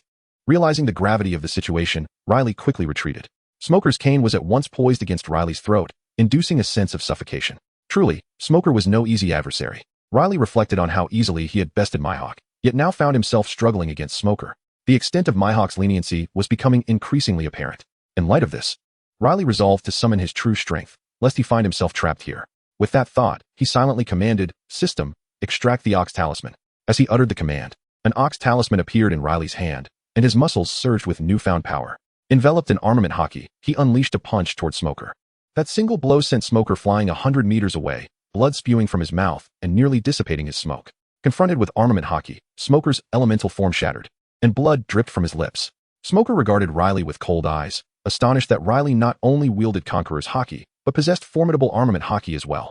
Was this truly a pirate cultivated in the East Blue? In all his time in the East Blue, he had never encountered such a pirate. After being struck by Riley's punch, Smoker knelt on the ground, blood trickling from his mouth as he gasped for air, momentarily paralyzed. Meanwhile, Riley stored the Ox Talisman, a hint of disdain glinting in his eyes. If you possess only this level of skill, detaining us here will prove quite challenging. With that, Riley turned and strode away, vanishing from Smoker's sight. Smoker slowly rose to his feet, harboring no doubt that if Virgo intended to strike with lethal intent, he would undoubtedly not witness the dawn of another day. However, he could not allow any pirate to escape, even at the cost of his own life. He was resolute in ensuring that no pirate would slip through his fingers under his very gaze. At that moment, the Navy personnel, who were pursuing Luffy, caught sight of Smoker's dire condition and hurried over to assess his situation. "Colonel, how are you faring?" Upon hearing the soldiers' cries, Smog maintained a resolute expression, clutching his abdomen as he declared, "Do not concern yourselves with me. It is imperative that not a single one of these pirates escapes. Capture them all at once, swiftly." Upon hearing these words, the naval fleet promptly retraced their steps, setting off in pursuit of the Straw Hat's captain, Monkey D. Luffy. However, not a single soul dared to alter their course to chase after Rayleigh. They were all acutely aware of the formidable prowess of Captain Smoker. Even someone as powerful as Smoker had been severely injured by Rayleigh. Thus, to venture forth would be tantamount to delivering oneself into the jaws of death. Naturally, Smoker had no intention of allowing his soldiers to perish in vain. After tidying his appearance, he grasped his cane and swiftly set off in the direction Rayleigh had taken. Meanwhile, although Rayleigh did not follow the same path as Luffy, he turned a corner and proceeded toward the execution platform of GOLD, Roger. After all, Roger was the former pirate king and one of Luffy's inspirations, not to mention the father of Ace. To forego a visit would indeed be a significant regret during his travels. Chapter 48. Onward to the execution platform. In an instant, Rayleigh quickened his pace, pursuing Luffy's direction. His speed was remarkable. Within a mere quarter of an hour, he caught sight of Luffy. At that moment, Luffy was fervently pushing forward, deftly evading the surrounding gunfire. In the blink of an eye, he spotted a familiar figure clad in naval attire. After considerable effort, with an expression contorted like an old eggplant, he finally recognized that the man in the naval uniform was none other than Rayleigh. Without hesitation, Luffy extended his arm, wrapping it around Rayleigh's neck. This unexpected maneuver left Rayleigh momentarily bewildered. Before he could react, Luffy exclaimed, "Hey, Rayleigh, hold on tight." Throughout this bewildering encounter, Rayleigh felt as if he could sense Zoro's despair. In the next instant, Luffy's arm hoisted Rayleigh, nearly choking him in the process. The left side of Rayleigh's head collided with a railing, finally allowing him to stabilize. Once pulled onto the platform, Luffy still did not release his grip on Rayleigh's neck. Instead, he dragged Rayleigh swiftly toward the execution platform. A flicker of anger sparked in Rayleigh's eyes. If it had been Zoro in his place, he would likely have drawn his sword by now. Seizing Luffy's hair, Rayleigh abruptly halted him. He then removed Luffy's arm from around his neck. At last, Luffy registered the situation, offering an embarrassed smile as he said, "Ah, my apologies, I didn't notice." Upon hearing these words, Rayleigh let out a resigned sigh, acknowledging the authority of their captain. Just then, a group of Navy officers pursued from below. Upon spotting Luffy's halt, they raised their weapons to fire. However, at that moment, a voice interjected, "Wait, it seems that Straw Hat Luffy has taken a Navy officer hostage." As these words echoed, the Navy officers turned their attention to Rayleigh, immediately issuing orders to refrain from firing. A wave of indignation surged within them. What a despicable pirate to hold a Navy officer captive. "Fear not, for we shall undoubtedly rescue you from the clutches of this vile pirate." Upon hearing their words, Rayleigh could not help but feel a wave of frustration. It truly exemplified the adage, one may cultivate flowers with great care yet find them failing to bloom, while another might casually plant willows and witness them flourish. Nevertheless, he chose to disregard it, resolutely following Luffy as they hurried towards the execution platform. A throng of Navy soldiers closely trailed behind, not daring to fire a single shot. Through the obstacles, they could already discern the location of the execution site. And now they were drawing ever closer. Luffy's smile remained radiant, yet the corners of his mouth seemed to tilt slightly downward. Ahead lay not only the execution platform for the Pirate King, but also that of Ace's father. One could not help but wonder if Ace had ever set foot here. Contemplating this, Luffy quickened his pace, and without hesitation, Leilo followed suit. In the West Sea, a small boat glided steadily towards Lobetown. At that moment, a tall figure emerged, bathed in light, making his way onto the shores of Lobetown. The striking striped shirt he wore accentuated his commanding presence, accompanied by 2 men, a woman, and a lion, who also disembarked. As the sea breeze swept through and the waves crashed, creating a cacophony of sound, the man who had landed first seized the collar of his companion. Bellowing, who are you calling a red-nosed fool? Upon hearing this, Simon quickly waved his hands. Captain Buggy, I have said nothing. The clown Buggy, with a resolute gaze, released Simon's collar. They had caught wind of the news that Luffy and his crew had already landed in Lobetown, the very place where his former captain had met his demise. Today, it was quite fitting to claim the head of Straw Hat Luffy as a tribute to Roger. With this thought in mind, Clown Buggy led his band of pirates into Lobetown. Upon reaching the heart of the town, Buggy halted and gestured. The Straw Hat crew may be hiding, so disperse and gather intelligence. As he spoke, a brilliant smile spread across his face. Even in dire straits, he was determined to locate them. This time, I shall avenge my past disgrace. Upon receiving their orders, the crew of the Buggy pirates scattered in all directions. Just then, Buggy heard a familiar voice accompanied by a thunderous crash overhead. Frowning, he looked up to see Luffy, having moved too swiftly, collide with a large bell. Witnessing this spectacle, Buggy's eyes nearly bulged in disbelief. He had not anticipated that Luffy would so brazenly appear before him. Just as Buggy was about to summon his comrades, he realized they had all dispersed to seek news of Luffy. A cold sweat broke out across Buggy's brow. It was sheer folly to think he could handle Straw Hat Luffy alone, especially with the presence of a troublesome companion by his side. With this in mind, Buggy retreated into a corner, concealing himself and preparing for the right moment to strike. Meanwhile, Luffy struggled to extract his head from the clock. Observing this, Rayleigh couldn't help but frown. Luffy's sense of direction was likely only second to Zoro's. How could he be so clueless as to collide with it?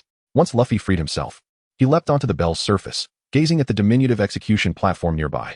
Though it was merely a tiny structure, in Luffy's eyes, it loomed large with significance. That was the site of the Pirate King's execution. With excitement coursing through him, Luffy stretched out his arms and grasped the adjacent building, effortlessly vaulting onto the execution platform. Raising his hands high, he proclaimed, I am the man who will become the Pirate King. Upon hearing this, the villagers of Lobetown seemed to awaken from a long slumber, scattering in alarm. Luffy's bold declaration caught the attention of Nami, Zoro, Sanji, and the others, who were drawn to his radiant smile, their pupils dilating in surprise. Although they were not in the same vicinity, they simultaneously exclaimed, what a foolish captain. In an instant, they all began making their way towards the execution platform. However, it was not just the pirates who were converging there. A throng of Marines had also gathered. The execution platform had long ceased to be merely a place for carrying out sentences. It had become a symbol of Lobetown and a representation for the entire world. They dared not fire recklessly. Damaging the platform would make them eternal villains. Hey, Straw Hat Kid, that place is not for you. Get down now, shouted a group of Marines. Chapter 49, Clown Buggy's Revenge. Upon hearing these words, Luffy's expression grew serious, only to be replaced by a sudden smile as he raised his arm in a rallying call. Let us embark on a grand endeavor, shall we? Witnessing Luffy's demeanor, Nami felt an overwhelming sense of despair. After all, these were members of the Navy, specifically the forces from Lobetown. Declaring war against them was akin to courting death. However, upon hearing Luffy's proclamation, Zoro, Sanji, and even Rayleigh revealed expressions of exhilaration. Presently, there existed only 2 bounties, one for Luffy and the other for Rayleigh. As for them, they bore no such notoriety. At their age, how could they possibly let slip such a splendid opportunity to unveil their identities? In the lightheartedness of Luffy's jest, Zoro slowly drew his sword, Wado Ikamanji, while Sanji extinguished his cigarette and gradually lifted his leg. In this tense moment, a cold voice emerged from behind Luffy. Hey, Straw Hat Luffy, how about we join in on the fun as well? Upon hearing this, Luffy furrowed his brows, abruptly turned around, and, in astonishment, pointed at the person behind him exclaiming, it's you, Red Nose. Upon hearing these words, the once pretentious clown, Buggy, immediately erupted in a loud and furious retort. Who are you calling a red-nosed fool, you wretched monkey? In response, Luffy gritted his teeth and exclaimed, hey, what do you think you are doing? Hurry down. This place is one I alone am permitted to ascend. Upon hearing Luffy's inexplicable words, Buggy felt an overwhelming surge of anger. What? Who do you think you are, daring to command me? The two exchanged fierce glares, tension palpable in the air. However, Luffy remained oblivious to the fact that one of Buggy's hands had vanished. As Luffy raised his arm, preparing to strike Buggy down, he suddenly felt a wave of weakness wash over him, his body collapsing backward. Witnessing this, Rayleigh furrowed his brow in concern. Buggy, The clown had shackled Luffy with a pair of sea stone handcuffs, directly fastening them around his wrists. In the next moment, Buggy imprisoned Luffy upon the execution platform. At this sight, Rayleigh was perplexed. How had Buggy managed to split his body while wielding the sea stone handcuffs? Realizing the answer, Rayleigh glanced at the white gloves adorning Buggy's hands. Understanding the principle behind it, it turned out that sea stone could indeed be insulated. Shaking his head, Rayleigh contemplated intervening but hesitated, recalling the original storyline wherein Luffy's father, Dragon, would undoubtedly come to his rescue. In the distant sky, dark clouds began to gather, suggesting that Dragon had arrived at Logtown. The question remained, however, as to when he would take action. At that moment, Luffy, tethered to the execution platform, wore a fierce expression but was unable to free himself from the restraints. This was not solely due to the sea stone, but also because he did not wish to damage anything on the platform. A relic once used by the former Pirate King. Observing this, Sanji, Zoro, and Nami displayed expressions of shock. They had not anticipated that Luffy would be so easily controlled by Buggy the Clown. Zoro was the first to draw his sword and charge forward, intent on dismantling the execution platform. Yet, before he could take more than a couple of steps, he was intercepted by Manchi. Zoro, unwilling to engage in conversation, swung his blade towards Manchi's direction, only to be thwarted by a lion that appeared out of nowhere. Frowning, Zoro kicked the lion away and lunged forward. Just as he was about to strike, an exquisite woman appeared before him. At this sight, Sanji became infatuated. But Zoro was not swayed by such distractions and attempted to slash at her. However, his blade merely glided over her smooth skin, as if it were cutting through air. Despite the force behind Zoro's strikes, he could not inflict even the slightest harm upon the woman. Attempting to bypass her, Zoro found himself slipping off her skin and crashing to the ground in a heap. Witnessing this, Nami's eyes widened, and Sanji sensed that the situation was dire. At that moment, Buggy raised his blade, ready to deliver the final blow. If he were to delay even a second longer, Luffy would meet his demise at the hands of Buggy the Clown. Sanji's expression hardened as he swiftly dusted flour onto his hands, leaping into action. If the woman's skin could deflect all attacks, then he would need to ensure his grip was secure. As Sanji soared through the air, prepared to strike Alvida, she cast him a flirtatious glance. In an instant, Sanji surrendered, collapsing to the ground with a nosebleed. Nami approached and delivered a sharp smack to his head. All eyes turned toward Rayleigh, perched atop the giant clock. If Rayleigh could not save Luffy, then all hope would be lost. The crowd, including the Navy, anxiously watched Luffy, who after a brief struggle, gradually calmed his expression. In the next moment, he broke into a radiant smile. "I'm sorry, everyone, but it seems I'm going to die." This declaration stunned all present, including the Navy. Hey, what's wrong with this guy? Does he not realize he is about to die? They thought, considering him a heartless pirate who deserved his fate. In an unexpected twist, the townsfolk and Navy began to voice their support for Buggy, urging him to execute Luffy without delay. Get on with it. Kill that pirate. The shouts echoed, and dark clouds loomed overhead as light rain began to fall. Buggy had raised his sword high, yet Luffy continued to wear that brilliant smile. He had heard that the Pirate King had met his end in a similar manner. If death was inevitable, he might as well present his most joyful face to his comrades. At that moment, a glint of cold light flashed in Buggy's eyes as he prepared to bring his arm down. Suddenly, a bolt of lightning struck from the sky, aimed directly at Buggy's sword. The electric surge coursed through Buggy, causing him to tumble from the execution platform. The platform had been pierced by lightning, and Luffy's shackles were shattered. Having resigned himself to death, Luffy suddenly opened his eyes, realizing he was still alive, gasping for breath. Without hesitation, he removed the sea stone that Buggy had fastened to him with ease. Chapter 50. The leader of the Revolutionary Army, Dragon. Quickly, Luffy stood up, dusting off his clothes, and pointed toward the sea, shouting, "Everyone, head east. The great escape from Logtown begins now." As the words fell, a radiant smile appeared on the faces of Nami, Zoro, and Sanji. They soon began to run towards the eastern waters of Roguetown, where the Mary was anchored. Luffy brushed past a man clad in a green cloak, who was none other than his father, Monkey D. Dragon. However, this scene did not escape the watchful eyes of Rayleigh. Although the system had not issued a task, he felt compelled to inquire about Dragon. Luffy, without looking back, continued his course toward the Mary. The surrounding villagers, startled by the recent thunder, scattered in panic. The cold wind caressed Rayleigh's face, accentuating the devilish smile upon it. He descended directly from the giant clock, blocking Dragon's path. Upon noticing the unexpected figure before him, a grave expression flickered in Dragon's eyes. From Rayleigh's landing posture, he discerned that this individual was far from ordinary. Such agility could only result from years of rigorous training. Despite this, Dragon remained undeterred and continued to advance. At that moment, Rayleigh unleashed his Conqueror's Haki, which finally caught Dragon's attention. A solemn look crossed Dragon's face as he realized the overwhelming strength of Rayleigh's aura. Although many in the New World possessed more formidable Haki in the East Blue, finding someone with such power was nearly impossible, save for his father, Garp, and himself. Intrigued, Dragon turned to Rayleigh and said, "If you have something to say, do so quickly." In response, Rayleigh, with unwavering determination, asked, "Why did you not acknowledge each other when you clearly met just now?" This question stirred a tremor within Dragon's eyes. He was puzzled by the stranger's insight into his relationship with Luffy. Was it merely a coincidence? Or was there something more to this encounter? After a lengthy pause, Dragon managed to steady his thoughts. He lowered the brim of his hat, acknowledging that it was inappropriate to divulge anything in such an unsuitable moment.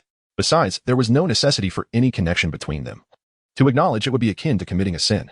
"I trust this answer suffices," he concluded. Rayleigh took a deep breath, opened his eyes, and replied deliberately. "To claim that recognition is a sin is misguided. In my view, failing to nurture one's own is the true sin." Upon hearing these words, Dragon fell silent, uttering not a single phrase. At that moment, Rayleigh spoke up. "Let us engage in a duel. Should you be defeated, you must accompany me to meet Luffy." In response, Dragon remained noncommittal, yet a trace of overwhelming might emanated from him.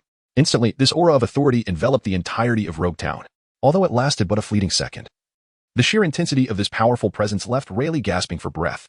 He took 2 steps back, gritting his teeth. It was astonishing to encounter such formidable dominance in this world.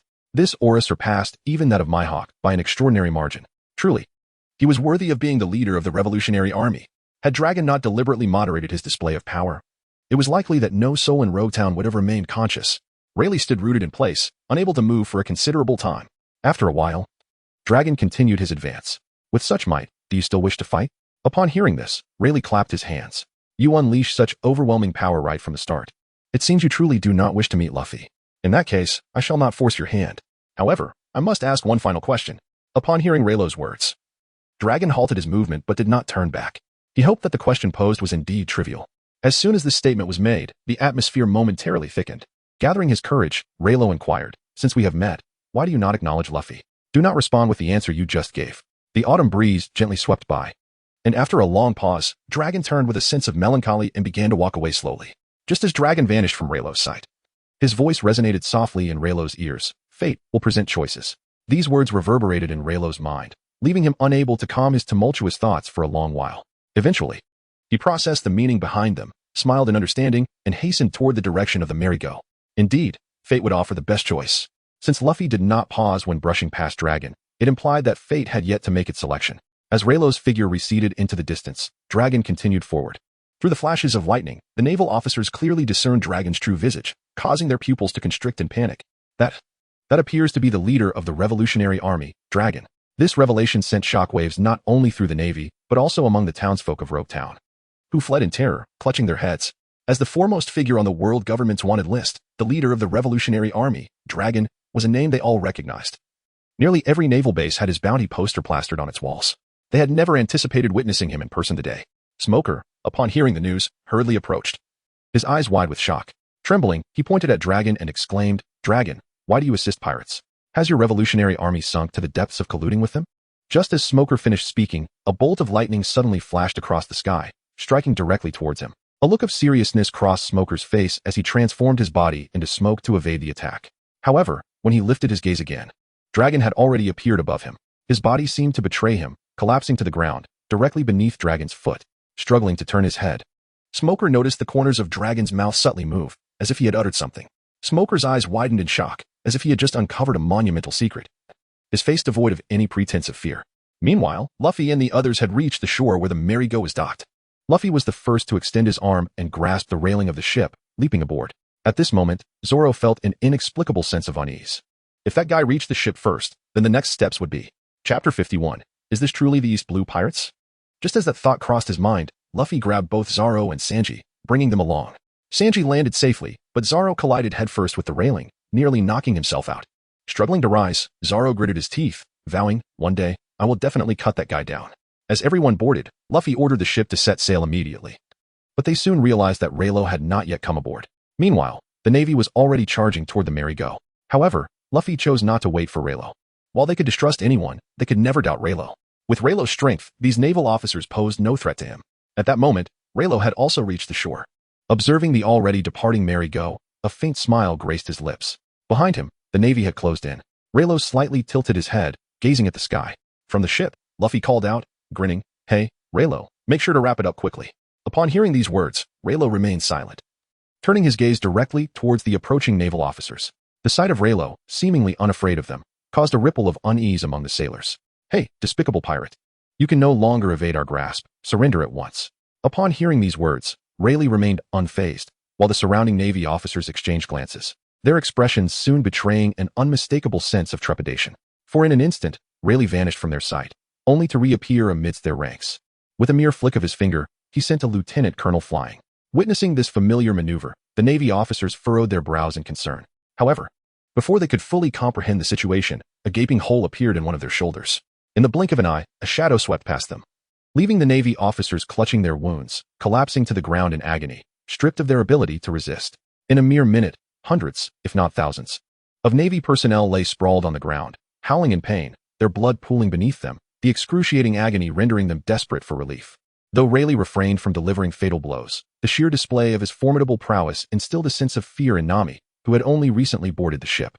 She had not anticipated that the one who had refrained from engaging in the battle against Arlong would turn out to be the strongest among them.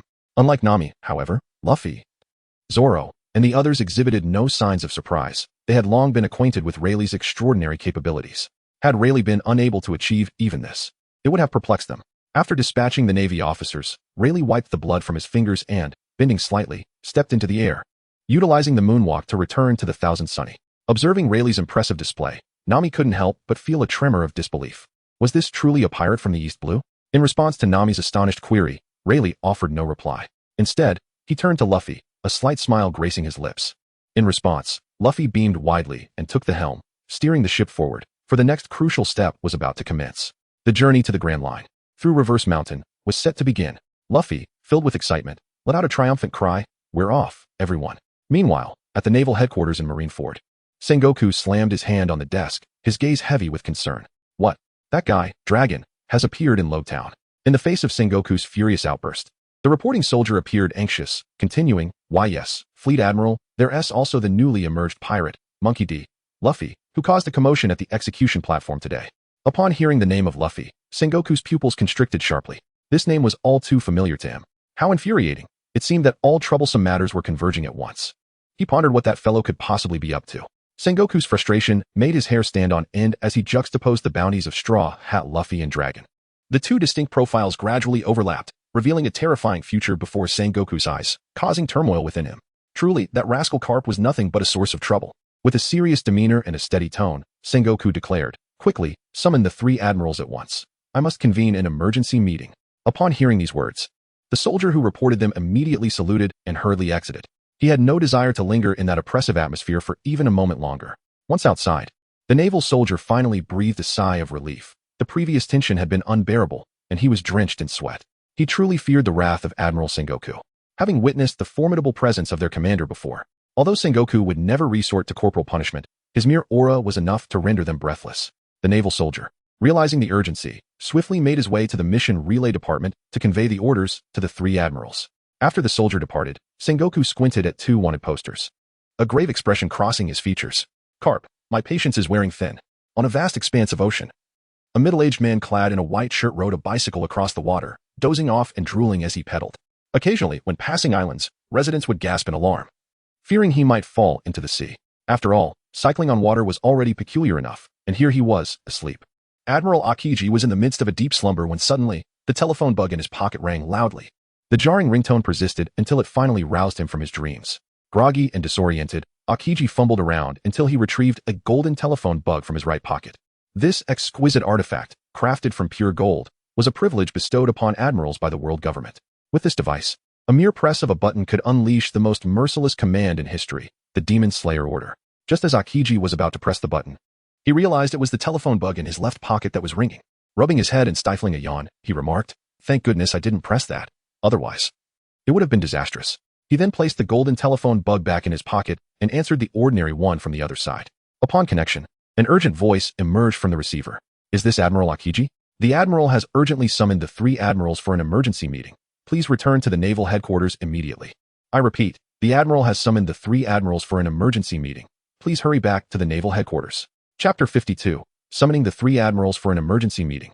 After the call ended, a serious expression settled on Akiji's face. He pondered the gravity of the situation that could prompt their admiral to convene such an important meeting, something that rarely occurred even once in several years.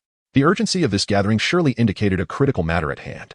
He recalled the last time such a meeting had taken place. It was during the O'Hara incident, before he had even ascended to the rank of admiral. The significance of this event was palpable. With a sigh, Aokiji tucked away the telephone bug and pedaled faster toward the naval headquarters. In a certain maritime region, flames roared fiercely, accompanied by anguished cries pleading for mercy. Admiral Akainu was relentlessly pursuing a powerful pirate faction. The sea was in disarray, with the enemy's fleet reduced to a single flagship under Akainu's assault. Flames engulfed the ocean, and the sounds of wailing echoed from the ship. Is that lunatic out of his mind? We clearly surrendered. One voice protested. Yes, we've already surrendered. Why are we being exterminated? Their voices contrasted sharply with the chaos of the roaring flames. The waves hissed as they were scorched, rendering them helpless, like lambs to the slaughter. At that moment, seizing the opportunity, Akainu leaped into the air, his arms transforming into molten lava, and he launched an attack on the enemy flagship. With a single blow, the vessel was reduced to ashes, and not a single pirate aboard survived. It was hard to fathom that this pirate crew had once boasted thousands of members. Yet within a matter of days, they had been obliterated by Akainu. No one, young or old, was spared. The admirals following Akainu observed this scene with a mixture of solemnity and unease. Such extreme justice, despite their years of service alongside him, was difficult for them to accept. Nevertheless, they had chosen to follow Akainu, agreeing with his philosophy. After all, they had witnessed firsthand the consequences faced by those lenient naval officers who spared pirates only to suffer retaliation. As they contemplated, Akainu descended slowly, a fierce glint in his eyes. Do not display that kind of expression. When dealing with these scoundrel pirates, we must eradicate them completely. Just then, a frantic marine messenger rushed over, breathless. Report, Admiral Sakazuki. The relay department just issued a transmission stating that the admiral has urgently summoned the 3 admirals for an important meeting. Please return to the naval headquarters at once. Upon hearing these words, Akainu momentarily paused, only to subsequently reveal a disdainful expression. He simply stated that he was unavailable.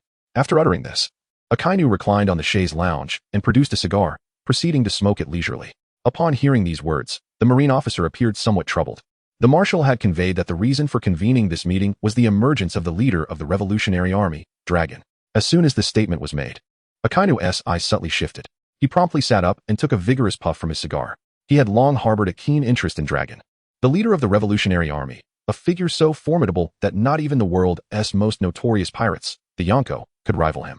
Although Akainu did not harbor the same disdain for Dragon as he did for pirates, he possessed an almost obsessive fascination for this world's most wanted criminal. However, the elusive nature of the Revolutionary Army made capturing Dragon a daunting task. The mere thought of confronting Dragon in battle filled him with a sense of fulfillment.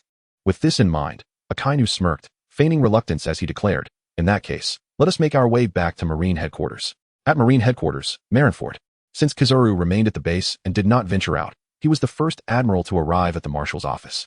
Upon entering, Kizaru settled cross-legged on the sofa, donning a look of melancholy. Hey, Marshal, you are encroaching upon my leisure time. If there is nothing of great importance, you ought to consider a salary increase for me. As he spoke, Kizaru glanced at his watch, seemingly preoccupied with the passage of time, apprehensive about whether this meeting would encroach upon his off-duty hours, which caused him considerable concern. Upon hearing Kizaru's inquiry, Sengoku remained succinct, directly retrieving a wanted poster. He then pressed it into Kizaru's hands. The moment Kizaru beheld the figure depicted on the poster, his expression inevitably turned grave. Observing this reaction, Sengoku felt a sense of satisfaction. It was precisely the demeanor he sought from Kizaru. Seizing the opportunity, he continued, that rascal Dragon has mysteriously appeared in Lobetown today. Quite the coincidence, isn't it? As he spoke, Sengoku produced yet another wanted poster, this time featuring Luffy. He promptly handed it to Kizaru, asserting, the simultaneous appearance of these two in Lobetown raises significant concerns, wouldn't you agree? Upon hearing these words, Kizaru feigned ignorance and remarked, Hey, Admiral, please refrain from speaking in such ambiguous terms. However, he added, these two individuals do bear a certain resemblance. Kizaru wore an exaggerated expression. Sengoku cast a glance at Kizaru and, with a hint of exasperation, replied, Stop pretending to be clueless.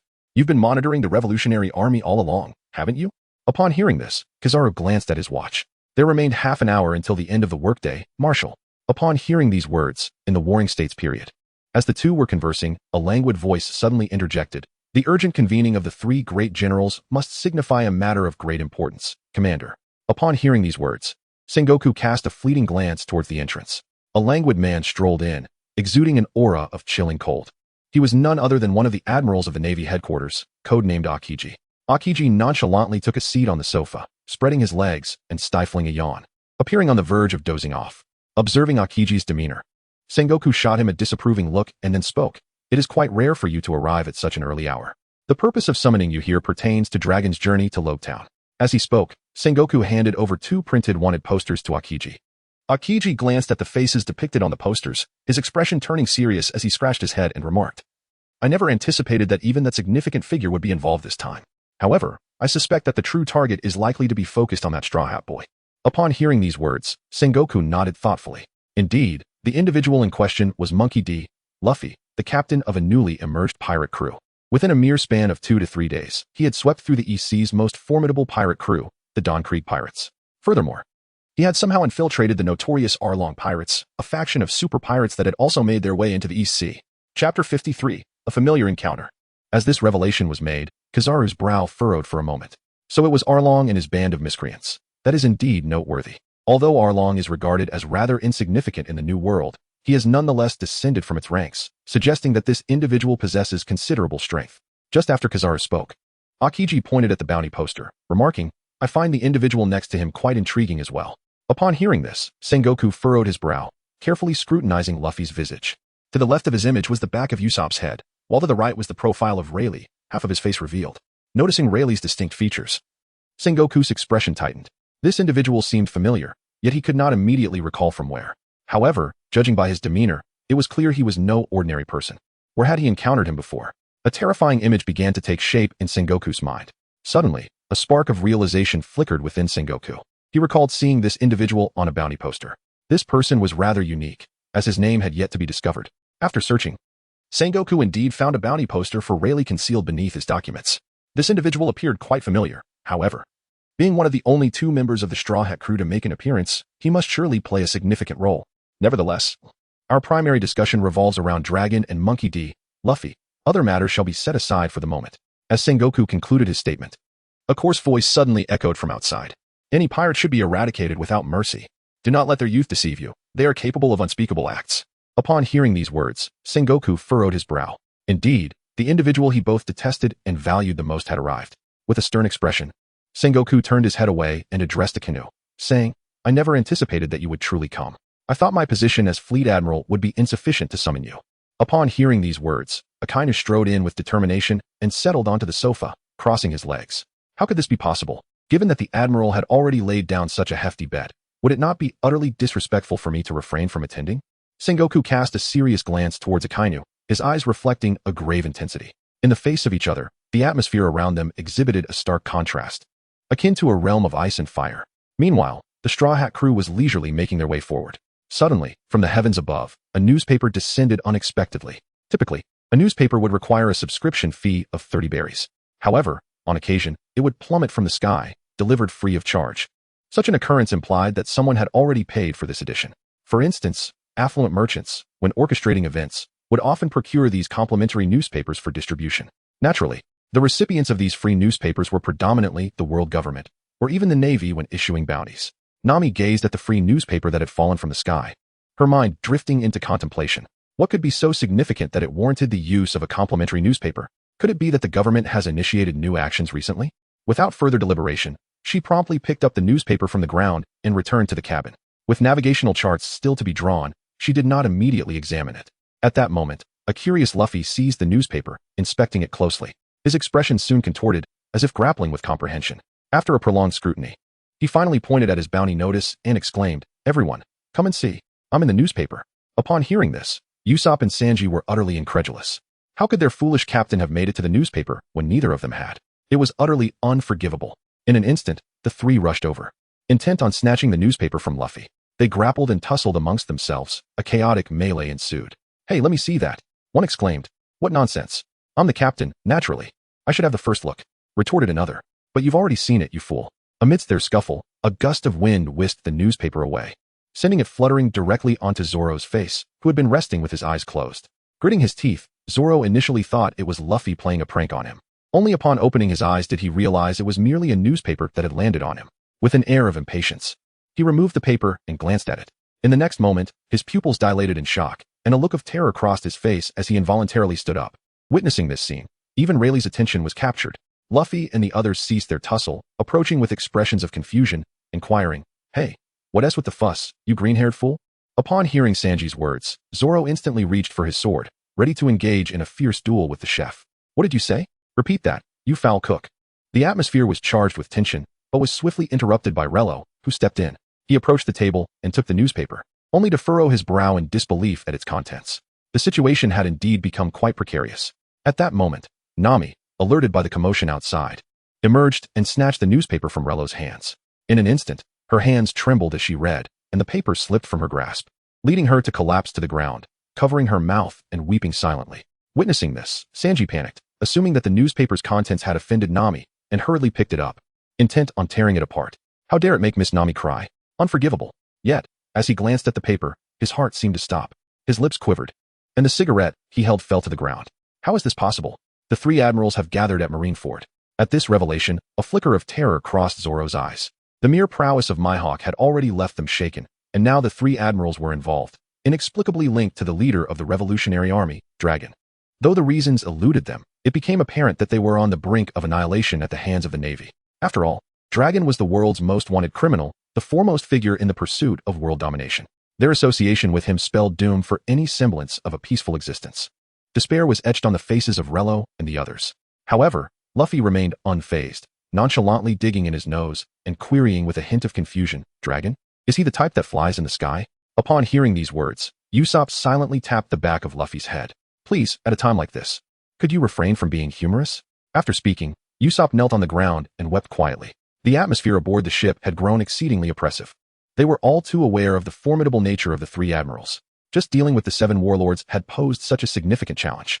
If they were to face the three admirals, they would undoubtedly stand no chance, even with Rayleigh's presence. Rayleigh, too, wore a grave expression.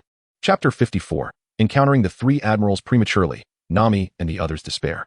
It was beyond his expectations to provoke the three admirals at such an early stage, especially considering they had yet to even enter the Grand Line. The New World and the four emperors still lay ahead, untouched. This was indeed intriguing. Reflecting on this, a subtle yet serious smile emerged in Rayleigh's eyes as he slowly remarked, "Perhaps we have truly stirred up a hornet's nest this time." The three admirals embody the pinnacle of the Navy's combat prowess, standing as superlative forces that could rival the might of the Sea Emperors. Upon hearing these words, Usopp, already teetering on the brink of despair, was instantly rendered speechless, his body turning pale as he seemed to petrify on the spot. At that moment, the composed Sanji lit a cigarette and took a deep drag, embarking on an analysis. The newspapers indicate that we are not the only ones involved. The leader of the Revolutionary Army, Dragon, is also mentioned. They are likely to focus their attention on the Revolutionary Army, given that it is a colossal force that we cannot contend with. In contrast, we are but a mere leaf afloat.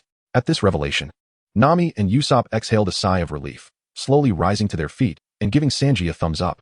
Sanji is right. With the Revolutionary Army as our target, we should be safe. Indeed, we are finally secure. Usopp exclaimed, producing a cup of green tea from seemingly nowhere and kneeling to drink it, his demeanor exuding comfort.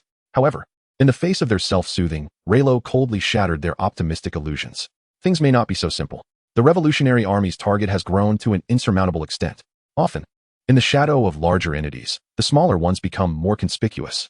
We may soon have to confront the relentless bombardment from the Navy. Upon hearing this, Usopp's expression once again fell into a daze, the green tea slipping from his grasp and shattering on the ground as he fell to his knees, tears streaming down his face. Nami, now even more pallid than before, looked as if she could transform into a zombie at any moment. The gravity of the situation cast a somber, serious air over the entire crew. Only Luffy remained oblivious, his expression contorted before suddenly brightening. "Oh, isn't that fantastic?"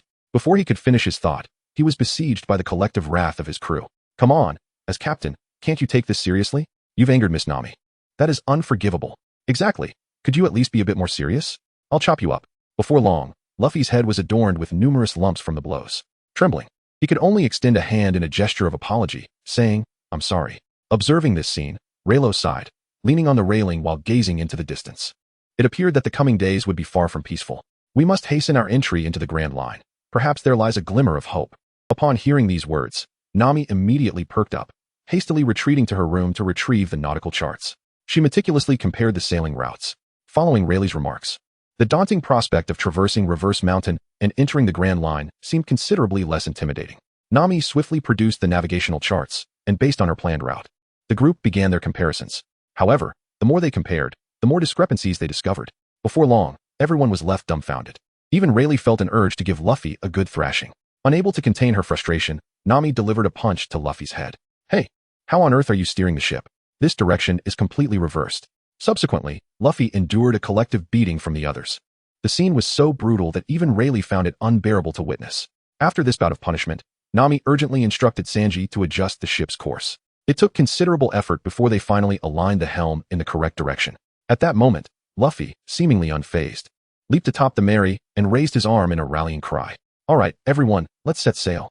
With Luffy's exclamation, the Mary surged forward, bound for their ultimate destination, Reverse Mountain. Meanwhile, at the Navy headquarters in Marineford, Sengoku convened a meeting with the high-ranking admirals and various vice-admirals of the Navy. The three admirals sat in a row on the far left, while to their right was the special vice-admiral, Zoro, alongside the legendary Navy hero, Garp. Surrounding them were several special vice-admirals and notable government officials. At that moment, aside from the leisurely munching Garp, the other officers bore furrowed brows. "Has Dragon finally made his appearance? What a mischievous child," Zoro remarked with genuine concern. In contrast, Garp burst into hearty laughter. "Huh, a brat like him is hardly worth mentioning. One of these days, I'll teach him a lesson with my slippers." Upon hearing this, all eyes turned to Garp, their faces a mixture of confusion. Sengoku slapped his forehead, exasperated by the old man. He quickly shifted the topic, casting a cold glance at Akainu. "Akainu, your actions during the operation to apprehend the cross pirates were rather excessive, don't you think? While I won't criticize you for eliminating pirates who surrender, why destroy an entire town? Do you realize how many innocents this will affect?" Upon hearing this, Akainu gently tapped his ear with his little finger, nonchalantly stating, "Fleet Admiral Sengoku, when did you become so merciful? In the pursuit of eradicating pirates, it is inevitable that innocents may suffer. Furthermore, I have already advised them to leave promptly. If some choose to disregard my warnings, their demise is of no concern to me." As these words echoed, the atmosphere grew increasingly tense, a faint golden light beginning to emanate from Sengoku. Despite Sengoku's own unwavering commitment to obliterating evil, which earned him the Navy's esteem, he differed from Akainu's reckless disposition and blatant disregard for human life. "Hey, you might be crossing the line. Do you truly comprehend the Navy's fundamental duty?" Upon hearing these words, a fierce blaze ignited upon Akainu, transforming the entire conference room into a sweltering inferno. Were it not for Akiji, the embodiment of ice, present in the room, it would likely have caught fire. The vice-admirals of the Navy headquarters, witnessing this scene, felt a deep-seated dread welling within them. A suffocating sensation enveloped the atmosphere. Had it not been for their concern regarding their status, they would have departed from this place without hesitation. For this feeling was indeed unbearable. The overwhelming aura emanating from these two formidable admirals was sufficient to render them breathless. Chapter 55, The Name of D. Moreover, these two individuals represented monstrous entities in the annals of naval history. Their combined presence grew increasingly oppressive, compelling some vice-admirals to rise from their seats and retreat. Just as they were on the verge of confrontation, a special vice-admiral, Zoro, forcefully struck the table, interrupting the escalating tension between them. It was truly unbecoming for an admiral and a fleet admiral to behave in such a manner before so many witnesses. Upon hearing these words, Akainu's expression turned grave as he swallowed hard. He then averted his gaze and returned to his seat, while Sengoku, acknowledging the gravity of the situation, followed suit.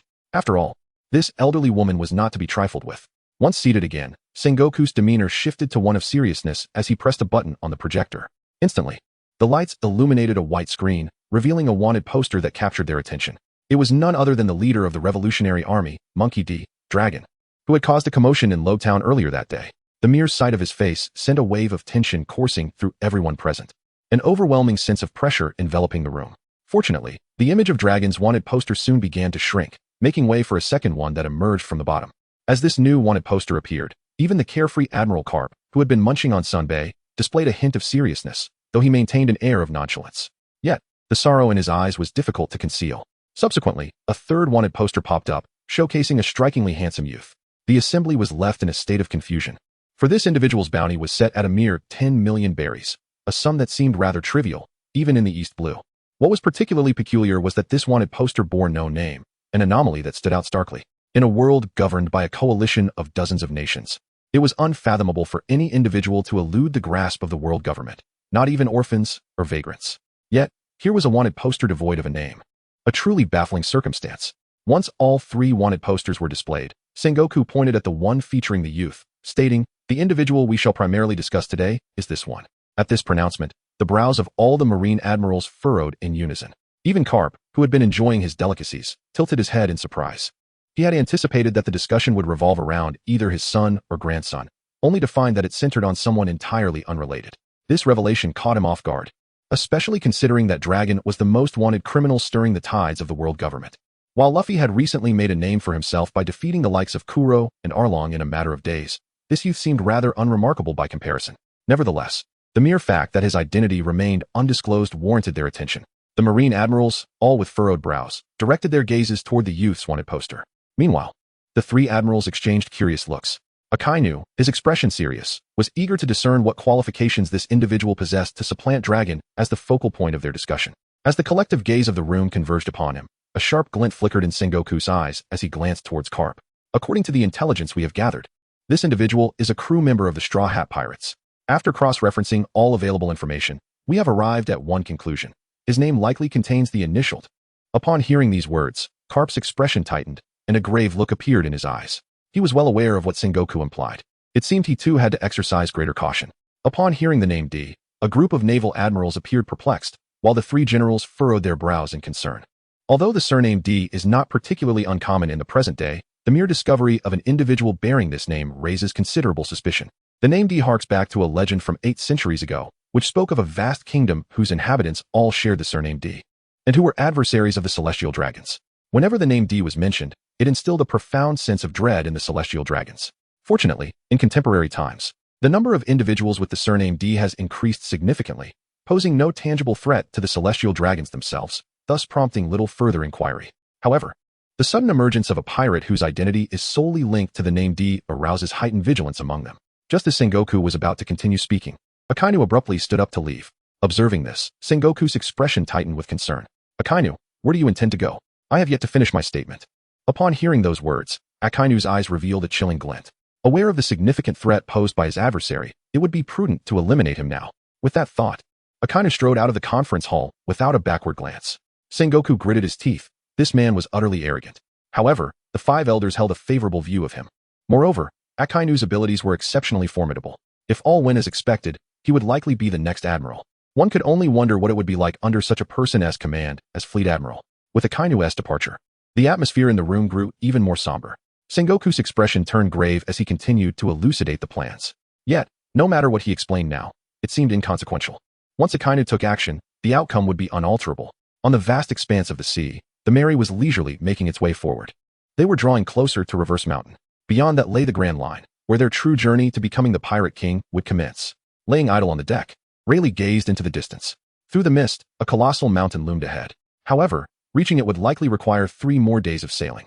He pondered whether this time frame would suffice for the Navy headquarters to make critical decisions. Just then, a chorus of cheers erupted. A lively celebration was underway aboard the Mary.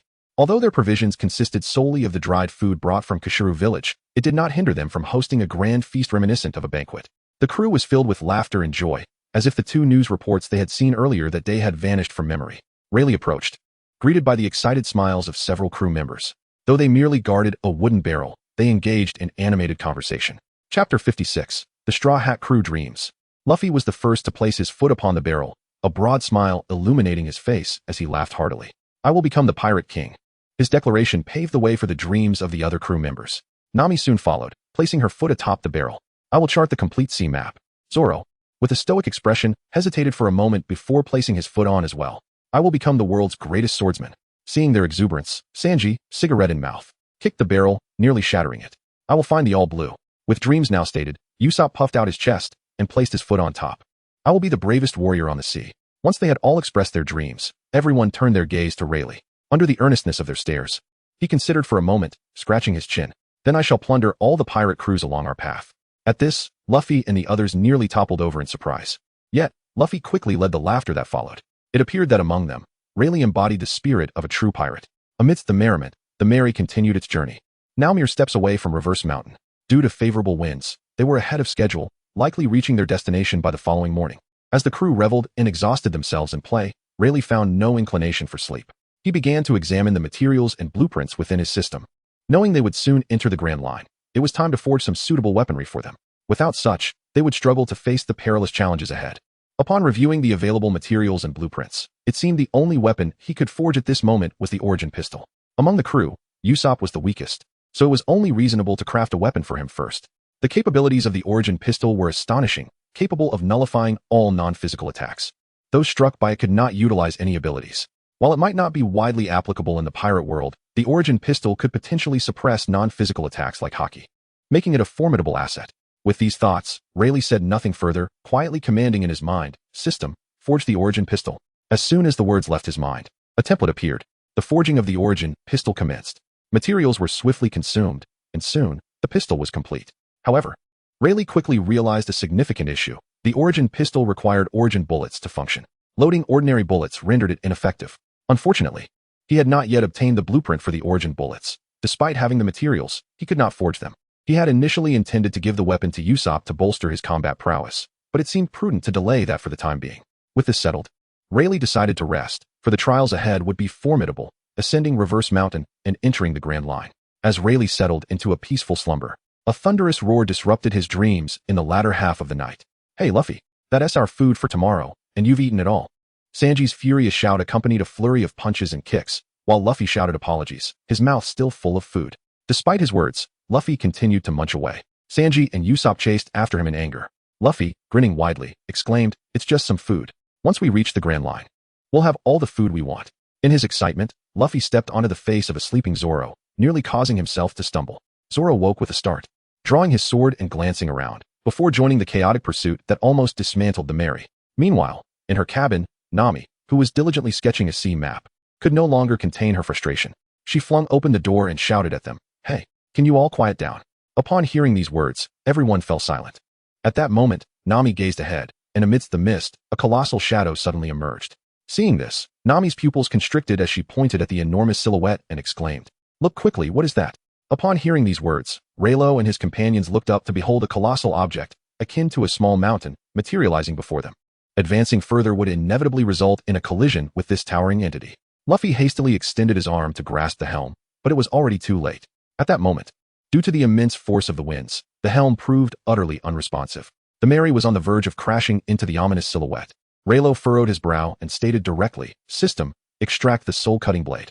As soon as the words left his lips, the soul-cutting blade manifested in Raylo's hand, exuding a formidable aura that radiated outward. A powerful flame, reminiscent of a soaring dragon, coiled around Raylo's form. This overwhelming fiery presence illuminated the obstructive entity, rendering it visible to all. In an instant, Luffy and the others were left speechless, for what lay before them was an enormous sea king. Raylo's mind raced with uncertainty. Logically, such gargantuan creatures should inhabit the Red Line, and encountering one beyond its shores was decidedly irrational. However, there was no time for contemplation. The sheer size of the Sea King posed a catastrophic threat to the Mary, which would be reduced to mere splinters upon impact. He could not permit such a calamity to unfold. The flames surrounding the soul-cutting blade grew increasingly intense, and the menacing visage of the Sea King gradually came into view. Without hesitation, Raylo raised the soul-cutting blade, leaving a brilliant scarlet flash across the night sky. In the following moment, an astonishing event transpired that left the Straw Hat crew in utter shock. As the crimson slash was unleashed, the previously tranquil night transformed into a radiant day. In the next heartbeat, the Sea King was cleaved asunder, not a drop of blood spilled. The Mary glided smoothly through the rift created by the strike. While Nami's eyes reflected sheer terror, Zoro, Sanji, and the others exhibited varying degrees of astonishment. Yet, Luffy alone radiated excitement, grinning widely as he gave Raylo a thumbs up. "Raylo, you're truly formidable. One day, I will challenge you to a duel." Upon hearing this, Laylo remained silent and sheathed his soul-cutting blade. Luffy realized that in order to engage him in combat, he would need to wait at least another 2 years. Chapter 57, Entering the Grand Line. As they passed through the narrow gap, what lay before them was the essential pathway leading to the Grand Line, the Red Land, and the Reverse Mountain. The waters of Reverse Mountain flowed upward, a sight that Nami was witnessing for the very first time. Due to the force exerted by Laylo's swing of the soul-cutting blade moments ago, the Mary was hurtling forward at breakneck speed. If they were to collide with this surging sea, the Mary would surely disintegrate. Observing this, Laylo furrowed his brow, his mind racing to devise a plan to rescue the Mary. He was resolute in his decision to upgrade the Mary, intending to use her as his sole vessel in the future. He would not allow any harm to befall her. Just then, the system notification chimed unexpectedly. "Ding. Congratulations, host. You have triggered a storyline quest. You may choose one of the following tasks. 1. Persuade the Straw Hat Pirates to turn back, which will yield several forging materials. 1,000 points of all attribute experience, and a forging blueprint for the famed sword Shoshui. 2. Assist the Straw Hat crew in ascending Reverse Mountain to enter the Grand Line, which will grant all attribute experience of 1,000 points, several forging materials, and a forging blueprint for the origin bullet." Upon hearing these words, Raylo hesitated, unexpectedly discovering that both options contained forging blueprints. This left him in a quandary regarding which path to take. If he considered the rewards, the Autumn Water forging blueprint was indeed a commendable choice. However, the origin bullet was precisely the material he required. Yet, The most critical factor was that having already set sail into the Grand Line, there was no turning back. Contemplating this, Leilo resolutely opted for the latter. However, the pressing question remained. How could they ascend Reverse Mountain? The tumultuous waters surged from below. Although this was intended to facilitate the upward navigation of ships, their current speed was perilous. It seemed likely that upon collision, they would be torn apart, let alone being drawn upwards by the water. With this thought, Leilo contemplated briefly before taking 2 steps forward and leaping into the sea. At that moment, Leilo unleashed his Conqueror's Haki, and instantly, a wave of dark energy surged upwards. In an instant, the bow of the ship lifted by 15 centimeters, allowing the vessel to ascend the first step of Reverse Mountain and avoid a disastrous collision. With the soaring currents, the Mary successfully ascended. Witnessing this spectacle, everyone's eyes widened in astonishment. Even though the ship had regained its course, Leilo remained in the water. Zoro was already prepared to jump in to rescue him. As anxiety gripped the group, Leilo emerged, hoisting a severed tentacle of a Sea King back onto the ship. However, the weight caused the Mary to sway dangerously. Nami's eyes nearly bulged in disbelief. Although this predicament stemmed from Leilo's actions, he had ultimately been of significant assistance, and she bore him no ill will. Scratching his head, Leilo realized that his good intentions had inadvertently caused trouble. The Mary rocked perilously close to a looming rock, prompting Luffy to inflate his body and narrowly avert disaster. However, Luffy's exertion only exacerbated the ship's instability. Due to the Mary's larger size compared to the original, some rocks were unavoidable. Seeing this, Leilo furrowed his brow. At this rate, their vessel would undoubtedly be wrecked. With no alternative, he crouched low and enveloped the ship in armament haki, instantly encasing it in an impenetrable layer. No matter what rock they struck, the ship would remain intact. Yet, this state could not be sustained for long. The haki aura above his head began to dwindle. 10 seconds had already elapsed. Although the duration of his haki had increased over the past few days, it had only extended to 30 seconds, with 20 seconds remaining. If the Mary could not reach Reverse Mountain, they would be at the mercy of fate. Under Leilo's protective haki, the Mary surged through the waters, unstoppable. Witnessing this, excitement sparkled in Nami's eyes as her admiration for Leilo grew. Yet, she remained skeptical of his origins. How could such a formidable individual exist in East Blue? After a moment of reflection, she felt a surge of happiness. Having such a powerful ally made their journey much more manageable. The Mary charged toward the summit. But Leilo's haki was nearing its limit. In the final 3 seconds, failure to ascend would result in a catastrophic collision with the overhead rock. Leilo's brow knitted tightly, beads of sweat cascading down. It appeared they were truly in peril. At the peak loomed a massive boulder, and Leilo surmised that they could not reach it in time. As the others noticed the impending rock, a sense of suffocation enveloped them. Zoro drew his 3 swords, while Sanji lifted his leg, ready to strike the boulder. Yet, their current strength was insufficient for such a feat in that moment. Leilo made the decision to forego his Haki's release, reserving the last moment of power for himself. System, extract the bull talisman, he declared. No sooner had he spoken than a stone materialized in his hand. In an instant, his muscles swelled, and he used the shave technique to reach the boulder's side. With armament haki enveloping his arm, he delivered a powerful punch, shattering the massive rock into fragments. At that moment, the Mary surged upward, and Leilo's haki was expended completely. The ship soared into the sky, and Leilo grasped the bow, propelling himself alongside it. With a tremendous splash, the Mary landed safely in the sea, and everyone exhaled in relief. Nami pressed her hands to the ground, gasping for breath. Thank goodness we landed safely. That was terrifying. Usopp knelt, his forehead against the deck, looking pale and breathless. We're saved. Zoro and Sanji displayed little reaction, having already resigned themselves to their fate. If they perished here, it would merely prove their inadequacy as pirates. In stark contrast, Luffy erupted in jubilant enthusiasm, shouting to the heavens. We arrived at the Grand Line. Upon hearing these words, everyone began to regain a semblance of their spirits. Once assured of their complete safety, Usopp felt rejuvenated. Chapter 58, The Mysterious Elder.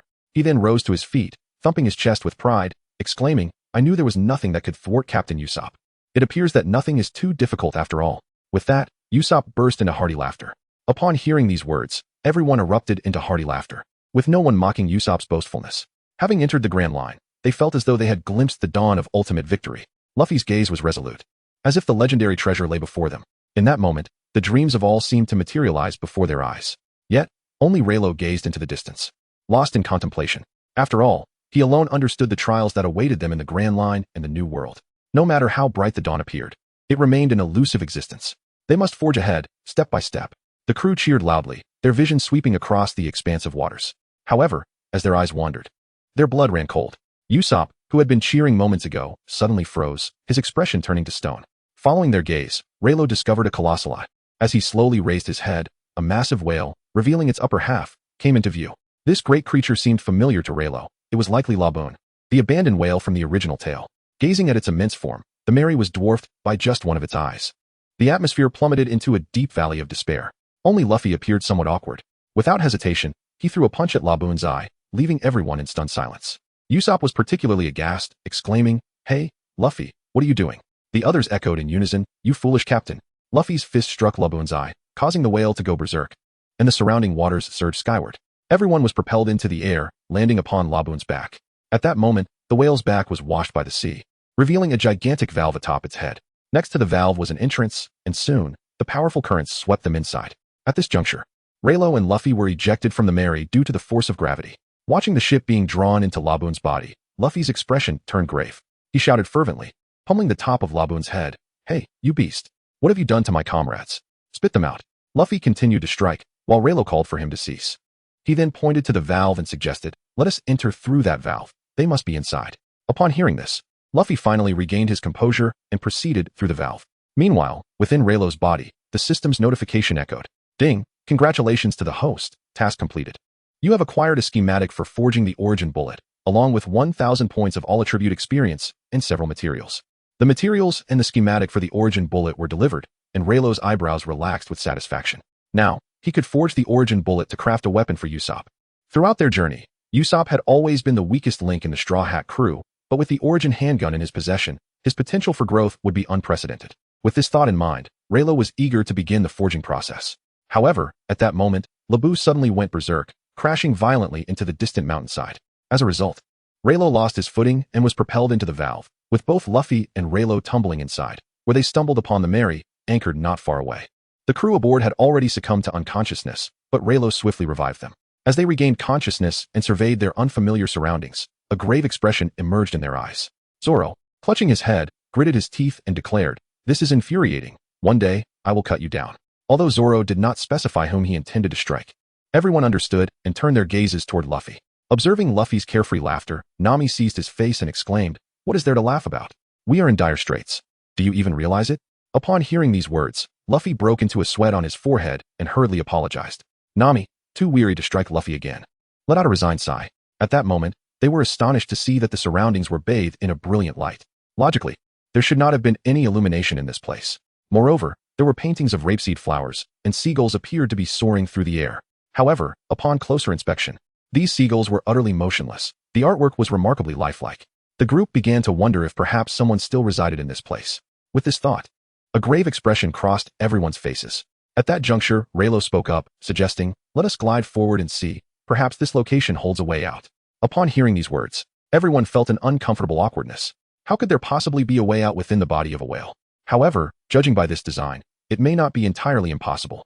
It remains a mystery who could be so cruel as to inscribe these drawings inside a whale's body and to equip it with electronic devices.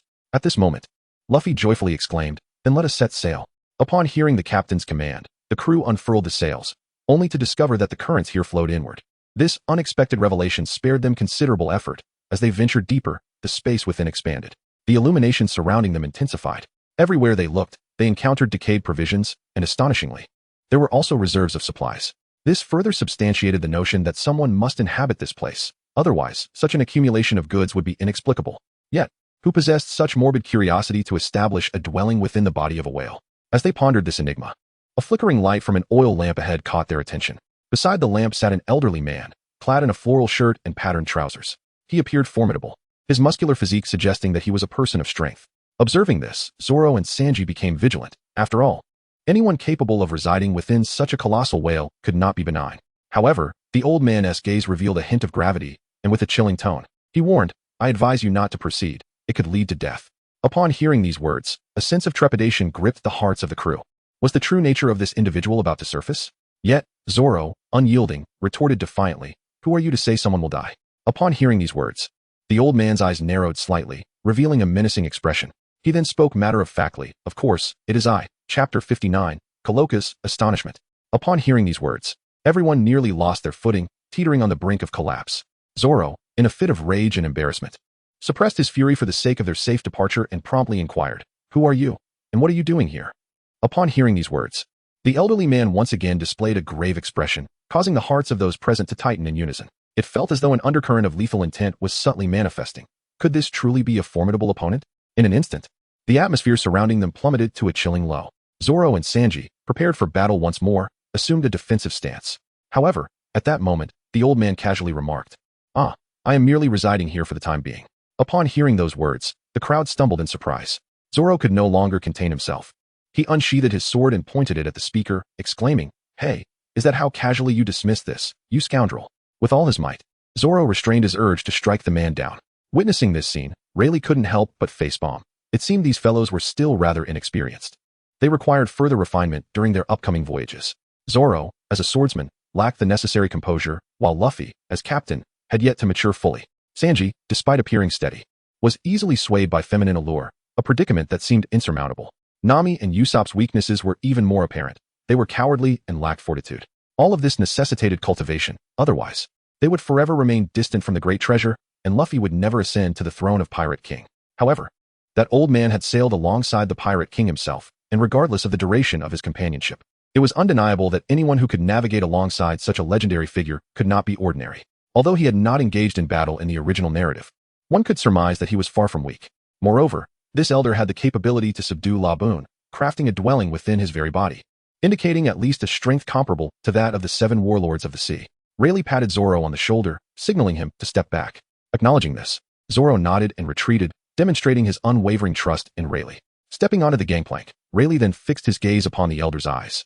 "Kuroka-senpai, if I am not mistaken, you are here to administer medication to Laboon, are you not?" Upon hearing these words, a grave expression emerged in Kuroka's eyes, prompting him to rise involuntarily.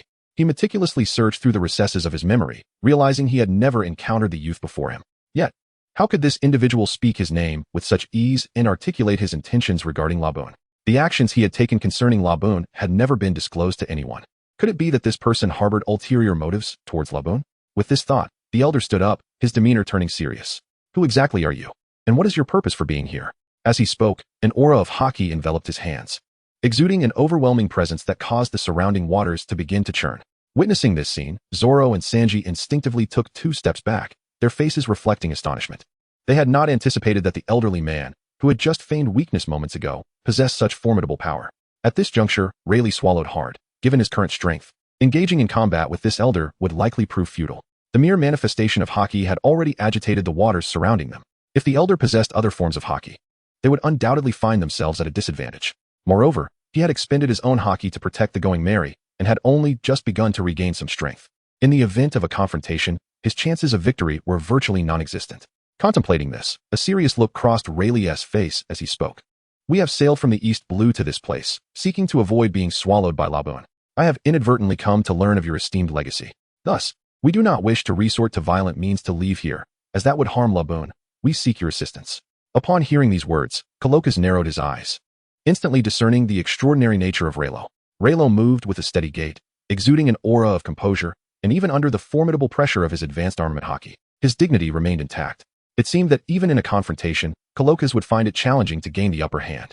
Even if victory were possible, the repercussions for Lab would be severe. Judging by the circumstances, this young man appeared to harbor no malice, and there was no need for him to rally forces. He then reclined back into the chaise longue. Exiting was effortless. Soon, it would be Lab's time to relieve himself, and they could simply follow the direction of Lab's departure to make their exit. Upon hearing these words, everyone, including Leilo, felt a wave of despair wash over them. Such statements implied that they were being treated as mere refuse, cast aside without a second thought. Had it not been for the formidable prowess displayed by the elderly man before them, Zoro would have certainly considered confronting him. As they hesitated, Kurokas gestured towards the original direction, suggesting, "If you truly wish to avoid exiting through the waste outlet, then after Lab has finished his business, you may ascend following the path of the valve. However, be forewarned, your vessel may remain anchored here indefinitely." Upon hearing these words, the crowd displayed expressions of grave concern, indicating the complexity of the situation at hand. At the naval headquarters in Marineford, Admiral Akainu assembled the fleet, promptly preparing to embark from Marineford. However, just as they set sail from the naval headquarters, the ships came to an abrupt halt. A fierce glint appeared in Akainu's eyes, and without inquiring about the cause of the delay from his subordinates, he rose and strode towards the railing. What met his gaze was a figure he least wished to encounter. Monkey D. Garp. Garp stood upon the surface of the sea, with nothing beneath his feet. Yet he remained buoyant. Observing this, a flicker of gravity crossed Akainu's countenance. He then utilized the moonwalk technique to glide across the water, confronting Garp. Neither spoke for an extended moment. Eventually, unable to contain his impatience, Akainu broke the silence. "Hey, old man, What are you trying to accomplish? Are you afraid that I might pose a threat to your son once I reach the East Blue? Do not forget, you are a hero of the Navy. Do not let your selfish desires tarnish your heroic reputation. Upon hearing those words, Carp chuckled nonchalantly. Moments later, his gaze turned icy, and with a serious expression, he remarked, "It seems those fellows haven't committed any heinous acts, have they, Akainu?" Upon hearing these words, Akainu narrowed his eyes, fully aware of what Garp was about to convey. However, in his view, the eradication of evil was paramount. He would not spare pirates simply because they bore the semblance of righteousness. Chapter 60, The Poacher Emerges. He would certainly not grant leniency due to any special relationships. After a prolonged silence, Akainu opened his eyes, casting a cold gaze toward Garp. A mere mortal is innocent, yet must avoid the guilt. Once they chose the path of piracy, they were fated to forsake their roles as virtuous beings. If they were merely inconspicuous pirates, it might have been a different tale. Yet now, their notorious fame attracts more ambitious souls, drawing them eagerly to the sea. An increase in pirates will herald unrest in the world. Therefore, eliminating them now serves as a warning to others. Do you not agree, Mr. Garp? Upon hearing these words, Carp's expression hardened. This reasoning was indeed difficult to refute. After a prolonged contemplation, he sighed and spoke. Perhaps you are correct, yet as a blood relative, I cannot turn a blind eye to this matter. At the very least, I have resolved to intervene. With that declaration, an aura of dominance enveloped him, causing the sea to churn violently. Witnessing this, Akainu narrowed his eyes, experiencing for the first time the formidable power of the legendary marine hero, which sent a thrill coursing through him. The magma surrounding Akainu began to bubble ominously, while dark clouds gathered above, as if orchestrating a prelude for the impending clash between these two titans. In an instant, the sea beneath them surged upward towards the heavens, prompting the Navy ships trailing Akainu to retreat to the marine headquarters. Just as the two were on the verge of unleashing their battle, a radiant light caught their attention. The waters parted dramatically, revealing Sengoku, transformed into the Buddha form of the human fruit, towering above the marine headquarters. With a stern countenance, he admonished them, "What are you two fools doing? Do you wish to tarnish the reputation of the Marines?" On Red Soil Island, the crew of the Straw Hat Pirates secured the Mary and subsequently settled down for the night, enveloped in silence. At dawn the next day, Nami was the first to awaken, only to catch sight of a shadow darting past her. Initially, she suspected her eyes were deceiving her and rubbed them, only for a look of horror to dawn upon her. Two figures were poised to assault Luffy's insides. Startled, Nami exclaimed, "Who are you? What do you intend to do?"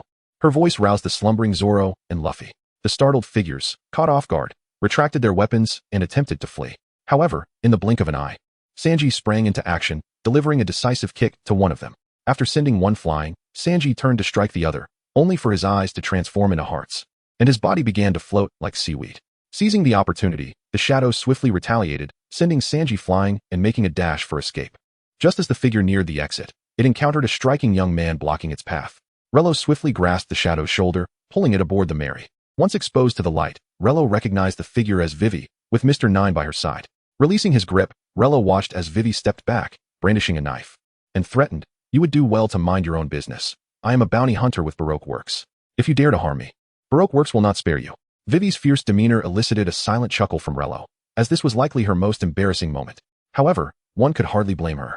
Adapting her character to infiltrate Baroque Works was a necessity. The others gazed at Vivi. Her blue hair, although unkempt, undeniably marked her as a beauty. They even forgot about Sanji, who had nearly drowned.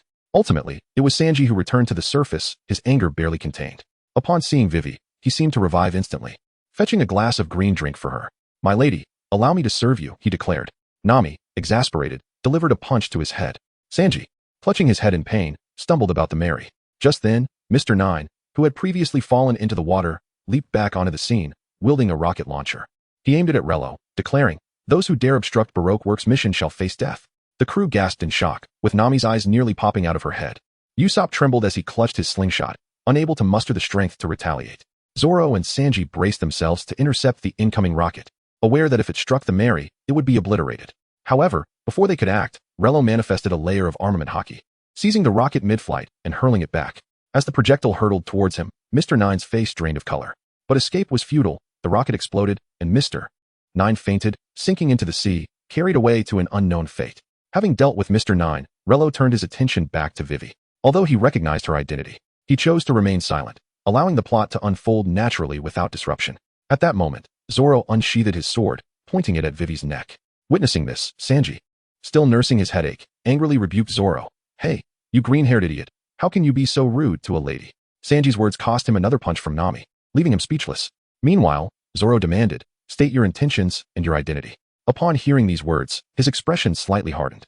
He then revealed a sinister visage and declared, "I have already stated that I am a member of the Baroque studio. This time, I am here on the employer's commission to hunt whales. Such a large whale could fetch a handsome price, and I never anticipated that there would be such opportunities here. Approaching from within would expedite the process."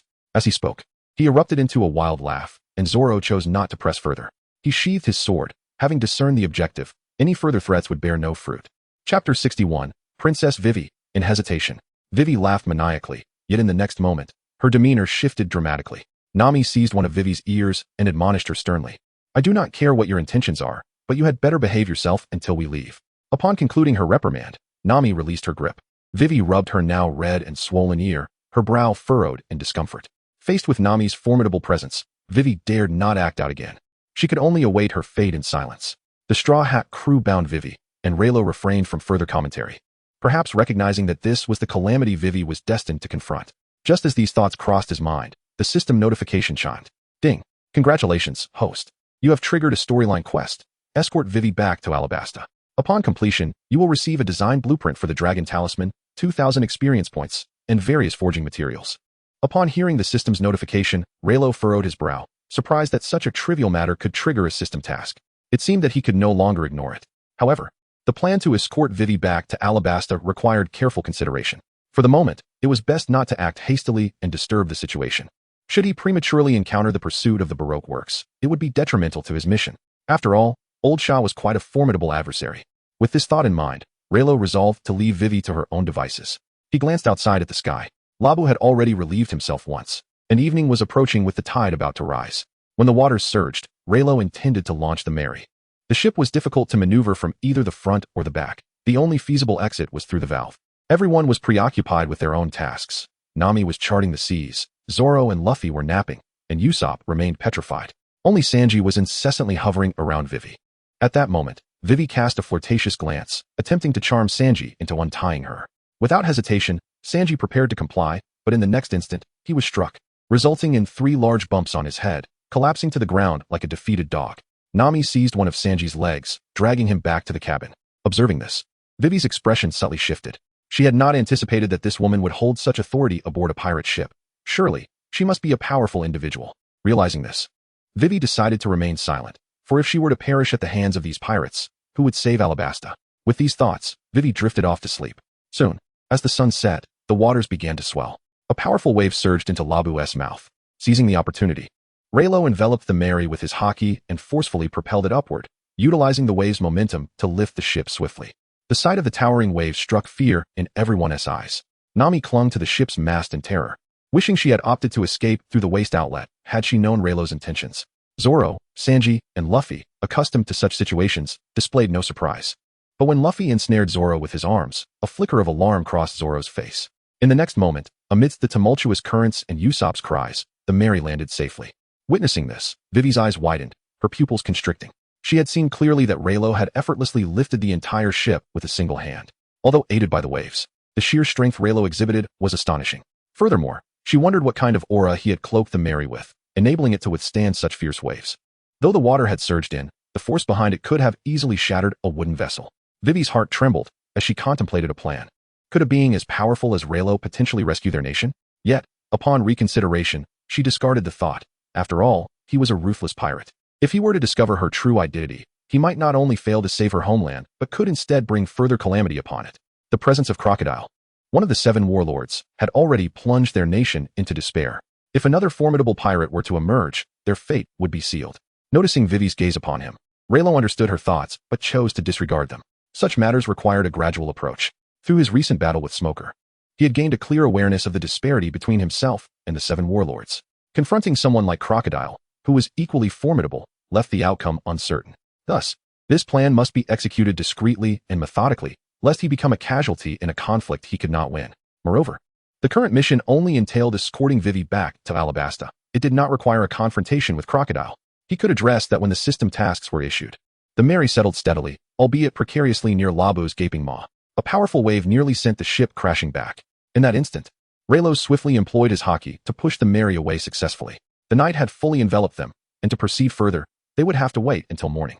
However, leaving Nami and Usopp to face such a colossal creature overnight would likely drive them to madness. Nami and Usopp clamored for a swift departure. Raylo scratched his head, glancing at the sky. Despite the moonlight being pleasant, the surrounding stars were dim. Sailing was feasible, yet he turned his attention back to Labu, who appeared profoundly sorrowful. Tears, or perhaps seawater, streaming down his face. If he departed now, the last opportunity to mend Labu's heart would vanish. There was no telling if Labu might meet his end before reaching the red line. After careful contemplation, Leilo opted for a compromise. He utilized the last remnants of his haki to push the Mary further away. In the rising tide, reckless movements could lead to a collision with the red line, potentially dismantling the ship. Only by applying his armed haki to the Mary could he ensure its safe passage. He enveloped the ship with his final 10 seconds of armed haki, then struck the water's surface, sending the Mary soaring away with the waves. Chapter 62. Changes in Alabasta. Vivi escapes. Witnessing this, a grave expression crossed Vivi's face, her heart torn with indecision. Should she beseech these pirates to accompany her to Alabasta? Amidst this emotional turmoil, she fell asleep once more. As the Mary distanced itself from Labu's enormous maw, tears of relief streamed down Nami's face. Usopp, seemingly frozen in shock, weakly uttered, "Thank the heavens, we survived." After a long day, everyone was exhausted, and, following dinner, they retired for the night. The next day, a ray of sunlight illuminated the Mary, awakening Vivi. She surveyed her surroundings. The waves had subsided, reflecting the beautiful dawn. While Vivi admired the scenery, a newspaper fell from the sky. The front page bore her father, Cobra's, likeness. As she skimmed through the article, her eyes widened in horror, tears cascading down her cheeks. The people of Alabasta were demanding the king's abdication, and the new monarch they hailed was none other than Crocodile, the mastermind behind Baroque works. Vivi could hardly believe that her father, who had devoted his life to loving his subjects as his own children, was treated in such a manner by those very people. If this continued, Alabasta would surely meet its demise at her father's hands, despite him being a benevolent ruler of his generation. Should the nation perish under his reign, her father would endure an unjust blame. Under such a grave injustice, she feared her father would not survive. As this thought crossed her mind, a shudder ran through Vivi's heart. Gazing at the surrounding pirates, still lost in slumber, she resolved to devise a plan to escape this place swiftly. If she did not return promptly, Alabasta would truly be doomed. Vivi struggled against the ropes binding her, but they were secured tightly, and she could not break free. In a moment of desperation, an idea struck her, and she called out, "Hey, I need a bath. Hurry and prepare the water for me." Upon hearing this, Sanji's ears perked up as if they had come alive. He immediately rushed to her side, saying, "Yes, I shall fetch water for you at once, my lady." Upon hearing such distasteful words, Vivi's expression darkened considerably. She could not fathom what manner of individuals resided aboard this pirate ship.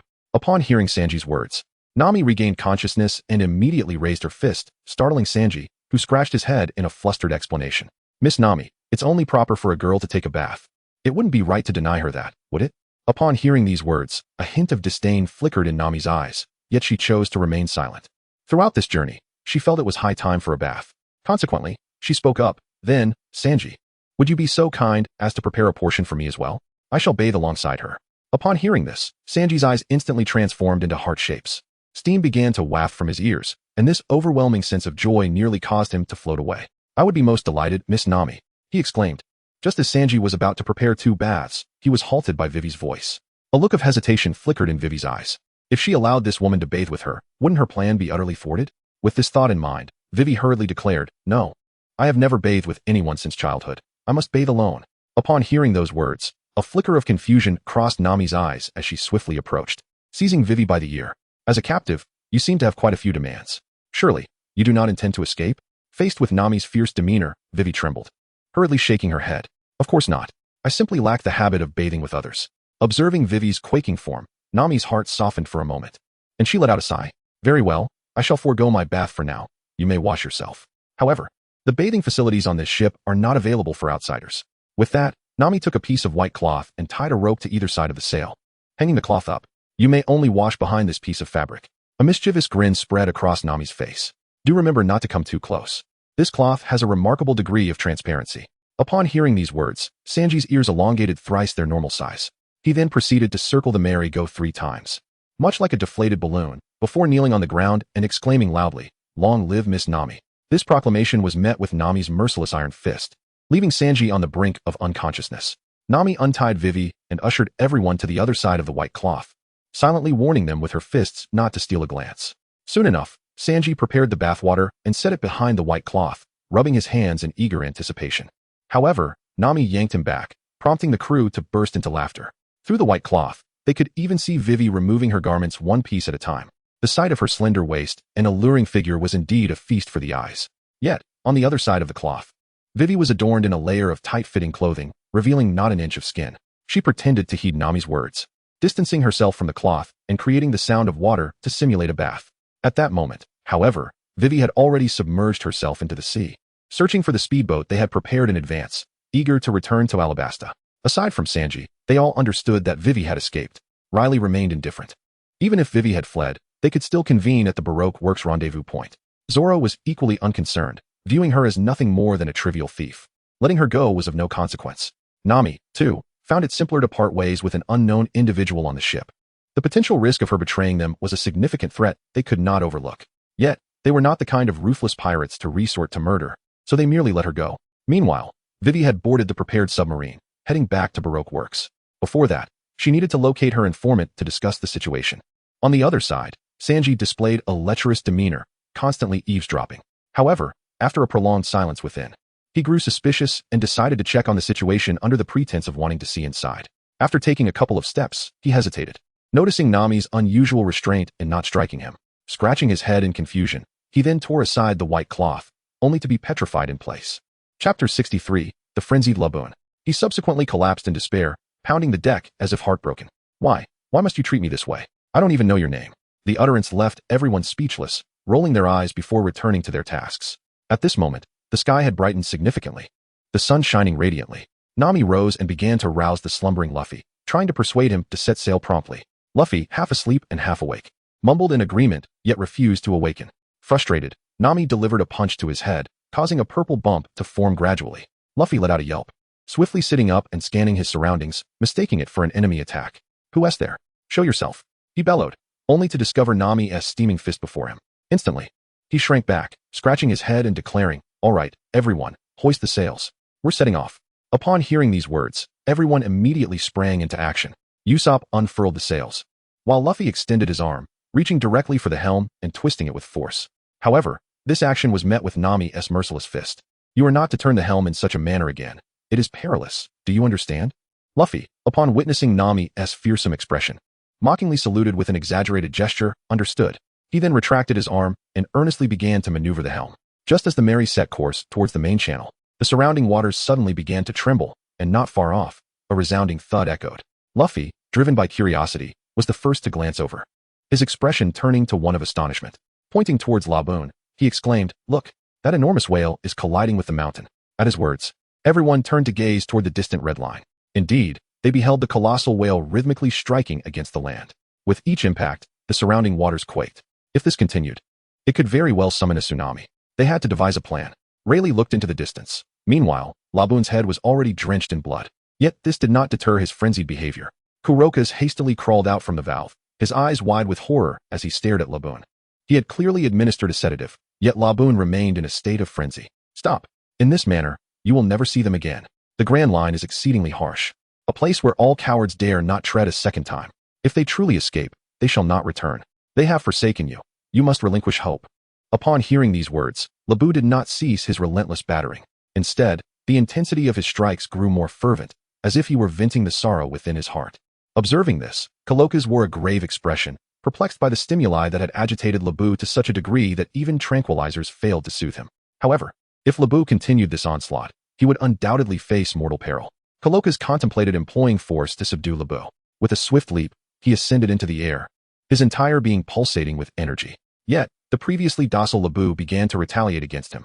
The immense power combined with the ocean's currents rendered Colokas unable to approach. Despite Colokas's formidable strength, he found himself powerless against such a colossal creature without the capacity to inflict harm. Just as he pondered this, a massive wave surged forth, sending Colokas hurtling away. After considerable effort, he managed to regain his balance. At this point, Colokas found himself utterly helpless. Meanwhile, Raylo approached Laboon with a swift moonwalk. As Laboon prepared to strike the Red Earth continent, a formidable wave of Conqueror's haki emanated from Raylo, instantly radiating outward. The surrounding waters began to churn violently, and the currents of the Red Earth were abruptly disrupted. It seemed that even a creature as vast as Laboon was compelled to submit under the weight of such potent Conqueror's haki, rendered immobile. Witnessing this scene, Colokas's eyes widened in astonishment. The youth before him possessed haki, and not just any, but the rare Conqueror's haki, an extraordinary power seldom seen outside the New World, awakening only in those of royal lineage. Who, then, was this young man? Judging by their course, they appeared to have come from the East Blue. Yet, To his knowledge, the pirates of the East Blue were generally feeble, with bounties rarely exceeding 30 million. How could such a superlative powerhouse, a user of the unparalleled conqueror's haki, emerge from such a place? Moreover, Leilo appeared to be no older than 16 or 17, and the sheer strength of his conqueror's haki was nothing short of astonishing. Coloccus gazed at Leilo, his brow furrowed. Under the suppression of Leilo's conqueror's haki, Labu's expression softened slightly. This sight left Luffy and the others utterly astounded. Such a ferocious giant whale had become so docile beneath Leilo's influence. Yet, recalling how Leilo had previously cleaved through a colossal sea king, perhaps this was not so extraordinary after all. Nonetheless, they knew to remain vigilant around such a massive creature. With this thought, the group kept a watchful eye on Labu, deeply concerned for Leilo's safety. Should Labu suddenly unleash his fury, Leilo could find himself in grave danger. In preparation, Zoro unsheathed his 3 swords, ready to strike at a moment's notice, while Sanji raised his right leg, poised to spring into action if Labu dared to move. They understood that their efforts might be futile, but they felt compelled to act. Leilo was their linchpin. Without him, they would lose their very essence. All eyes were fixed on Leilo, beads of sweat forming on their brows. At that moment, Leilo gently reached out to touch Labu's nose, speaking softly. I know you are in great pain, but do not despair. I will find your companions. When we return, I promise to bring them back to you. Upon hearing this, tears welled in Labu's eyes. A piercing scream erupted as Labu's emotions surged once more. Witnessing this, Coloccus swiftly ascended above Labu, casting an angry glare at Leilo. Hey, I have spent years helping him to accept that his companions are gone. By reigniting this flicker of hope in his heart, you are merely hastening his demise. Upon hearing these words, Leilo merely dismissed them, his gaze directed coldly towards Coloccus. Hope, indeed, is the finest remedy for the soul. Your relentless insistence on instilling hatred towards his comrades will only deepen his suffering. Chapter 64. A hand to suppress Labu. At this, Coloccus' eyes flickered. Yet, your reckless imposition of hope upon him merely doubles his despair. His lifespan stretches far ahead. Should his hopes shatter, he would lose all courage to continue living. The only path forward is to cast aside the old and usher in the new, allowing him to completely forget those individuals. Only then can he survive. As these words resonated, the atmosphere turned heavy with tension. Leilo turned to meet Labu's gaze, which now bore an unmistakable glimmer of anger, clearly incensed by Coloccus' remarks. His entire form began to thrash about, causing the surrounding waters to surge tumultuously. Observing this, Leilo furrowed his brow. In the next moment, Labu's massive body began to arch upwards. Instantly, the roaring waves propelled Leilo skyward. Having previously subdued Labu's emotions with lowered authority, it was now impossible for Leilo to exert control over Labu once more. Given Labu's immense stature, a confrontation could very well see Leilo outmatched. After breaking free from Leilo's grasp, Labu resumed his relentless assault against the Red Earth continent. This time, he struck with greater force, as if his aim was no longer to breach the land, but rather to seek his own demise. Witnessing this scene, Coloccus clenched his teeth in fury, directing his ire at Leilo. It is because of you that Labu is in such a rage. Before Coloccus could finish his sentence, Leilo coldly interjected. Please, understand that it is your lies that have provoked him. Upon hearing these words, Coloccus trembled with indignation and retorted, were you not deceiving Labu just moments ago? Even if Labu believes your words now, he will inevitably be heartbroken in the future. When that time comes, it will be far more than a mere collision with the Red Earth continent. In response, Leilo's expression turned grave as he enunciated each word with precision. I have never claimed to be deceiving Labu. I genuinely possess the ability to bring his companions back. Leilo's unwavering gaze caused a tremor within Coloccus, prompting him to entertain the notion that perhaps Leilo was not lying after all. Nevertheless, he ultimately shook his head. How could such a feat be accomplished? That was an event that transpired 50 years ago. The Grand Line is an exceedingly perilous realm. Had they not fled, they would undoubtedly have perished in some treacherous waters. You are destined to be deceiving him. Upon hearing the obstinate words of the old man, Leilo chose to ignore him. At present, Labu's head was already gushing blood from the impact. If this continued, Labu would surely perish before any help could arrive. With this thought, Leilo silently invoked, System, extract the bull talisman. In an instant, a circular stone appeared in Leilo's right hand. Subsequently, the muscles in his arms surged with newfound strength, propelling him swiftly behind Labu. He grasped Labu's lips and forcefully repositioned them. Witnessing this scene, the crew members were struck with astonishment. This colossal whale could not even be measured in tons. Yet Leilo managed to shift it with a single hand. Was this truly within the realm of human capability? Leilo pressed Labu down, but the sheer mass of Labu made it difficult for the bull talisman to exert its full power. Suddenly, a towering wave surged upward. Labu, drawing on its own strength, flipped its body over.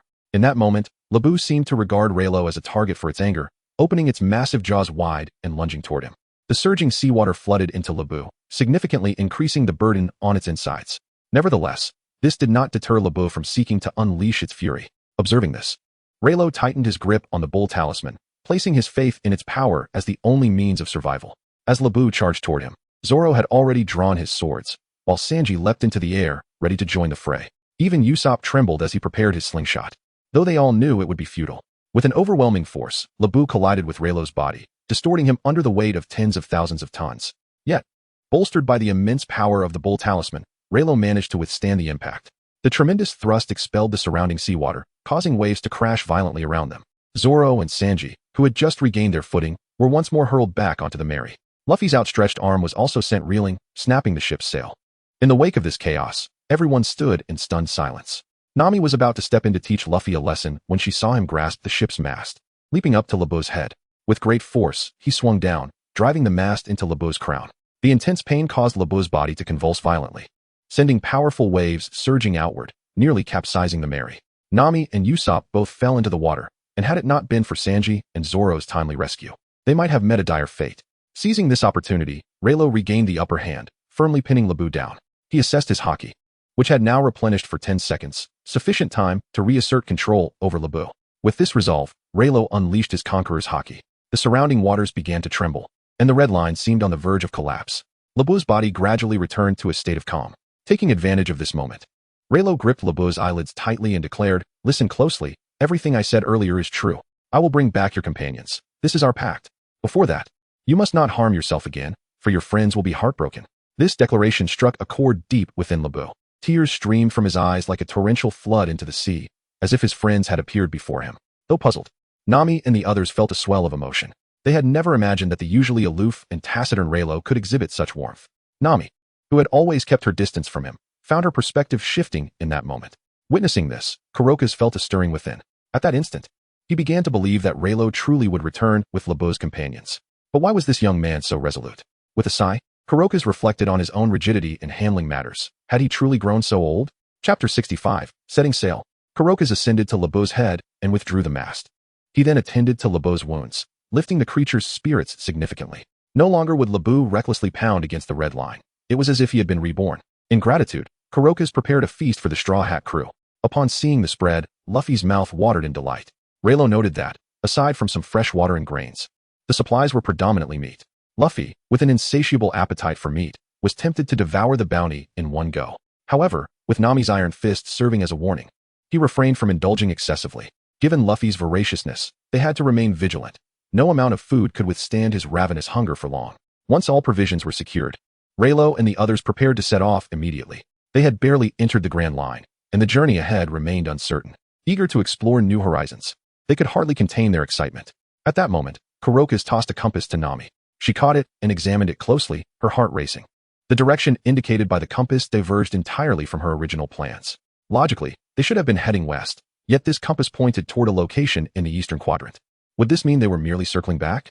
Noticing Nami's confusion, Kuroka's coldly explained, the navigation of the Grand Line is not as simple as it appears from the outside. The magnetic fields of this sea are chaotic and erratic. Relying on an external compass as a guide could lead you astray. Upon hearing these words, Nami understood in her heart. However, Kuroka's continued, yet this pointer merely directs us to the next location. Once we arrive at that subsequent point, if we fail to acquire a new pointer, we will be left to wander aimlessly. At that juncture, the perilous places we may encounter remain shrouded in uncertainty. Upon hearing these words, Nami felt a twinge of anxiety within her.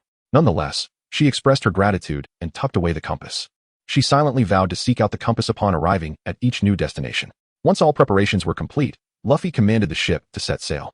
As they were about to depart, Rayleigh glanced at Kuroka's. "I have done what I needed to do. Soon, I shall return to fulfill my promise. The remaining tasks are entrusted to you." At these words, a slight smile graced Kuroka's lips. "I hope you will successfully navigate the Grand Line." With that, Kuroka's expression grew serious once more, and he calmly added, "You must return alive." Upon hearing these words, Raylo remained silent, merely gesturing farewell to Kuroka's. Everything was conveyed without utterance. Kuroka's intent was straightforward. Labu could not endure the loss of another companion. The Mary set sail, with Luffy grinning widely, exuberantly waving his hand in gratitude for the sustenance bestowed by Kuroka's. The others also bid farewell to Kuroka's. Subsequently, the Mary resumed its journey, navigating towards the direction indicated by the compass. As the Mary sailed forth, it ventured into a myriad of tumultuous weather conditions, yet Nami's extensive experience adeptly managed them. This underscored the significance of a navigator to the crew. However, as they progressed, the monsoon climate intensified. Even Nami had never encountered such severe weather before. Although she had successfully evaded previous tempests, those decisions had been based on patterns observed in the East Sea. The conditions of the Grand Line, however, were exponentially more treacherous. Occasionally, terrifying phenomena like waterspouts, impossible to encounter in the sea, would manifest. In such instances, she could only rely on the clouds above for predictions. Yet, should the severity of the calamity surpass her forecasting capabilities, their fate would be sealed, with no chance of survival. They could only consider themselves fortunate thus far. Nami anxiously scrutinized the compass, which pointed towards a small island not far off. With excitement, she exclaimed, "We shall stop at that small island next. Do you understand?" Upon hearing these words, Luffy and Sanji raised their hands simultaneously, exclaiming, "Understood." Observing this scene, Riley sighed, realizing that these individuals had been thoroughly tamed by Nami. The surrounding sea breeze was gentle, causing the Mary to sail at an unusually slow pace. It was only as dusk approached that they finally docked at the island indicated by the compass. The shores were teeming with people, all fervently welcoming them, to which Luffy responded with enthusiastic shouts. He reveled in the sensation of being the center of attention. However, Zoro seemed to have noticed something amiss, tightening his grip on his sword, ever ready for a confrontation. Riley, glancing at Zoro's demeanor, couldn't help but smile knowingly. After all, these individuals were bounty hunters from Baroque works, a profession Zoro was once acquainted with. Their reunion inevitably stirred a sense of rivalry. Zoro's posture was hardly unwarranted. Sanji, too, appeared to sense the ill intentions of those around them. He lit a cigarette and took a deep drag. "I think it would be prudent for us to depart swiftly from this place," he remarked, leaving his statement hanging. His warning had been conveyed. Should they insist on setting foot on the island, he would not shy away from a fierce battle, especially to settle scores with the green-haired swordsman beside him. Upon hearing Sanji's reminder, Nami and Usopp displayed a hint of skepticism. After all, the sudden appearance of so many enthusiastic residents in this place was certainly suspicious. However, before they could voice their concerns, a cacophony of drums and gongs resonated across the island, accompanied by the enticing aroma of food and drink. Enchanting women lingered at the shore, watching with keen interest. In an instant, the formidable trio aboard the ship surrendered to the allure. Zoro rose slowly, a mischievous grin adorning his face.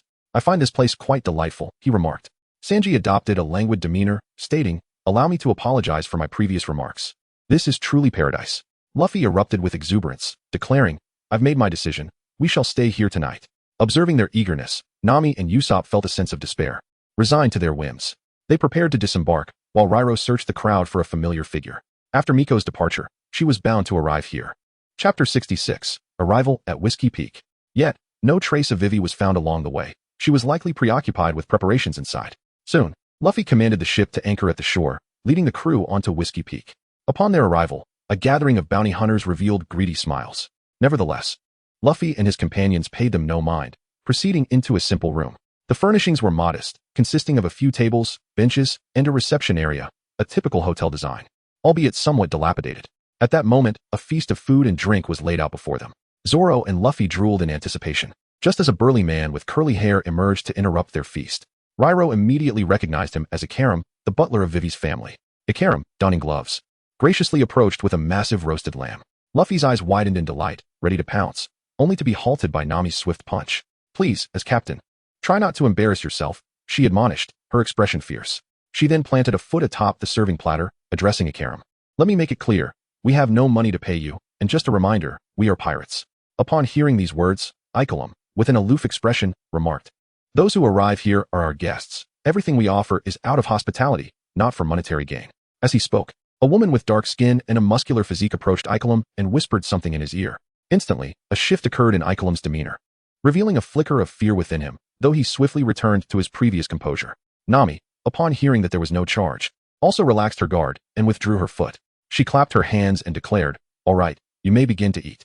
Upon hearing these words, Luffy and Zoro, one clutching a bottle of liquor and the other a piece of meat, indulged themselves heartily. Meanwhile, Sanji sought out the more aesthetically pleasing bounty hunters for conversation, entirely disregarding their identities.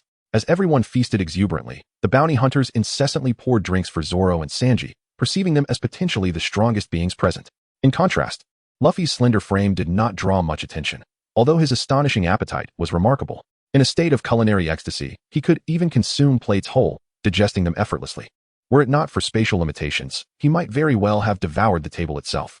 Though equally engaged in the feast, Leilo exhibited a far more refined manner of eating, not resembling Luffy's ravenous consumption. This was largely due to his preoccupation with other matters, as he savored the delicacies while his gaze wandered, searching for Vivi's silhouette. If Ikaram was present, he surmised, then Vivi must also be nearby. However, after scanning the surroundings, he could not locate her. Perhaps she was concealing herself due to their previous encounter. With this thought, Leilo dismissed his concerns and resumed his competition with Luffy over who could consume more meat, followed by a drinking contest with Zoro. This spectacle left the members of the Baroque works in utter shock.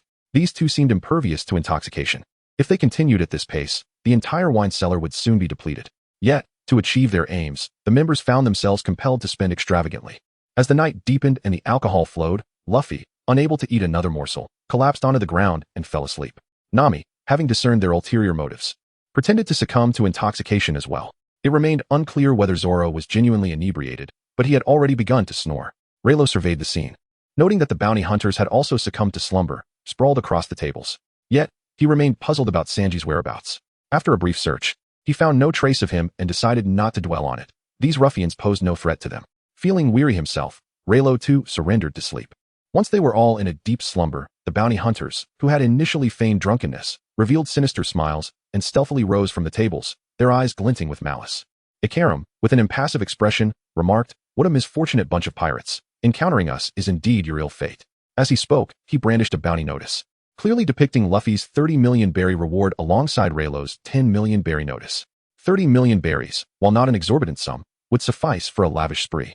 One of the henchmen, having made this declaration, brandished a knife towards Zoro, asserting, "Since only these two have bounties, I shall eliminate these worthless individuals first."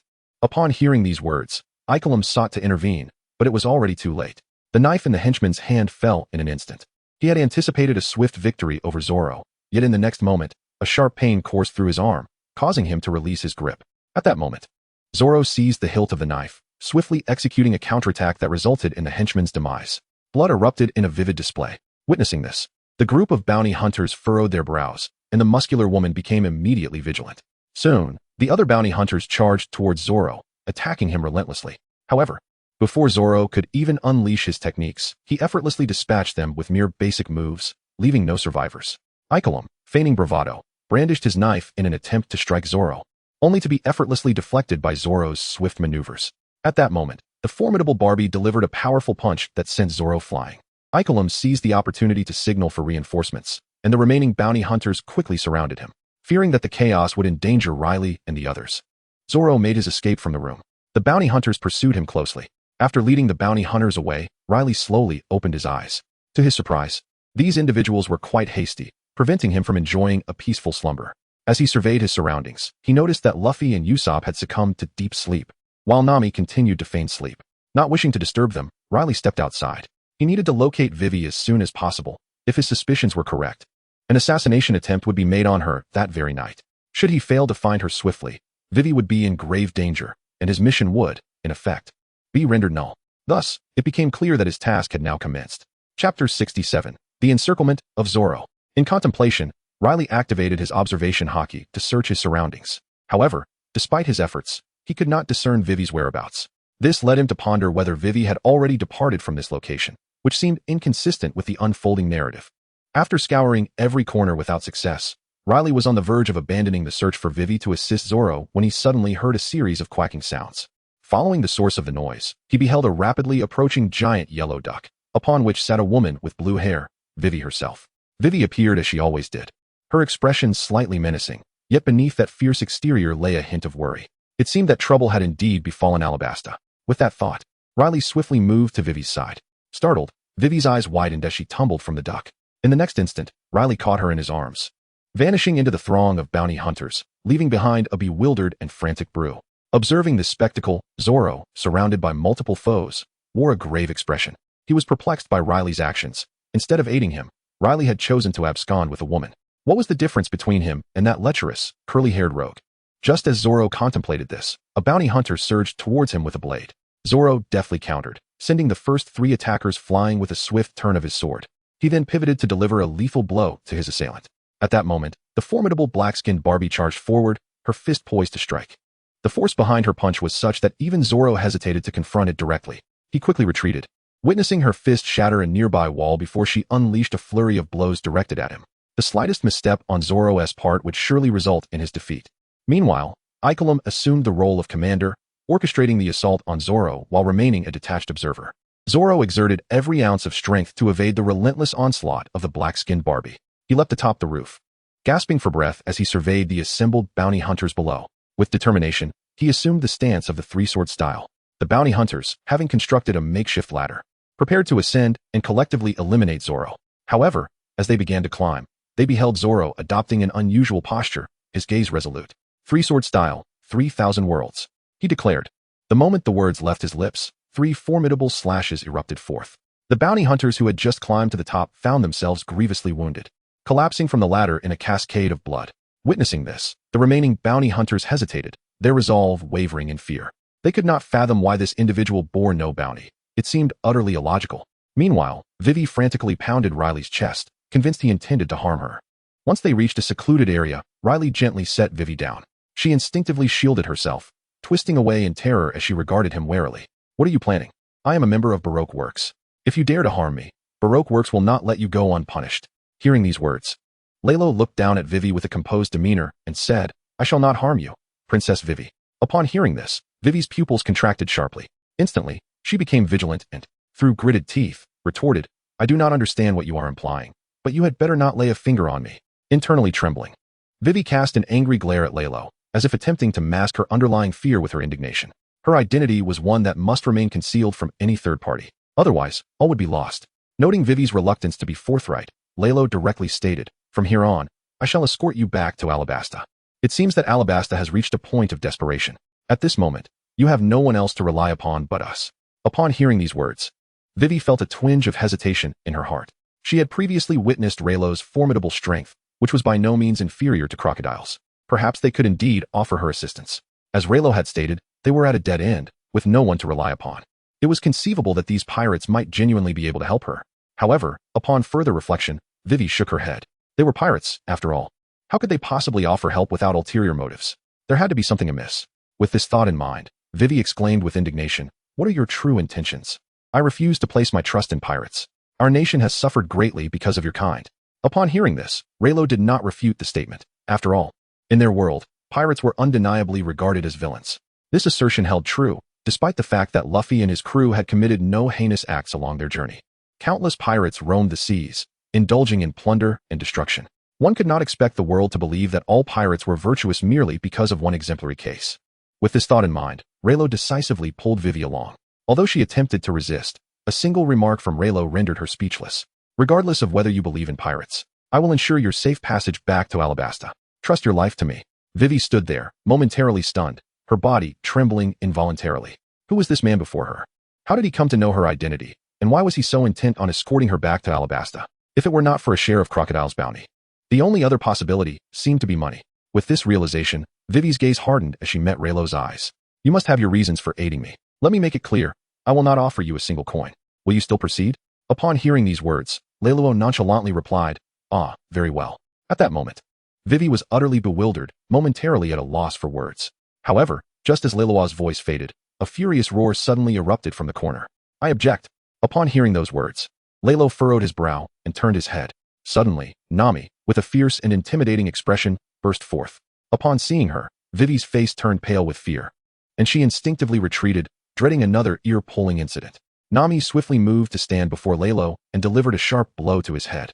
The sudden pain caused Leilo to gasp, his brows knitting together as he glared at Nami. It was a rare occurrence for Nami to strike him. Previously, she had always maintained a respectful distance. Chapter 68, The Furious Luffy.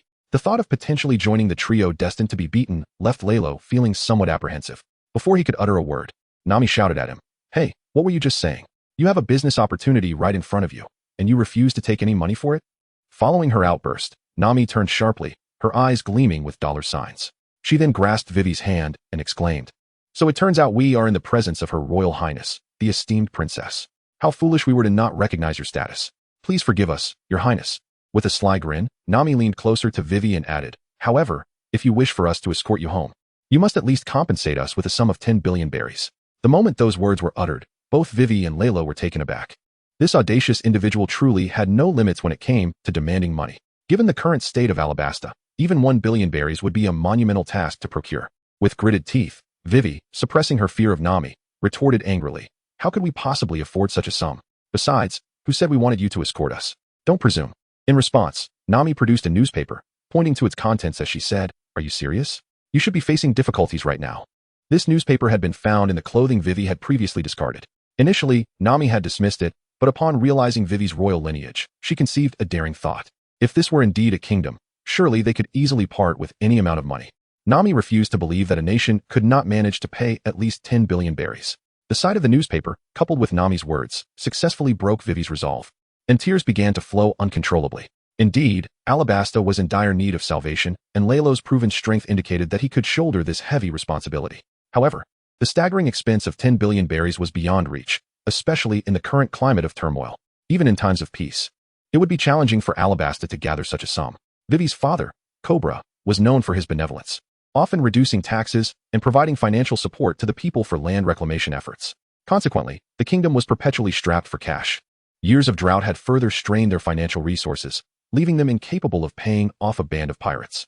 It would be more prudent to surrender the kingdom to Crocodile. Seeing the distress on Vivi's face, Nami couldn't help but wonder if a kingdom had truly sunk to the point of being unable to afford even 10 billion berries. After a moment of contemplation, Nami hesitated, her expression revealing a difficult decision. She then raised 2 fingers. Leilo was taken aback. He did not expect Nami to be so generous as to wave 800 million berries at once, an uncharacteristic display for her. Just as he was pondering, Nami stated emphatically, 980 million berries, not a penny less. Upon hearing this, Leilo's expression darkened. Indeed, this was the true nature of Nami. However, whether or not that 20 million made a difference was inconsequential, as Vivi was unlikely to pay anything at all. Upon hearing Nami's impudent demand, Vivi naturally refused, her expression infused with indignation. "Please, stop joking. How could we possibly possess such wealth? If you are unwilling to assist me, then kindly leave. I shall rescue my country in my own manner." At this moment, tears glistened in Vivi's eyes, and her voice trembled with emotion, softening Nami's heart. After a prolonged hesitation, Nami seemed to make a decision that contradicted her ancestors' teachings, extending a finger as she declared, 100 million berries, and not a single unit less. Meanwhile, within the room, Luffy remained blissfully asleep, dreaming of devouring a colossal, roasted sea king. In his slumber, he bit down too hard and accidentally pierced his tongue, jolting him awake.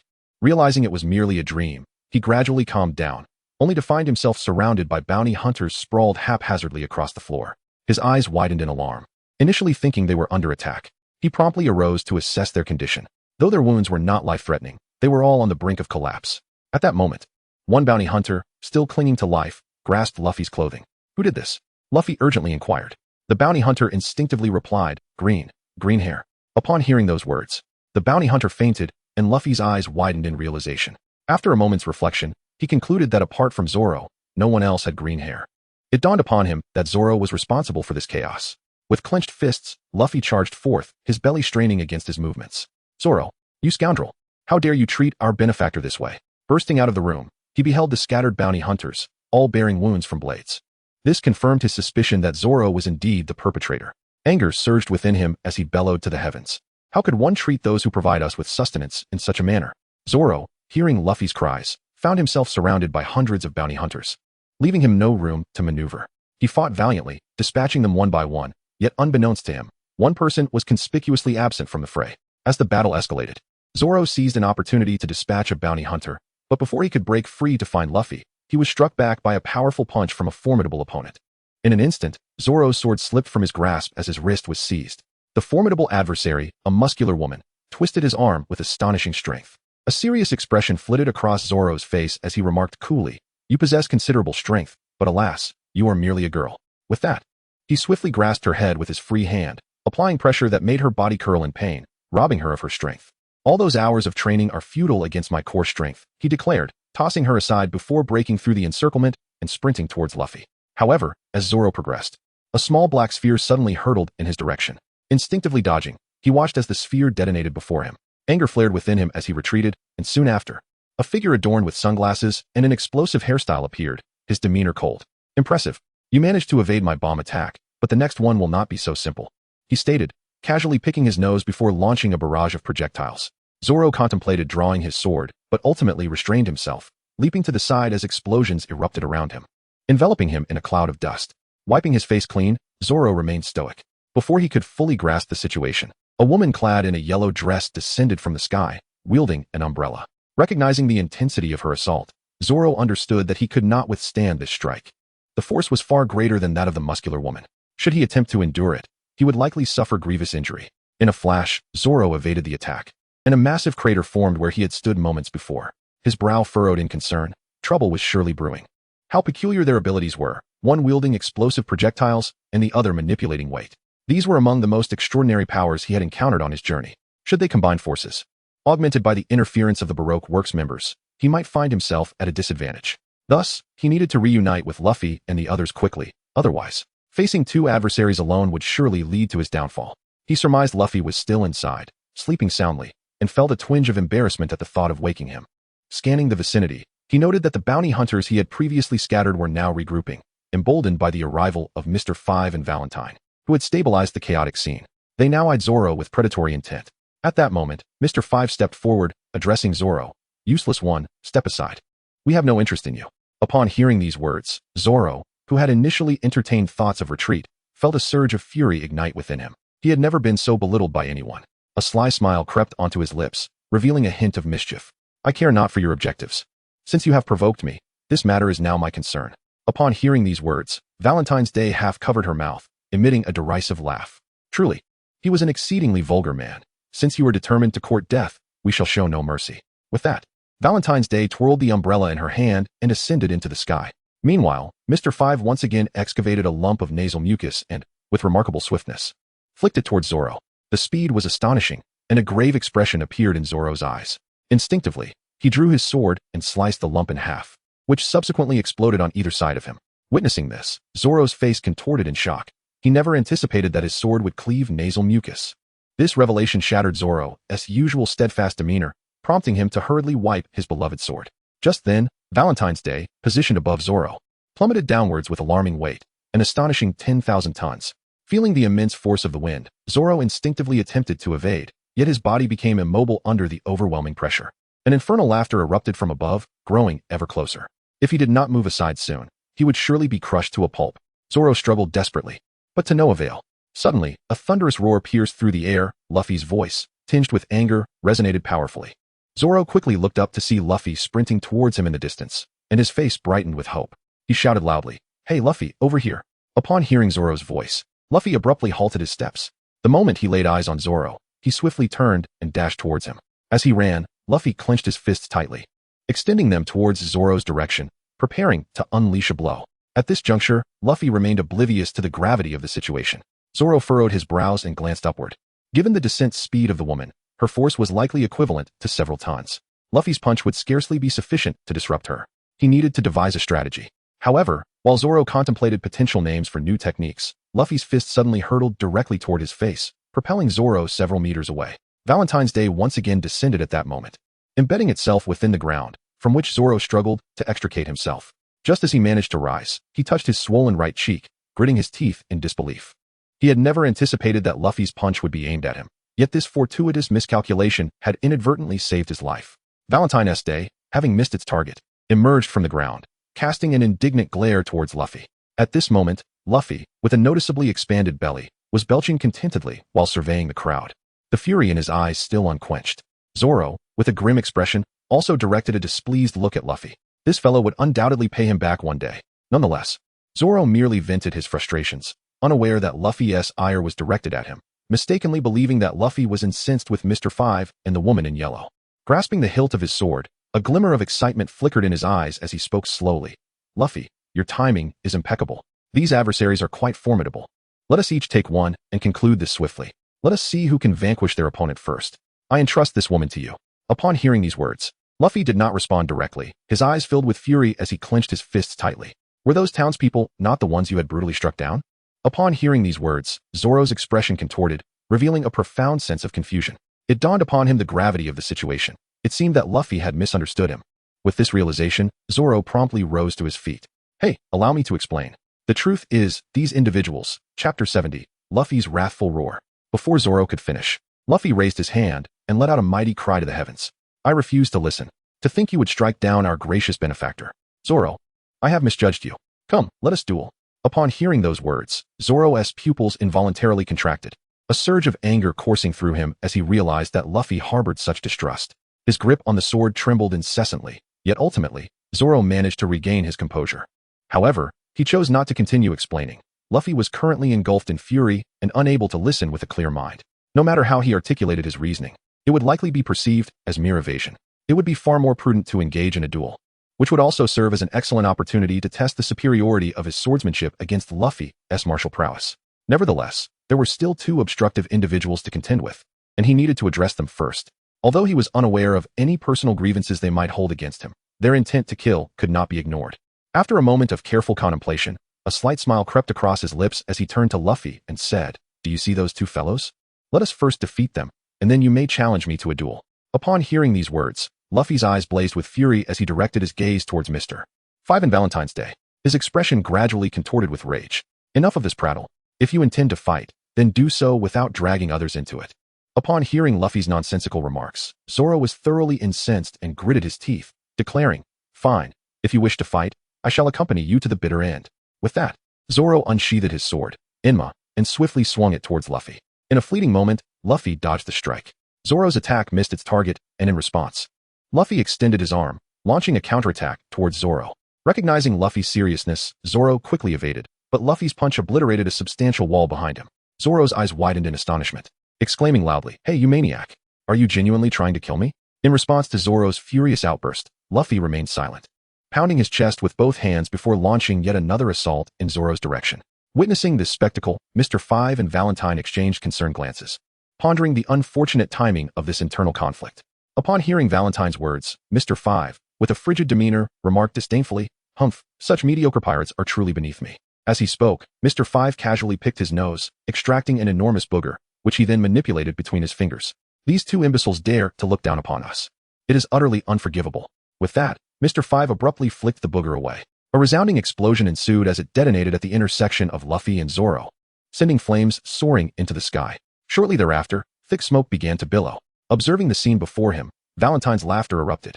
"Huh, what foolish individuals.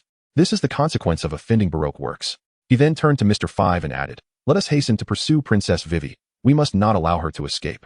Upon hearing these words, a grave expression emerged in Mr. 5's eyes. There was no need for haste. The matters at hand were far from resolved. The laughter of Valentine's Day abruptly ceased as two silhouettes emerged slowly from the thick smoke.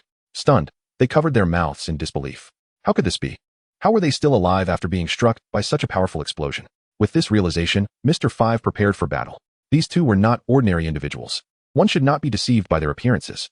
As Mr. 5's voice faded, Zoro and Luffy displayed fierce expressions in their eyes, and in unison declared, "Get in the way." With that, Zoro assumed his three-sword style stance, while Luffy waved his right hand. In an instant, Zoro's eyes widened, and he vanished from sight. Three-sword style, eagle slash. A wave emanated from Zoro, expanding outward. Simultaneously, Luffy swung his right hand fiercely, launching an attack alongside Zoro's dual blades at Mr. 5. Mr. 5 spat out blood and fell backward, losing consciousness. Witnessing this scene, Valentine's Day's expression froze, laughter replaced by shock as their pupils constricted. How could this be? Please, do not deceive me. After neutralizing Mr. 5, Luffy and Zoro cast cold glances towards Valentine's Day. Terrified, Valentine collapsed onto the ground, gritting his teeth as he clutched the unconscious Mr. 5. Utilizing the power of the float fruit, he soared away from the scene. Zoro and Luffy paid them no mind, their gazes locking in fury once more. "Zoro, are you prepared to face the consequences of your impulsive actions?" Luffy's serious demeanor elicited a cold expression from Zoro. "I shall convey that same sentiment to you." With that, Zoro assumed his three-sword style stance once again, ready to engage. Luffy clenched his fists, and the two took off simultaneously, dust rising beneath their feet.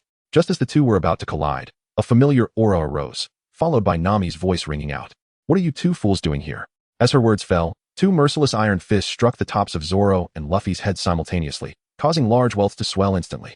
In pain, they clutched their heads, silently groaning. After a considerable time, Zoro managed to lift his head, gazing at Nami. "What on earth are you doing, woman?"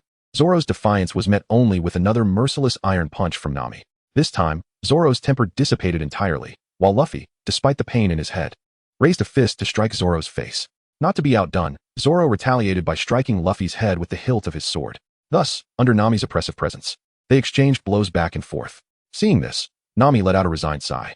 At that moment, Rayleigh emerged from a corner, accompanied by a disheveled, blue-haired girl, Vivi.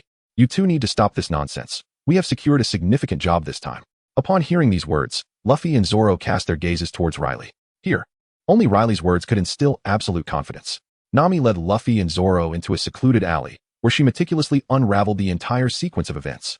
Upon hearing the truth of the matter, Luffy could not help but burst into laughter. What? So that's how it is. Zoro, you should have said so earlier. Upon hearing this, Zoro, disinterested, shifted his gaze towards Vivi and the newly arrived Icolum.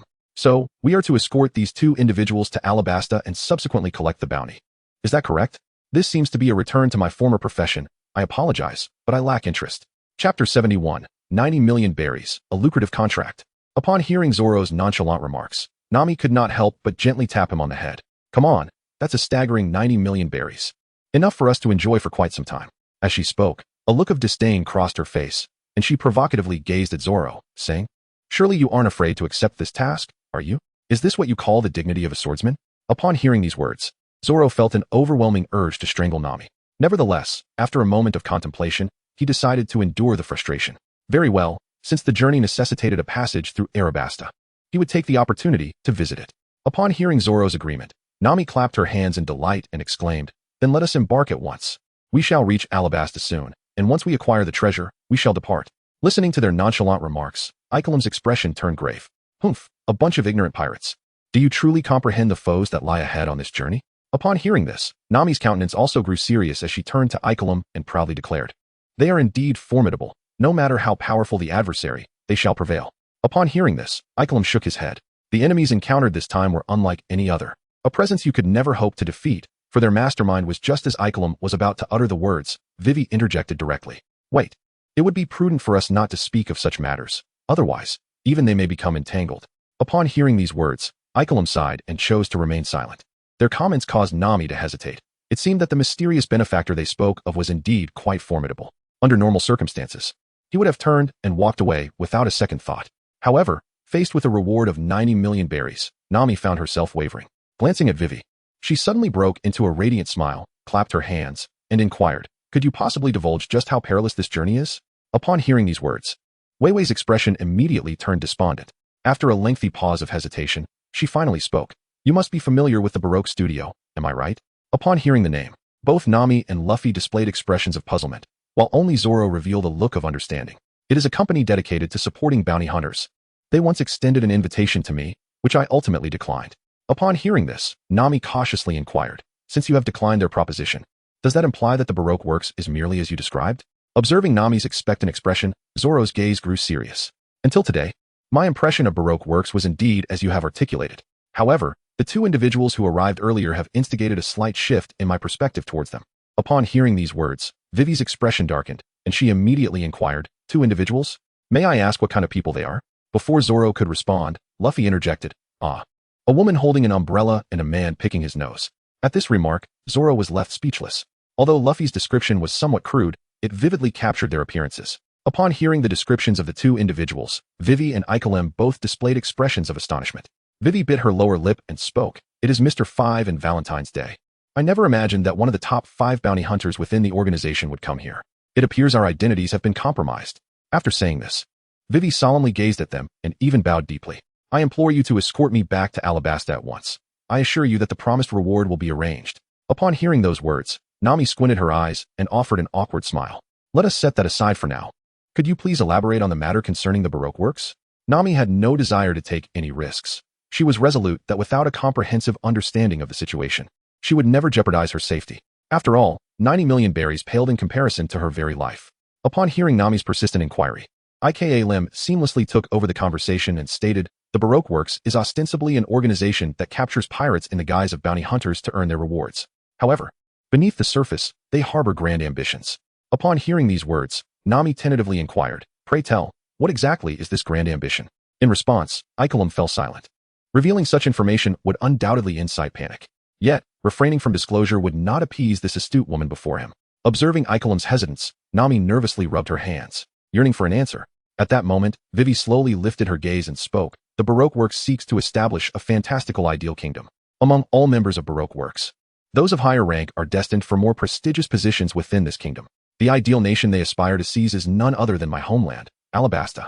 The moment these words escaped her lips, the weight that had burdened Nami's heart suddenly lifted, replaced by a flicker of terror in her eyes. Are you suggesting that the current plight of Alabasta is entirely orchestrated by Baroque Works? Upon hearing these words, Vivi lowered her head and, after a long pause, finally spoke. I suppose that could be one way to put it. As soon as this was uttered, Nami was momentarily taken aback. After what felt like an eternity, she clenched her right fist and struck her palm, then exclaimed, "Ah, it suddenly dawned on me that our course seems to diverge somewhat. Therefore, we are unable to escort you back." Upon hearing this, Icolum and Vivi did not display excessive surprise. Any ordinary pirate would be intimidated by the Baroque works. Even if they were unaware of the shadowy figure behind the organization, they would undoubtedly be daunted by its grand ambitions. Such pirates are utterly untrustworthy. However, without their escort, Vivi would undoubtedly be unable to return to Alabasta. Considering this, Icolum fixed a serious gaze upon Nami. "Are you the captain?" Upon hearing these words, Nami was momentarily taken aback, stumbling over her words as she pointed at Luffy and said, "No, he is." At this, Icolum bypassed Nami entirely and positioned himself directly in front of Luffy. With a tone of utmost seriousness, he inquired, "Could I trouble you to escort Princess Vivi back to Alabasta?" Upon hearing this, Luffy did not even blink, casually responding, "Ah, sure." At this utterance, Nami and Zoro were instantly taken aback, left speechless in astonishment. In unison, they exclaimed, "How carefree." Chapter 72, Baroque Works, An Absolute Secret. Moments later, Nami firmly clenched her fist and pressed it against Luffy's head, scolding, "Hey, Luffy, do you even comprehend what you're saying? Escorting them back could cost us our lives." Upon hearing this, Luffy, with evident impatience, declared, "Enough of the chatter. I am the captain, and I make the decisions." Confronted by Luffy's assertiveness, Nami, on the verge of tears, slowly knelt down.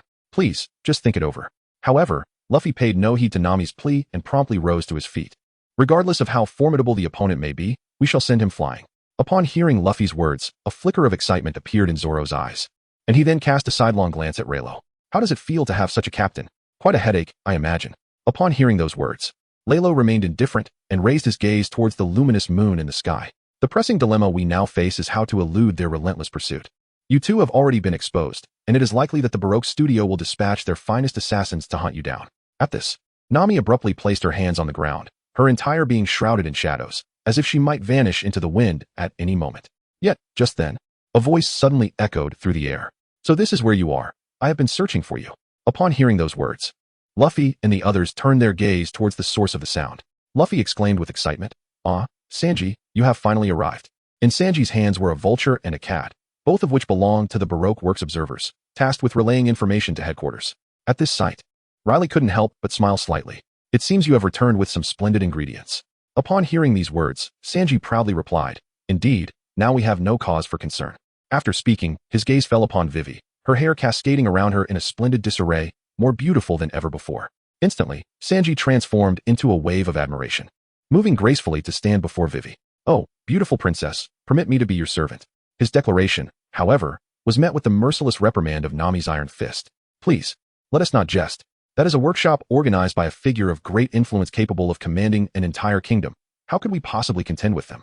With that, Nami insisted on gathering their belongings and preparing to depart. Yet, at that moment, Icarus donned Vivi's attire and transformed into her likeness, cradling 4 dolls in his arms. "Do not worry," he assured them. "I will masquerade as you and divert their attention. In the meantime, you shall proceed unimpeded, escorting the princess into Alabasta." Upon hearing these words, Nami immediately relaxed and replied with a cheerful smile, "So, does that mean our journey ahead will be devoid of danger?" In response, Icolum turned around and said, "Well, it all depends on your luck." Upon hearing these words, Nami's tears flowed anew, her expression one of profound despair. Icolum, clutching the doll, boarded the ship and turned to gaze at Princess Vivi, whose face was already streaked with tears. "Your Highness, please take care. I hope we can reunite in Alabasta." Vivi longed to articulate her thoughts, yet the words eluded her, her heart racing with an unsettling premonition. Icolum set sail without hesitation, while Luffy gradually rose to his feet. "If that is the case, let us embark swiftly. The journey ahead promises to be quite intriguing." At this, Zoro too stood from his perch. "Indeed, it could be extraordinarily entertaining." Sanji, though less informed about the circumstances, lit a cigarette and took a deep drag. "I may not grasp your discussions, but I am more than willing to escort the beautiful princess." They had all expressed their intentions, save for Riley, who remained fixated on the grand vessel that Icolum occupied. If all went as anticipated, Nico Robin was about to make her entrance. Riley hesitated, contemplating whether to seize this opportunity to bring Robin aboard. However, after a moment's reflection, he decided against it. The absence of a mission from the system inviting Robin aboard indicated that the time had yet to come. Meanwhile, the restless Nami circled Vivi, her agitation palpable. "Please, just tell us who that mysterious mastermind truly is." Upon hearing these words, Weiwei's expression grew troubled. "I shall not divulge this information to you. The Baroque studio has always remained oblivious to the identity of the mastermind behind the scenes, for those who possess such knowledge have long since been eradicated. Upon hearing these words, Nami felt a chill in her heart and immediately waved her hand, saying, perhaps it's best to leave it at that. In truth, I wasn't so eager to know. Nami exhaled in relief, grateful that she had refrained from asking. Meanwhile, Vivi was clutching her head, shaking it incessantly. It was precisely for this reason that I remained uncertain about who could possibly save Alabasta, especially since we were up against one of the 7 warlords of the sea. Crocodile. The air thickened in that moment, and Vivi quickly covered her mouth, realizing that she had inadvertently let something slip. Her expression turned to one of sheer terror. Upon hearing the name of the 7 warlords, Nami's mouth fell agape, her eyes vacant. The warlords of the sea, recognized by the world government, are formidable pirates. They form a triangular confrontation with the Navy and the 4 emperors, representing an undeniable force. Could it be that they are to face such terrifying beings? Nami grasped Vivi's shoulders and shook her vigorously, exclaiming with indignation, "Did you not say you wouldn't speak of this? Why reveal such matters to us? We do not wish to be entangled in this." Observing Nami's transformed, furious visage, Vivi repeatedly apologized. After a considerable time, Nami regained her composure and gritted her teeth, stating, "Luffy, you heard that too, right? They are the warlords of the sea. We cannot accept this mission. Let us hasten to pack our belongings and depart."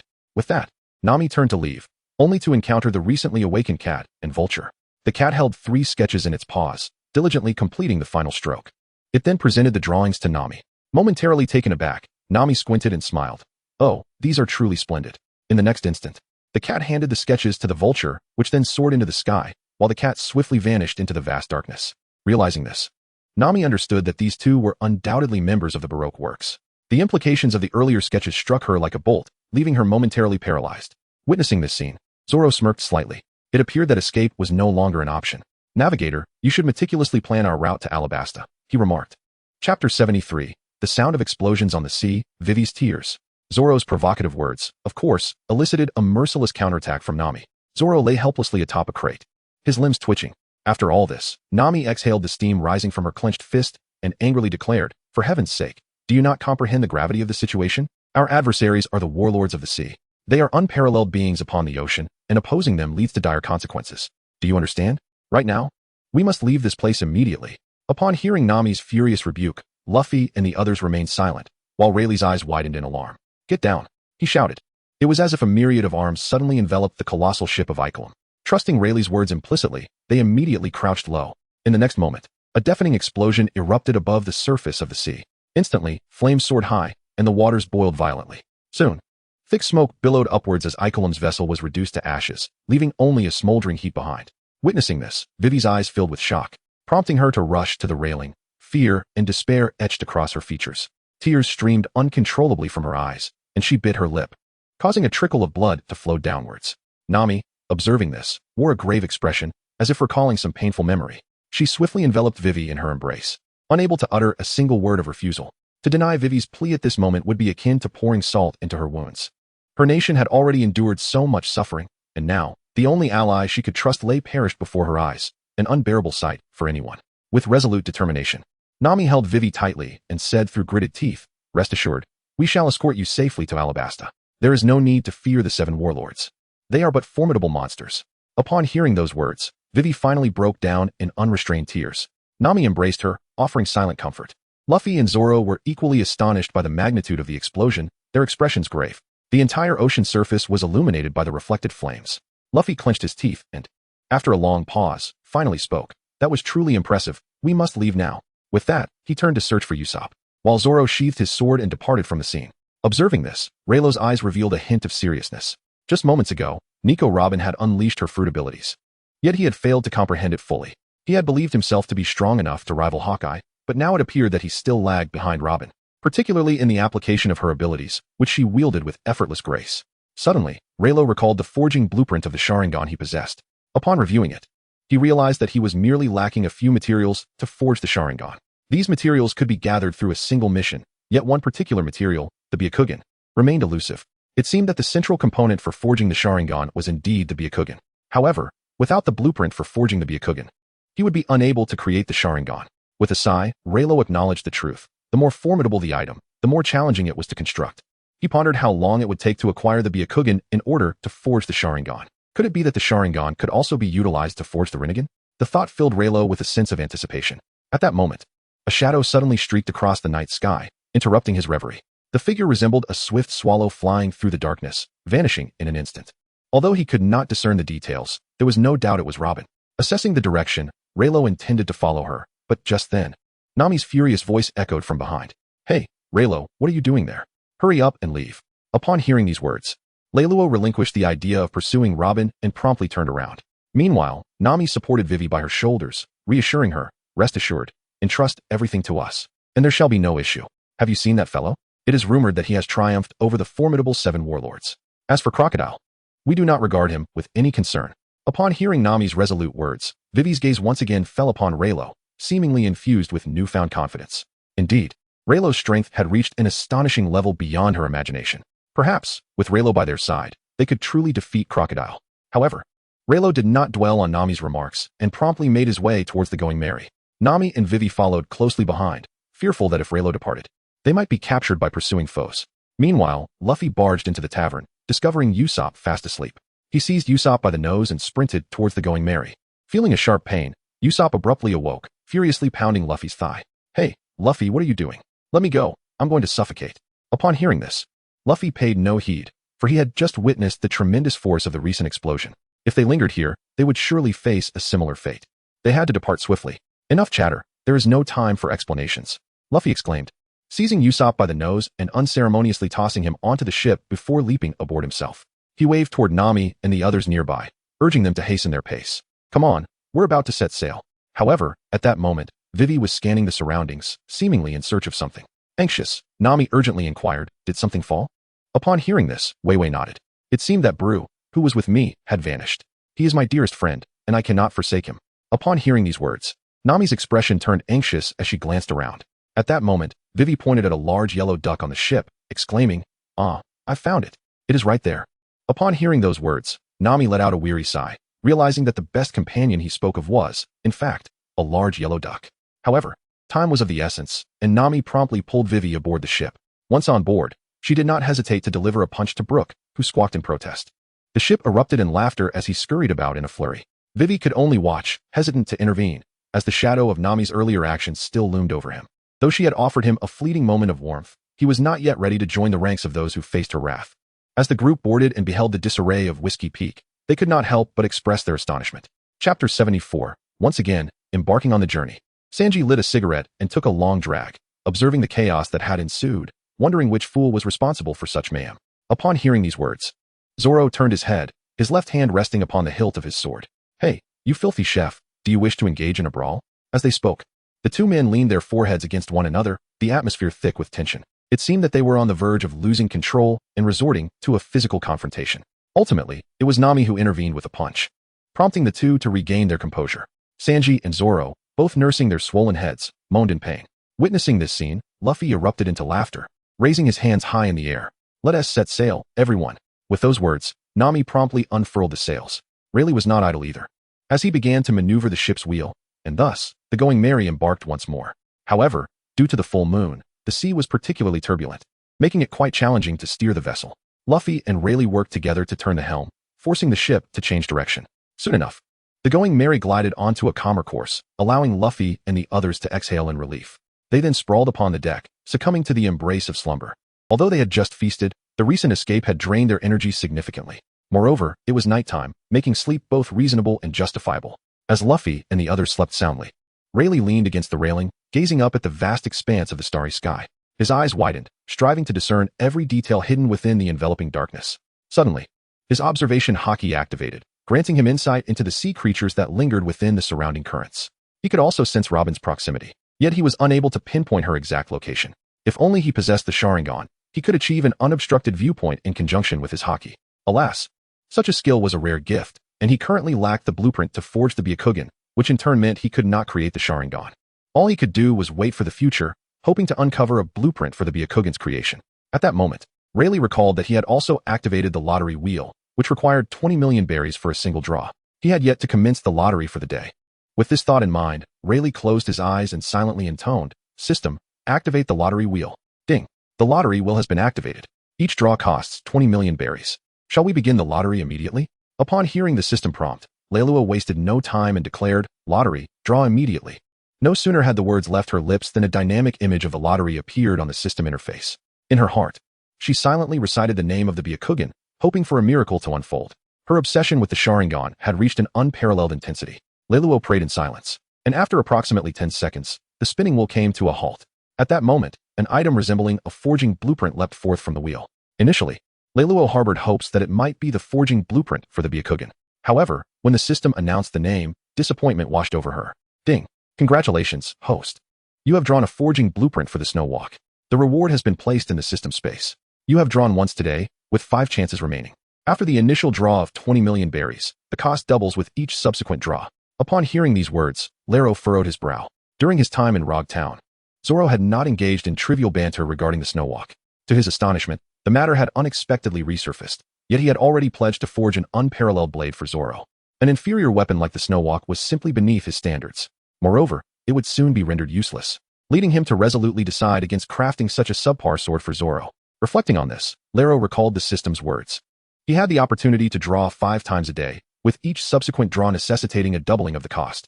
Thus, the second draw would require a staggering 40 million berries. It was indeed somewhat pricey. He currently possessed approximately 1,200,000,000 berries at his disposal.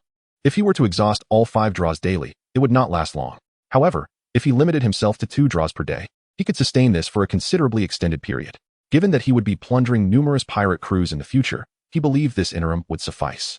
With these thoughts in mind, Leiro discarded the design blueprint for the Snow Walk into the system's repository and proceeded to initiate his second draw, paying the requisite 40 million berries. He activated the virtual roulette once more.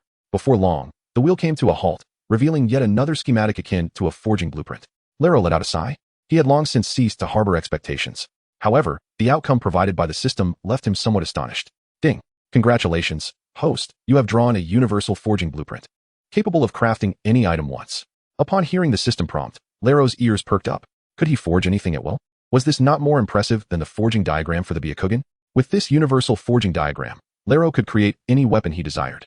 Yet, at this moment, his greatest yearning was still for the Sharingan. However, in order to possess the Blood Wheel Eye, he would first need the Byakugan as a central material. To forge the Byakugan seemed somewhat excessive. After careful consideration, Leiro ultimately decided to forge the Byakugan first. With that thought in mind, Leiro examined the forging requirements for the Byakugan. Fortunately, the Byakugan did not demand any special materials. A few ordinary materials would suffice. Without hesitation, he chose to commence the forging process. The system quickly simulated the scene of forging the Byakugan. Approximately the time it would take to smoke a cigarette passed, and the Byakugan was successfully created. However, upon its completion, Leiro discovered a pressing issue. Although he had acquired the central material, the Byakugan, he still lacked several ordinary materials. Hence, he was unable to forge the Sharingan. Contemplating this, Leiro felt a wave of frustration. Nevertheless, the abilities of the Byakugan were formidable. It would be enjoyable to utilize it for a couple of days. Moreover, the Byakugan manifested in its strongest form immediately, while the Sharingan would require gradual upgrades starting from its initial state. In this regard, the cost-effectiveness of the Byakugan was quite high. With this resolution, Leiro silently intoned within his mind, "System, extract the Byakugan." As soon as the words left his lips, his eyes transformed into a translucent white. He attempted to activate the Byakugan's abilities, yet the surroundings remained shrouded in darkness. It appeared that the Byakugan did not possess the extraordinary visual capabilities of the Sharingan. As he glanced around, he noticed that Luffy and Zoro had become translucent, revealing only the lines and points representing their vital acupoints. These points indicated their critical vulnerabilities and various pressure points. Understanding their locations would enable him to strike their weaknesses with ease. This was where the Byakugan outshone the Sharingan. However, the Sharingan could effectively counterattack by discerning positions or utilizing its abilities, thus compensating for this shortcoming. In terms of overall cost-effectiveness, the Sharingan still held a slight edge, but its need for gradual upgrading rendered it somewhat impractical. Yet, upon reaching the Mangeki Sharingan, one could employ a variety of ocular techniques, thereby enhancing one's strength significantly. With time on his hands, Leiro began to observe the meridian nodes of Luffy and the others. Zoro, being a formidable swordsman, had his critical points located just beneath his armpits. Due to muscle distribution around the latissimus dorsi, that area appeared particularly vulnerable. As for Nami and Vivi, their pressure points were akin to those of ordinary individuals, distributed across their vital areas. When Leiro turned his gaze to Sanji, he couldn't help but furrow his brow.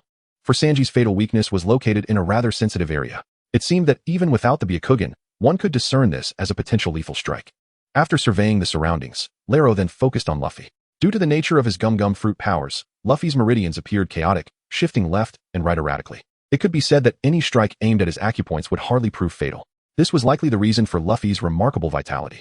Indeed, the devil fruit possessed its advantages, particularly one that could alter the body's form, making it more challenging to identify critical vulnerabilities. After observing with the Byakugan for a while, Leiro began to feel a sense of fatigue. It seemed that employing the Byakugan required considerable exertion. In the world of Naruto, it consumed chakra, while in the world of One Piece, it merely drained one's energy. Subsequently, Leiro retracted the Byakugan and lay down on the deck, drifting into slumber. Unbeknownst to him, dawn had already broken, and he was the first to awaken. Upon surveying his surroundings, he realized they had reached the central area. If he was not mistaken, they would soon arrive at the Little Garden. In truth, Leiro held little anticipation for the Little Garden and had minimal agreement with the combat philosophies of the two giants there. This visit would serve merely as a formality, with the most he would gain being some ingredients. While he pondered this, Vivi emerged from the cabin. She was taken aback to find Leiro, with a pensive expression, leaning against the railing. Vivi had thought she had awakened early, only to discover that Leiro had risen even earlier. She slowly approached and stood beside him. "I didn't expect you to be awake so early, Mr. Leiro." In response, Leiro gazed at the tumultuous sea, his expression impassive as he replied, "As a mere mortal, I have grown accustomed to rising early. However, it is indeed rare for a princess of Alabasta to share such a habit." Upon hearing those words, Vivi's expression instantly turned cold. Faced with Raylo's mockery, she gritted her teeth in frustration, yet found herself at a loss for words. This time, she needed to rely on them to escort her back to Alabasta. If he delayed any further, it would truly spell disaster. She must reveal Crocodile's true nature to the world. With this thought in mind, Vivi chose to ignore Raylo, turning away in solitude to stew in her anger. Raylo, in turn, paid no further attention to her. His sole mission was to ensure Vivi's safe return to Alabasta. The rest was beyond his concern. Should it require intervention, the system would issue the necessary tasks in due course. Before long, Nami emerged from her quarters, her eyes still heavy with sleep, which lent her an added softness and enhanced her beauty. The moment she stepped out of the cabin, she noticed Vivi's awkward demeanor, stirring her curiosity about why Vivi would be upset so early in the morning. Upon seeing Raylo beside her, with a rather enigmatic expression, Nami immediately understood the situation. Without hesitation, she approached Raylo and playfully thumped him on the head. "Hey, you rascal! How dare you bully our Princess Vivi?" Rubbing the small bump on his head, Raylo furrowed his brow. This woman has become increasingly adept at her playful assaults. Before he could respond, Nami walked directly up to Vivi, patting her on the shoulder and reassuring her, "You needn't pay him any mind. Take good care of yourself. Once we return to Alabasta, you will have the strength to save your kingdom." Upon hearing Nami's words, Vivi's expression froze in disbelief. She had not anticipated such a declaration from Nami. A warmth enveloped Vivi's heart as she embraced Nami, silently weeping. The scene was imbued with a tender warmth. However, this seemed to further substantiate the fact that Raylo had indeed bullied Vivi earlier. Raylo, indifferent to the need for explanation, casually rubbed the back of his head and leaned against the railing, preparing to indulge in a brief nap. With the sun still half an hour away from rising and the journey to the Little Garden taking approximately 2 hours, he found it more practical to succumb to slumber during this idle time. With this thought, Raylo reclined and drifted into sleep. After an indeterminate period, he was roused by the jubilant cheers of Luffy and the others. Opening his eyes, he furrowed his brow. To his astonishment, a heavy snowfall had begun. Luffy and the others were busy crafting snowballs and engaging in a playful snowball fight. Raylo, perplexed, wondered how the weather had transformed so abruptly from the warmth of spring to a flurry of snowflakes. As he pondered this, a snowball suddenly soared toward him, and instinctively, he shattered it with a swift punch. However, in the next moment, a barrage of snowballs descended upon him, enveloping him entirely. With a resigned sigh, Raylo began to excavate himself from the mound of snow, just as Nami's voice rang out, admonishing him, "Hey, can you stop playing and hurry up to clear the snow off the ship?" Upon hearing this, Raylo furrowed his brow, sensing that Nami's words were somewhat directed at him. With no other option, Raylo, along with Luffy and the others, picked up their shovels and began to clear the snow. However, the snowfall only intensified. Just as they had cleared a section, it would immediately be covered again. Vivi wished to assist, but Nami firmly refused, insisting that as a princess, she should not engage in such labor. It was a task better suited for the men. Chapter 76, a unique ability, Nico Robin. Luffy, feeling weak, extended a hand, apologizing. Despite this, they continued to work while playfully bantering. A cheerful atmosphere filled the merry, yet Vivi observed with a hint of sorrow, pondering why these pirates could remain so blissfully carefree. Perhaps this was the essence of a worry-free life, a luxury she could not afford. Alabasta was facing unprecedented peril. One misstep could lead to her father, Cobra, becoming the last king of a fallen nation. She could not allow such a fate to befall them. The Nefertari family's legacy must not end with her father. Lost in thought, Vivi headed straight to her room, while Nami, witnessing the scene, sighed, unsure how to brighten Vivi's spirits. Just then, a newspaper fluttered down onto the deck. Nami glanced at it and noticed a report concerning Alabasta. Bending down to pick it up, she began to read, her pupils dilating in alarm. The article revealed that Alabasta was in dire straits. The insurgents had risen in rebellion and would soon encircle the royal palace, forcing King Cobra to abdicate. Upon reading this, Nami's expression turned grave as she concealed the newspaper in her cloak. This news must not reach Vivi. The heartbreak it would cause was unimaginable. Nami felt deeply sympathetic toward Vivi's plight. Her own past sufferings seemed trivial in comparison. Amidst their playful antics, the Straw Hat crew managed to clear all the snow from the ship. After about 10 more minutes, the sky grew calm and clear. Exhausted, they lay on the deck, breathing heavily, having gained a newfound appreciation for the harsh weather of the Grand Line. After a brief rest, Raylu stood up and gazed ahead, spotting a small island in the distance. Occasional volcanic eruptions echoed from its surface.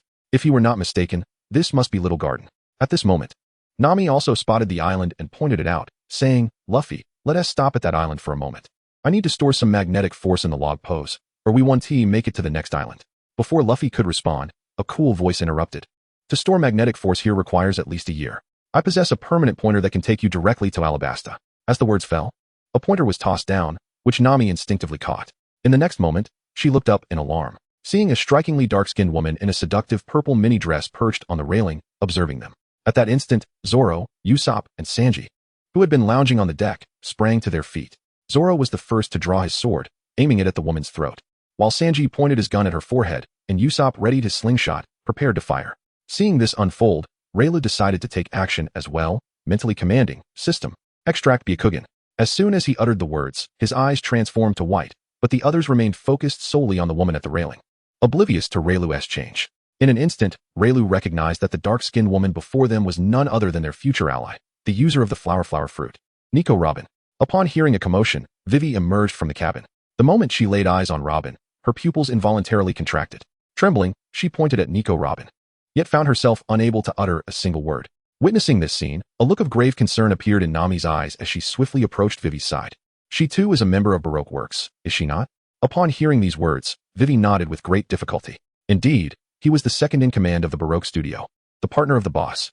It was through our surveillance of him that we uncovered the true identity of the mastermind, Crocodile. The mere mention of the Baroque studio and the title of second in command caused Nami's pupils to constrict, and she turned to Nico Robin with a grave expression. This implies that it is indeed she.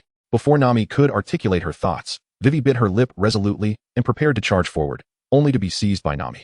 "Let go of me. This is the scoundrel who killed Icarus." With these words, Sanji and the others glared furiously at Robin. Sanji, in particular, cocked his gun and exclaimed, "To provoke a beautiful woman is utterly unforgivable." Although Usopp trembled with fear, he still shakily pointed at Robin. "You'd better not make any sudden moves. A single one of you cannot possibly contend with all of us." Zoro remained silent, his expression somber, yet he gripped his sword tightly. At that moment, Luffy, filled with rage, stretched out his arm to attack Robin. "This scoundrel killed my uncle. Today, I shall avenge him." However, as Luffy struck, his arm inexplicably curled back, sending him flying away. It was then that they realized the person before them was also a user of a devil fruit ability. Zoro quickly unsheathed his sword, but it seemed as though an unseen force pushed his right hand, causing the blade to retract back into its sheath, while his entire body was propelled backward. Sanji and Usopp encountered a similarly bizarre situation, feeling as though an invisible hand twisted their wrists, disarming them of their slingshot and gun. They were oblivious to the true nature of the phenomenon, merely sensing its strangeness.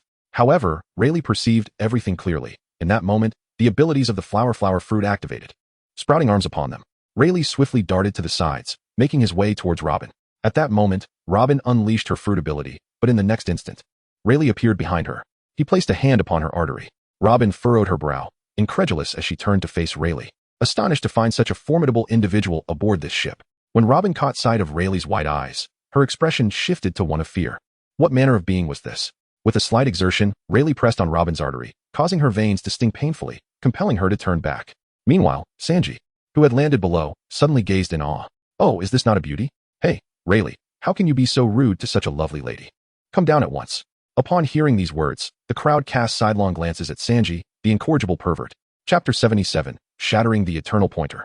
Robin, disregarding Sanji, smiled gently and remarked, "I never anticipated that your ship would harbor such formidable individuals. This seems to have become even more intriguing." With that, Robin gestured towards the eternal pointer in Nami's hand. "If you wish to return to Alabasta swiftly, take this pointer and proceed directly. The Baroque Works has already dispatched their top-tier agents to encircle you. Should you choose to retrace your steps, do not say, 'I did not forewarn you.' It is exceedingly perilous. Upon hearing these words, everyone turned their gaze towards the permanent pointer in Nami's hand. Although they had yet to witness the full extent of Baroque work's formidable strength, the presence of Mr. Five alone posed a significant threat to them. It was conceivable that even more powerful bounty hunters might soon emerge. Nami grasped the pointer tightly, her brow furrowed in concern. If it indeed allowed for swift passage to Alabasta, she would certainly welcome its use. After all, Vivi was currently in a state of deep distress.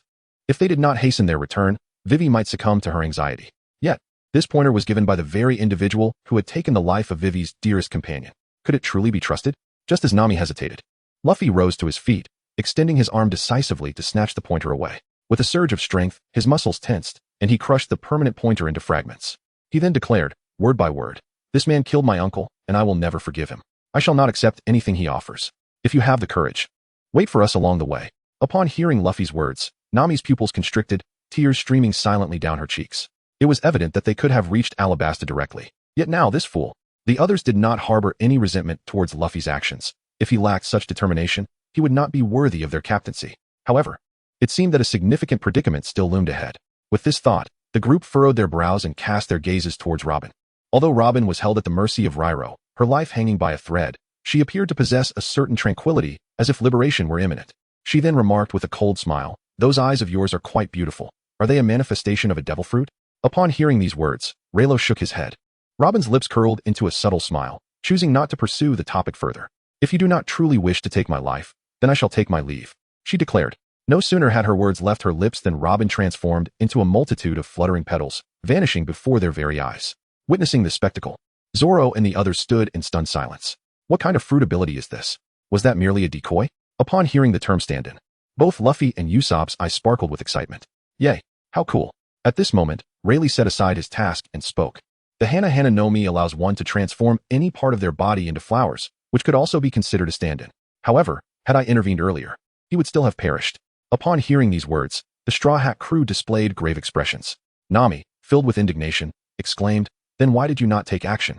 That way, we would have one less adversary." After speaking, Nami felt a sense of defeat. Had she been in the same position, she likely would have been unable to strike either. Although the opponent had slain Vivi's companion, there was not much malice directed towards them. Contemplating this, Nami turned her gaze towards Vivi. At that moment, Vivi's eyes were slightly reddened. Nami rose and placed her hand on Vivi's shoulder. "You need not worry. We will fulfill our promise and ensure your safe return to Alabasta. Regardless of the formidable foes we may encounter, we will assist you in overcoming them." Upon hearing Nami's ambitious declarations, her previously tumultuous emotions found a semblance of calm. Once she had soothed her feelings, Nami cast her gaze upon the scattered fragments of the compass on the ground and let out a sigh. It was unavoidable. She had no choice but to diligently store the magnetic energy. Contemplating this, Nami directed her attention towards the small island nearby and remarked, "Let us pause on that island to replenish our magnetic energy. As for the enemy, we must not place our complete trust in their words. Their claims of a year or two may simply be a tactic to intimidate us." Upon hearing these words, everyone furrowed their brows in contemplation. If they were being deceived, what would be the purpose of providing them with permanent pointers? Nevertheless, all of this has become inconsequential. Should they fail to adequately harness the magnetic forces, straying from the course within the Grand Line could yield dire consequences. While their own misdirection is one matter, deviating from the path to Alabasta poses a grave threat to that delicate nation. Upon hearing Nami's words, Luffy promptly commanded the crew to navigate the ship to the edge of the small island. The crew busied themselves, and after a brief period, the small vessel successfully docked at the edge of the little garden. However, as soon as they came to a halt, Nami began to feel a pang of regret. On this island, not only were there the thunderous sounds of volcanic eruptions, but also the ferocious roars reminiscent of wild beasts, coupled with deafening howls.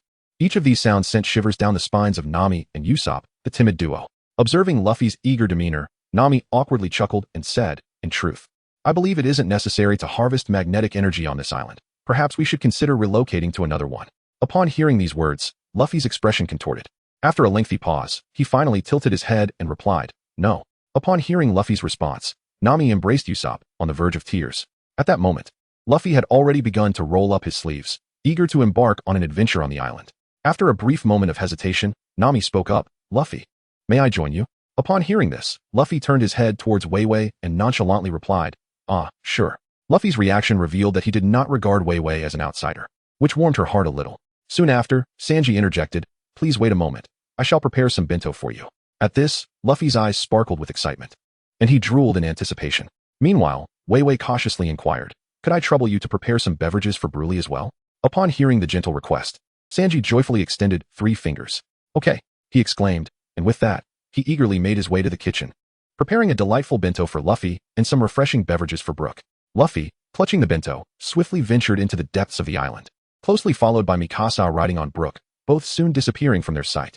Noticing their departure, Zoro adjusted his swords, rose to his feet, and leaped off the Going Merry, ready to embark on his own adventure. Observing this, Sanji called out to Zoro, "Hey, Zoro, don't forget to bring back some game. Our kitchen supplies are running low." Chapter 78. The Great Showdown between Sanji and Zoro. Upon hearing these words, Zoro stifled a yawn and turned to say, "Rest assured, I shall return with prey that you could never hope to catch." The moment these words left his lips, a certain nerve within Sanji was suddenly struck. He placed one foot upon the railing, glaring fiercely at Zoro.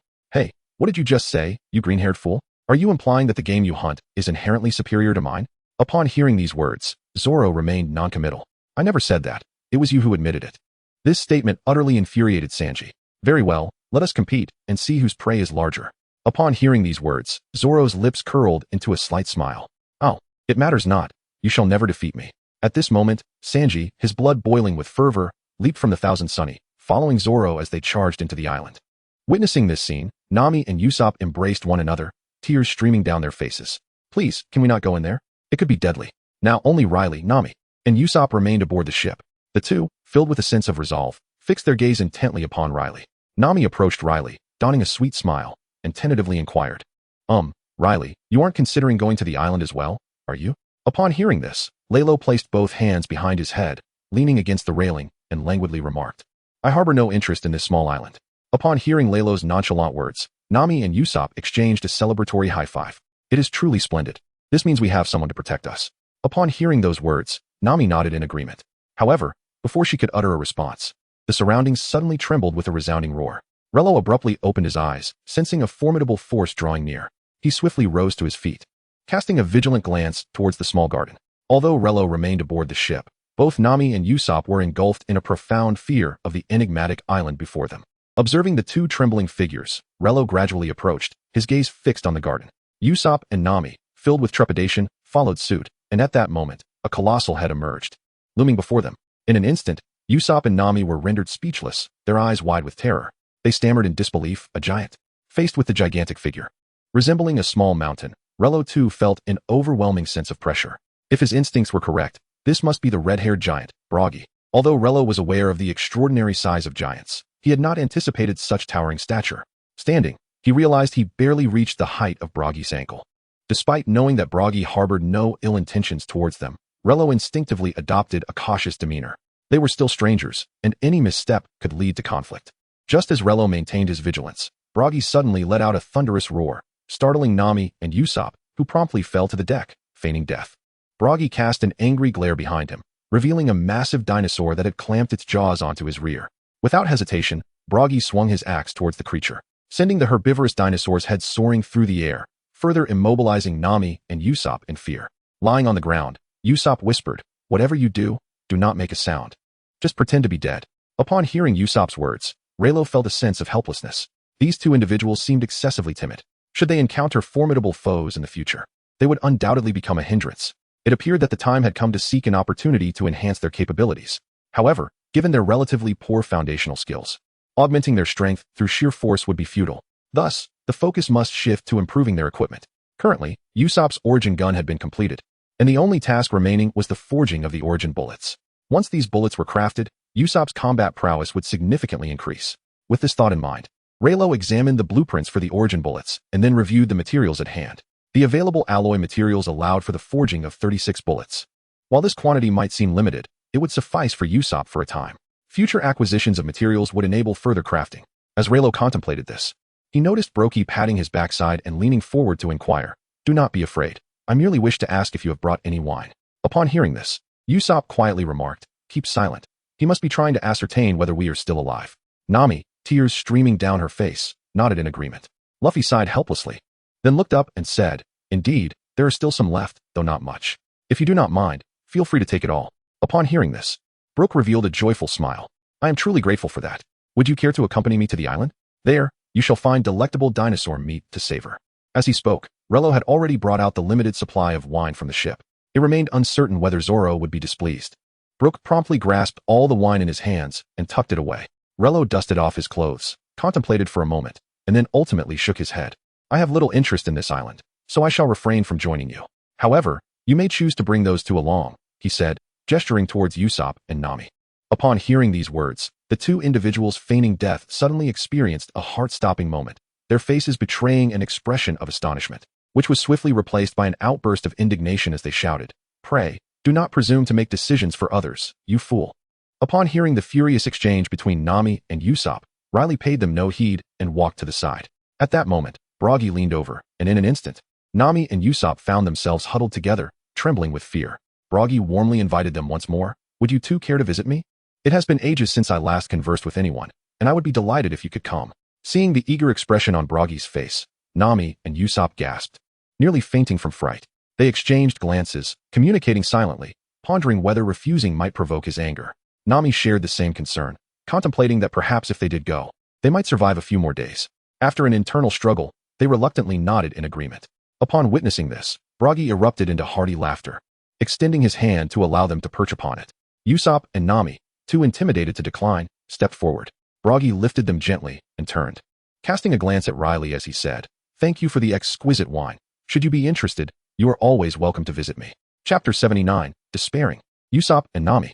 Upon hearing those words, Leilo, disinterested, closed his eyes and nodded slightly. Loki said nothing further, turning around and leading Nami and Usopp deeper into the small garden. Usopp and Nami exchanged glances filled with unmasked despair as they looked at Leilo. Meanwhile, Zoro and Sanji had been wandering within the small garden for some time. They had encountered several small dinosaurs and saber-toothed tigers during their exploration, all of which they swiftly dispatched with ease. Although these creatures would have made ample ingredients for a meal, their competition lay in the size of their respective hunts.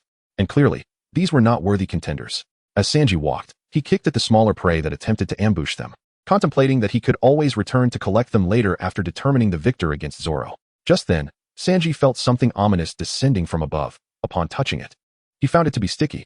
Frowning, he looked up and beheld a red Tyrannosaurus Rex, its predatory gaze fixed upon him. While Sanji might not have been substantial enough to satisfy the dinosaur's appetite, the spices he carried tantalized its taste buds. As Sanji raised his gaze, the Tyrannosaurus lunged, its bite force exceeding a ton. Realizing the imminent danger, Sanji swiftly lifted his right leg and delivered a powerful kick, forcing the dinosaur's jaw shut. In a fluid motion, Sanji sidestepped to the side of the beast, landing a blow to its forehead that sent the creature staggering back. The Tyrannosaurus, now more ferocious than ever, charged at him. Unfazed, Sanji retaliated with a kick to its neck, rendering the beast unconscious. Observing the massive creature, which measured at least 10 meters in length and bore a substantial amount of flesh, Sanji surmised that Zoro would find it challenging to encounter such a sizable dinosaur. Without hesitation, he retrieved a rope and secured it around the Tyrannosaurus's neck, hoisting it onto his shoulder as he made his way towards the outskirts of the small garden. On the opposite side of the small garden, Zoro had also felled numerous dinosaurs. Though he had encountered some larger specimens, none exceeded 8 meters in length. Noticing a few herbivorous dinosaurs in the distance, each measuring over 20 meters, Zoro concluded that Sanji would likely hunt those. However, Zoro, being inherently laid back, would not engage unless provoked by the creatures. The herbivorous dinosaurs posed no threat, and thus Zoro had no reason to hunt them. Lost in thought, Zoro suddenly felt something underfoot. Lowering his gaze, he was startled to discover a small triceratops, its tears glistening as it looked up at him with a pitiful expression. The tiny creature clamped onto Zoro's foot, refusing to let go, which caused him to gasp in astonishment. "Hey, you little rascal, get off," he exclaimed, shaking his foot and sending the triceratops flying. At that moment, a larger triceratops appeared before Zoro. Estimating its length at about 10 meters, he considered it a worthy target. Drawing his 3 swords, Zoro assumed a stance of Santorio. The larger triceratops, enraged by the sight of its offspring being mistreated, charged at him. Without hesitation, Zoro struck, severing one of its horns, causing it to collapse, motionless. Zoro seized one of its horns, dragging the creature towards the garden's edge, while the smaller triceratops persistently nipped at his ankle, only to be sent flying by a swift kick. Just then, Zoro heard the distant rumble of a volcanic eruption accompanied by violent tremors. His brow furrowed. Within less than half an hour, he had encountered such phenomena twice. This island was undoubtedly extraordinary. Lost in contemplation, Zoro suddenly realized he had strayed off course. In a panic, he turned in various directions, searching for an exit. At that moment, he spotted a figure with yellow hair approaching him. Relieved, he waved enthusiastically. "Hey, Sanji. It's so good to see you. I'm lost here. Please guide me out." Upon hearing these words, Sanji wore a perplexed expression as he glanced in the direction of Zoro. For heaven's sake, isn't the path you took to arrive here the very same route to exit? What on earth is wrong with your reasoning? Upon hearing these words, Zoro's fury ignited once more. He then cast a glance at the enormous Tyrannosaurus Rex behind Sanji and, with a wicked grin, declared, I had almost forgotten that we have yet another contest. However, I see no need for measurement. The prey I hunt is undoubtedly larger than yours. Upon hearing these words, Sanji's expression contorted. What did you say? Repeat that, you seaweed head. Clearly, my catch is far larger. The atmosphere between the two grew tense, igniting sparks of rivalry. After a brief standoff, they placed their respective catches side by side for comparison. In terms of length, Sanji had a slight advantage due to the longer tail. However, in terms of girth, Zoro's Triceratops appeared more robust. At that moment, Zoro unilaterally declared his victory.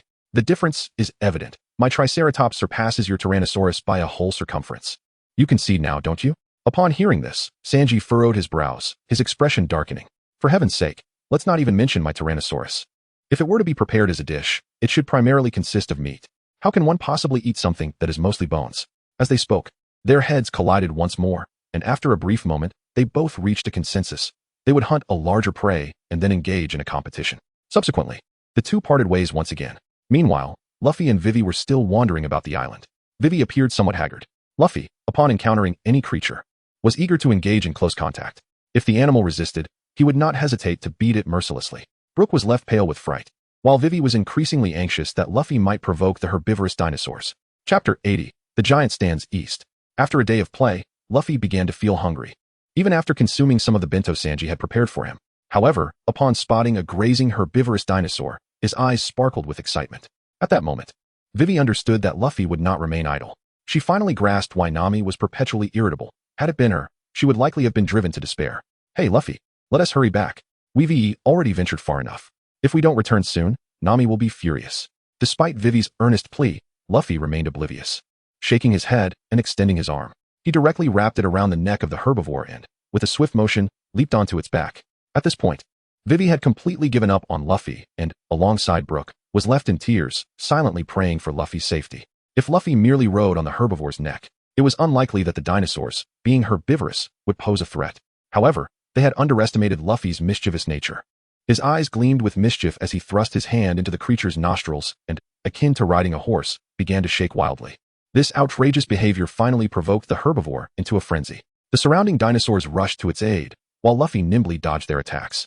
Yet, in a moment of carelessness, he was engulfed by the herbivore's gaping maw. At this sight, Vivi and Psyduck nearly lost their composure. Meanwhile, Luffy found himself sliding down the dinosaur's neck, experiencing an unprecedented thrill. However, in the next instant, the world around him brightened as he unexpectedly burst forth from the creature's neck. Turning back, he witnessed the enormous dinosaur's elongated neck splitting in two. Although Luffy was unaware of the identity of his savior, Vivi and Brook saw everything clearly. Their faces drained of color as they gazed in horror at the giant standing before them. In a swift motion, Luffy landed on the giant's shoulder. Observing this scene, Vivi completely broke down and whispered to Brook, "We should make a hasty retreat. Otherwise, we too shall meet our demise here." Upon hearing these words, Brew struggled to nod his head. However, before they could make their escape, Luffy pointed in their direction and declared, "Those are my friends, Wei Wei and Brew." Upon hearing these words, Wei Wei felt utterly deflated, realizing that accompanying Luffy to the island had indeed been a mistake. Luffy was engaging in cheerful conversation with the giant, during which he learned that the giant's name was Dong Li, who had once been the captain of a crew known as the Giant Warrior Pirates. "You truly possess remarkable courage to venture into the belly of that dinosaur. You embody the spirit of our Alabasta giants," Dong Li exclaimed, bursting into hearty laughter, which was soon echoed by Luffy. "Uncle, you are quite impressive yourself, capable of slaying that dinosaur with a single strike. I shall introduce you to Zoro for a sparring match someday." Upon hearing their peculiar manner of conversation, Wei Wei felt a tumultuous stir within her heart. Were it not for her trepidation regarding the giant's potential aggression, she would have fled long ago.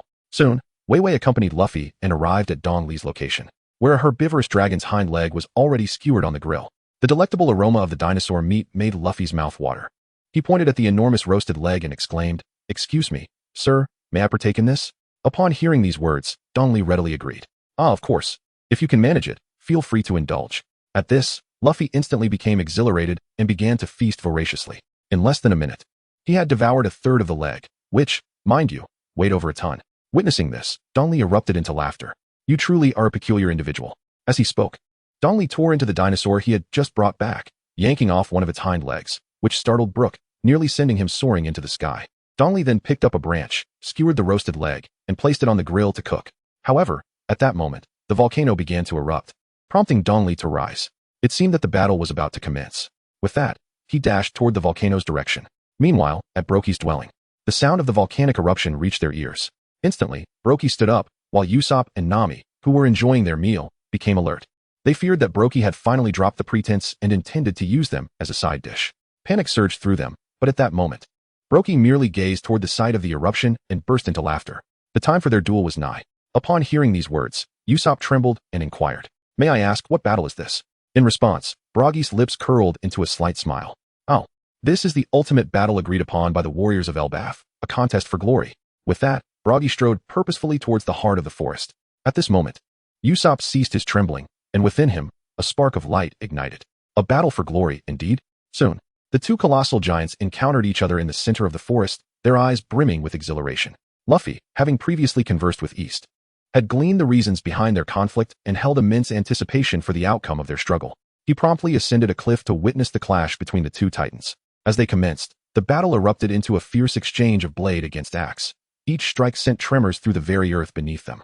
Though their contest was not measured by swiftness, its spectacle was undeniably captivating. The very spirit of fighting for honor had the power to resonate within the hearts of onlookers. However, for Bru, what lay before him was sheer terror. Was it truly such a spectacle to behold these massive beings in combat? After a brief moment, approximately the time it takes for a stick of incense to burn, the two giants exchanged a powerful punch, their bodies leaning back in unison. Gasping for breath, they declared, "The 70,346th battle ends in a draw." Following their proclamation, both giants began to huff and puff, taking a moment to regain their composure before rising once more. East gazed at Buggy, a serious expression crossing his face. "I did not expect you to remain so steadfast. Although we have drawn this time, I must say, I still hold the upper hand.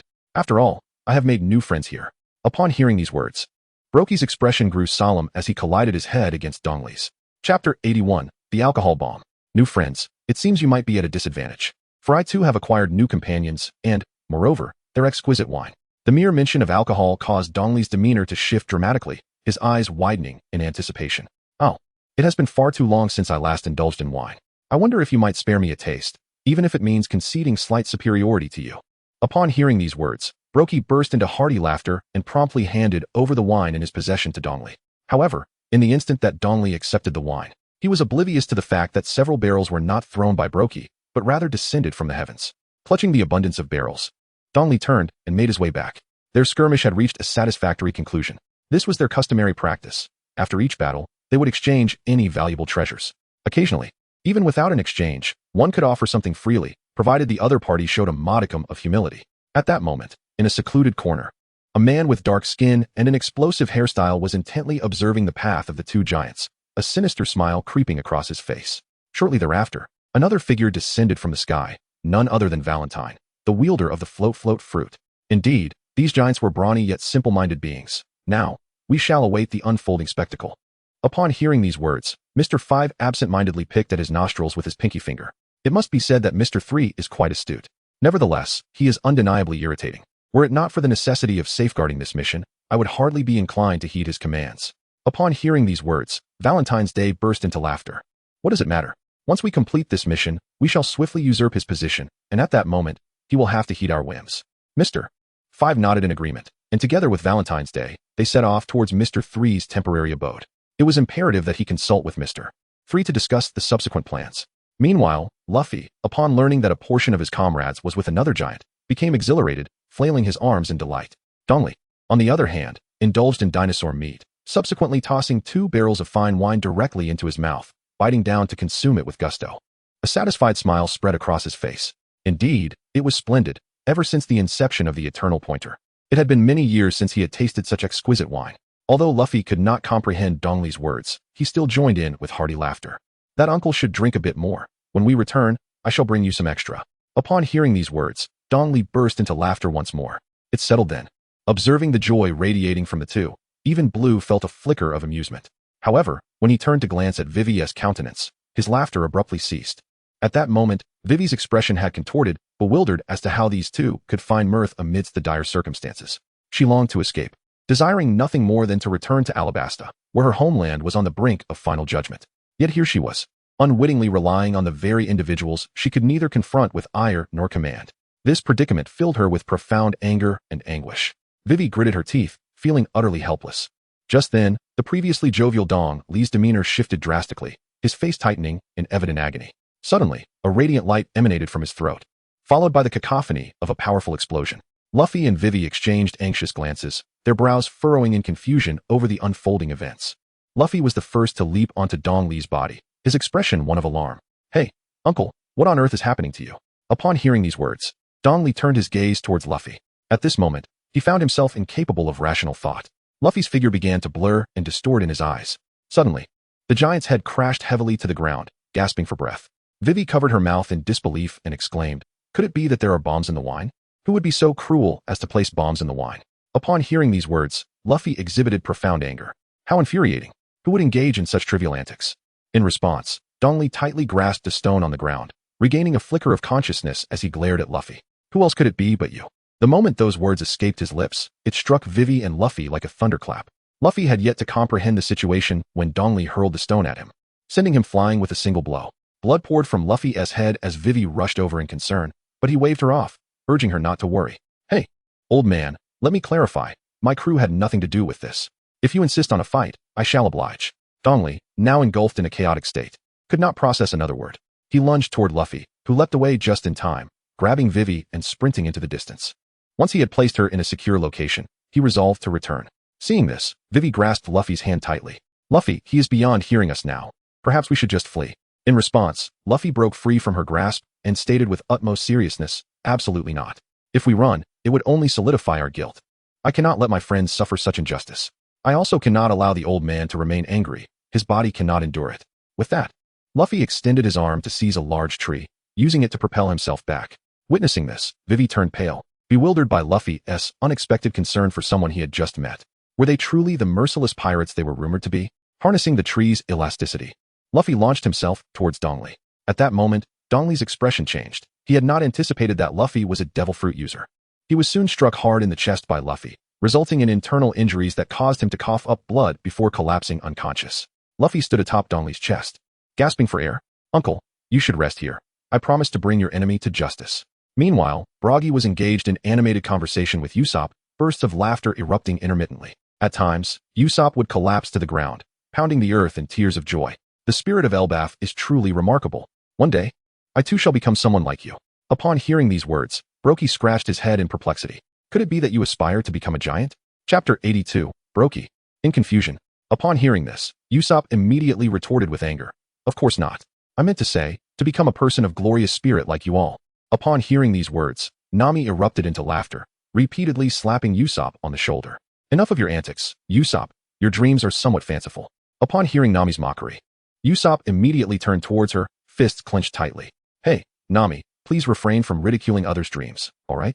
In response, Nami raised both her hands in a gesture of apology. "Oh, I'm so sorry," she exclaimed, stifling a laugh behind her hand. This only served to infuriate Usopp further, his anger nearly causing him to explode.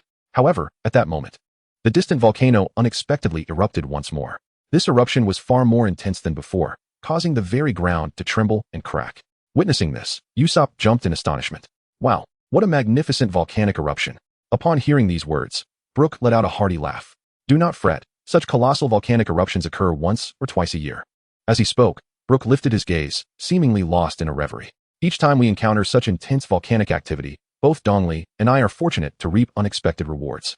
With that, Brook rose to his feet and strode purposefully into the depths of the forest. However, on this occasion, an inexplicable sense of unease gripped him. A foreboding feeling of uncertainty about what the future might hold. Observing Brook's imposing silhouette, Usopp danced about behind him, cheering him on. "Long live Brook Senpai. Surely, he shall emerge victorious." Watching Usopp's fervent excitement, Nami couldn't help but let out a sigh, pondering, this fellow is nothing more than a timid fare collector. How troublesome they all are. Upon hearing Usopp's voice, Buggy turned around, smiled at him, and then waved his hand as he made his way towards the direction of the volcanic eruption. Meanwhile, on the outskirts of Little Garden, Rayleigh, finding himself with nothing to do, casually flipped through Nami's book. Inside, the surrounding seawater began to tremble incessantly due to the volcanic activity. Were it not for Rayleigh's use of hockey to stabilize the ship, they would likely have been swept away by the tumultuous waves. He wondered if Luffy and the others were safe. Despite these thoughts, Rayleigh remained disinclined to venture onto Little Garden. This place was merely a transitional chapter. The true battleground lay in Alabasta. He was unwilling to partake in any adventures that diverged from the main storyline or his mission. As he contemplated this, Rayleigh suddenly felt a wave of fatigue wash over him. Just as he was about to set the book down and take a nap, a notification chime resonated in his mind. Ding! Congratulations, host, you have triggered a storyline mission. Prevent the Giants from engaging in mutual slaughter. Completing this task will yield 1,000 points of all attribute experience, a forging blueprint for the legendary sword, and various forging materials. Upon hearing the sudden trigger of a task, Rayleigh could not help but furrow his brows. The fact that a plot mission could be activated in this transitional chapter of the Small Garden was unexpected. A reward of 1,000 points in all attributes may not seem substantial in the grand scheme of the storyline, yet even the smallest of gains is still a gain, particularly as it also offers the forging blueprint for the first generation of the sword, Onetetsu. This blade is renowned. As depicted in the original narrative, Zoro ultimately wields the third generation of Onetetsu. The longevity of Onetetsu's companionship with Zoro speaks volumes about its formidable prowess. Moreover, this pertains only to the third generation. One can only speculate on the might of the first generation. Although Rayleigh does not possess extensive knowledge about swords beyond those wielded by Zoro, it stands to reason that the first generation of Onetetsu is among the finest blades. Forging a first-generation Onetetsu for Zoro would indeed be a commendable endeavor. Additionally, the completion of this task promises a collection of forging materials.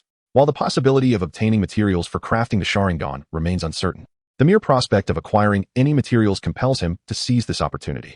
With this thought in mind, Rayleigh resolutely rose to his feet and dashed towards the small garden. Meanwhile, on Luffy's side, he stood up with considerable effort upon hearing the sound of the volcanic eruption. Upon regaining his footing, he noticed the look of terror in Luffy's eyes. Hey, uncle, you cannot engage in strenuous activities or duels just yet. Wait until your injuries have healed. Upon hearing these words, Dong Li gasped for breath and immediately turned his gaze towards Luffy, his expression one of complexity. I sincerely apologize for the misunderstanding earlier, but this is a battle among the warriors of Elbaf. It is the glory bestowed upon us by the Elbaf god, and we cannot betray it.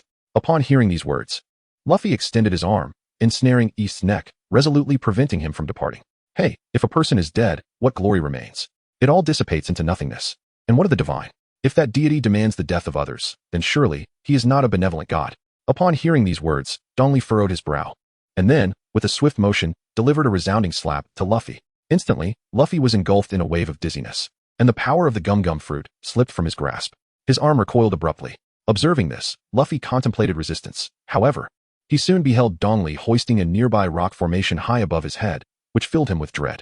He had not anticipated the sheer might of a giant. In a swift motion, the giant pressed the rock down upon Luffy.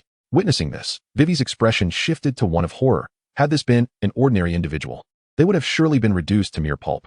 Vivi, standing at the side, dared not intervene, while Dong Li retracted his hand and stepped back, his eyes laden with remorse. You may rest here for a while. The spirit of Elbaf is something you cannot comprehend, he said. Upon hearing these words, Luffy struggled fiercely against his restraints, then cast an indignant glare at Dong Li. What do you mean I don't understand? It is undeniably your ignorance. A battle manipulated in such a manner can yield no true glory. Upon hearing these words, Dong Li remained non-committal, directly stating, perhaps what you say is true, but as a warrior of Elbaf, I shall never shy away from battle. With that, Dong Li, dragging his injured form, ventured deeper into the forest. His silhouette emanated an indomitable spirit, leaving Luffy profoundly astonished. As he approached his confrontation with Buggy, Dong Li, who had previously appeared stooped, now stood tall, showing no sign of his injuries. Upon their meeting, both men revealed radiant smiles. Without further ado, Buggy swung his axe towards Dong Li's body. Despite the weight of his burden, Dong Li raised his shield to block the strike. The axe collided with the shield, forcing Dong Li to stagger back 2 steps. It felt as though his insides were being torn apart, causing him excruciating pain. Chapter 83, Elbaf, Spirit. At this moment, Buggy's eyes reflected a flicker of concern. He sensed something was amiss. How could Dong Li appear so feeble? What had transpired? As Buggy pondered this, Dong Li thrust his sword forward, prompting Buggy to instinctively raise his shield in defense. The force that could have sent him flying now seemed minimal, devoid of any real power. This only solidified Buggy's conviction that Dong Li was indeed facing some dire circumstance. What could have possibly befallen him? Had he overeaten? Or perhaps intoxicated? Buggy furrowed his brow. Dismissing these thoughts as unlikely, he found himself at an impasse. Ultimately, he resolved to set aside his concerns and finish the battle first. Though he understood that Dong Li was undoubtedly hindered by some unseen plight, he could not afford to show mercy. A strike against Dong Li's head was forthcoming. To show leniency towards a warrior of Elbaf would be a desecration of honor and an affront to his opponent. With this thought in mind, Buggy swung even harder. Dong Li attempted to evade, but any movement sent shockwaves through his ravaged insides, amplifying his agony. Broggy's axe struck the top of Dongley's head. Fortunately, there was some protection. Yet blood still trickled from Dongley's scalp. Broggy's heart tightened with concern for Dongley, but he could not reveal it. He must not display any semblance of sympathy, for it would wound Dongley's pride. Despite his suffering, Dongley endured, bracing himself. He then thrust his sword once more, landing a hit on Broggy's chest, causing Broggy to retreat 2 steps, a gleam of exhilaration in his eyes before swinging again. Their battle ebbed and flowed, drawing gasps of astonishment from Luffy and Usopp on either side. Usopp fervently cheered for Broggy, while Luffy's worry for Dongley deepened. The condition of Dongley's insides remained uncertain. The torment must be unbearable. Yet amidst such suffering, he continued to engage in fierce combat. Was this the spirit of Elbaf? This realization incited Luffy's fury. Who dared to sully such a sacred battle and tarnish their honor with dust? He thrashed wildly, pounding the ground, desperate to escape from the obstruction, knowing he must halt Dongley's struggle. If he did not intervene, Dongley's body would surely succumb. However, the artificial mountain that restrained him felt insurmountably heavy. No matter how he struggled, he could not extricate himself. Vivi, anxious beside him, paced in circles, wishing to aid Luffy, but found herself powerless. Suddenly, a familiar laughter pierced the air, an echo of a nightmare he could never forget. It was Valentine's Day. Vivi and Brule turned in terror to see Mr. Five, nonchalantly picking his nose. In an instant, Vivi clutched Brule and attempted to flee, but it was too late. An explosion erupted around them, knocking both Vivi and Brule unconscious. Witnessing this, Luffy's eyes flared with rage. Hey, what are you doing? How dare you harm my comrades? I will not let you get away with this. Upon hearing those words, Mr. Five cast a sideways glance at Luffy, immediately adopting an arrogant demeanor. He approached Luffy step by step and, without warning, delivered a powerful kick aimed at the top of Luffy's head, resulting in a tremendous explosion. Luffy exhaled a plume of black smoke. Yet his gaze remained resolutely fixed upon Mr. Five. It was you who did this, wasn't it? Upon hearing these words, Mr. Five lifted his head and turned to gaze towards the direction where Dongley was engaged in combat with Broggy, unable to suppress a laugh. Oh, you must be referring to them. Indeed, giants are such simple-minded beings. We merely exploit their straightforwardness. Before Mr. Five could finish his statement, Luffy shook his head and, with indignation, addressed them. You are insulting the sacred battle. This is utterly unforgivable. Upon hearing Luffy's words, the laughter of Valentine's Day resonated once more. The foolish often resort to brute force to resolve their dilemmas. Ultimately, their battles stem from nothing more than greed. If we are deemed vile, then they are hardly noble in their pursuits. Upon hearing these words, Luffy gritted his teeth and writhed in agitation. Do not sully the noble battles of the uncles with your vile thoughts. Their struggles are far more honorable than yours. As soon as Luffy finished speaking, Mr. Five swiftly delivered a kick, creating a resounding explosion that nearly caused Luffy to lose consciousness. Vivi, standing nearby, forced herself to remain upright, her gaze shifting anxiously towards Luffy. Meanwhile, Mr. Five crouched down and roughly grasped Luffy's hair. If you are so eager to defend them, then have the courage to stop those two. Otherwise, at least one of them is destined to perish. Upon hearing those words, Luffy's heart began to race wildly. His gaze filled with concern as he looked towards the direction where Dongley and Broggy were engaged in battle, letting out a howl towards the heavens. How infuriating! Witnessing Luffy's dire predicament, Mr. Five and Valentine burst into laughter, their expressions radiating sheer arrogance. How utterly ridiculous! Having only seen him once, who exactly are you performing for? Mr. Five cast a glance at Valentine, a hint of disdain crossing his face. Do not speak so. He is genuinely foolish, not merely putting on an act. With that, the two erupted into laughter once more. Yet at that moment, a sudden sound of footsteps echoed behind them. The perceptive Valentine and Mr. Five swiftly ceased their mirth and turned to investigate. They beheld a young, handsome boy, cradling a book in his hands, his eyes enigmatic, whether gentle or shadowy. Upon sighting him, they felt a twinge of confusion, while Vivi, on the other hand, revealed a radiant smile. Mr. Leilo, Vivi exclaimed, her eyes brimming with tears of joy. She had feared that their fate was sealed, yet with Leilo's arrival, she was certain they would emerge unscathed. Upon hearing Vivi's words, Leilo slowly closed the book and placed it at his waist. He then lifted his gaze towards Luffy and remarked, Hey, Luffy, you certainly look quite disheveled. Upon hearing these words, Luffy erupted into hearty laughter. Riley, swiftly eliminate those two, and then proceed to rescue the uncle. Upon hearing these words, Leilo swiftly removed the black gloves from his hands and cast a piercing gaze towards Mr. Five and Valentine's Day. Feeling the intensity of Leilo's stare, both Mr. Five and Valentine's Day swallowed hard and instinctively took a step back. Caution is warranted. This individual is undoubtedly formidable. Upon hearing these words, Valentine's Day reluctantly displayed a faint smile.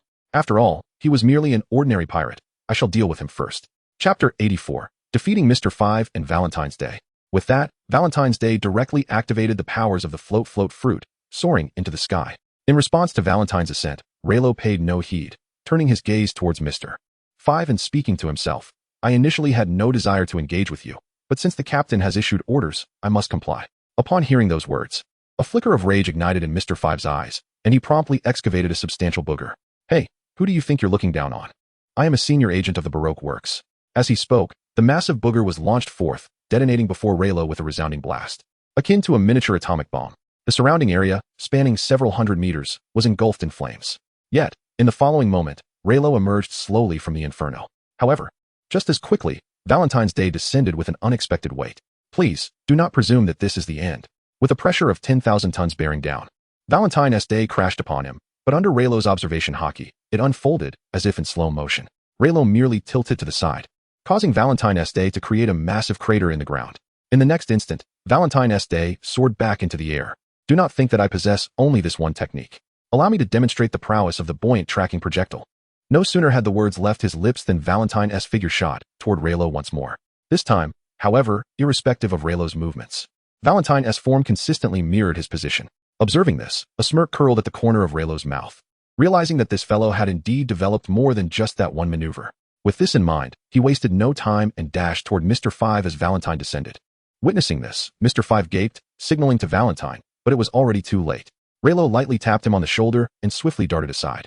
Valentine, attempting to turn, collided abruptly with Mr. 5. Mr. 5 coughed up blood, shattering the foam mountain in the process, and fell unconscious, blood gushing from his mouth. Valentine found himself ensnared within the rubble, unable to move. Observing Leilo's performance, Luffy's eyes sparkled with admiration. This display was undeniably impressive. He would have to ask Leilo to teach him someday. However, he was suddenly reminded of the giant battling in the distance. East's insides were gravely injured. If the fight continued like this, he would surely perish. With this thought, Luffy turned to Leilo and exclaimed, Hey, Leilo, hurry and help the old man.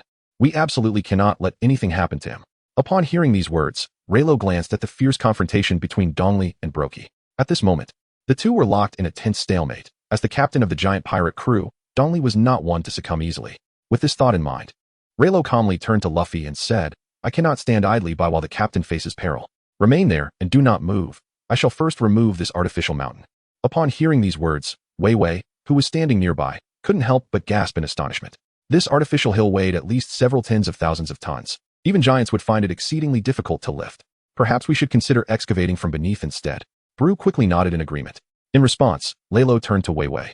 Contemplating that by the time they managed to unearth Luffy from below, it was likely that these two uncles would have already determined the victor.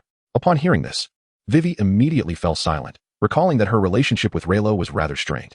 She turned away, choosing to disregard him, yet she couldn't resist stealing glances at his actions.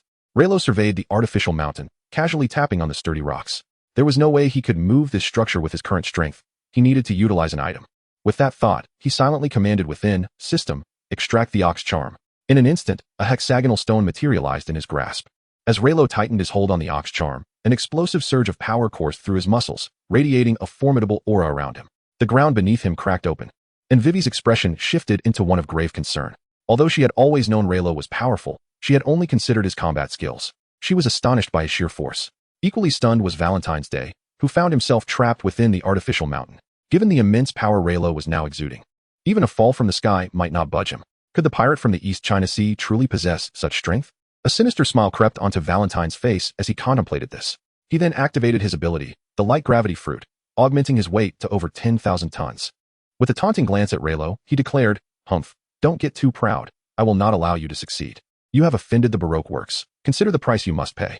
Leilo paid no heed to Valentine's arrogant demeanor and approached the artificial mountain. He grasped its base with one hand while the other supported the crevice above. With a low growl, the mountain began to shift. Vivi gasped in disbelief, her expression one of terror. Was this truly an act achievable by a mere human? Valentine's unease grew. He had never been lifted under such immense weight, let alone with a heavy artificial mountain intertwined. With both hands, Leilo hoisted the mountain and hurled it into the distance. The earth-shattering sound reverberated across the island, causing Valentine to faint from sheer fright. This colossal noise also drew the attention of Dongli and Buggy, yet their battle raged on, the clash of axe and sword echoing thunderously. Perhaps sensing that this would be their final clash, they fought with an unwavering intensity that seemed to prolong the encounter. Even as the volcano threatened to erupt, they remained locked in combat. At this moment, Dongli was panting heavily, feeling the pulse of blood coursing through his insides, and he could no longer sense the pain of his internal injuries. If this continued, he would surely perish. Meanwhile, Luffy, liberated from beneath the mountain, sprang up and dashed toward the two giants. However, he was halted by Leilo. Confused and furrowed in concern, Luffy exclaimed, "Hey, Leilo, what are you doing? If you don't stop the old man soon, he is going to die?" Upon hearing these words, Leilo did not oppose Luffy's intentions, but instead cast his gaze towards Dongli and Buggy. Although one of them was injured, their strength was still beyond what he could impede. Chapter 85, Sanji's Fortuitous Encounter.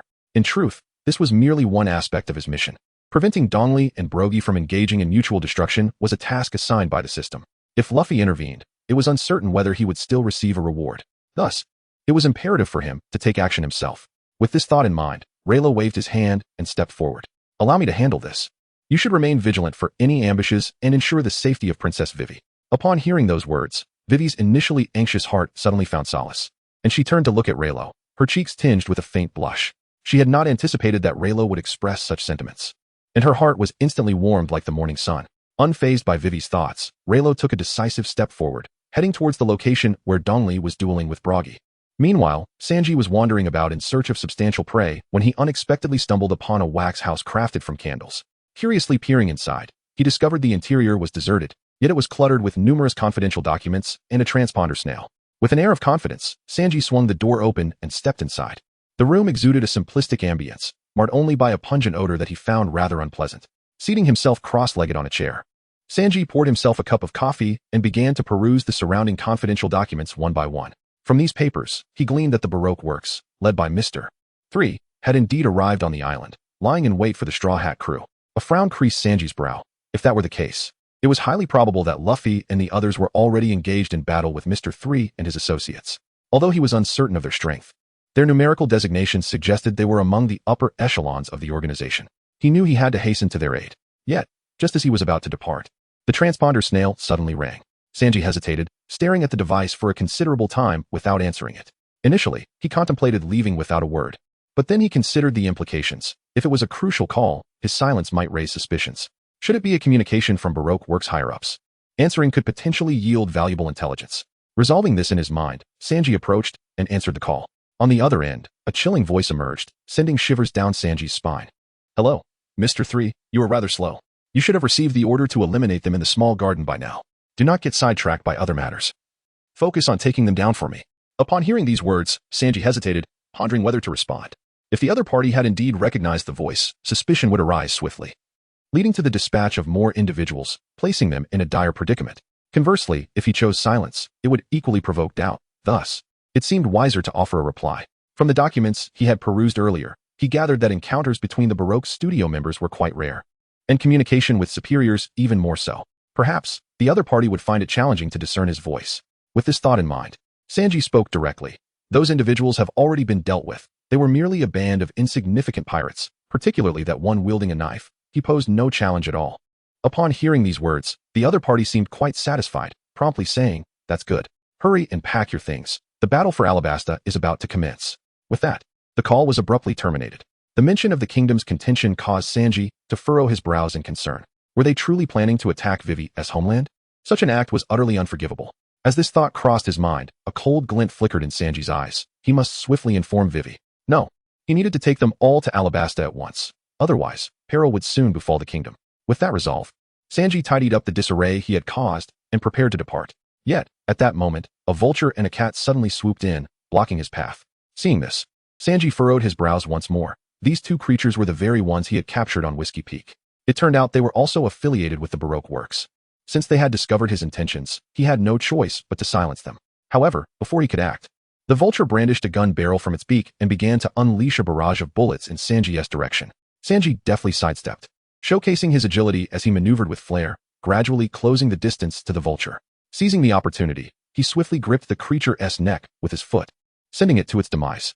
Witnessing the death of its companion, the cat was filled with fury, extending its claws to attack Sanji. Yet, Sanji dismissed it effortlessly, delivering a single kick that sent the feline reeling. After dispatching them, Sanji exited the small wax candle-constructed house and made his way towards the heart of the forest. Meanwhile, the battle between East and Baratie had reached its climax. East discreetly coughed up a mouthful of blood, yet he refrained from revealing his vulnerability to Baratie. He did not wish to expose his frail side to his adversary. Baratie, of course, sensed that East was in a precarious state, but he was unwilling to show mercy. To do so would shatter the spirit of the Elbaf warriors. As a soldier of Elbaf, One could never allow their enemy to gain an advantage. Otherwise, even in death, they could not face the Elbaf gods, nor could they attain the honor of Elbaf. With this in mind, both warriors unleashed their most powerful strikes simultaneously. The surrounding space began to distort as immense forces radiated outward.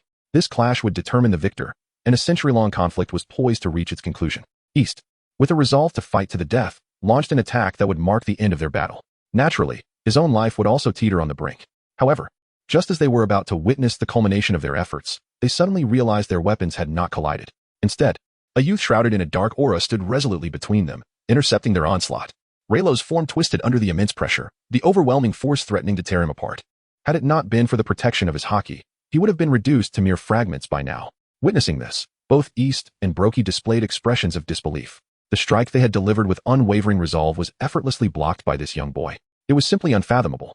Neither East nor Baroque were bloodthirsty individuals. Faced with Raylo's desperate defense, they did not wish to witness a young life being crushed before their eyes.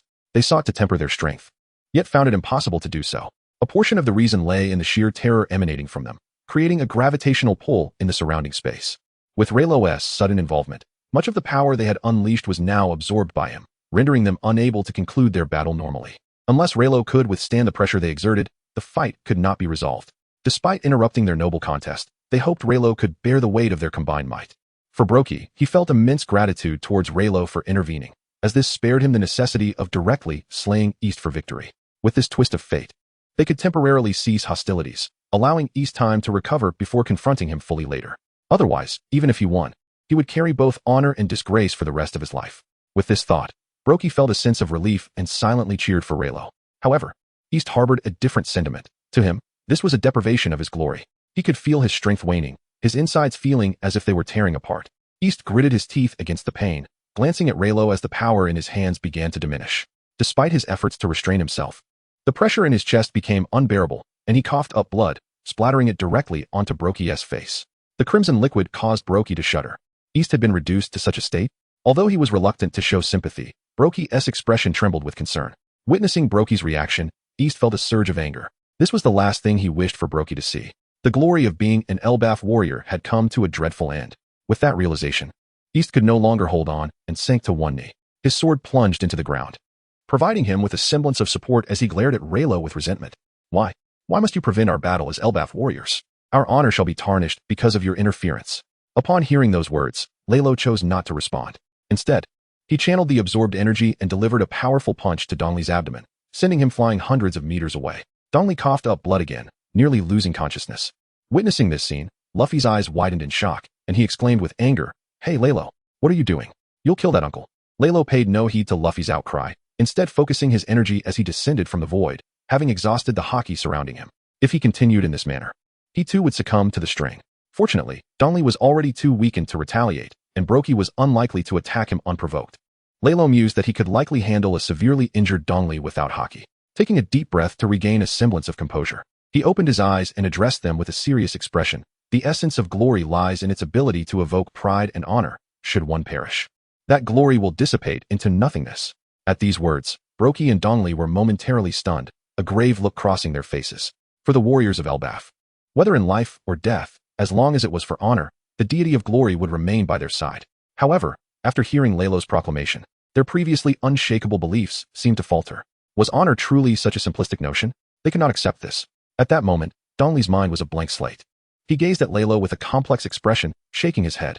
How could a mere youth, having lived but a decade or two, define the glory bestowed upon them by their magnificent Elbaf deity? Youth, do not speak so brazenly, Dongley exclaimed, mustering his injured body to move forward with great difficulty. He channeled all the anger he had accumulated from earlier humiliation towards Leilo.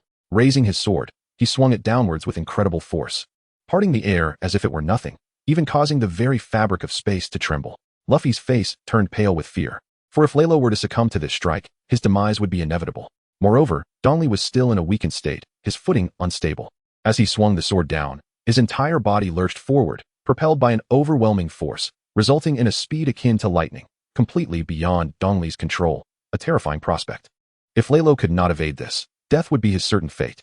Luffy dashed forward, outstretching his arm in an attempt to intercept Dongley, but his strength was insufficient to halt the rampaging beast. Dongley's form was mere inches from Leilo. In that critical moment, Leilo stored away the bull talisman and silently intoned, System, extract the rabbit talisman. The words had scarcely left his lips when another stone appeared in his hand. Instantly, his entire being vanished from sight. As though he had dissolved into thin air, Dongley's body crashed down, his sword striking the ground with such force that half the garden shook violently, leaving a deep chasm before the eyes of the onlookers. Had they not evaded in time, Luffy and the others would have surely been caught in the chaos. Luffy's expression turned grave as he scanned his surroundings, yet Leilo remained elusive, causing his features to contort in despair. It was as if Leilo had truly vanished from this world, leaving no trace behind. Luffy could not even sense his presence. However, when Leilo reappeared, it was directly above Dongley's head, a profound humiliation for him.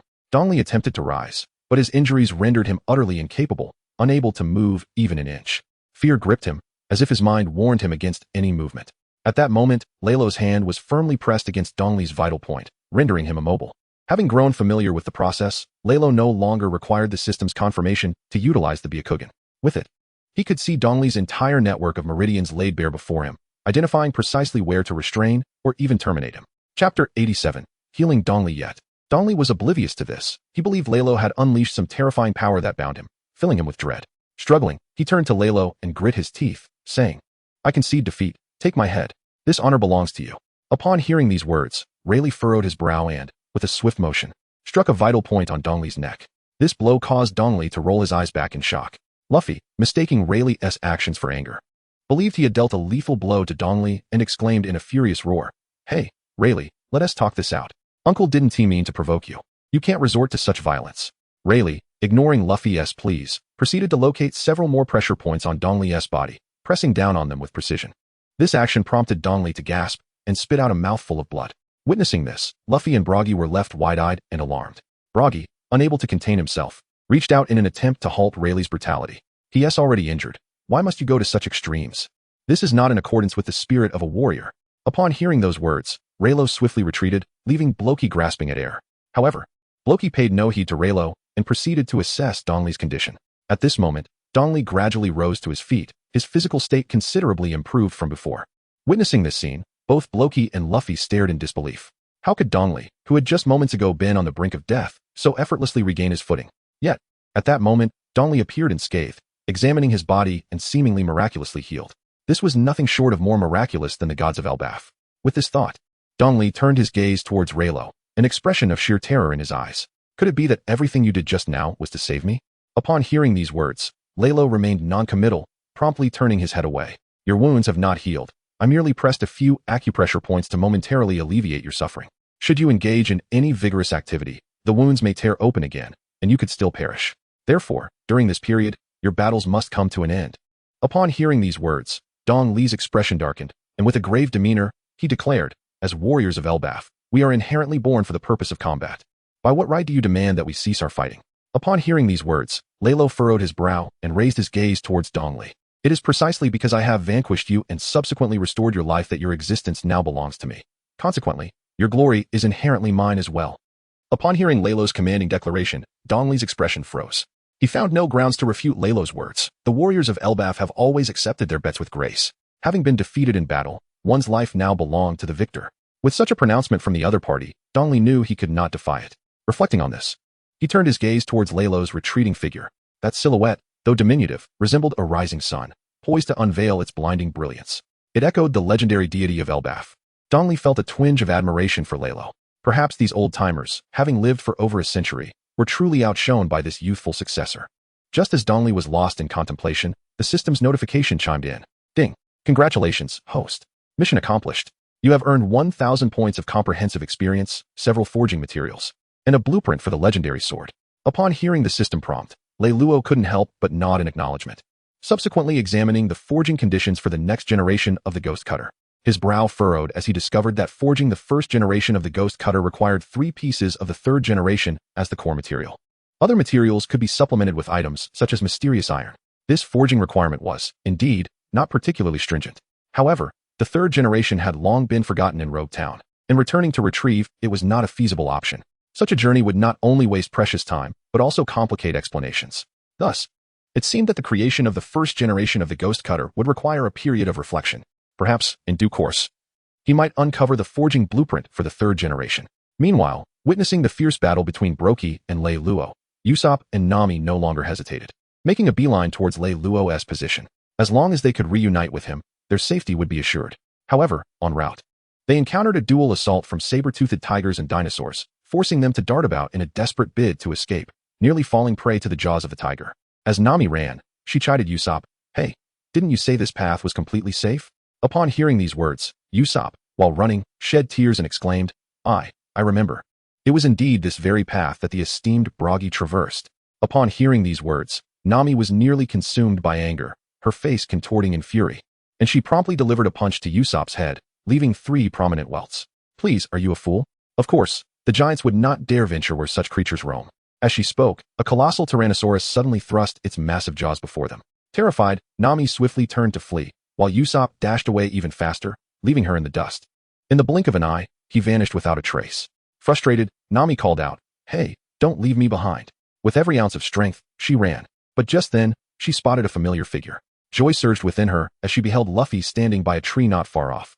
Though Luffy's expression seemed somewhat peculiar, Nami, gripped by fear, paid it no mind and rushed toward him. "Luffy, I can't believe you came to rescue me. I'm so moved," she exclaimed, throwing a punch toward his shoulder, but it felt as though she had struck a tree stump. In the next moment, her eyes widened in terror as her entire body became enveloped by a layer of searing white substance, and she swiftly lost consciousness. Meanwhile, Usopp, who had been running ahead, noticed that the dinosaur had not pursued him and paused to glance back. To his dismay, Nami had completely vanished. Panic set in as images of Nami being torn apart by the T-Rex flooded his mind. His face paled, nearly fainting from fear, and he cried out as he sprinted toward Luffy. At that moment, Zoro was lost in the forest, frustrated by his failure to find any substantial prey. Pondering how to hunt the herbivorous dinosaurs that had not encroached upon his territory, he stealthily approached a group of herbivores, drawing his sword, Wado Ikamanji. "I'm sorry, but if I return empty-handed, that insufferable cook will mock me for an entire year. I must inconvenience you just this once." With that, Zoro slowly unsheathed his other 2 swords and directed his gaze toward the herbivores. Chapter 88. This is a trap. Selecting a medium-sized herbivore, he prepared to strike. However, just as he drew his blade, he caught sight of Nami standing in a corner. Frowning, Zoro approached her. "Hey, Nami, you need to leave here quickly. This is my hunting ground, and if you get hurt, I want to take responsibility." After saying this, he intended to turn back to his hunt, but he suddenly noticed something was amiss with Nami's demeanor. Under normal circumstances, his tone would have prompted her to retaliate, yet she remained motionless. As he scrutinized her closely, he realized something was wrong. Just as he was about to act, it was already too late. Countless white, murky substances swiftly enveloped him. He attempted to draw his sword, but found it stuck, and soon both he and his weapon were ensnared in a waxy cocoon. From the shadows emerged a tall, slender man accompanied by a cute, expressionless little girl. They were none other than Mr. 3 and Miss Goldenweek from the Baroque Works 3rd team. Observing the subdued Nami and Zoro, Mr. 3's eyes shimmered with excitement, though his expression quickly hardened. How could Mr. 5 and Valentine be so easily dealt with? It seems I must take matters into my own hands to resolve this. He instinctively glanced at Goldenweek, seeking her approval, but she merely regarded him with indifference, remaining silent. Mr. 3 sighed, bowing his head. "We cannot afford to waste any more time here. Since our plan to hunt the giants has failed, we must teach them a proper lesson." With that, Mr. 3 seized Zoro, while Goldenweek dragged Nami, heading deep into the forest. On the other side, Buggy had begun roasting dinosaur meat over a fire, preparing for a bonfire gathering with Frankie and the others. However, Luffy cast a worried glance into the distance. Nami and Usopp are taking their sweet time. They clearly see what is happening over here. Why aren't they coming? Upon hearing these words, Leilo felt no concern, for it was to be expected that they had likely been captured by Mr. 3. This was merely a necessary plot development, one that required no attention, as it posed no threat to life. Waiting in this manner might even trigger a narrative quest. As Leilo pondered this, a sudden cry of distress echoed from afar, unmistakably belonging to Usopp. "Hey, something's gone terribly wrong." Upon hearing these words, Luffy was instantly filled with excitement and promptly made his way towards Usopp. However, upon seeing Luffy, Usopp immediately knelt down, covering his head with his hands, his face betraying sheer terror. Observing this, Luffy furrowed his brow, sensing that something dire had transpired. He shook Usopp's body and inquired, "Hey, what is the matter with you? Where's Nami?" Upon hearing the name Nami, tears streamed uncontrollably from Usopp's eyes as he trembled and uttered, Nami has been devoured by a dinosaur." At this revelation, Luffy nearly lost his composure, shaking Usopp's shoulders with increasing fervor as he exclaimed, "Hey, don't speak nonsense. How could this possibly be true? You must clarify this." Observing Luffy's furious demeanor, Usopp recounted the events once more. "I was running ahead, but when I glanced back, Nami had vanished, and so had the dinosaur. If it wasn't for its hunger being satiated, I truly cannot fathom any other explanation. Upon hearing these words, Luffy's expression contorted, his teeth gritting together with a sharp click. Dreadful, accursed dinosaur. I shall compel it to relinquish Nami. With that, Luffy rolled up his sleeves, ready to engage the dinosaur in battle. However, at that moment, Rayleigh intervened, restraining him. Do not rush. Soon, someone will return them safely. Upon hearing these words, Luffy was perplexed. At that moment, a sharp voice suddenly pierced the air. I concede that you possess certain skills. However, it is merely due to the incompetence of Mr. 5 and that foolish duo from Valentine's Day. If you were to encounter me, you would undoubtedly find no opportunity for a comeback. No sooner had the words left his lips than Nami and Zoro were unceremoniously thrown out. Both were tightly bound. Witnessing this, Rayleigh and Luffy rushed to assess their condition, relieved to find them unharmed. Their heart rates and pulses were relatively normal. Rayleigh swiftly knocked off the wax covering their heads, ensuring their breathing was unobstructed. The sight of their pitiable state caused Luffy's brow to furrow in concern. Angrily, he lifted his gaze towards Mr. 3, intending to reprimand him, only to be met with a colossal waxen automaton, within which sat Mr. 3 himself. The impressive design of the mech awed Luffy and Usopp, their eyes sparkling with excitement. How magnificent! I wish to experience it for myself. Usopp exclaimed, immediately kneeling in eagerness. Ignoring their peculiar antics, Mr. 3 activated the control switch, commanding the wax robot to advance. With each step, the ground trembled beneath.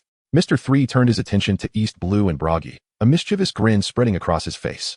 Hey, East Blue, Buggy, as renowned pirates worth 200 million, since those imbeciles failed to incite you to annihilate one another, allow me to step in and defeat you myself.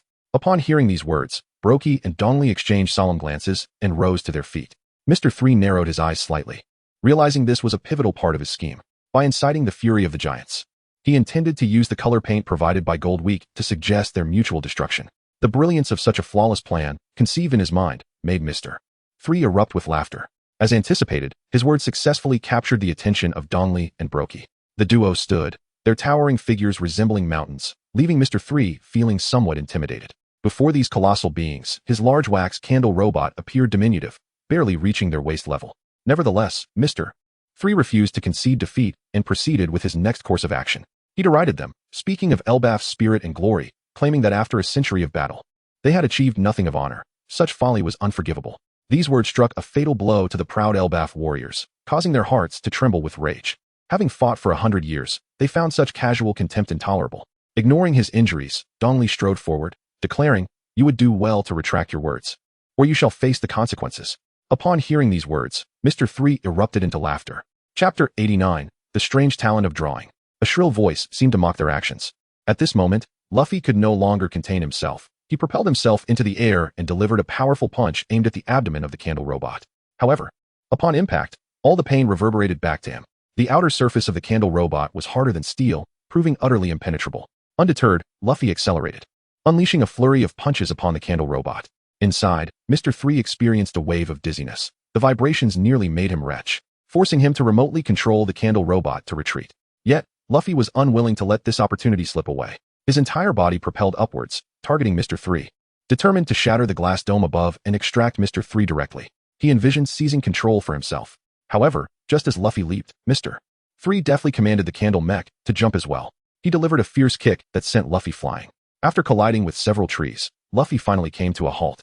Sprawled on the ground, coughing violently, he raised his head to gaze in Mr. 3's direction, still unwilling to concede defeat and eager to re-engage. But he was intercepted by Rayleigh. Confused, Luffy turned to Rayleigh and exclaimed, "Hey, Rayleigh, why are you stopping me? I must send this guy flying." Before Rayleigh could respond, Mr. 3 cackled, "You insolent brat, how audacious. My wax is as tough as steel. Do you truly believe your fists are harder than steel?" Upon hearing these words, a flicker of anger appeared in Luffy's eyes as he rolled up his sleeves, undeterred by Rayleigh's attempts to halt him. He strode forward resolutely. Rayleigh furrowed his brow and remarked, "It's futile, your fists can no longer reach him." However, Luffy paid no heed to Rayleigh's advice and swung his fist forward with determination. Strangely, his fist struck the ground instead. A sense of oddity washed over Luffy, as if his consciousness had been distorted. He swung again, yet the same outcome ensued, with his fist landing squarely on the earth. The onlookers gazed at Luffy in disbelief, and Nami could not contain herself, exclaiming, "Hey, Luffy, what are you doing? Stop fooling around and defeat him already." Upon hearing these words, Leilo pointed to the ground, where a red symbol lay. It was futile, as long as that emblem remained. No matter how fiercely Luffy attacked, it would amount to nothing. Upon hearing these words, everyone instinctively covered their mouths, their faces reflecting sheer incredulity. How could this be possible? It was simply too astonishing. Nami's expression quivered. Indeed, it was worthy of the Baroque studio, the trio that stood among the finest. To achieve such a feat was beyond comprehension. Nami could not help but exclaim, "How is this possible? Can mere strokes of paint truly alter a person's thoughts? What kind of extraordinary devil fruit is this?" Upon hearing these words, Wei Wei, who had finally managed to approach from behind, revealed a grave expression in her eyes. Beads of cold sweat trickling down her forehead. This was not a devil fruit. Rather, it was a unique artistic ability exclusive to the Golden Week. It possessed the power to compel even the mightiest of beings to heed its call. In short, one must never gaze upon anything he has created, for doing so would ensnare them in a web of subtle suggestion, making it exceedingly difficult to extricate themselves. Upon hearing these words, Usopp immediately clutched his neck in terror and exclaimed, "Hey, how could such a twisted ability possibly exist in this world? Luffy, let us depart." Upon hearing these words, the one ensnared by the wax revealed a look of disdain and directed a gaze towards Usopp, saying, "Who was it that declared their ambition to become the bravest warrior upon the seas, proclaiming a desire to emulate the valiant warriors of Elbaf? It was you, was it not?" Upon hearing those words, Usopp's face flushed with embarrassment as he stepped aside. "Of course, I will become the bravest warrior of the sea. It is merely a matter of time." With that, Usopp turned away, choosing not to dwell on the topic any longer. Meanwhile, Luffy, filled with anger, continued to wave his hands furiously, yet no matter how many times he did so, his hands inevitably returned to the ground, driving him to the brink of frustration. Observing this, Dongli and Buggy were also filled with rage, casting furious glares at Mr. 3, eager to launch an attack. However, they were oblivious to the fact that a mysterious red circular mark had appeared on their faces at some point. Dongli launched a powerful punch toward Mr. 3, a blow of tremendous force. If it were to connect, not even armor crafted from wax would withstand it, even diamond would shatter. Yet, before Dongli's fist could reach Mr. 3, it veered uncontrollably and struck Buggy's face instead. Confused, Buggy wondered why Dongli had hit him, but as he raised his own fist, he inadvertently landed a punch on Dongli's face as well. It was then that they both realized they had fallen victim to the young girl's artistic abilities. If they did not resolve this situation swiftly, they would surely end up harming one another. Witnessing this spectacle, Mr. 3 could not help but cast an admiring glance at Golden Week, exclaiming, "I never anticipated you possessed such power. Had you mentioned it earlier, I would not have needed to exert myself so much." Upon hearing Mr. 3's commendation, Gold Week articulated the longest sentence ever recorded in history. "This is merely a temporary state. As soon as a third party intervenes to erase the mark, the ability will vanish." The moment Gold Week uttered these words, everyone present was taken aback, particularly Mr. 3, whose mouth gaped wide enough to accommodate two clenched fists. "Hey, you fool, why would you reveal that?" Upon hearing these words, Golden Week fell silent, gazing innocently at Mr. 3. She then took 2 biscuits from the basket, joined them together, and began to eat. Mr. 3 was at a loss, slapping his forehead as he turned his attention back to Luffy and the others. At that moment, Usopp was the first to react, swiftly producing a fireball and launching it towards the mark beneath Luffy's feet. The heat instantly dissipated the mark. Witnessing this, a flicker of panic crossed Mr. 3's eyes. However, he quickly recalled that he was clad in wax armor. He promptly activated a lever, and the wax robot surged forward, poised to deliver a fatal blow to Luffy. Just as Luffy's arm extended, Mr. 3 had already reached him, delivering a forceful thrust that sent Luffy flying. It seemed the encounter was over. But in the blink of an eye, Rado had appeared before the wax robot. Mr. 3 felt an inexplicable sense of unease upon seeing Rado's figure. Chapter 90. A dominant victory over Mr. 3. Yet, upon reflection, Mr. 3 reasoned that no matter how formidable this adversary appeared, it was inconceivable that anyone could penetrate his wax armor. He could not fathom that someone might breach steel. With this thought, Mr. 3's expression twisted as he scoffed, "Useless. My armor is as strong as steel." Before he could finish his sentence, a layer of dark energy enveloped Rado's hand, which he then forcefully struck against the wax robot's abdomen. A tremendous noise erupted, and Mr. 3 initially dismissed it, only to be startled by a sharp cracking sound near his ear. A horrifying fissure appeared on the chest of the wax robot. Panic surged in Mr. 3's eyes as the crack widened, spreading rapidly across the robot's body before it erupted, scattering debris in all directions.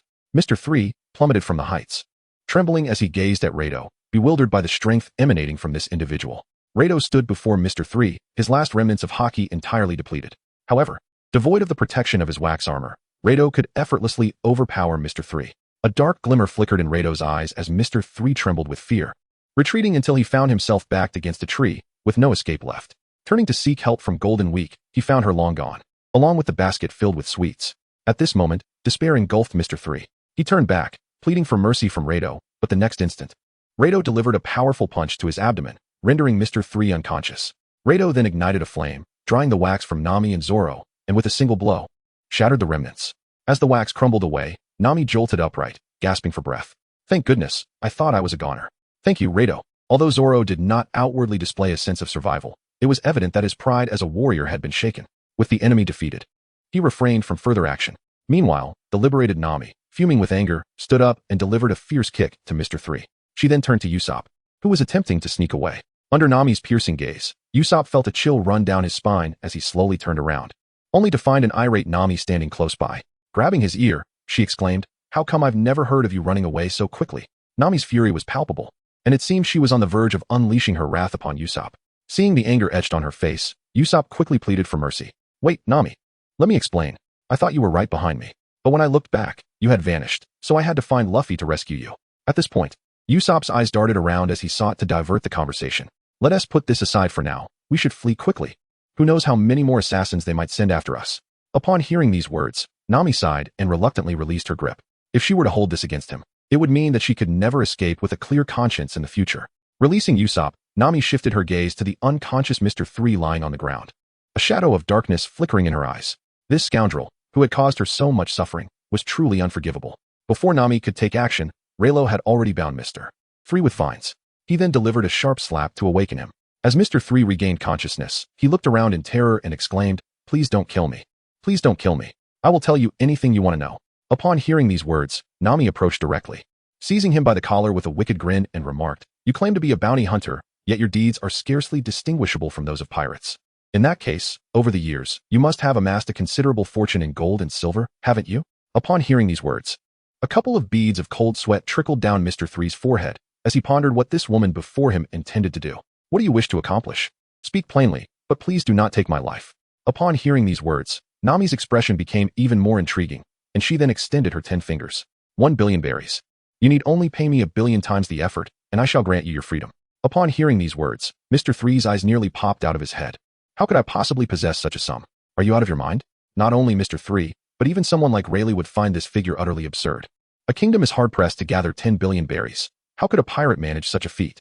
The only individuals capable of such a financial undertaking would likely be the 4 emperors at the pinnacle of piracy. Only those like Big Mom, who have established a maritime kingdom, might be able to do so. As for someone like Shanks, he would barely have enough for sustenance. Of course, Nami did not genuinely desire that exorbitant amount. She merely aimed to extort an astronomical price. After contemplating for a moment, Nami extended a single finger and waved it before him. 100 million berries. Surely you can manage that. I have no intention of engaging in further debate. If not, I shall take your life. Upon uttering these words, Nami cast a sidelong glance at Rayleigh. Understanding her intent, Rayleigh promptly made a fist in front of Mr. 3. Terrified, Mr. 3 shook his head in desperation. The memory of Rayleigh shattering the wax robot with a single punch still haunted him. Wait. What normal person carries that much money on them? I genuinely cannot produce it right now. Grant me a few days, and I shall retrieve it. Upon hearing these words, Nami narrowed her eyes, revealing a mischievous smile. She promptly patted Mr. 3 on the shoulder and remarked, We can certainly understand that. However, we do not have the luxury of time to wait for you. Surely, you must possess a location of the treasure. Write it down for us." At this juncture, Nami's smile took on a sinister edge. "If you don't, the consequences will be yours to bear." With that, Nami cast another glance at Raylo. Without uttering a word, Raylo made a swift motion as if to strike, causing Mr. 3 to panic, his hair standing on end, and he hastily exclaimed, Wait, I'll tell you." Observing the petrified Mr. 3, Nami exhibited a satisfied grin. She then clapped her hands, produced a piece of paper and a pen, and handed them to Mr. 3, instructing him to inscribe the treasure's location. Initially, Mr. 3 contemplated fabricating a random address.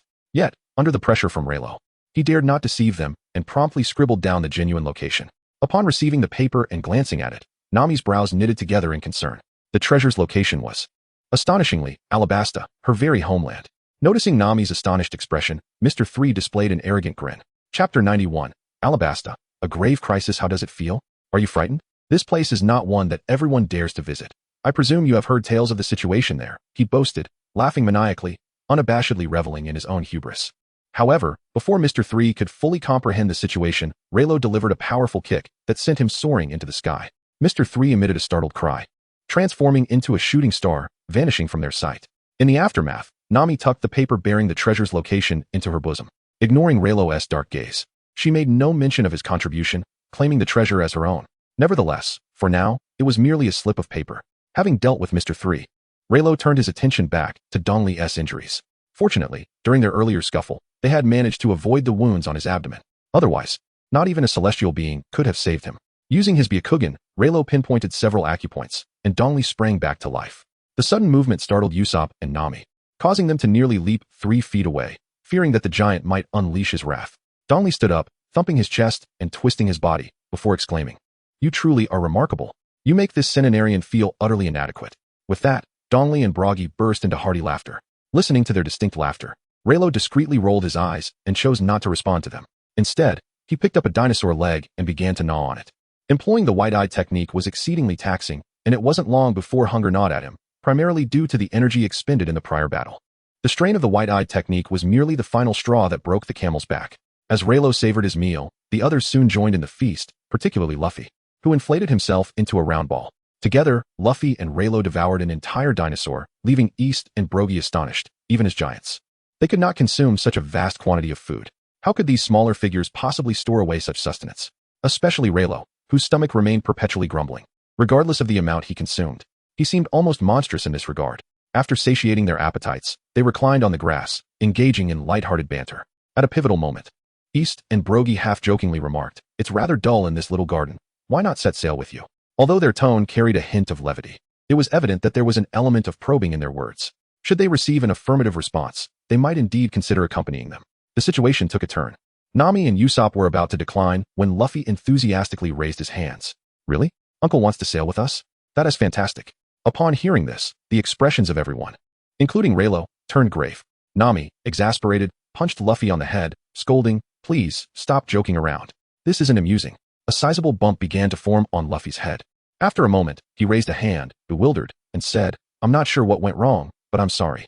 Hearing this, Nami sighed and turned to East and Buggy with a narrowed gaze, smiling as she said, "I don't mean to refuse you.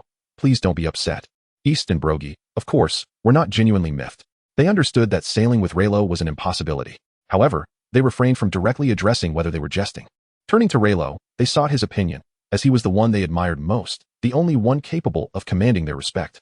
They would heed whatever he had to say, whether it entailed accompanying them or remaining behind. Observing the anticipation in their eyes, Leilo averted his gaze and stated, "Enough of this, Uncle. The Grand Line has no vessels that can bear your weight." At this, East and Buggy burst into hearty laughter, while Nami and Usopp finally relaxed. Leilo's words were twofold. They indicated that their ship could not support their mass, while simultaneously elevating their status among pirates, suggesting that no one was worthy of being their captain on the Grand Line. This concession was considerable, and East and Buggy accepted it with appreciation. Amidst the laughter, a familiar voice echoed from the forest. "So this is where you all are. I've been searching for you." Upon hearing that familiar voice, several individuals swiftly turned to look, only to see Sanji, casually smoking, making his way towards them step by step. In that moment, the Straw Hat crew, who had been feeling anxious, collectively exhaled in relief and waved at Sanji. Upon noticing Nami and Vivi, Sanji's body once again contorted into a wave-like motion as he rushed towards them. "Nami, Vivi, I've missed you so much." However, as Sanji approached, Nami landed a direct punch on his head. Instantly, Sanji doubled over in pain, clutching his head and wailing, "Hey, Sanji, where have you been? Please, don't run off like that." Upon hearing this, Zoro, who had been napping beside a tree, lazily opened one eye and remarked, "I believe they must be lost." As soon as these words escaped his lips, Sanji immediately shouted in Zoro's direction, "Hey, you have no right to talk, you seaweed-headed wanderer." Upon hearing those words, Zoro's drowsiness vanished completely. He stood upright and engaged in a head-to-head confrontation with Sanji, both vying for dominance. Observing their tense standoff, Nami couldn't help but let out a sigh. "I truly have to hand it to both of you. Please, do refrain from causing further disturbances. We must hasten our journey and reach Alabasta as soon as possible." Upon hearing these words, Sanji seemed to recall something, his brow furrowing slightly as he pushed Zoro aside and cast his gaze toward Vivi. Indeed, a grave matter had arisen. I received a peculiar phone call from a quaint cabin deep within the forest. The call informed me that the Baroque Works was poised to initiate a hunting operation against the kingdom of Alabasta. Furthermore, they urgently summoned all members of Baroque Works to converge upon Alabasta to partake in the impending battle. Upon hearing these words, Vivi's eyes widened in terror as she instinctively covered her mouth, tears slowly cascading down her cheeks. Her body trembled uncontrollably. Indeed, was it already too late? That scoundrel Crocodile was hastily preparing to strike against Alabasta? What was she to do? Even if she returned now, it would be exceedingly difficult to save Alabasta. Chapter 92, Departing from the Little Garden. With this thought, Vivi could no longer suppress her sobs. Witnessing this scene, Nami's expression turned to one of concern. In truth, She had long been aware of Alabasta's precarious state from the newspapers, which revealed its dire circumstances. However, in an attempt to spare Vivi from worry, she had concealed the papers. Little did she anticipate that Sanji would inadvertently reveal the information ahead of time. With this in mind, Nami delivered a punch to Sanji, exclaiming, "Please, could you refrain from voicing such matters so bluntly?" Upon hearing Nami's words, Sanji realized his mistake and promptly covered his mouth, falling silent. Nami embraced Vivi, allowing her to weep freely in her arms. "Do not fret. I have assured you that regardless of how formidable our adversaries may be, we shall handle it for you. You witnessed their strength just moments ago," she remarked, glancing towards Luffy and the others. This brought some solace to Vivi's troubled heart. After comforting Vivi, Nami turned to Luffy, her expression grave. "We cannot afford to waste any more time here. We must depart immediately. Issue the command, Luffy." Upon hearing these words, even with Luffy's carefree disposition, he realized that further delay was not an option. He promptly turned back to bid farewell to East and Baroque. "Uncle, when we return, we expect to see you both vibrant and fiercely battling for glory." Upon hearing these words, Dongli and Baroque nodded solemnly. "Ah, of course," they exclaimed, erupting into hearty laughter. Luffy joined in their mirth before promptly issuing an order. "Let us set sail, everyone." Following their captain's command, the Straw Hat crew hurried towards the little garden, where the Going Merry awaited. Soon, they spotted the ship's familiar silhouette. Concerned that Zoro might stray off course and waste precious time, Luffy wrapped his arm around Zoro's. As they boarded, he executed a flamboyant maneuver. Extending his arm across a distance of over 100 meters, he grasped the railing of the Going Merry, then swiftly retracted his limb, propelling himself towards the ship. Having previously assessed the surrounding vegetation, Luffy adeptly dodged the trees. However, Zoro, ensnared by Luffy's grip, bore the brunt of the branches, suffering numerous encounters with the foliage. By the time they boarded the Going Merry, Zoro was practically dazed. Yet, even in his stupor, he muttered, "One day, I will cut you down." Luffy, unfazed by this declaration, withdrew his arm and began to boast to Riley and the others. "Hey, you guys are so slow. Hurry up." His boastful antics naturally provoked Nami and the others, leading to a flurry of kicks directed at him. After receiving a few blows, Luffy, with a bruised head, managed to extend a hand apologetically. "Sorry," he said, then sprang back to his feet with exuberance. "All right, everyone, set sail." At his words, the crew hoisted the sails, and the Going Merry began to glide forward. Meanwhile, Dongli and Baroque stood behind them, waving farewell. "Be careful," they called out. No sooner had they spoken than a colossal carp emerged from the water, rising like a mountain, its gaping maw blocking the entire pathway. Upon witnessing this, Nami and Usopp covered their faces in terror. "What on earth is that? A sea king?" they exclaimed in disbelief. "Why must we encounter such a gigantic sea creature at this moment?" Usopp and Nami were on the verge of panic, while Sanji and Zoro wore expressions of grave concern. "This is bad," Zoro muttered. "Luffy, turn around quickly." Upon hearing Zoro's words, Luffy's expression grew solemn, filled with uncertainty. To turn back would mean to retreat, while not turning back would lead to certain doom. Just as Luffy grappled with his indecision, East stood alongside Baroque and boldly proclaimed, "Do not fear, simply press onward. The rest will be entrusted to us." Upon hearing these words, Luffy erupted into an excited laugh. "Uncle, you truly are reliable." In response, Dongli and Buggy remained silent, raising their axe and sword, respectively. The surrounding dust trembled incessantly as the very fabric of the space began to shake. Observing this, Rayleigh did not intervene. Instead, he settled onto the deck and began to read. Fully intent on conserving his energy, he would not exert even a fraction of it unnecessarily. Just then, the system's notification chimed in. "Ding. Congratulations, host. You have triggered a storyline mission. You may choose one of the following tasks. 1. Accept the assistance of Dongli and Buggy to receive 1,000 points of all attribute experience and a variety of forging materials. 2. Decline the help of Dongli and Buggy and opt to act independently, gaining 1,000 points of all attribute experience, a selection of forging materials, and a Dragon Ball forging blueprint." Upon hearing the system's prompt, Leilo could not help but furrow his brows. To his astonishment, the possibility of forging the 7 Dragon Balls had emerged. Was it truly the case that after forging all 7 Dragon Balls, one could summon the Eternal Dragon and make a wish? This seemed exceedingly extraordinary. Had he known that wishing upon the Eternal Dragon could even grant the resurrection of a weak, it would imply that virtually any task could be accomplished. Contemplating this, Leilo's brow relaxed. Thus, he resolved to undertake this task. Just as Dongli and Broly were about to launch their simultaneous assault on the colossal carp, Leilo swiftly employed his moonwalk technique, leaping into the air and gesturing to halt their actions. "Hold on. This minor matter does not require your assistance. I can handle it myself." Upon hearing these words, Nami and Usopp embraced each other in tears. "Hey, what on earth is this guy trying to prove? We're about to be devoured." In response to Nami's fearful exclamation, Usopp nodded through his own tears. "Indeed, why can't we place our faith in the spirit of Elbaf?"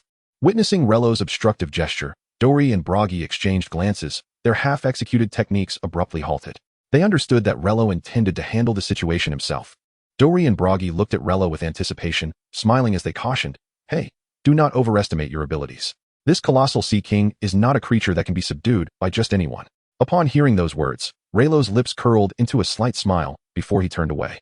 If he could not subdue them, then it would be far simpler to eliminate them outright. With that thought lingering in his mind, Reilo silently commanded, "System, extract the soul-cutting blade." As soon as the words left his lips, a katana, narrow at the front and broad at the back, materialized in his hand. The surrounding atmosphere instantly ignited with an intense heat. Subsequently, Reilo employed the moon step technique, positioning himself at the bow of the Mary. The space around him trembled subtly under the weight of his formidable presence. Witnessing this spectacle, Luffy and the others gazed anxiously at Reilo's silhouette. They had previously witnessed Reilo cleave a Sea King in half. However, this colossal koi was evidently much larger than the Sea King they had encountered before. Could Reilo truly accomplish this? Sanji strode forward with his long legs, casually lighting a cigarette before taking a deep drag. Zoro rested his hand on the hilt of his sword, poised to assist Reilo at a moment's notice. Only Luffy remained unfazed, placing complete faith in Reilo as he shouted enthusiastically towards the front, "Don't stop. Charge ahead." Upon hearing Luffy's impassioned words, Usopp seemed to recall something. He promptly rose to his feet, feigning composure, and pointed forward. "Indeed, onward we march, just like the warriors of Elbaf, with no room for retreat." Upon hearing those words, Nami wept even more sorrowfully, her expression one of helplessness. "Please, just don't join them in their antics." Amidst the anticipation of the crowd, the soul-cutting blade in Reilo's hand suddenly radiated a fierce flame. This intense fire swiftly enveloped the Mary. Despite the daylight, the towering flames illuminated the surroundings. The dazzling brilliance was so blinding that Zoro and the others could scarcely open their eyes. A wave of searing heat rapidly spread across the surrounding waters, causing the sea surface to begin to boil. The colossal Sea King seemed to sense a hint of threat, slowly turning to face Reilo with its enormous, bulging eyes. Merely gazing into those two eyes was overwhelming. At the sight, Nami, already terrified, burst into tears, her sobs echoing far and wide. Usopp, having just found his confidence, wore a look of sheer terror and hastily retreated, nearly losing his composure. The Straw Hat crew was drenched in anxiety as they watched the Mary on the brink of colliding with the gigantic sea creature. Yet, in that critical moment, Reilo swung the soul-cutting blade forward with apparent ease. In the next instant, a sizzling sound erupted from within the massive beast. Steam began to seep out from the fissures of the colossal creature. Moments later, astonishingly, the gigantic Sea King started to split apart, allowing the Mary to slip through the gap. Witnessing this spectacle, not only Luffy and the others, but even Dory and Buggy wore grim expressions. It would have taken both of them working together to have any hope of slaying such a formidable beast. Yet now, Reilo had effortlessly cleaved it in two with a single stroke. Such power would likely be beyond even the king of Elbaf. After a brief moment of shock, Reilo and his companions had traversed through the body of the colossal sea creature, arriving at a more expansive stretch of ocean. Dory and Buggy waved to them from a distance, while Reilo and the others turned back to bid farewell. They then boarded their ship, setting sail for the next leg of their journey. At that moment, a notification echoed within Reilo's mind. "Ding. Congratulations, host. Task completed. You have gained 1,000 experience points in all attributes, several forging materials, and a Dragon Ball forging blueprint." Upon hearing the system prompt, Leilo promptly allocated all rewards to the system space and subsequently examined the forging conditions for the Dragon Balls. Notably, the Dragon Balls did not necessitate any extraordinary forging materials. However, each forging blueprint could only be used to create a single Dragon Ball. The blueprint Leilo possessed was designated for forging a 1-star ball. To forge other Dragon Balls, he would require blueprints corresponding to different star ratings. This meant he must acquire blueprints for all 6 remaining Dragon Balls without repetition. Moreover, there was a possibility of encountering duplicate blueprints, which could lead to considerable delays. Indeed, gathering such a formidable item as the Dragon Balls was not a simple task. Contemplating this, Leilo dismissed the thoughts and returned to the ship's cabin to rest. He reflected on the upcoming journey to Drum Island, where he would accompany Chopper and then head straight to Alabasta.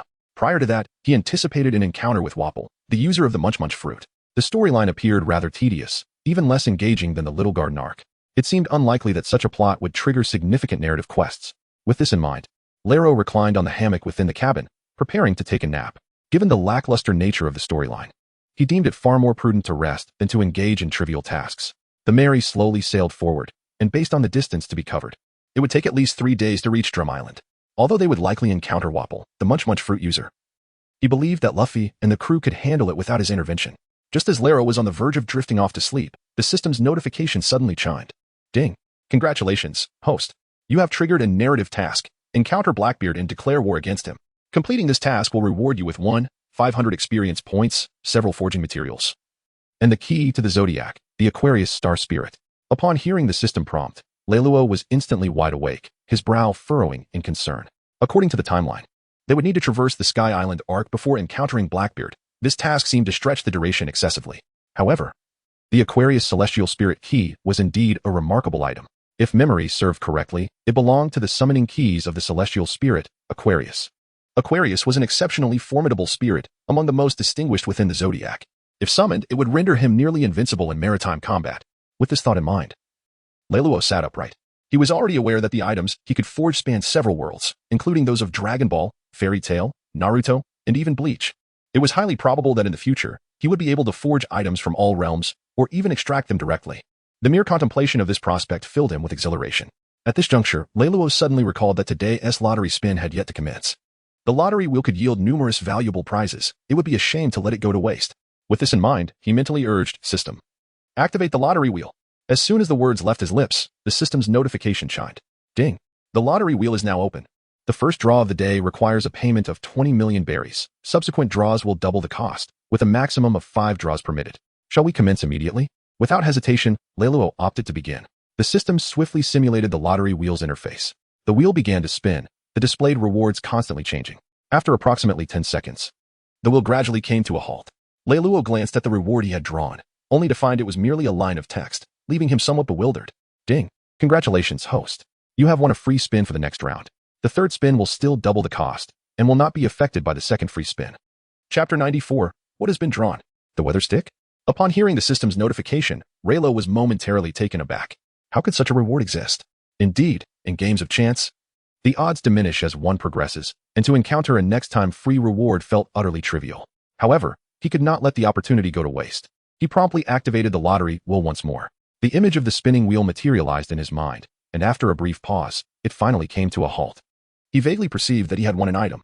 Yet, the system interface was too blurred for Leilo to discern the nature of the item immediately. When the grand prize was revealed, Leilo's brows furrowed in surprise. The reward was something he had never anticipated. Congratulations, host. Lottery successful. Mature version of the weather stick has been placed in the system space. You still have 3 lottery chances today.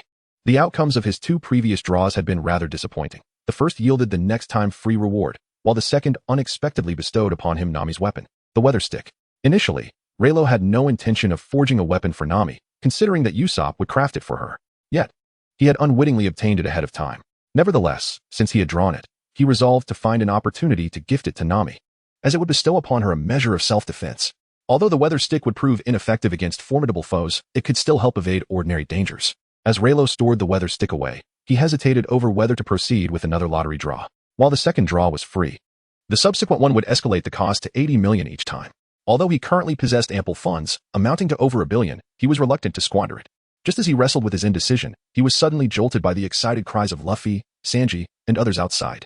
Leilo furrowed his brow and looked out, where he saw Luffy exclaiming, "Hey, come look. Someone is actually sailing on a bamboo raft. How cool is that?" Sanji and Zoro wore expressions of disbelief. How is that even possible? Can humans do such a thing? Leilo initially assumed it was Wapol, but given their reactions, it seemed otherwise. Wapol, despite his gluttony, was hardly a figure to astonish Sanji and Zoro. A sense of foreboding washed over Leilo as he swiftly opened the hatch and stepped outside.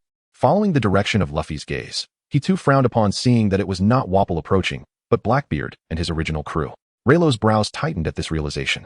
According to the timeline, Blackbeard had just obliterated Drum Kingdom and was now en route to Marine headquarters to seize his opportunity for promotion to the Shichibukai. It appeared they had departed from Little Garden sooner than anticipated, resulting in this encounter with Blackbeard. Given the current strength of the Straw Hat crew, they stood no chance against Blackbeard's formidable band, although Leilo had once exchanged blows with Dracule Mihawk. The series of events thereafter left him doubtful of his ability to contend with the world's greatest swordsman, especially one capable of injuring red-haired Shanks. While Leilo's current task merely entailed confronting Blackbeard and declaring war, the stakes were perilously high. Failure could lead to their utter annihilation. He now faced a pivotal decision: to confront Blackbeard at this moment, or to wait until the Skypiea arc to issue his declaration. After weighing the pros and cons, Leilo resolved to seize the moment and confront Blackbeard now. Luffy's bounty was still a modest 30 million, unlikely to draw attention. Capturing him now would not elevate Blackbeard's status as a Shichibukai. Conversely, by the time of the Skypiea arc, Luffy's bounty would soar to 100 million, potentially igniting Blackbeard's greed. With this thought in mind, Leilo approached Luffy and said, "Since we have guests, why don't we go greet them?" Upon hearing those words, Sanji, Nami, and the others widened their eyes, directing their gaze towards Raylo. Hey, Raylo, have you lost your mind? Those individuals are anything but ordinary. Why would you provoke them? Nami exclaimed in anger. However, Luffy wore an expression of excitement. In despair, Nami collapsed to the ground, while Usopp appeared utterly terrified. Please, Luffy. Can you not cause a ruckus? Sanji and Zoro, however, wasted no time in preparing for battle. Luffy then turned the helm and steered the ship directly towards Blackbeard and his crew. Initially, Blackbeard and his men were in a hurry and paid no mind to the small vessel. Yet, upon seeing the Merry charging directly towards them, a look of surprise flashed in Blackbeard's eyes. With a surge of power, he halted the bamboo raft beneath him, and the Merry came to a stop right in front of them. Blackbeard regarded Luffy and the others with a puzzled expression, his demeanor shifting to one of seriousness. Hey, even if you're looking for a fight, at least consider the circumstances. We possess no treasures for you to plunder. If you have any sense, step aside. We do not have time to waste on you. With that, Blackbeard burst into laughter, revealing two conspicuously missing front teeth. His laughter was laced with an air of dominance. The surrounding waters began to tremble, further affirming their belief that Blackbeard was no ordinary foe. Sanji and Zoro grew increasingly vigilant, while Luffy, sensing the tension in the atmosphere, gritted his teeth and addressed Blackbeard. Hey, we never said we wanted to fight. You are truly unreasonable. At Luffy's earnest declaration, Sanji and Zoro exchanged glances and rolled their eyes. Please, you are in no position to say that. Upon hearing these words, Blackbeard's laughter ceased. Yet it was not due to Luffy. Rather, it was the presence of Rayleigh, who stood beside Luffy. From the beginning, Rayleigh's gaze was fixed upon him, his eyes gleaming with sharpness, tinged with a hint of murderous intent. Observing this, a cold glint emerged in Blackbeard's eyes as he pointed at Rayleigh and remarked, Hey, what are you staring at? You've got quite the gaze. As he spoke, a dark aura enveloped Blackbeard, signifying the use of Conqueror's Haki. Rayleigh did not anticipate that Blackbeard was also a wielder of Conqueror's Haki. Chapter 95, A Fateful Encounter with Blackbeard. No wonder he bore the name of D, managing to gain the upper hand even against red-haired Shanks. It seems he is indeed a rare king among men, which complicates matters considerably. Nevertheless, the mission at hand must be fulfilled. With this in mind, Rayleigh stepped forward decisively and declared, pointing at Blackbeard, We are here to declare war on you. Upon hearing these words, Blackbeard was momentarily taken aback, while the crew aboard the Merry stared wide-eyed in disbelief. They never anticipated that Rayleigh would utter such bold remarks. The atmosphere on both sides instantly became tense. After a brief pause, Blackbeard chuckled, Well, I didn't expect you to be so audacious. In that case, I shall not hold back. As he spoke, Blackbeard glanced towards Basis. Understanding Blackbeard's intent, even Basis, despite his lack of wit, recognized that he was being beckoned to teach this young man a lesson. With this thought in mind, Basis twisted his neck and flexed his wrists, then turned his gaze towards Rayleigh. Kid, you must understand that there are always greater forces in this world. Meeting us today, you are indeed unfortunate. With that, the muscles in Basis's arms swelled significantly, exuding a sense of dominance. Observing this, Rayleigh furrowed his brow. It was clear that Basis intended to eliminate him. Given his current strength, if he relied solely on his usual techniques, he would likely fall short against Basis. Should he fail to withstand this blow, his demise would be inevitable. Resolving himself, Rayleigh silently intoned, System, extract the bull charm. No sooner had he spoken than a stone appeared in his hand. Instantly, Rayleigh's arms grew more robust. Basis, witnessing this transformation, wore an expression of excitement. Indeed, it seems I underestimated you. If that is the case, I shall unleash my full power. Are you ready, kid? With that, Basis lifted his foot and charged towards the Merry, not aiming to strike Rayleigh directly, but rather intent on sinking the ship and obliterating them all. Seeing this, Luffy and the others were filled with fear. Given Basis's strength, he could very well destroy the Merry with a single blow. If the Merry were to sink, their voyage would effectively come to an end. Luffy puffed up his cheeks, attempting to absorb Basis's strike with his expanded belly. Yet, only Rayleigh understood the futility of this endeavor. The might of Basis's punch was far beyond what simple rubber could withstand. With this in mind, Rayleigh concentrated his energy and sprang off Luffy's belly, launching himself into the air to meet Basis's punch head-on. As their fists collided, the surrounding waters began to churn violently. The tremendous force caused the air to vibrate intensely, and both combatants were propelled apart by the shockwave. The first clash resulted in a stalemate, surprising Blackbeard, who had not anticipated encountering such a formidable opponent in the first half of the Grand Line. This revelation thrilled him, even igniting a desire to invite Rayleigh aboard his ship. However, he refrained from rushing. He had no need for a prideful crew member, regardless of their strength. He could always recruit them later, once he became the sovereign of the seas. Basis, shaken back by Rayleigh's punch, felt a tingling numbness in his arm, trembling uncontrollably. Had he not withdrawn in time, his arm would surely have been rendered useless. Observing Basis's predicament, Blackbeard could not suppress his laughter, exclaiming, Well, what is this? Didn't you claim to be the champion of boxing? How did you end up defeated by a mere child? Upon hearing this, Bashes broke into a wide grin. Yet his expression quickly turned grave as he gazed at Rayleigh. I have not yet been defeated. That brat possesses mere brute strength. Soon, I shall make him aware of the true terror of the Grand Line. As soon as he finished speaking, Bosch's arm became enveloped in a shroud of black gas. The surrounding sea erupted in turmoil as Bosch clenched his fist. The formidable presence of his haki astonished Luffy and the others. Observing this, Rayleigh furrowed his brow, taken aback by the fact that Bosch, whom he deemed a fool, had mastered haki as well. It appeared that haki had indeed become a standard in the New World. Contemplating this, Rayleigh assessed his own haki recovery, noting that it had only increased to 40, which amounted to a mere 2 seconds of time. This duration was far too brief for a contest with Bosch's.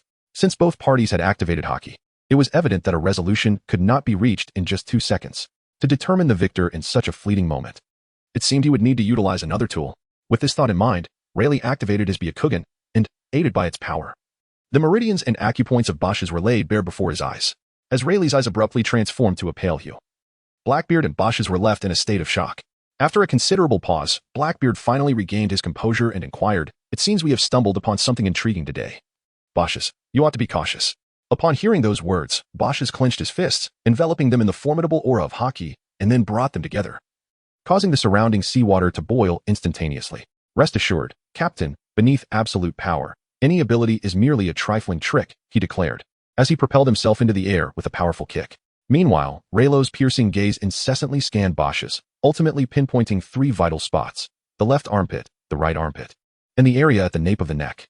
Bosch's, having honed his strength in his arms, shared a critical vulnerability akin to that of Zoro. Most weaknesses of individuals tend to reside in their armpits. As for the vulnerability at the back, it was likely a consequence of professional habit. Yet it would seldom come into play. Rayleigh could only focus on the 2 armpit weaknesses, and whether he could conclude the battle within 2 seconds hinged solely on this singular opportunity. A misstep would spell certain doom. Contemplating this, a slight smile crept onto Rayleigh's lips as he tightened his fists, feeling the muscles in his arms swell once more. With that, a surge of haki enveloped him. Observing this, the crew of Blackbeard displayed expressions of astonishment. They had not anticipated encountering a haki user today. However, Blackbeard's fear swiftly transformed into delight. If he could recruit Rayleigh, he would undoubtedly gain a formidable ally. Chapter 96, The Instant Annihilation of Bosch's. At such a tender age, awakening haki foretold an extraordinary future. With this thought, Blackbeard could not help but chuckle. "Hey, Bosch's, I want this kid. Do not strike him down." Upon hearing those words, Bosch's expression twisted in agitation. It remained to be seen whether this lad could withstand a beating. "I shall endeavor to hold back as much as possible." No sooner had the thought crossed his mind than Bosch's could no longer contain himself. He swiftly lunged towards Rayleigh, launching an attack. The force behind his punches was even more formidable than before, showing no sign of restraint. Rayleigh, with his eyes wide open, fixated on the 2 critical points of Bosch's body. In the next moment, Bosch's fist came crashing down. Rayleigh had completed the application of his haki, and the 2 fists collided instantaneously, causing the surrounding waters to churn violently. Nami and Usopp, unable to withstand the overwhelming pressure, nearly found themselves swept into the sea. It wasn't just them. Even Luffy and Zoro had to rely on their weapons to hold their ground. Otherwise, they too would have been blown into the ocean by the sheer force of this domineering aura, becoming prey to the Sea Kings. As their fists met, Rayleigh's other hand swiftly launched an attack towards Bosch's left armpit.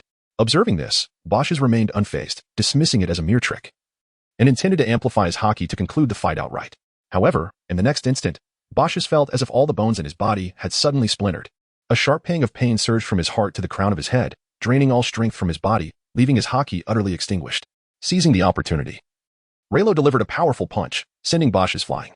Bosch's spat out blood as he plummeted into the sea, his fate uncertain. Witnessing this scene, everyone, including Blackbeard, stood in stunned silence. While they anticipated a fierce and spectacular battle, they did not foresee that Rayleigh would conclude the fight in merely 2 seconds. Blackbeard certainly did not believe Bosch's to be weaker than Rayleigh. Yet, the precise strike that Rayleigh had landed on Bosch's armpit was undoubtedly attributed to his newly acquired white eyes. Was it a power that allowed one to perceive others' vulnerabilities at a glance? Contemplating this, Blackbeard's expression darkened. Such a capability was exceedingly rare. Were it not for his possession of the dark fruit, he would have no need to uncover others' weaknesses. He even considered seizing this ability for himself. However, those white eyes did not appear to stem from a devil fruit power. Perhaps they belonged to a unique race. Rather than covet these 2 eyes, it would be more advantageous to obtain the individual before him. Yet, in their current tense standoff, proposing that Rayleigh accompany him would be out of the question. This matter required careful deliberation. He would first secure the title of Warlord of the Sea and realize his grand ambitions before attempting to recruit this individual, which would then be considerably easier. With this thought in mind, Blackbeard activated the power of the dark fruit, rescuing Bosch's from the depths. After a considerable time, Luffy clenched his fists and exclaimed excitedly towards Leilo, "Wow, Leilo, you're quite impressive." Upon hearing these words, Leilo remained non-committal. Zoro and Sanji were once again astounded by Leilo's formidable strength, which had profoundly altered their perceptions. However, their primary focus now lay in guarding against one another. Despite Leilo's victory in this battle, it was evident that he had not emerged unscathed. Should they choose to act now, they would undeniably find themselves outmatched. Indeed. At that moment, the opposing sniper suddenly raised his rifle, prompting Usopp to instinctively draw back his slingshot. Yet, the two actions were hardly comparable. Just as the enemy sniper was poised to fire, Blackbeard raised a hand to halt him. "Wait," he commanded. "I have already claimed this individual. No one is permitted to act against him." Upon hearing these words, the opposing sniper lowered his weapon, while Blackbeard cast his gaze towards Leilo. "I accept your challenge. But I hope you will join us. You need not respond immediately. Should you come to a decision, you may find me in the New World. Of course. This presupposes that you can traverse the Grand Line." With that, Blackbeard led the injured basis and a contingent of crew members away into the distance. Observing this, Leilo rolled his eyes and began to breathe heavily. It was evident that his strength was insufficient. He must continue to advance his capabilities. The gravity of the situation was not lost on Sanji and Zoro, whose expressions turned somber. This was merely the initial segment of the Grand Line. Yet they encountered such a formidable pirate crew. One could only imagine the myriad of monsters that awaited them deeper within the Grand Line. The path ahead appeared fraught with challenges. They needed to accelerate their growth and strength. Otherwise, venturing into the depths of the Grand Line would render them mere cannon fodder. Luffy, Sanji, and Zoro exchanged serious glances. Though no words were spoken, their thoughts were etched upon their faces. They were not strong enough, despite being a cohesive unit. Facing a powerful adversary left them with no choice but to rely solely on Leilo. They could only watch from the sidelines, a feeling that filled them with profound shame. They must diligently train and swiftly reach a level where they could stand alongside Leilo in battle. Otherwise, they could hardly be considered a true unit. At that moment, Leilo heard the system's notification sound. "Ding. Congratulations, host, for completing the task. You have gained 1,500 points of all attribute experience, several forging materials, and a forging blueprint for the Zodiac, Aquarius summoning key." Upon hearing the system's prompt, Leilo felt a surge of excitement within. The Aquarius is the key to Aqueous. In maritime combat, is it not an invincible entity? However, there exists the possibility of mistakenly harming allies. Contemplating this, Leilo examined the forging conditions. Unique materials are required, along with a standard Star Spirit key. Aside from that, there were no additional special forging prerequisites. It seems immediate utilization is still not feasible. Just as Leilo completed his investigation, a sudden voice from Vivi reached him. "Miss Nami, what is wrong? Everyone, come quickly. Miss Nami has fainted." Upon hearing this, Luffy turned around in astonishment. Sanji, in a state of urgency, hurried to fetch warm water, while Zoro maintained a notably serious demeanor. Traces of concern were evident in his expression. The group carried Nami into the cabin and laid her down on the bed. Sanji promptly checked Nami's forehead, his face contorting in alarm. "This is bad. Miss Nami has a high fever." Upon hearing this, Luffy immediately grew frantic. "What? A high fever? Quickly, throw Nami into the sea." As he spoke, Luffy attempted to act, only to be kicked away by Sanji. "Hey, what kind of wild remedy is that? Don't be reckless."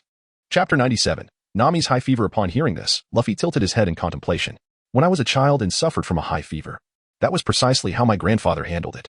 Usopp, standing nearby, replied with a look of resignation, "It's remarkable that you can remain so optimistic after such a tragic childhood." Sanji, in a flurry of activity, hurriedly covered Nami with a blanket.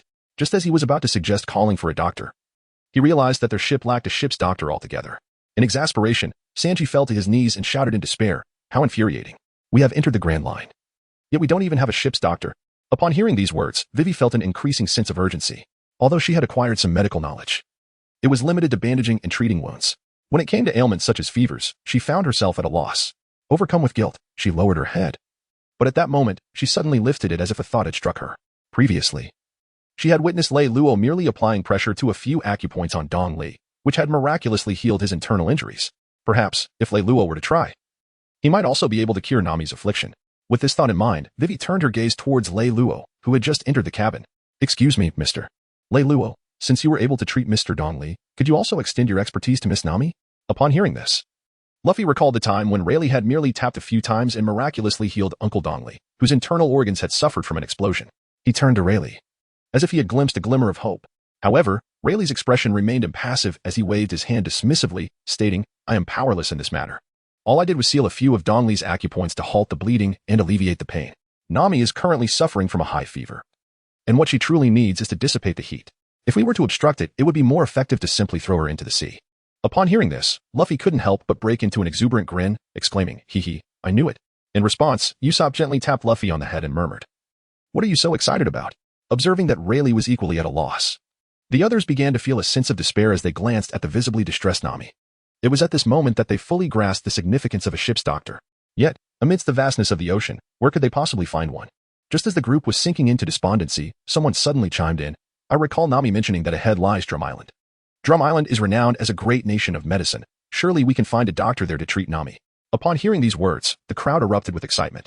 Just as Luffy was about to command the crew to set sail towards Drum Island, Nami, still clinging to a thread of consciousness, firmly grasped his hand. I am fine. Our primary objective now is to swiftly reach Alabasta and save Vivi's homeland. As she spoke, Nami was seized by a violent fit of coughing. Upon hearing these words, Vivi covered her mouth, her eyes brimming with tears. She never imagined that Nami would go to such lengths for him. Although a fever may not necessarily be fatal, it surely inflicts immense suffering. Yet, despite this, Nami resolutely chose to head to Alabasta first. To save her nation, a feat that even the citizens of Alabasta might not be able to accomplish. At that moment, however, Rayla coldly interjected. I advise you not to overestimate your capabilities. This is no ordinary fever. It can indeed be fatal. As soon as Rayla finished speaking, Sanji extracted the thermometer from beneath Nami's arm. The reading displayed an alarming 42 degrees Celsius. Upon witnessing this, Sanji's eyes nearly bulged in disbelief as he firmly declared, No. We must find a doctor immediately. If this continues, Miss Nami will surely be unable to endure. Vivi, seeing the thermometer's reading, was filled with terror, internally wrestling with her thoughts. The situation in Alabasta was dire. If they did not return swiftly, the nation would undoubtedly fall prey to crocodile. What fate awaited her father in that scenario was uncertain, but she was acutely aware that he would not survive. Her father, Cobra, had devoted his life to his people. To be cast down from his throne by his own subjects would be a blow that few could withstand. Yet now, Nami was suffering from an unprecedented high fever of 42 degrees. In such circumstances, Nami still insisted on her priority to save her country. If she were to voice a disregard for Nami's life in favor of returning to Alabasta, even if they agreed, she would never forgive herself. Even if the nation were ultimately saved, her father would not absolve her. At that moment, Sanji and Luffy exchanged grave glances with Vivi, eagerly awaiting her decision. After a moment of hesitation, Vivi resolutely declared, Let us first find a place to rest. Once Nami's condition improves, we shall set out for Alabasta. Upon hearing these words, Sanji's face once again broke into a radiant smile, while Luffy beamed broadly. He exclaimed with enthusiasm, Let us set forth, my comrades, to Drum Island. Upon hearing Vivi's decision, Nami wished to voice her thoughts, yet Vivi seized her hand, leaving no room for Nami to speak. Exhausted, Nami succumbed to unconsciousness. Sanji prepared a basin of warm water, gently cleansing Nami's face. Although acupressure could not cure a high fever, Raylo nonetheless examined the items at his disposal, searching for anything that might aid Nami's recovery. However, his efforts yielded disappointment. The items he possessed were predominantly combat-oriented, with the sole exception of a single one-star Dragon Ball. The talismans for the ox, rat, and rabbit bore no healing properties. Furthermore, none of the forging blueprints he owned included any healing items. It became evident that without progressing to Drum Island, a direct journey to Alabasta was unattainable. With no alternative, Raylo decided to present the one-star Dragon Ball to Nami. After all, this solitary gem held no other use, and perhaps its beauty might lift her spirits. With this thought, Raylo placed the one-star Dragon Ball beside Nami's pillow. As Nami regained a flicker of consciousness and caught sight of the Dragon Ball, she struggled to grasp it, a sweet smile blossoming on her lips. She then looked at Raylo and said, Thank you, it's beautiful. Upon hearing those words, Raylo furrowed his brow, taken aback by Nami's unexpected lack of greed in her moment of confusion. Chapter 98, Drum Island. A turn of events. Witnessing this, Sanji's hair bristled as he pointed an accusatory finger at Raylo, exclaiming, Hey, Raylo, how dare you take advantage of someone in distress and bestow a token of affection? In response, Raylo's expression remained cold and indifferent, a look of helplessness etched upon his face. He truly could not fathom what thoughts occupied the mind of this individual. Ignoring Sanji, Raylo strode out of the cabin. Like Zoro, he lay down on the deck and succumbed to slumber, with at least another day's journey remaining to Drum Island. Meanwhile, Sanji and the others busied themselves with various tasks. Sanji was responsible for boiling water, while Vivi attended to Nami's bathing needs. Luffy, on the other hand, focused on the missiles, occasionally engaging in snowball fights and playfully teasing Nami, thoroughly enjoying himself. Surprisingly, amidst such circumstances, Nami's condition did not worsen, which was rather unexpected for Raylo. Upon awakening, he found the sky illuminated, with heavy snowflakes descending like feathers, only exacerbating Nami's ailment. However, just as he stood up, a group of Drum Island residents encircled him, armed with guns and bearing unfriendly expressions. Hey, detestable pirates! We never imagined you would dare return. We are not afraid of you, one shouted. You destroyed our nation, and yet you have the audacity to show your faces here. Indeed. It seems the ones who ruined our country are not this group, another retorted. What difference does it make? Aren't all pirates the same? Hurry and notify the chief guard. Observing the tense atmosphere, Raylo rose to his feet. Luffy, Zoro, Sanji, and the others also stood ready, glaring fiercely at the residents. In contrast, Luffy appeared considerably more amiable as he called out, "Hey, someone on our ship is ill. Is there a doctor among you who could assist her?" Upon hearing these words, a palpable fury ignited in the eyes of the residents of Drum Island. The gun in hand began to tremble with intensity. This pirate, what utter madness! None among us could heal, so how could he expect to be treated? It is utterly despicable to rub salt into one's wounds. Step aside.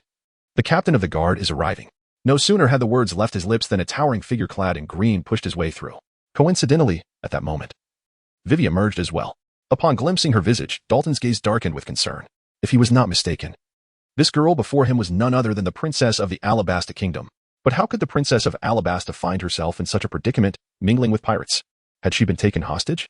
As these thoughts swirled in his mind, Vivi promptly shouted upwards, "Our companion is suffering from a high fever. Is there a doctor present? Could someone summon a physician? We are willing to pay tenfold for their services." Upon hearing those words, one individual was consumed by an intense rage. Their hard-earned money had been seized by pirates, and yet this band of marauders feigned concern, claiming they would pay tenfold in recompense. Provoked by the audacity of the pirates, the residents fired their weapons, striking Vivi squarely in the shoulder. She collapsed instantly, and witnessing this scene filled Luffy, Sanji, and the others with seething anger. Dalton, too, displayed a grave expression, admonishing the assailant, "Do not act recklessly without understanding the situation." Although Dalton's voice was loud, it was drowned out by Luffy's fury. Clenching his fists, Luffy prepared to retaliate. "You despicable scoundrels." However, just then, Vivi, who had seemingly been incapacitated, rose defiantly to her feet and intervened. "Wait, Luffy. They are merely expressing their genuine emotions. Right now, saving Nami is of utmost importance. We must not resort to violence." Upon hearing these words, a grave expression emerged in Luffy's eyes. He promptly retracted his fist. Although Sanji and Zoro were perplexed, they managed to compose themselves for Nami's sake. Just then, Vivi knelt down directly before them and bowed her head. "I apologize. My friend was somewhat reckless just now. I humbly offer my apologies on his behalf." Upon hearing these words, Luffy was momentarily taken aback, but soon he knelt down and bowed his head. "Ah, I was too reckless just now. May I inquire if there is a doctor present? My companion is unwell." Observing Luffy's earnest demeanor, the residents of Drum Island exchanged glances, having just acted impulsively themselves. Deep down, they began to accept him and his companions. However, Dalton's eyes revealed a flicker of astonishment. The fact that a princess from a vast kingdom would kneel before them was beyond his expectations. The territory of Alabasta was significantly larger than that of Drum Kingdom, a colossal realm that was insurmountable. Although it was predominantly desert, the population thrived under Cobra's governance, gradually emerging as a superpower. In contrast, Drum Island was merely a nation formed by its humble islanders. This realization sparked a surge of indignation within Dalton. A princess from such a grand kingdom was willing to bow in supplication to save her companion, while their own king had fled Drum Island with his meager guard in the face of pirate threats, an unforgivable act. With this thought in mind, Dalton raised his hand and declared, "It is not these pirates who are attacking us. Lower your weapons." Upon hearing these words, the residents of Drum Island, who had gathered around, promptly lowered their long and short firearms. Observing this, Luffy hoisted Nami onto his back and ascended the shores of Drum Island. Following closely were Sanji and Vivi, who also made their way onto the island. As soon as they set foot on the land, Luffy turned to Dalton, the man who had just come to their aid, and exclaimed, "Excuse me, sir, do you have a doctor here? My friend is on the verge of collapse." Upon hearing these words, Dalton's expression revealed a trace of sorrow. There is indeed a doctor, but only one remains, residing in the castle atop the highest ridge of Drum Island. As he spoke, Dalton cast a glance at Nami, his brow furrowing involuntarily. Nami's high fever was not a mere ordinary fever. It was highly likely caused by some form of poison invading her system. It was imperative not only to reduce her fever, but also to expel all toxins from her body. Should they delay, it could pose a grave threat to her life. Initially, Dalton had intended to persuade them to rest for a while, but it now seemed that time was of the essence. Riley and the others all disembarked onto the island, yet Zoro insisted on staying aboard to guard the ship. Riley and the others paid him no heed and followed Dalton directly toward the town of Drum Island. Upon hearing that there was only a single doctor on Magnet Drum Island, Vivi was profoundly perplexed. How could this be? Wasn't Magnet Drum Kingdom renowned as a sanctuary for physicians? Why then, did only one doctor remain? Chapter 99, Arrival at Magnet Drum Island. Upon hearing these words, Dalton became increasingly convinced that she must be Princess Vivi, who had attended the World Conference all those years ago.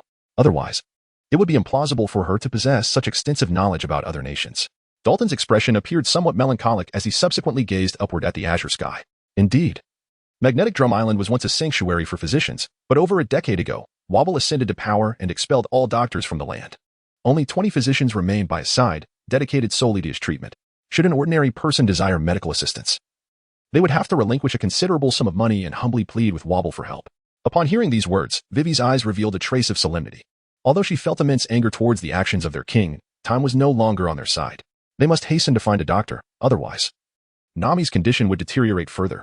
With this thought in mind, Vivi urgently implored, "Please take us to meet your king at once.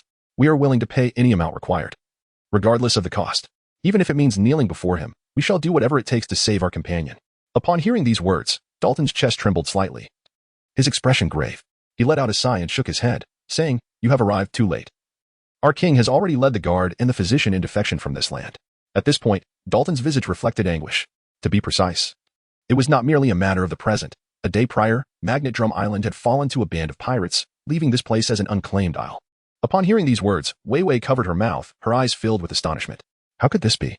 How could there possibly exist such a king? Allowing a mere pirate crew to lead the guards astray from their own nation? It was utterly disgraceful. Upon hearing Vivi's words, Luffy displayed an extraordinary fury. At that moment, Vivi inquired, what manner of pirate crew possesses the power to annihilate an entire nation? In response to her query, Dalton had yet to utter a word, while Sanji behind him lit a cigarette and took a deep drag. This question, however, was overly vague. It should have been phrased as, what kind of pirate crew could compel a nation's sovereign to flee without even attempting to resist? Upon hearing Sanji's words, Dalton gritted his teeth. I wonder if you have heard of the 4 Emperors of the Sea. Upon hearing these words, Luffy furrowed his brow, clearly perplexed. However, Sanji, Vivi, and the others were expressions of deep concern. The 4 Emperors in the Navy headquarters, along with the 7 Warlords of the Sea, collectively established a triangular stance, upholding a semblance of balance across the vast expanse. Among them, one individual stands out among the 4 emperors, renowned as the strongest man in the world, Whitebeard. Upon hearing these words, Vivi and Sanji both widened their eyes, their expressions revealing a hint of astonishment. Although their understanding of the 4 emperors was rather limited, the legends surrounding Whitebeard resonated profoundly with them. After a considerable pause, Sanji finally exhaled a puff of smoke and remarked, "It is only natural to be frightened when one is targeted by such a formidable being." Upon hearing Sanji's words, Dalton clenched his fists tightly, his entire body trembling. It cannot be. If it truly were Whitebeard, that would be splendid. Alas, he is merely a crew member expelled from the ranks of Whitebeard's pirate crew. Upon hearing these words, Luffy and his companions wore grave expressions as the image of Blackbeard surfaced in their minds. If their suspicions were correct, it must indeed be that individual. Contemplating this, Luffy's demeanor grew somber, resolutely deciding to settle accounts with that person in the future. However, the immediate priority was to hasten to Nami's aid. Should they delay further, Nami's life could very well be at risk. "Sir, please take us to the doctor without delay." Upon hearing this, Dalton nodded. "I shall first take you to the town for a brief respite. If fortune smiles upon us, we may encounter Nurse Doriel. Should luck evade us, we shall have no choice but to embark on a long journey to seek her out personally." Upon hearing these words, Luffy and Sanji expressed their gratitude to Dalton. Subsequently, Luffy set off towards the town of Drum Island, carrying Nami on his back. Along the way, the residents of Drum Island greeted them warmly, their demeanor betraying no signs of having recently suffered the devastation wrought by pirates. It is understandable, for a king so inept should swiftly vacate the throne to allow the populace to lead a life of peace and prosperity. In this light, Blackbeard may have inadvertently done the land a favor. Before long, Luffy and his companions arrived at the town. Dalton had arranged for them a place to stay, though modest. It provided adequate shelter from the elements. Upon entering their room, they were immediately enveloped in warmth. Luffy gently laid Nami on the bed and tucked her in, allowing her to drift into a deep sleep. Seeing Nami resting, Luffy and Usopp dashed outside to engage in a snowball fight. Watching this scene, Riley furrowed his brow, bemused by the carefree nature of these two. However, such was their character, and he felt it futile to intervene. Sanji remained by the bedside, attentively watching over Nami, increasingly alarmed as her fever showed no signs of abating. When will that doctor arrive? He thought anxiously.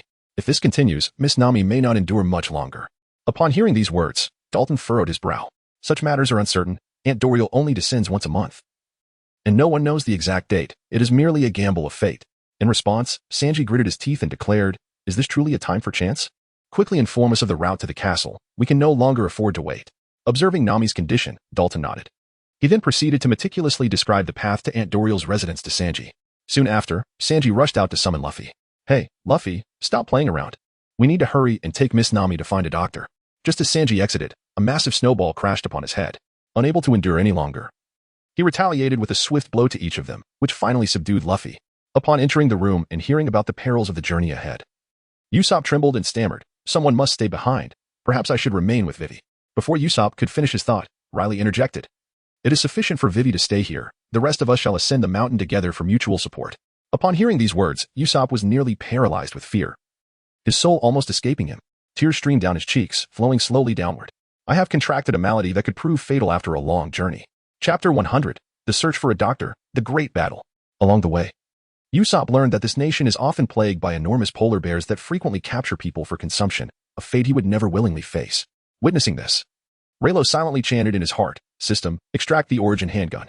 As soon as he spoke, a dark red pistol materialized in Raylo's hand. Upon seeing this distinctively unusual firearm, Usopp's eyes immediately sparkled with excitement. "Is this a gift for me?" Upon hearing these words, Laylo's lips curled into a slight smile. "As long as you accompany us, this firearm shall be yours." Although Usopp typically wielded a slingshot, he had long cherished the dream of possessing a genuine handgun. Much like his father, the reason he resorted to a slingshot was solely due to his impoverished circumstances, which rendered him unable to afford a proper weapon. Now, with such a dazzling pistol presented before him, Usopp's heart swelled with excitement.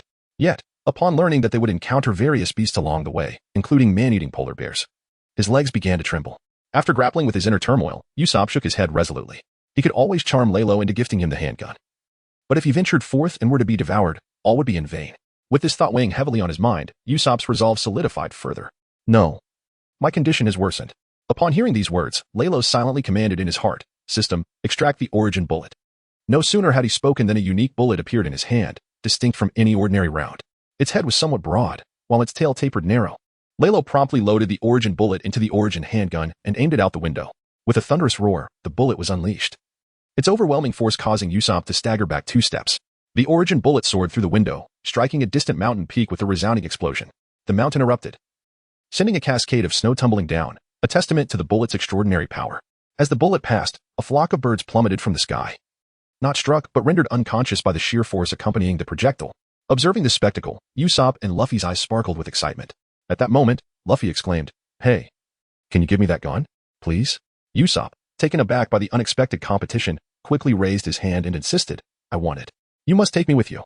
With that, Usopp snatched the origin handgun from Laylo, treating it like a precious treasure, rubbing his face against it in delight. Seeing this, Luffy's expression twisted with frustration as he pleaded with Usopp, "Come on, don't be stingy. Just let me hold it for a moment. I just want to fire one shot." Despite Luffy's relentless coaxing, Usopp steadfastly refused to part with the origin handgun. "This gun was given to me by Laylo.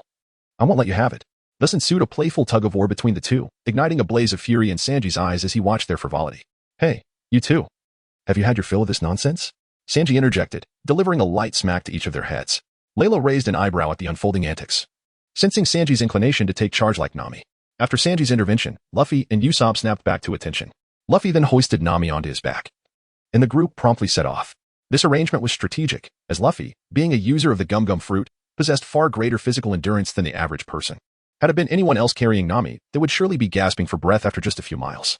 However, as long as they avoided major confrontations, Luffy would hardly feel fatigued. With that, Laylo led the way forward, leaving Vivi to stand guard. Throughout the journey, Usopp was engrossed with the origin handgun, unable to tear himself away from it, and persistently pestering Laylo for an origin bullet. "Hey, Laylo, just give me one bullet. I want to fire a shot too."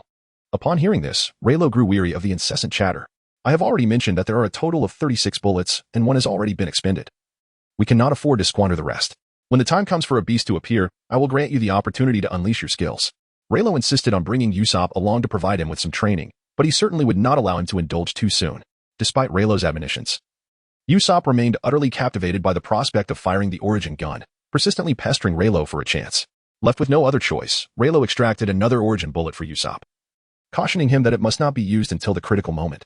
Although the origin pistol was intended for Usopp's self-defense and to enhance his combat prowess, using it recklessly in the current situation would only invite unnecessary trouble. Right now, Nami's priority was to secure a stable rest, engaging in battle only when absolutely necessary. Meanwhile, Luffy and Sanji sprinted desperately, eager to reach the summit of Drum Island. Yet, no matter how fast they ran, it seemed the mountain remained within reach, yet perpetually elusive. Behind them, Usopp, while running, fiddled with the origin pistol in his hands. Unable to resist, he loaded the origin bullet into the chamber, reasoning that it was not on safety and, thus, could not fire by accident. Surely, there would be no consequences. With this thought, Usopp aimed the loaded pistol around, pretending to shoot. However, just as he was enjoying his little game, he stumbled, causing the origin pistol to strike a nearby rock. In an instant, the gun discharged, sending the origin bullet hurtling towards a distant snow-capped mountain. With a resounding boom, the mountain erupted in a shower of snow and debris. Upon witnessing this, Raylo's brow furrowed in concern as he turned to Usopp, who had buried himself in the snow, unable to meet Raylo's gaze. With a resigned sigh, Raylo understood that the immediate priority was to avert a potential avalanche. As he observed the mountainside beginning to collapse, fear flickered in Luffy's eyes. In that moment, Raylo stepped forward, gesturing for the others to continue running. You need not worry about this. Just keep moving forward, and I will handle it. Upon hearing Raylo's words, Luffy and Sanji had no doubts, for they believed in Raylo's formidable strength. Without hesitation, Luffy and Sanji dashed toward the distant mountains. As they witnessed the impending avalanche threatening to engulf them, Raylo silently invoked within his heart, "System, extract the soul-cutting blade." No sooner had he spoken than a samurai sword materialized in his hand. Chapter 101. Origin Bomb. Unparalleled Power. Fiery flames radiated around the samurai sword. Raylo positioned the soul-cutting blade across his chest, bracing himself as the avalanche loomed closer. In an instant, Raylo made a swift slash forward. A crimson flame erupting and melting the snow in its path into water, which swiftly evaporated into steam. The strike cleaved through a distant mountain, causing the snowy peak to slide away. In that moment, the accumulated snow on the mountain melted under the intense heat, cascading down as water, which froze instantly into ice. Upon witnessing this, Raylo sheathed the soul-cutting blade. Usopp, witnessing the spectacle, felt his eyes nearly pop out in astonishment. He was both awestruck by Raylo's extraordinary prowess and overwhelmed by the devastating power of the origin bomb. Regrettably, only 36 remained, meaning 34 were left now. Its rarity was indeed commensurate with its might. As Raylo gathered his strength to pursue Luffy and the others, Usopp approached with an awkward smile, saying, "My sincerest apologies. I accidentally dropped my pistol earlier." As he spoke, Usopp nervously rubbed his hands together. About the origin bomb. Just as Usopp began to mention it, a shadow darkened Raylo's eyes, causing Usopp to recoil in fear and hastily follow after Luffy and the others. The two quickly caught up with Luffy and Sanji. To Raylo's surprise, the seemingly feeble Usopp was able to keep pace. It appeared they had consistently underestimated Usopp's stamina. At that moment, they were less than halfway to the highest peak, with hopes of reaching the summit before dark. As Raylo contemplated this, a sudden white wave surged toward them from the nearby mountain, and Usopp's face turned pale with terror. "Oh no, the snow mountain has collapsed again." Upon hearing these words, Raylo gently tapped Usopp on the head. "This is not an avalanche. A true beast has arrived." Upon hearing these words, Usopp took a closer look and was startled to discover that the flurries cascading down like snowflakes were, in fact, enormous rabbits. Terrified, he instinctively turned to flee, only to be seized by Raylo. "Now, allow you to demonstrate the proper usage of the origin bullet," Raylo instructed, extracting a single origin bullet and placing it in Usopp's palm. Although Usopp had previously fired an origin bullet, it had been a misfire. Now, he was to execute a proper shot to master the use of the origin pistol. As Usopp accepted the origin bullet from Raylo, a wave of anxiety coursed through him, causing his hands to tremble. He proceeded to load the bullet into the origin pistol, his limbs shaking as he aimed at the approaching horde of colossal wild rabbits. Striving to steady his aim, Usopp finally pulled the trigger, and with a thunderous roar, the origin bullet was unleashed. The formidable force of the shot melted the snowflakes in its path. Raylo had anticipated that Usopp would obliterate the snow-capped mountain, thereby burying the rabbits beneath the accumulated snow. However, Usopp defied expectations. The origin bullet whizzed through the midst of the rabbits, and its immense residual force instantly incapacitated them. Raylo could hardly believe his eyes. After observing the trajectory of the origin bullet twice, Usopp had calculated such an astute angle for the shot. Indeed, firing from this angle would effectively eliminate a larger portion of the rabbit throng. As the origin bullet passed through, many of the rabbits at the fringes were merely stunned and would soon regain their footing, continuing their advance.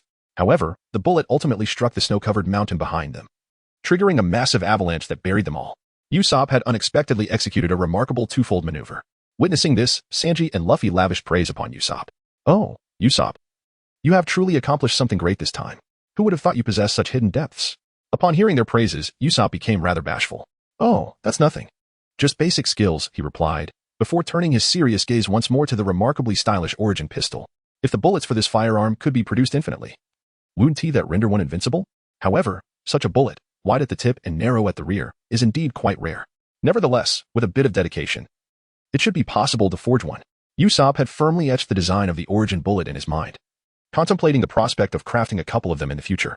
After a brief pause, the group resumed their ascent toward the towering peak. It was at that moment that Raylo, out of the corner of his eye, suddenly spotted a reindeer. Due to the recent avalanche, the snow had piled high, revealing only a pair of antlers. However, he surmised that something must be trailing behind it. With this thought, Raylo's brow lifted, and he pointed toward a nearby snow mound, exclaiming, "Let us hurry. We must pursue in that direction." Upon hearing these words, Sanji was extremely perplexed.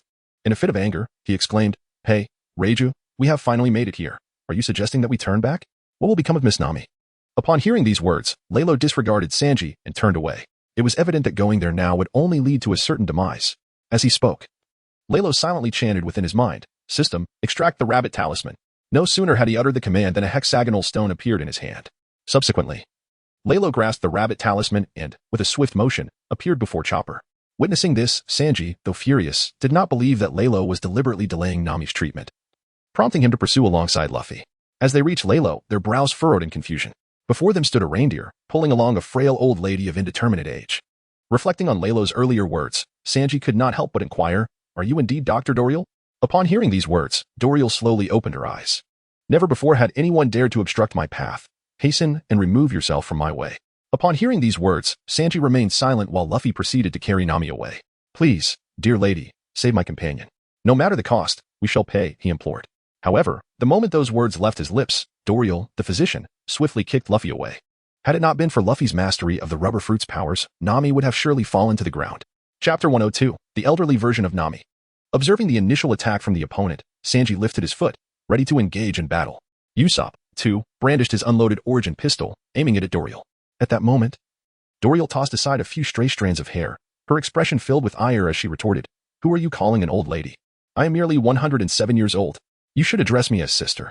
Do you understand?" Upon hearing these words, Sanji and Luffy were both taken aback, their expressions reflecting sheer incredulity. Despite Luffy's carefree nature, he found himself unable to utter the word sister. The reality starkly contrasted with their expectations. The appearance of Dr. Doriel suggested she could very well be their great-grandmother. If Carp were to encounter her, he would certainly address her as grandmother. Nevertheless, in his earnest desire to save Nami, Sanji mustered the courage to speak. Dr. Doriel, could you please assist Miss Nami? She has been suffering from a persistent high fever since she left the little garden, and if she isn't treated soon, her life may be in jeopardy." Sanji's demeanor was sincere, and Luffy bowed in respect. Observing their earnestness, Dr. Doriel finally descended from her carriage, striding toward Luffy with her long legs. She instructed Luffy to gently lay Nami down, and then she bent to unfasten Nami's outer garment, just as Sanji was about to interject. Dr. Doriel pointed to the swollen bump on Nami's waist and remarked, "It appears she has been bitten by a venomous insect, which has induced the fever." With that, Dr. Doriel adjusted her sunglasses and continued, "It's nothing serious. A bit of medication and some antipyretics will have her well again in no time." Upon hearing these words, Luffy and Sanji were instantly filled with excitement, clapping their hands in celebration, for now, Nami had hope for salvation. At that moment, Dr. Doriel made her way back to the sled. Seeing this, Sanji immediately turned his head, rubbing his hands together and imploring, "Sister Doriel, I kindly ask you to treat Miss Nami, please." Upon hearing these words, Dr. Doriel furrowed her brows and cast a cold glance at Sanji, then remarked icily, "You are pirates, aren't you?" Upon hearing these words, both Luffy and Sanji felt their hearts leap into their throats. They initially thought that Dr. Doriel might have some peculiar rule against treating pirates, and hurriedly waved their hands in denial. However, at that moment, Dr. Doriel extended a single finger and declared, "You must be quite wealthy, for the fee is 10 million berries, not a single cent less." Upon hearing these words, Luffy and Sanji stumbled, nearly losing their footing. This physician, why does she seem so familiar? It is not just them. Even Rayleigh feels a sense of helplessness. Isn't this merely Nami in her elder years? Even the manner of her threats bears a striking resemblance. The thought of Nami aging into such a state is indeed poignant. However, returning to the matter at hand, can the Straw Hat crew truly muster 10 million berries? Their usual expenditures have likely drained Luffy's resources. While 10 million berries may seem trivial to him, in the context of the pirate world, it is a significant sum. In the East Blue, a pirate with a bounty of 10 million is considered exceptionally formidable when surveying the entire pirate realm. Those with such bounties are few and far between. At least for now, given the Straw Hat crew's financial situation, they are entirely incapable of affording 10 million berries. They have never resorted to plundering others' riches. Upon arriving in a new locale, they indulge in extravagant purchases of ingredients. No matter how much they carry, it is never sufficient. Thus, when Doriel the physician quoted a price of 10 million, Sanji's expression grew serious, yet he managed to smile as he said, Sister Doriel, could we perhaps settle this 10 million at a later time? Miss Nami is nearing a critical state without treatment." Upon hearing these words, Doriel the physician remained unfazed, while Luffy knelt before her, bowing his head heavily against the ground. "You are simply so beautiful, we will surely compensate you," he implored, burying his head in the snow. Undeterred by the biting cold, fervently hoping that Doriel would agree to treat Nami. Observing this, Doriel dismounted once more and glanced over. Her gaze then fell upon the star-shaped orb tightly clutched in Nami's hand, the very Dragon Ball gifted to her by Raylo. Doriel gently took Nami's hand and retrieved the orb, inspecting it closely with a sense of familiarity. "Ah, this orb is quite remarkable. It must hold considerable value. Since there is no money, let us use this as payment instead," she remarked, proceeding to toy with the orb. Upon hearing those words, Leilo furrowed his brow, taken aback by the fact that Dr. Doria intended to acquire his Dragon Ball. The Dragon Ball, indeed, is a remarkable treasure. When 7 are assembled, one can make a wish, regardless of its nature. Although he possessed the forging blueprint for the 1-star ball, if an identical Dragon Ball existed within this realm, it could not be reforged. Such an act would result in a temporal chaos. What if, in the end, he gathered all 7 Dragon Balls? Only to find himself 1 Star Ball short, unable to return to retrieve it? Wouldn't that be a bitter disappointment? Thus, upon hearing Dr. Doria's request, Leiro resolutely declared, no. Originally, Luffy and Sanji were inclined to agree, but upon hearing Leiro's response, they were left utterly bewildered. A hint of confusion flickered in Dr. Doria's eyes. Do you not wish to save your companions? She inquired. In response, Leiro straightforwardly replied, I can pay the price, but this ball is mine. And I refuse to part with it. Upon hearing these words, the physician Dorial revealed a mischievous smile and then approached Leilo. I have changed my mind. I no longer desire the money, but rather this precious gem. Upon hearing these words, Leilo furrowed his brow, lost in contemplation under the eager gazes of Luffy and Sanji. On one side lay the 1-star Dragon Ball, and on the other, Nami's life. When faced with a choice, there was no doubt that he would select Nami, however. The 1-star Dragon Ball was equally significant. With this thought in mind, Leilo swiftly seized the 1-star Dragon Ball. At this moment, Dorial's expression grew grave as she looked at Leilo, not out of reproach for snatching the Dragon Ball, but rather in astonishment at the swiftness of his movements, which were so rapid that even she could scarcely follow. Luffy and Sanji displayed expressions of sorrow, unable to believe that Leilo would sacrifice the opportunity to save Nami for the sake of a mirror orb. Hey, Leilo, quickly hand over the 1-star ball to her. Otherwise, Miss Nami will be in peril. Indeed, Leilo, give it to her for now, and we can retrieve it later. Upon hearing these words, Sanji delivered a swift kick to Luffy's head, promptly apologizing to Dr. Dorial.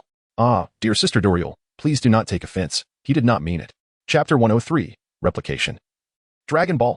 Meanwhile, Leilo wore a solemn expression, and with the ability of his replication fruit, he began to hastily duplicate the Dragon Ball. Yet, the intricate composition of the Dragon Ball made the replication far from simple. To achieve a duplication in a short span of time required a substantial expenditure of mental energy. Leilo devoted all his strength to the replication fruit. At last, after several minutes, he produced another Dragon Ball and handed it over. Here you go. Upon witnessing this, both Luffy and Sanji's eyes sparkled, while Dr. Dorial examined the counterfeit 1-star ball and remarked disdainfully, hey, even if you're giving a replica, it need not be so poorly crafted. With that, Dr. Dorial pointed out the bubbles appearing within the 1-star Dragon Ball. This caused Luffy and Sanji to grow anxious once more, fearing that Dr. Dorial might become upset and refuse to treat Nami. Just then, Dr. Dorial tucked the forged 1-star Dragon Ball away. Very well, I shall make an exception for this girl, but it is not appropriate here. We must return to the castle. Upon hearing these words, Sanji and Luffy displayed expressions of exuberant delight. Without hesitation, Luffy, carrying Nami on his back, took the lead in sprinting towards the castle. Observing this, Dr. Dorial couldn't help but chuckle, remarking, what an impatient child he is. As for you, Chopper, let us return as well. Upon hearing the command from Dr. Kureha, Chopper swiftly turned his head and, in an instant, raced towards Luffy's direction. Sanji, brimming with excitement, paid no mind to Riley and hurriedly followed suit. Usopp, fearing Riley's reproach regarding his origin bullet, vanished in a flash. Observing this, Riley furrowed his brow, noting their eagerness. Just as he contemplated joining them, the system's notification chimed in. Ding. Congratulations, host. You have triggered a storyline mission. Invite Chopper aboard. Invitation successful. You will receive 2,000 experience points across all attributes, various forging materials, a 4th-dimensional pocket, and a forging blueprint. Upon hearing the system's notification, Leilo furrowed his brow in surprise. He had not anticipated that the system could create a 4th-dimensional pocket. If memory serves him correctly, the 4th-dimensional pocket resembles Doraemon's pouch, a vessel capable of holding an infinite array of items. He pondered whether this pocket was merely an empty shell or if it contained a diverse assortment of tools within. Should it be the latter, it would indeed be a stroke of fortune. However, it was more likely to be the former. Nevertheless, even if it were just an empty pocket, it would still be advantageous, providing him with a means to access items at any moment. He could store all his earnings within it, thus eliminating the need to confine them solely to the system's space. With this thought in mind, Leilo pressed onward. Although they had already traversed half the distance, a considerable journey still lay ahead to reach the towering peak, requiring at least several dozen more miles. Even with their brisk pace, it would take them at least half an hour to arrive. Luffy and the others dashed forward, when suddenly the distant mountains began to tremble. Noticing this, Leilo's expression tightened. Could an avalanche be imminent? Avalanches were indeed a common occurrence in such treacherous terrains. Just as he intended to draw his soul-cutting blade to address the situation, Usopp, in a state of panic, pointed toward the source of the noise and exclaimed, Look, a colossal white bear. We must flee at once, or we shall be devoured. Upon hearing these words, everyone turned their gaze towards the pinnacle, their focus drawn to the past. Though it seemed a great distance away, a colossal white bear could be faintly discerned, racing down the mountain, which had triggered the avalanche. The tales of the man-eating white bear that had circulated along the way were, astonishingly, true. At this revelation, Usopp and Sanji were left in a state of utter disbelief. Could such a creature truly exist? How infuriating. Yet, we must set aside these thoughts for now. Our priority is to escort Nami to safety. Upon hearing their words, Doriel, the medical officer, stepped down from the carriage, her expression grave as she declared, "It is futile. If we lead him towards the castle, he will topple the peaks, and we shall face total annihilation." At this, Sanji and Luffy exchanged astonished glances, for the colossal white bear, towering dozens of meters high, surpassed even the likes of Dory and Buggy. Could such a creature truly be within their capacity to confront? Nevertheless, they understood that they must protect Nami at all costs. With that thought in mind, Sanji lifted his right foot, while Luffy extended his arm, both preparing to strike at the formidable beast. Yet, at that moment, Riley suddenly intervened. There is no time to lose. If a battle ensues, it will trigger another avalanche, putting Nami in peril. Allow me to handle this. Upon hearing these words, both Usopp and Luffy nodded in agreement before retreating. Observing their withdrawal, Leilo stepped forward 2 paces. As he passed by the healer Doriel, he quietly remarked, "I have heard that this white bear consumes humans. Is that correct?" Upon hearing this, Nurse Doriel broke into a smile and then shook her head. It was merely a mischievous child, after all. Upon hearing these words, Leilo silently nodded and proceeded forward. Soon, the immense white bear came rushing down from the mountain. Standing before Leilo, towering over him, Leilo barely reached its knees. Gazing at this colossal creature, Leilo did not draw his soul-cutting blade. Instead, he summoned the formidable conqueror's haki within him, instantly opening his eyes to confront the white bear. The potent aura of his conqueror's haki radiated outward, causing the surrounding snowflakes to scatter. At that moment, the white bear stood frozen, its entire body rigid. Observing this, Leilo enveloped his fist with armament haki, leaping into the air to deliver a powerful strike to the bear's abdomen. The gigantic white bear shuddered violently before staggering back 2 steps and collapsing to the ground, unconscious. Witnessing this, Dr. Doriel's expression turned to one of astonishment. She had not anticipated that this young boy possessed such formidable strength. Chopper, in his reindeer form, was also taken aback by Leilo's display, his eyes reflecting sheer horror as his body trembled. In contrast, Luffy and Sanji, having previously witnessed Leilo's overwhelming power, found themselves more accepting of the situation. After incapacitating the enormous bear, Leilo strode back and coldly remarked, "We should depart swiftly. The longer we delay, the more perilous it becomes for Nami." Upon hearing this, Luffy grinned widely and threw a punch into the air. "All right, let us go." With that, the group dashed toward the mountain peak. After considerable effort, they finally reached the base of the mountain, but Usopp faltered, gazing up at the towering, steep cliffs. He shook his head vehemently. "Wait, are we really going to climb this height without any gear? If we fall, we'll surely perish." Chapter 104. Ascending the mountain. As soon as Usopp finished speaking, he looked up to see that they had already scaled halfway up the mountainside. Angrily, he shouted upward, "Hey, you 3, can't you hear me?" In response, Leilo turned back and said, "You can wait down there. If you survive the night without freezing to death, we will return to accompany you." Upon hearing those words, Usopp shuddered, clenched his fists, and exclaimed, "Please, do not utter such terrifying things." After a moment of contemplation, Usopp concluded that returning would indeed be the wiser choice. Just then, Sanji's cigarette but unexpectedly fell onto his head, prompting Usopp to hastily swat it away. Before Usopp could respond, Sanji coldly remarked, "If you wish to return alone, you may do so, but be wary of the wild beast along the way." Upon hearing these words, Usopp's eyes brimmed with tears, and he could do nothing but follow Riley up the mountain. With each careful step, he was gripped by fear. Yet paradoxically, he climbed with remarkable steadiness. Observing this, Riley wore a satisfied smile, realizing that this was the ideal way to train Usopp. In truth, Usopp possessed the most potential among them, but the years of delayed training had relegated him to one of the weakest members of the pirate crew. If he were to dedicate himself to rigorous training, he could undoubtedly emerge as a formidable force upon the seas. Before long, Riley and the others reached the summit. When Usopp finally arrived, he appeared pale and breathless, gasping for air. "I'm saved." After a brief moment, Usopp regained his composure and stood up. But as he scanned the surroundings, he found no sign of Dr. Dory. Assuming she had not ascended, he glanced downwards, yet still saw no one. Panic surged within him as he screamed, "This is terrible. The doctor has been devoured by a beast. How frightening." Upon hearing these words, Luffy exclaimed loudly, and then turned to gaze below, nearly losing his composure in astonishment. Indeed, there was not a soul in sight. What would become of Nami? Just as the two were grappling with their disbelief, a voice suddenly emerged from behind them. It was Dr. Dory. Youth is indeed a blessing. Instead of utilizing the designated pathway, she insisted on climbing up from below. Upon hearing these words, Usopp was taken aback as if he had encountered a ghost, nearly tumbling down the mountainside. Had it not been for Luffy's arm grasping him, it is likely that Usopp would have met his demise in the northwest. Usopp was astonished to discover the existence of a specially constructed walkway, and he immediately bellowed, "Hey, if such a place exists, why weren't we allowed to use it?" Upon hearing Usopp's words, Dr. Doriel scratched her head. "I assumed you were merely seeking to enhance your physical fitness. Now, let us not squander any more time. The patient cannot afford delays." With that, Dr. Doriel deftly redirected the conversation. Luffy and Sanji immediately silenced Usopp, anxious not to offend the physician. They then proceeded with Nami into the castle. Upon entering Dr. Doriel's chamber, Leilo scanned the surroundings. The room was remarkably sparse, aside from a bed. The only other feature was a bookshelf brimming with an array of medical tomes. Luffy gently placed Nami upon the bed, prompting Dr. Doriel to begin unfastening her garments. At this sight, Sanji's eyes transformed into hearts, and he could not help but drool. As he leaned in closer, Dr. Doriel swiftly kicked all three of them out.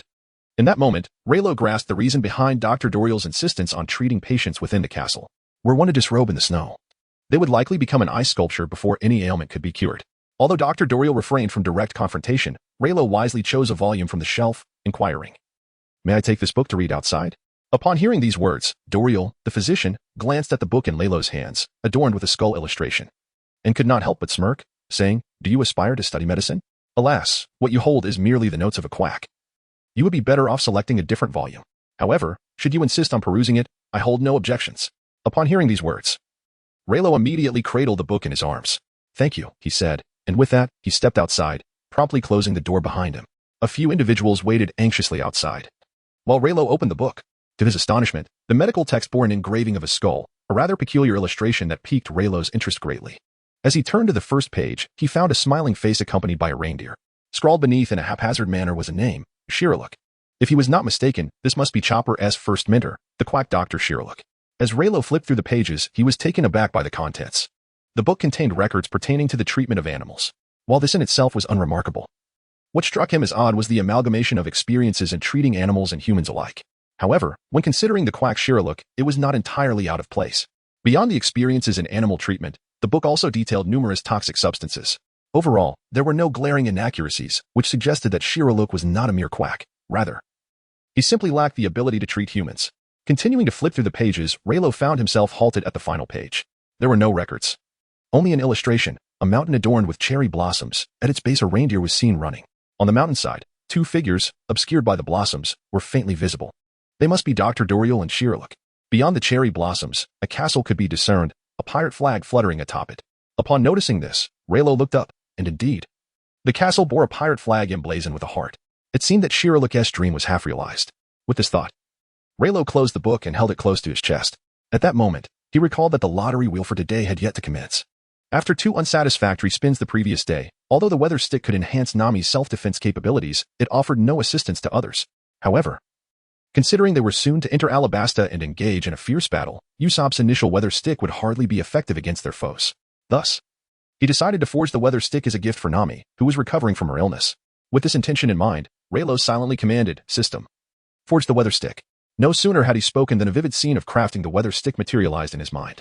Shortly thereafter, a multicolored weather stick appeared within his system space. Chapter 105. Forging the weather stick.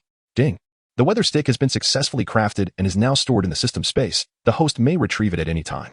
The weather stick Raylo had forged was markedly different from his previous recollection of it. He then attempted to examine the stick's functionalities, but was met with failure. As the weather stick required the presence of weather to be utilized, it was neither magical nor physical, rendering its specific functions unreadable. Nevertheless, this was inconsequential. Once gifted to Nami, he was confident she would master it swiftly. Just as the weather stick was newly forged, the voice of Dr. Doriel echoed from within, "All done. Who wants to come in and take a look? My clothes aren't quite ready yet." Upon hearing these words, Sanji was invigorated as if he had been electrified. He kicked the door open and rushed inside. Riley and the others followed suit, but as they entered, they were met with the sight of Sanji, petrified and standing still. Turning their gaze to Dr. Doriel, they noticed she had donned a brand new outfit. At this moment, Riley couldn't help but chuckle. It became apparent that Dr. Doriel was referring to herself, having not yet fully dressed. Feeling a twinge of sympathy for Sanji, Riley approached and patted him on the shoulder. Sanji, in a fit of despair, seemed to crumble into a heap of ashes. After a prolonged silence, Sanji lay on the ground, repeatedly striking the floor as if his very eyes had been insulted. Riley struggled to suppress his laughter and then glanced at Nami, who had already adorned herself in a yellow checkered coat. Her breathing was steady, indicating that her fever had nearly subsided. It was believed that she would soon recover. Meanwhile, Luffy erupted into laughter, exclaiming, "Hey, Sanji, who would have thought you had a taste for that?" Behind him, Usopp patted Sanji on the back, saying, "Don't be disheartened. It was merely a glance. You might as well get married." Just as the two finished mocking Sanji, they were met with a sudden thump on their heads. Raising their hands in surrender, "My apologies," they chorused. Amid their playful banter, a voice emerged from the corner. You mustn't be too loud. It could disturb the patient's rest." The voice, lacking any authority, nonetheless managed to capture their attention. Quickly, Riley and the others turned towards the corner. Discovering a furry creature with horns, cowering behind the wall, its expression one of fear. Usopp blinked rapidly, murmuring to himself, "Is that a raccoon?" Sanji also glanced in Chopper's direction, then lit a cigarette and took a puff. A raccoon? Dr. Doriel's pet? How intriguing, he mused. Upon hearing these words, Raylo couldn't help but sigh, then corrected, it is a reindeer, isn't it? The moment Luffy heard the term reindeer, his mouth fell agape, his eyes sparkling with excitement. And saliva began to drip. Reindeer.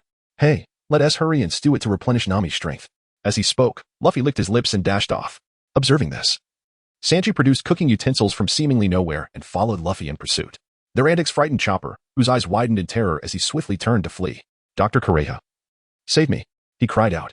Unperturbed by Chopper's plea, Dr. Kureha continued to tend to Nami, her demeanor revealing her unwavering confidence in Chopper's abilities.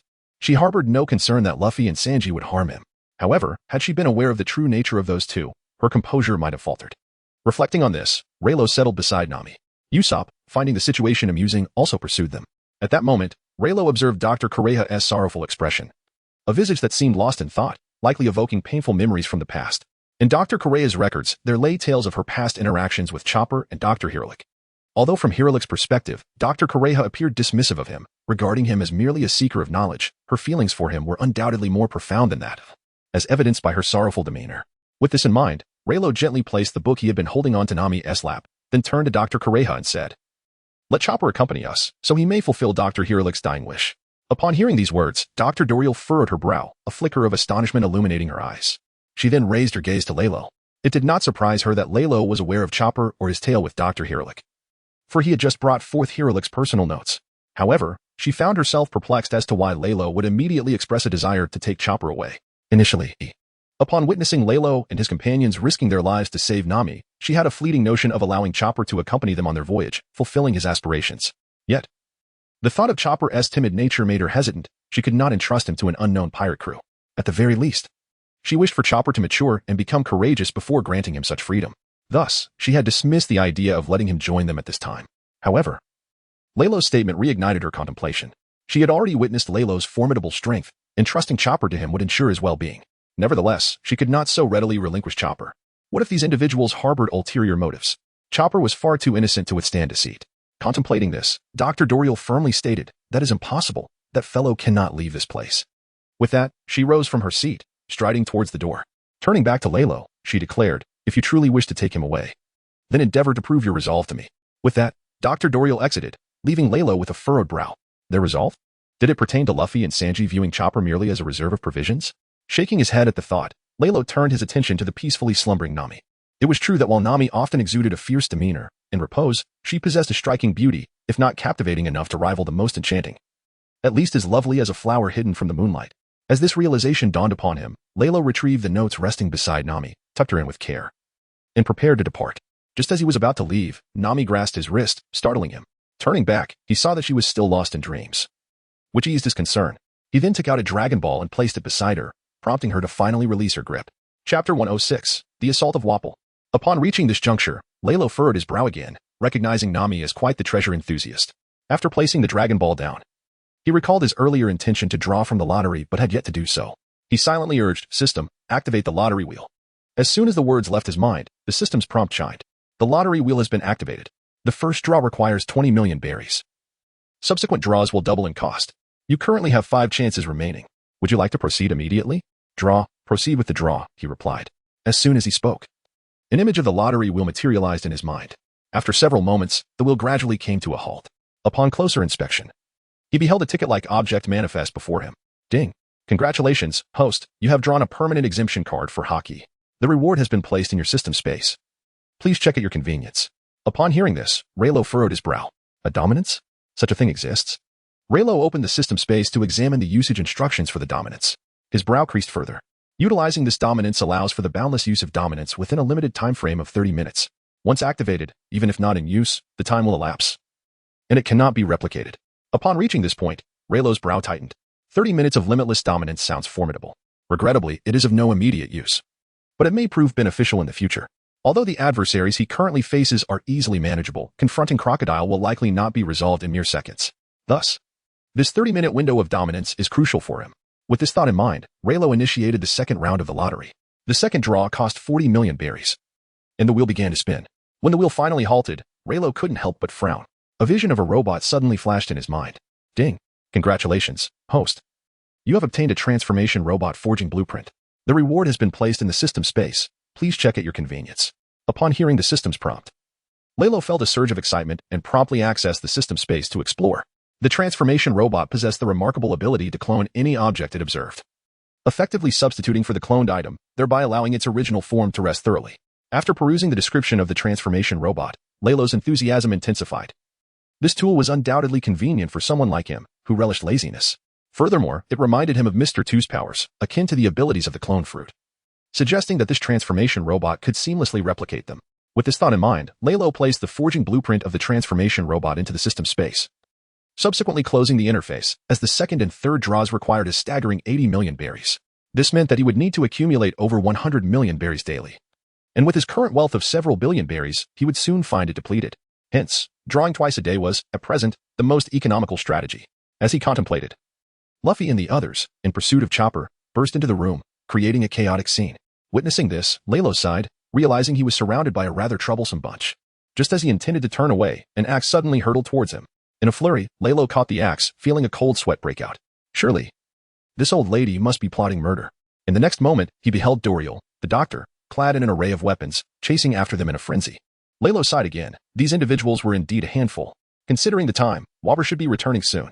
With this in mind, Leilo stood up and walked outside. Luffy and his crew continued their raucous antics, only to be knocked down by the now enormous Chopper, leaving Usopp terrified, his eyes nearly popping out. Help! A monster! Upon hearing these words, a trace of displeasure was evident on Chopper's face. Meanwhile, the awakened Luffy's eyes sparkled with excitement. What an extraordinary creature! I must extend an invitation for him to join our ship. Upon hearing these words, Sanji delivered a swift kick to Luffy's head. For heaven's sake, you fool! How could that possibly be? Luffy, undeterred, replied with steadfast conviction, I don't care. I want it, and I have already made up my mind about him. Upon hearing these words, Usopp and Sanji crumpled to the ground like frostbitten eggplants. Yet, amidst their despair, a flicker of fear ignited in Chopper's eyes. Following Chopper's gaze downward, one could see a stout man, entirely encased in iron, ascending to the pinnacle of Drum Island. Witnessing this, Chopper trembled uncontrollably and exclaimed, This is bad. Wapol has returned. Upon hearing these words, Doriel, the medical attendant, burst into laughter. Wasn't that just splendid? All previous wages could be settled at once. With that, Doriel dashed straight towards the lower part of the castle, followed closely by Chopper, who had reverted to his reindeer form. Observing this scene, Rayleigh felt a twinge of boredom and contemplated returning to keep an eye on Nami. That good-for-nothing Wapol would be driven away by Luffy even without his intervention. However, just as Rayleigh turned away, a notification from the system chimed. Ding. Congratulations, host. You have triggered a storyline quest. You may choose one of the following tasks. 1. Beg for mercy like Wapol, which will grant you 1,000 points of all attribute experience, several forging materials, a piece of atom wood, and a forging blueprint. 2. Defeat Wapol. Raise the Jolly Roger on Drum Island, and receive 1,500 experience points, several forging materials, and unlock the Universal Shop. Initially, Rayleigh had resolved not to engage in any tasks related to Wapol. However, the prospect of unlocking the system shop through the second option left him somewhat speechless. He had not anticipated that defeating such a worthless opponent could open a new realm, the prize wheel, which merely offered random rewards. Yet, with a shop, he could directly select his desired materials or weapons for purchase. This would undoubtedly save him considerable effort. Reluctantly, Rayleigh opted for the second task, to vanquish Wapol. With this decision, he walked toward the castle's exterior, a look of resignation etched upon his face. Just as he stepped outside, he beheld Wapol already engaged in a brawl with Luffy. You shall not mock my comrades, Luffy declared, delivering a punch that sent Wapol flying. Beside them, 2 frizzy-haired swordsmen, their faces etched with terror, rushed forward to assist Wapol. My lord Wapol, are you unharmed? These despicable peasants dared to treat you this way. It is utterly unforgivable. One exclaimed. Indeed, to reduce our exalted king to such a state is a disgrace. Chapter 107, The Opening of the System Shop. Upon hearing this, a look of astonishment flickered in Wapol's eyes. His entire being began to contort and, astonishingly, transformed into a tank. Witnessing this, both Luffy and Sanji exhibited expressions of bewilderment, while Usopp collapsed in terror onto the ground. What on earth is this? A shape-shifting devil fruit user? Just as the words escaped his lips, Wapol launched a shell directly at them. At this moment, a grave expression crossed Luffy's face as he spread his body wide. He had anticipated that he could deflect the projectile, but as the shell approached his skin, it unexpectedly detonated, sending Luffy hurtling away. Seeing this, Sanji and Usopp nearly had their eyes pop out, shouting in unison, Hey, that's a tank, not a cannon. Upon hearing these words, Luffy struggled to extend a hand, only to succumb to unconsciousness shortly thereafter. Witnessing this, Wapol burst into hearty laughter.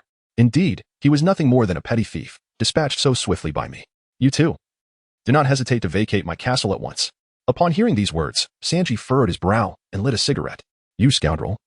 Have harmed our captain, and yet you dare to speak so brazenly here. With that, Sanji raised his foot decisively. Usopp also drew back his slingshot.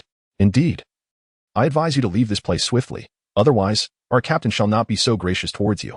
Upon hearing these words, Wapol, as if he had just heard a jest, spoke with a mocking tone. They are merely a band of foolish pirates clinging to their empty dreams, daring to utter their nonsense before me. You too, show him the extent of our might. Upon hearing these words, the two individuals with explosive hairstyles revealed malicious grins. However, at that moment, Sanji was already sprinting towards them with great urgency. Yet, in the next instant, several clumps of black, fluffy hair came hurtling toward his face, obscuring his vision and nearly causing him to tumble down the mountainside. After a strenuous effort, Sanji managed to remove the fluffy orbs, yet they stubbornly clung to him. Meanwhile, the two individuals bore wicked smiles, declaring, our static balls are not so easily shaken off. Cursed pirate, accept your fate. With that, they charged swiftly towards Sanji. While he struggled to rid himself of the static balls, a sudden sight caught his attention, a reindeer soaring through the air. The powerful hooves of the majestic creature struck the chest of the two assailants, causing them to spew blood and fly backward. Witnessing this, Sanji gazed incredulously at Chopper and sincerely praised him. Impressive. You truly are remarkable. Upon hearing this, Chopper reverted to his original form, blushing and stammering. You fool. No matter how much you flatter me, I could never express gratitude. You're such an idiot. I'm not. Observing Chopper's adorable demeanor, Sanji couldn't help but sweat nervously and sighed, realizing this fellow was indeed quite prideful. Just as the two engaged in their conversation, the two explosive-haired individuals regained consciousness and glared angrily at Sanji, swiftly brandishing their dual blades in his direction. By the time Sanji sensed the impending danger, it was already too late. The static balls hindered his agility, preventing a quick reaction. Should he be injured, even survival would come at a cost. At that critical moment, a voice echoed in his ear. Dodge. Heeding the command, Sanji embraced Chopper and leaped away from his position. At that instant, a flicker of determination shone in Rayleigh's eyes as he unleashed a powerful punch towards the assailants. The surrounding air was instantly displaced, and the two figures were struck through, soaring into the distant sea, their fates unknown. Observing this spectacle, both Sanji and Chopper stood in stunned silence, exclaiming in unison, Hey, there is no need to go that far. Upon hearing Sanji and Chopper's words, Rayleigh remained noncommittal and then directed his gaze towards Warlbow, stating, compassion for one's enemies is nothing but cruelty towards oneself. Upon hearing those words, Sanji and Chopper shivered in unison. What a terrifying individual. After witnessing Riley's recent display of prowess, Wapol's eyes widened in astonishment as he glanced around, his jaw dropping to the floor in disbelief. Was this creature before him truly a monster? Although he could easily defeat the two prior adversaries, he knew he could never achieve such a swift victory as Riley had done, no matter how arrogant Wapol might be. He recognized that he stood no chance against this formidable being. With this realization, Wapol dashed to the side and transformed into a battle aircraft. At this sight, Luffy and Usopp's eyes sparkled with excitement. How impressive. Long live the power of the transformation fruit. Upon hearing these words, Wapol, soaring through the air, indignantly declared, Hey, you too, how utterly disrespectful. Our king possesses the ability of the munch-munch fruit. What a pitiful devil fruit you speak of. It pales in comparison to my own. At this, both Luffy and Usopp felt a wave of disappointment wash over them. What a letdown. It's not even a transformation fruit. Munch-munch fruit? What a revolting name. Upon hearing these words, Wapol nearly plummeted from the sky, his heart shattered into 8 pieces. Enraged, he bellowed, This is outrageous. You lot, who failed to recognize the gravity of the situation, just wait until I unlock the armory and consume all the weapons within. I shall make you acquainted with true despair. With that, Wapol ceased to engage in further discourse and soared directly towards the castle. Witnessing this, Dr. Dory's eyes widened in horror as she exclaimed, We must stop him. If he devours the weapons in the castle, the entire Drum Kingdom will be in jeopardy. Upon hearing this, Wapol erupted into laughter, declaring, It is futile. No one can impede me now. Just as Wapol was about to accelerate into the castle, he suddenly felt as though he had collided with an invisible wall. This barrier was as unyielding as iron, causing his head to deform upon impact. Instantly, he reverted to his original form and crashed to the ground. At that moment, a cold voice pierced through the air. I have no time to indulge in your childish games. You shall descend into the sea to atone for your past sins. With that, Raylo silently invoked, System. Extractable charm. As soon as the words left his lips, a stone materialized in his hand. Raylo then channeled this newfound power into his feet and unleashed a powerful kick towards Wapol. Alarmed, Wapol stammered, Wait, please spare me. I can offer you all the treasures of this kingdom. As Raylo's foot drew near, Wapol desperately continued, All right. I'll make you the king of this nation. What do you say? Just as he finished speaking, Raylo's foot connected with Wapol's chin, instantly contorting it grotesquely before sending him flying. At this sight, both Dr. Dory and Chopper wore expressions of disbelief. The shadow that had loomed over the Drum Kingdom for years had, on this day, been vanquished by this young boy. While Dr. Dory was still in shock, Luffy, struggling to rise from the ground, clenched his fists tightly and shouted, Where did that guy go? I want to knock him away. Upon hearing this, Usopp gave Luffy a light smack on the head. The immediate threat had been dealt with, but he inquired, "Are you certain you're all right?" At that moment, Sanji also directed his gaze towards Luffy, his eyes nearly popping out in shock, for Luffy was drenched in blood. Gritting his teeth, he bore an expression that resembled a demon emerging from the depths of hell. Witnessing this scene, Riley furrowed his brow. It was fortunate that Usopp remained so composed. Perhaps it was merely because he recognized Luffy that he was not overtaken by fear. Contemplating this, Riley turned his attention to Dr. Kureha.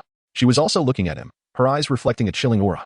Riley understood the concerns that plagued Dr. Kureha's mind. Without hesitation, he strode towards Chopper, extending a hand as he asked, "Chopper, would you be willing to join us and become our companion?" Upon hearing these words, Chopper was momentarily stunned.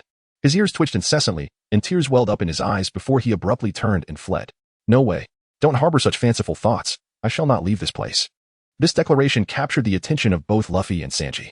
It seemed that Luffy suddenly recalled something, and he shouted at Chopper, "Hey, you are a doctor, right?" Upon hearing these words, Chopper immediately turned a corner and exclaimed, "Ah, indeed." Upon hearing these words, Luffy was instantly filled with excitement and shouted to the heavens, "Chopper, join us as our companion."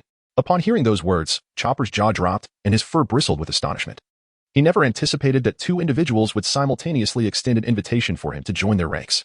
Momentarily at a loss, Chopper dashed into the depths of the forest, prompting a grimace from Luffy. Without hesitation, he pursued Chopper, calling out, "Hey, don't run away. I've set my sights on you. You shall be our ship's doctor." At this juncture, Sanji and Usopp couldn't help but chuckle. Luffy remained unchanged, and they found him utterly exasperating. Upon hearing these words, Sanji lit a cigarette and took a deep drag. Let us not dwell on him. Instead, let us check on Miss Nami's condition. With that, Sanji was the first to dash into the castle, leaving a trail of affection in his wake. Witnessing this scene, Ryro could only shake his head in resignation when suddenly, a notification from his internal system chimed. "Ding.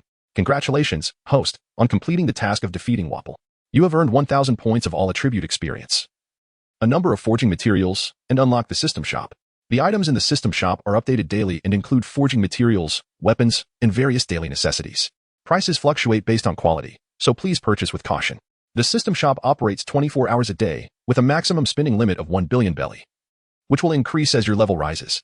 At that moment, a virtual system shop materialized in Ryro's mind, brimming with an array of products. He delved into the shop, browsing through the extensive selection of goods. From everyday necessities to exquisite weaponry, it boasted a comprehensive inventory. Ryro examined some daily items, such as soap, which cost around 50 belly, a price that, frankly, was quite substantial for such goods. Next, he glanced at the mid-range market, where most items were forging materials, ranging from 1,000 to 100,000 belly. Ryro searched for a common stellar key, as obtaining one would enable him to forge the constellation of Aqualia.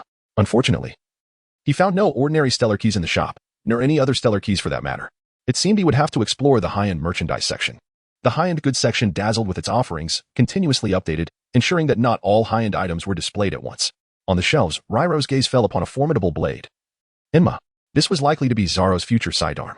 Ryro examined the price and couldn't help but gasp. This single sword was priced at a staggering 1 billion belly. To be honest, given Enma's attributes, this price was not unreasonable. A true sword lover would pay even 20 billion belly to acquire it. Yet, with only a little over 10 billion belly in total, purchasing this blade would likely leave him in dire straits. As Ryro continued his exploration, he found that the prices of high-end goods were exorbitant. Reluctantly, he decided to forego high-end purchases and wandered into the mid to low-end product section. Realizing he needed some daily necessities for the ship, he spent 300 belly on a bottle of body wash and shampoo, then prepared to exit the system shop. However, just as he was about to leave, he noticed a large bag of cotton candy tucked away in a corner of the low-end section. If memory served him right, Chopper had a fondness for cotton candy, so he checked the price and was pleasantly surprised to find it only cost 100 belly. Without hesitation, Ryro paid 400 belly to acquire all the items. Just then, Chopper suddenly darted towards him, having been pursued by Luffy, and took refuge in Ryro's embrace. Luffy's eyes sparkled with excitement from behind. "Now you can't escape.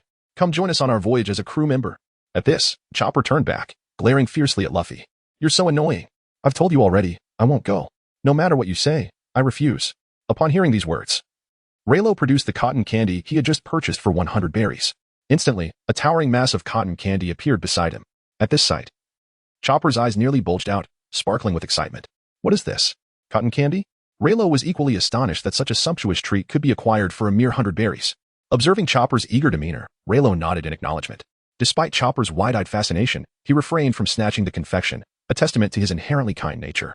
Chapter 109. The excited Chopper, with this thought in mind, Leilo smiled and said, it's quite sweet. Would you care to have a taste? Upon hearing these words, Chopper's eyes sparkled with excitement. Is it truly possible? My blue nose, will it not dirty your cotton candy? In response, Leilo confidently stated, even if it does get dirty, it is meant for you in the first place. Upon hearing these words, Chopper could no longer contain his emotions. Tears streaming down his face as he dashed towards the fluffy cotton candy. He promptly began to devour it with fervor, a radiant smile illuminating his features. Observing Chopper's joyous demeanor, Leilo cast a glance in the direction of Dr. Doriel.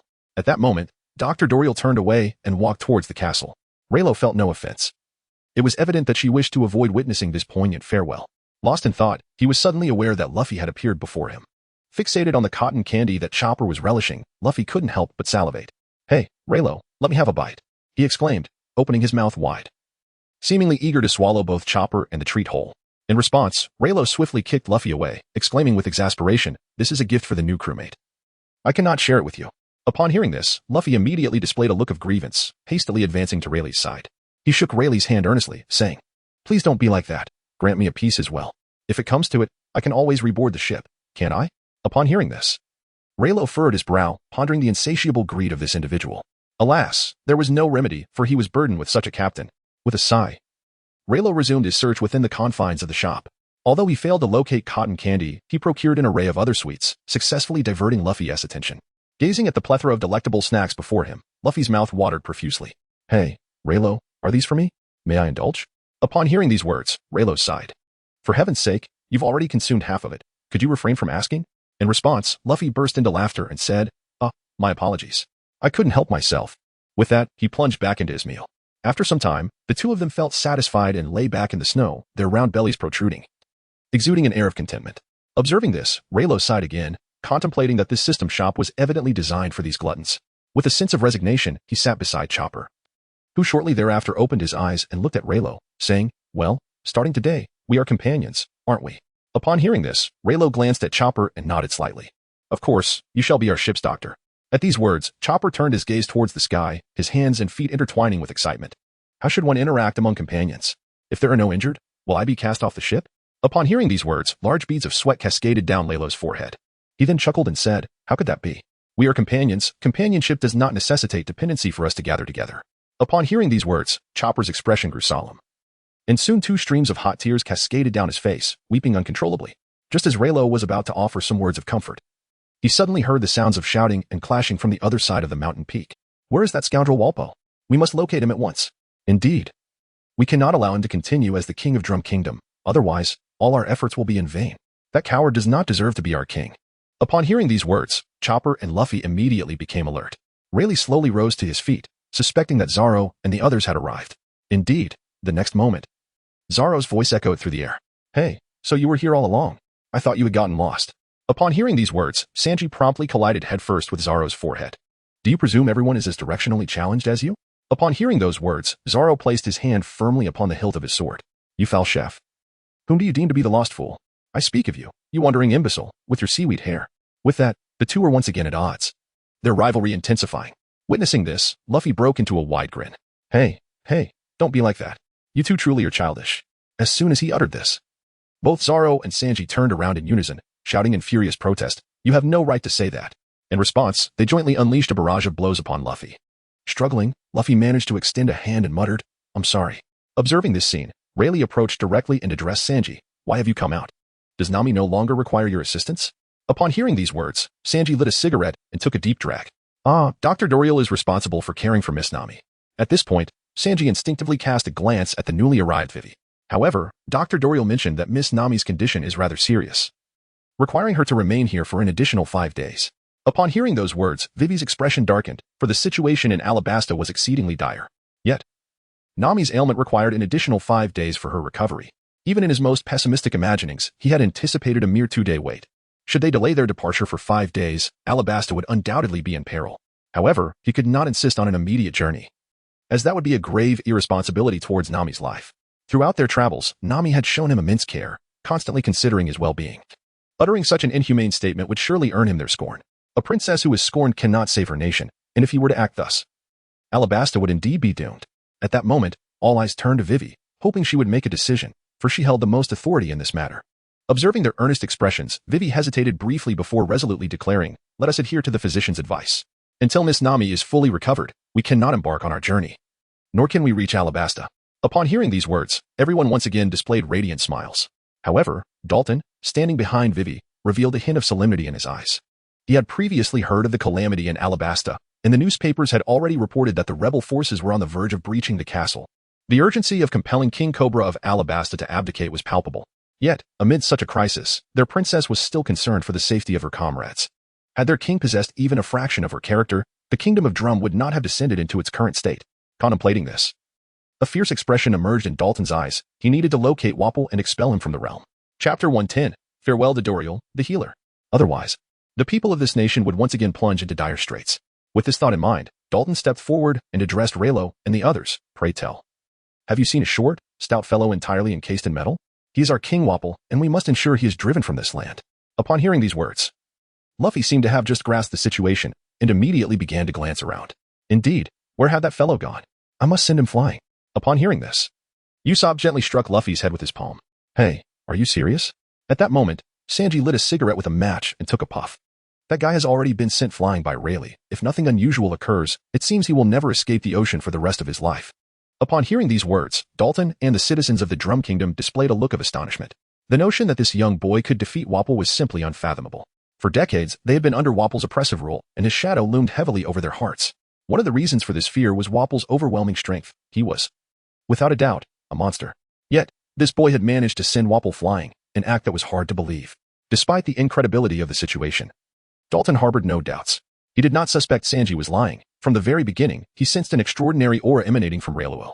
This aura was so powerful that it could instill awe even without being unleashed. Moreover, when Leilo took action, it was undoubtedly remarkable. Regardless of the circumstances, Wapol had been driven away, which was the outcome they had longed for. With this thought in mind, Dalton stepped back 2 paces and solemnly bowed in the direction of Leilo. We shall never forget the immense grace of the hero. Allow Dalton to pay his respects. With that, Dalton knelt down and offered a deep bow to Leilo. Leilo made no effort to stop him, nor did he respond directly. His sole desire at that moment was to bring Chopper aboard the ship and depart swiftly. However, the presence of Dr. Kureha posed an obstacle, making their immediate departure impossible. Reflecting on this, Leilo contemplated for a moment, then turned to Chopper, a slight smile curling at the corners of his mouth as he whispered something in Chopper's ear. Upon hearing this, Chopper gazed at Leilo with an expression of disbelief and inquired, "Is this truly all right?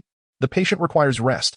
In response, Leilo sat on the ground, affectionately stroking Chopper's head, and reassured him, "Worry not, for you are aboard our ship. I have faith that in the days to come, you will take excellent care of Nami. Now, off you go." Flattered by the praise, Chopper became bashful once more. "You fool. No matter how much you compliment me, it will not bring me joy, absolutely not." With that, Chopper merrily dashed towards the castle. Dalton, observing Leilo's disregard for him, chose not to utter a word and simply stood up. A being capable of so effortlessly defeating Wapol would naturally not concern himself with someone as insignificant as Dalton. Meanwhile, upon arriving at the castle, Chopper, feeling shy, cast his gaze toward Nami's sick room. At that moment, he noticed Dr. Doriel conversing with Nami. "I can waive the fees for you, but my patient must remain until fully recovered. This is non-negotiable." Upon hearing these words, a flicker of hesitation appeared in Nami's eyes as she counted the days on her fingers. 5 days felt excessively long, at most. She could only linger here for a single day. If she were to remain for 5 days, her friend's nation would inevitably face turmoil. Upon hearing those words, the Dr. Doriel took a sip of her drink and cast a sidelong glance at Nami. When a nation faces turmoil, do you truly believe you can resolve it? Such audacity. You cannot even rectify your own issues, yet you harbor delusions of mending a nation's plight. Allow me to advise you, abandon this futile ambition at once. Upon hearing this, Nami intended to say something further, but suddenly, Dr. Doriel brandished a surgical knife, pinning Nami down beneath her, the blade pressed against Nami's throat. "Enough with the idle chatter. Those who come to me face only 2 outcomes. Either they are healed or they perish. If one is aware that a patient is destined to die yet allows them to run amok, they are not a competent physician." With that, Dr. Doriel rose and made to exit, only to catch sight of Chopper hiding behind the wall. "Hey, Chopper, do you have something to say? If not, ensure that she remains under watch. Should she attempt to leave, you will be held accountable." Upon hearing those words, Chopper hesitated for a moment as he entered, fidgeting with his body. After a brief pause, he spoke up. Dr. Dory, I wish to accompany them to sea as their ship's doctor and become their companion." Upon hearing these words, Nami was utterly bewildered. How could it be that upon awakening, they had gained yet another companion? Subsequently, she turned her gaze towards Chopper, as if a realization struck her, and her hair stood on end in an instant. The raccoon dog had spoken. Upon hearing Nami's words, Chopper was immediately filled with terror and sought refuge behind the wall, only to find himself inadvertently hiding in the opposite direction once again. Observing this, Nami couldn't help but laugh. This little creature was rather endearing, wasn't it? Trembling, Chopper glanced at Dr. Doriel, who was now sporting a sinister smile. Do not jest, Chopper. You are my most capable assistant, and the medical skills you possess were imparted by me. Are you truly willing to forsake your benefactor without even a semblance of gratitude? Upon hearing these words, Chopper lowered his head, hesitating for a moment before raising it again to declare, I will certainly return. I shall remain by Dr. Dolly sighed forever and go nowhere else. However, I yearn to gaze upon the sea, for it may be my only opportunity. No sooner had Chopper spoken than a sudden axe fell beside him. Startled, Chopper's face turned pale as he glanced in terror at Dr. Dolly.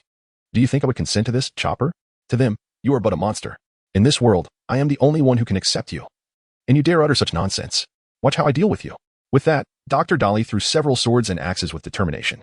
Frightened, Chopper's fur bristled, and he swiftly transformed into his reindeer form and began to flee. Dr. Dolly pursued closely behind. Observing their escape, Nami exhaled in relief, contemplating her own escape. Yet, her garments were so thin that venturing out like this would surely lead to further illness, even if she felt better now. Just as Nami hesitated, Dr. Dolly made a sudden stop, then returned, clutching the doorframe. Hey, little girl, do not even think about escaping with the plush coat from the cabinet. Do you hear me? If you dare to run, you know the consequences. Chapter 111, The Great Escape Operation. With that, Dr. Dolly resumed her pursuit, and the castle echoed with the clanging sounds of her chase. To an outsider, it might have seemed as though the castle was on the verge of demolition. Listening to Dr. Doriel's words, Nami furrowed her brow, then promptly donned her shoes and opened the cabinet. Inside, she indeed found a plush cotton jacket, which she immediately put on. After glancing around, she dashed outside. By this time, the sky had turned dark. A few individuals lay in the snow, gazing at the brilliant starry sky. Zoro yawned and soon fell asleep. Usopp, resting his chin on his hand, remarked, that raccoon cat probably won't follow us, right? Let's hurry and fetch Nami so we can escape quickly. That old lady is exceedingly fierce. Upon hearing these words, Luffy's expression contorted as he turned his head away. Enough of this chatter. The crew I have chosen will undoubtedly set sail with me. I shall not depart without him. Upon hearing Luffy's resolute words, Usopp let out a sigh. At that moment, Sanji lit a cigarette and took a drag. That fellow is undeniably intriguing. If all else fails, he could serve as a reserve supply. Usopp, unable to contain himself, retorted from behind, could you possibly be any more terrifying? Just then, a knife suddenly struck the ground beside Sanji, causing his eyebrows to curl in alarm. The group turned to see the formidable Dr. Doriel, adorned with an array of weapons, casting them aside with nonchalance. A reindeer skillfully evaded the barrage of weapons, or rather, it was the weapons that adeptly dodged the reindeer. Upon spotting Riley and the others, Chopper immediately reverted to his original form and shouted at them, Hey, I've accomplished what I set out to do. What should we do next? Upon hearing this, Leilo adjusted the hat atop his head. Of course, she has fled. You all board the cable car first. I shall retrieve Nami and catch up with you shortly. In response, Chopper and the others were left bewildered, exclaiming, What shall we do about Nami if we leave now? Upon hearing these words, Leilo furrowed his brow. Thus, I have stated that you should depart first while I remain behind. It is likely that Nami has already managed to escape. Upon hearing these words, Luffy and his companions hesitated, unwilling to abandon Raylo. However, with Doriel, the fierce healer, closing in on them, they reluctantly nodded in agreement. Luffy then turned to Raylo with a smile, saying, Take care, we'll be waiting for you on the shore. With that, Luffy and the others, accompanied by Chopper, swiftly made their way toward the rope. Zoro, perplexed by the situation, found himself ensnared by Luffy's grip around his neck, being dragged along the ground. Were it not for Zoro's regular training, he might have succumbed to exhaustion long ago. Chopper glanced back at Raylo before also following suit. Under Chopper's guidance, Luffy and the others slid down the mountain. Meanwhile, Doriel continued her relentless pursuit from behind, hurling her weapons with abandon, leaving Raylo to wonder where she concealed them all. When Doriel finally reached Raylo, she came to a halt and inquired, What? Are you trying to obstruct me? Upon hearing this, Leilo feigned surprise and asked, What? Do you still intend to pursue? Upon hearing these words, Nurse Doriel chuckled softly and remarked, You little rascal, quite astute indeed. Hurry and fetch that girl. I have important matters to attend to, and I wouldn't want you to miss the splendid view. Just as Nurse Doriel finished speaking, she caught sight of Nami sneaking out through the main door and immediately shouted, Hey, you little scamp, who permitted you to leave? Get back here at once. Upon being discovered by Nurse Doriel, Nami ceased her concealment and boldly stepped forward, her face adorned with disdain as she retorted, Did you not instruct me to wear a cotton coat and make my escape? How thoroughly dishonest of you. Upon hearing these words, Dr. Doriel kicked out with her foot, landing just in front of Nami's neck before halting abruptly. She then seized Nami by the arm and remarked, In life, one must leave others with a semblance of dignity. Do you understand, little girl? Never mind, I am in a good mood today, so I shall not hold it against you. After speaking, Dr. Doriel turned her gaze towards Dalton and inquired, Hey, Dalton, do you happen to know where the key to the armory is? Upon hearing this, Dalton pondered for a moment before stating directly, The key to the armory has always been under the personal stewardship of Wapol It is likely that it now rests with him, eternally submerged in the depths of the sea. Upon hearing these words, Doriel, the physician, furrowed her brow. She raised her gaze to the heavens and said, "This presents quite a challenge." With that, she turned to Leilo and cautiously inquired, "Are you able to do this?" In response, Leilo's lips curled into a slight smile. "Let's give it a try," he replied, and without hesitation, he strode towards the castle. Observing this, Naomi felt a surge of confusion and quickly followed suit. "Hey, Leilo, where are you going? Aren't we supposed to follow Luffy and the others?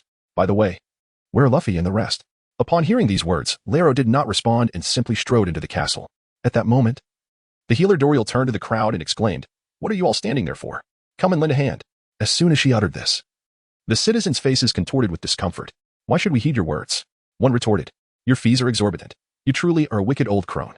Another added, "How dare you demand our money back?" No sooner had the words left their lips than a shadow darted through their midst. It was as if they had all been struck and were sent reeling backward. When they opened their eyes, Doriel had already appeared behind them. In comparison to life itself, what is a mere pittance? You narrow-minded individuals, cease your prattle and swiftly assist me. Upon hearing these words, everyone dared not utter another sound and hurried directly into the castle. Doriel, the healer, and Dalton also entered. At this moment, Leilua and Nami stood before the door of the armory. This door was crafted from a heavy, special alloy, presumably another of Walpo's masterpieces. The thickness of this formidable entrance measured 1/2 meter, rendering any attempt to force it open virtually impossible. The massive chain lock, comparable in size to Chopper, was forged from the same resilient alloy, its hardness beyond question, and it was enveloped in a thick layer of ice. Even cannon fire might not suffice to breach it. Observing this, Nami expressed her apprehension, hesitantly saying, "Is it really possible? Perhaps we should not push ourselves too hard." Upon hearing this, Leilo directly waved his phone, urging Nami to step aside. "You better back off. If you get hurt later, I want to cover your medical expenses." Upon hearing these words, Nami pouted and swiftly turned away, leaving in a huff. Chapter 112, The Shocked Citizens. Nami retreated to the side of Dr. Doriel, anxiously glancing at Raylo.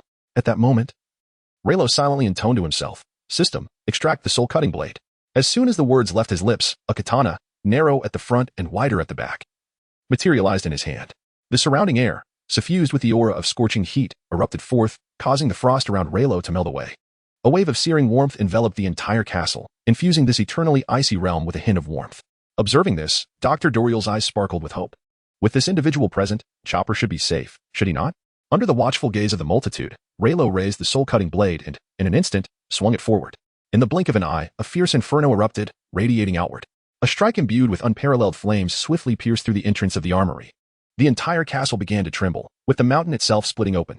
The citizens of the magnetic drum kingdom trembled in fear. Yet, despite the strike having passed through, the door remained closed and scathed. This revelation brought a sigh of relief from the citizens behind Raylo. If there truly existed a creature capable of breaching this door single-handedly, it would indeed be the most terrifying of threats. The citizens silently rejoiced in their fortune. However, just as they began to relax, the door exploded into fragments, along with the entire armory, which split apart in an instant. Witnessing this, the citizens of the magnetic drum kingdom gaped in disbelief. Even Dr. Doriel's eyes reflected sheer terror. Is this a deception? Is this truly within the realm of human capability? We must flee. This is nothing short of monstrous. Upon hearing the words of the citizens of Magrum, Dalton stepped forth without hesitation. "Do not speak such nonsense here. This is the hero who will save our nation, not some monstrous being." Upon hearing these words, the citizens of the Drum Kingdom regained their composure. Indeed, Raylo ought to be regarded as their hero. How could they possibly label him a monster? With this realization, all the citizens knelt down, seeking forgiveness from Raylo. "It was we who were disrespectful. We implore your pardon. Valiant hero, please forgive us, and we are willing to make amends." They sincerely apologized. Naturally, Raylo bore no ill will, yet he remained silent, as he had never held them accountable. Much like Dalton's earlier gesture of reverence towards him, Raylo's battle with Wapol had nothing to do with the Drum Kingdom. Thus he could not acknowledge Dalton's homage. At this moment, the entire armory lay in ruins. Dr. Doriel commanded the citizens to inspect the weapons within to ascertain their condition. The citizens then rose and entered to examine the site. Fortunately, although Raylo had demolished the armory's walls, the weapons inside remained unharmed. Dr. Doriel instructed the citizens to remove all the weapons, provoking a chorus of grievances. However, they dared not oppose her, for she was known to be quite formidable. At this juncture, Dr. Doriel approached Raylo and, with a mischievous smile, remarked, "You truly are a peculiar being." In response, Raylo adjusted the brim of his hat. "Thank you for your kind words. Now that our task is complete, we shall take our leave." Without waiting for Dr. Doriel's reply, Raylo moved directly to Nami's side, wrapping an arm around her slender waist. He then silently intoned, "System, extract the rabbit charm." No sooner had he spoken than a stone materialized in his other hand. Subsequently, Leilo activated the powers of the rabbit charm, vanishing from the spot with Nami in tow. Witnessing this, Dr. Doriel was once again taken aback. After a considerable time, she finally quelled her astonishment. Such an impatient child, she murmured, turning to urge the citizens to transport all the weapons to the mountaintop. She then produced a pouch of pink powder, whispering to herself, "Your dream is about to come true. This nation shall undergo a complete rebirth." At the foot of the mountain, Luffy and his companions anxiously awaited Leilo and Nami's return. They are taking so long, surely they aren't indulging in a feast up there? Upon hearing those words, Sanji exclaimed in anger, "What do you take Miss Nami for? There is no way she would engage in such behavior." As he spoke, a sudden wave of fear washed over his countenance, causing his mouth to fall agape. Could it be that Leilo and Miss Nami? In Sanji's mind, the image of Nami and Leilo, hand in hand and shoulder to shoulder, descending the mountain together surfaced vividly. Observing this, Usopp, with a sense of helplessness, dispelled the illusion floating above Sanji's head. "Hey, how could there possibly be such a way down the mountain? Calm yourself." Usopp's words fell on deaf ears as Sanji, consumed by rage, retorted, "Damn Leilo, how dare he take liberties with Miss Nami? I shall not let this go unpunished." With that declaration, Sanji charged forward, intent on ascending the mountain to retrieve Nami. Just then, Leilo swiftly appeared at the foot of the mountain, his expression one of puzzlement upon witnessing Sanji's hasty departure. Did Sanji leave his utensils behind on the mountain? Upon hearing this, Usopp and Vivi exchanged awkward smiles. Observing their demeanor, Luffy extended his arm and firmly grasped Sanji's shoulder, pulling him back. Sanji struggled, eager to flee, but was met with the sight of Rayleigh and Nami. Instantly, his eyes transformed into heart shapes as he swiftly rose, his body swaying enchantingly, exclaiming, "Miss Nami, are you all right? I was just about to come to your rescue." Just as he uttered these words, Sanji noticed Rayleigh's hand resting on Nami's slender waist. Although separated by a thick layer of clothing, it ignited a surge of jealousy within Sanji. He then angrily pointed at Rayleigh, declaring, "Hey, Rayleigh, what are you doing? Do you realize this is inappropriate?" With that, Sanji scooped Nami into his arms, startling her into a scream. She promptly delivered a punch to Sanji, prompting him to behave. Witnessing this, Rayleigh shook his head, pondering that this lecherous chef was truly hopeless.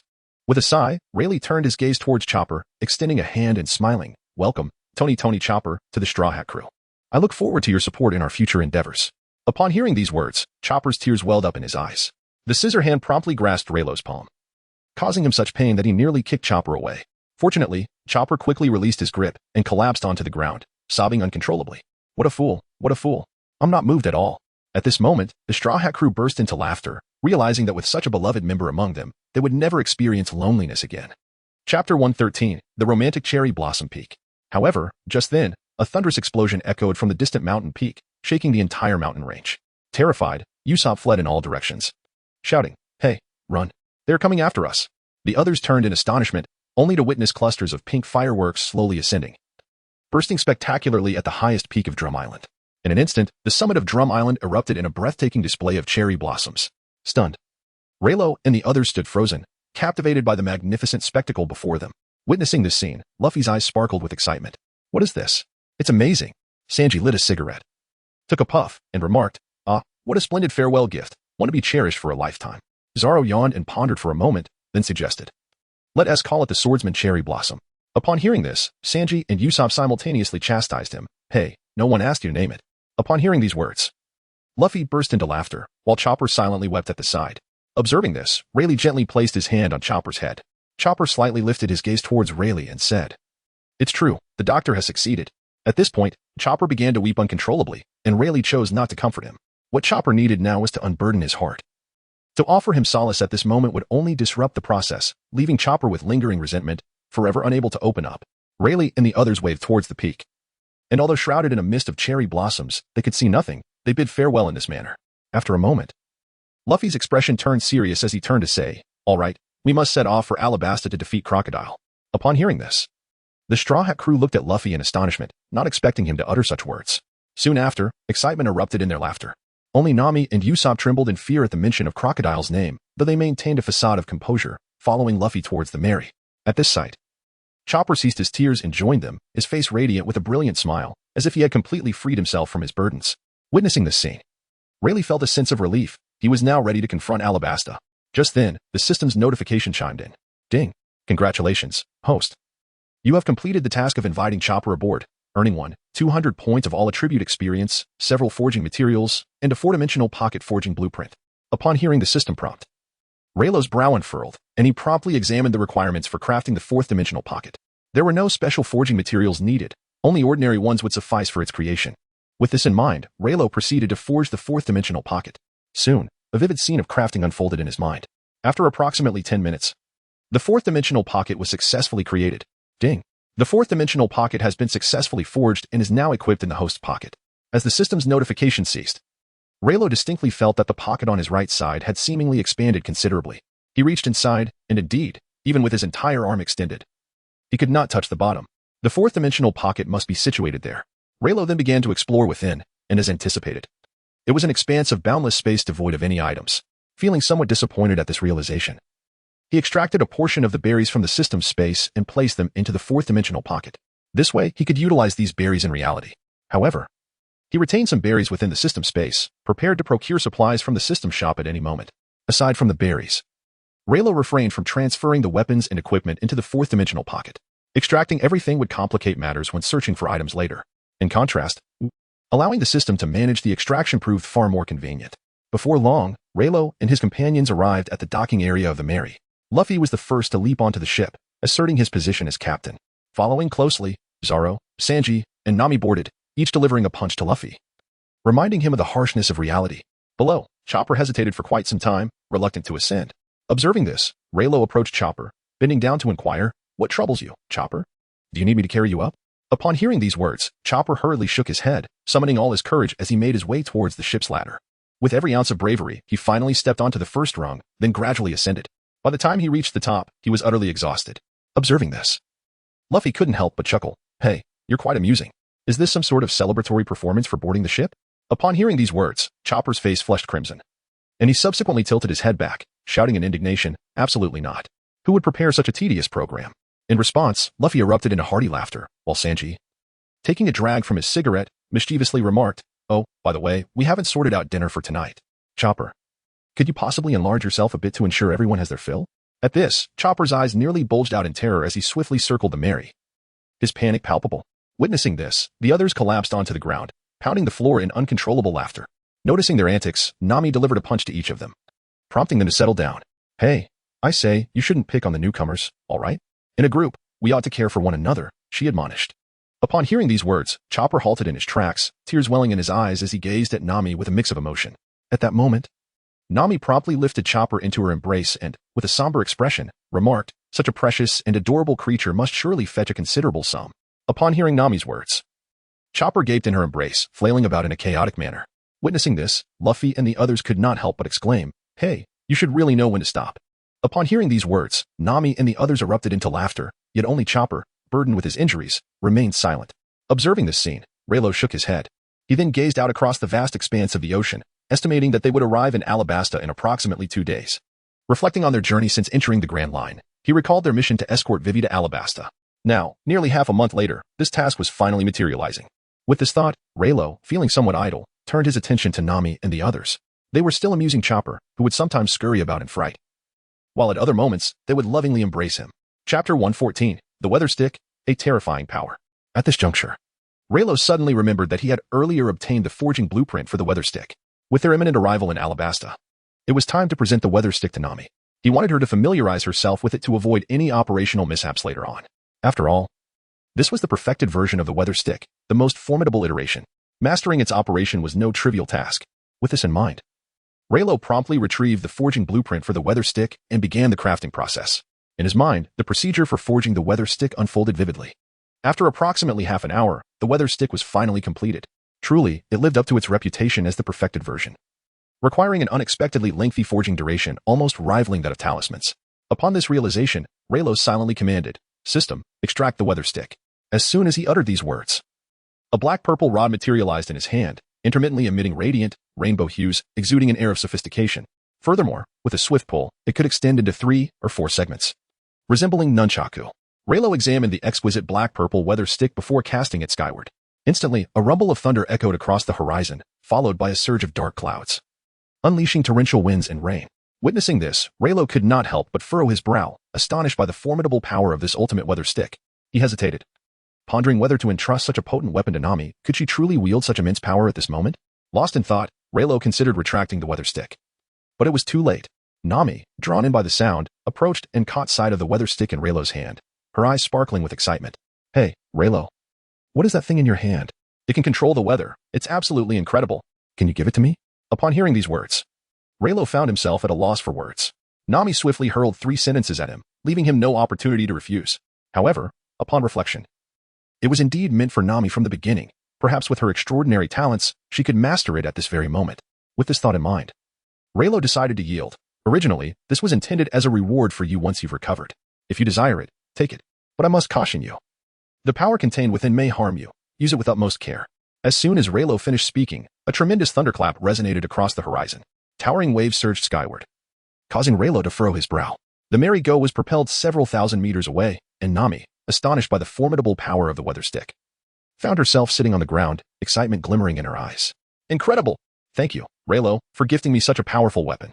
Saying this, Nami planted a kiss on Raylo's forehead before eagerly experimenting with the weather stick's various functions. Raylo disdainfully wiped the moisture from his forehead, which infuriated Sanji. Hey, Raylo. How dare you take advantage of Nami? I won't let this slide. With that, Sanji charged towards Raylo. However, before he could reach him, Raylo deftly sidestepped, causing Sanji to crash to the ground in a most undignified manner. Struggling to raise a hand, he muttered, "Damn it, I won't let you off." Meanwhile, Nami had moved to the other side of the ship, intent on exploring further uses for the weather stick. The earlier, crude technique had nearly harmed her. Reinforcing Raylo's advice, she must not wield this power recklessly. She needed to devise techniques that she could currently employ. After much experimentation, Nami discovered that the weather stick concealed numerous tiny thunderclouds.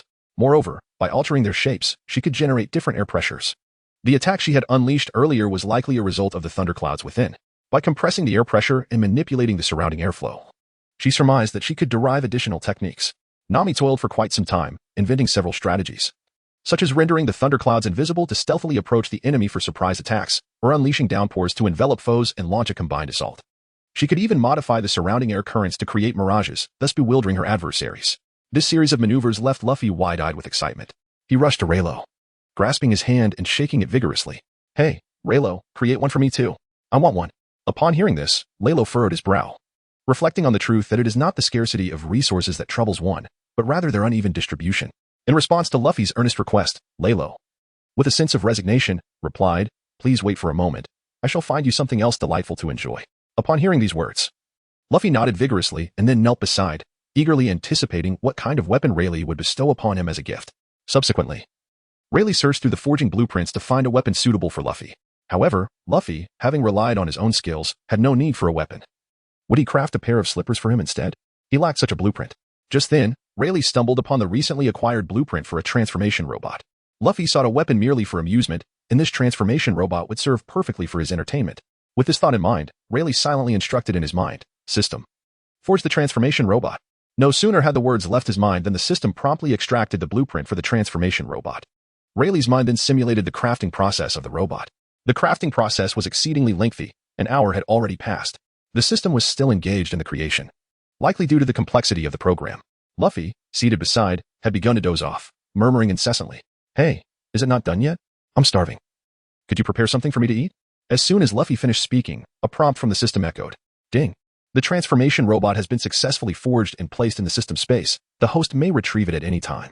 Upon hearing these words, Laylo silently murmured, "System, extract transformation robot." No sooner had he spoken than a small fox appeared beside him. Upon seeing the diminutive red fox, Luffy furrowed his brow and his expression contorted, only to be illuminated by a sudden realization as a light bulb seemed to shine above his head. He then exclaimed, "Ah, is this what you have sent me as sustenance? I am truly grateful, but surely, this meager portion is insufficient for my needs." Upon hearing those words, Raylo helplessly remarked, "This is the weapon I present to you. To be precise, it should be referred to as a toy." Before Raylo could finish his sentence, Chopper, who had just been teased by Sanji, came running over and collided directly with the transforming robot. Chapter 115, Transformation, Robot. Chopper collapsed onto the ground, initially bewildered. But upon recognizing the figure before him, an expression of sheer terror overtook him, prompting him to flee. "Ah, a fox. It's a fox. Help," he cried as he dashed around the ship. At that moment, the small red fox trembled and subsequently transformed into Chopper's likeness. Witnessing this, Luffy's eyes sparkled with excitement. "Incredible!" Upon hearing these words, Laylo unexpectedly picked up the little fox and aimed it at Luffy. Before long, the little fox transformed into an exact replica of Luffy. Witnessing this, the entire Straw Hat crew was drawn in. Usopp prodded the counterfeit Luffy and inquired, "What is this? A transformation fruit?" No sooner had he spoken than the transforming robot morphed into Usopp's likeness. Terrified, Usopp's eyes nearly bulged out of their sockets. prompting him to leap backward and conceal himself behind Luffy. Hey, what kind of monster is this? Stay away from me. Upon hearing this, Leilo promptly elucidated. His name is the transformation robot, capable of manifesting whatever it perceives. Furthermore, every utterance made by an individual is meticulously recorded within its system. Whatever you command, it shall execute. For instance, if you instruct it to wash the dishes, it will dutifully wash the dishes. As he spoke, the transformation robot morphed into the likeness of Luffy, which caused Luffy's eyes to glimmer with excitement. He then pointed at the slumbering Zoro and exclaimed, "Hey, go and strike Zoro." Upon receiving the command, the transformation robot swiftly turned its head and advanced towards Zoro, delivering a blow to his head. Instantly, a sizable bump emerged on Zoro's forehead. In agony, tears streamed down his face as he hastily rose to his feet. Upon standing, Zoro encountered Luffy's visage, prompting him to draw his sword.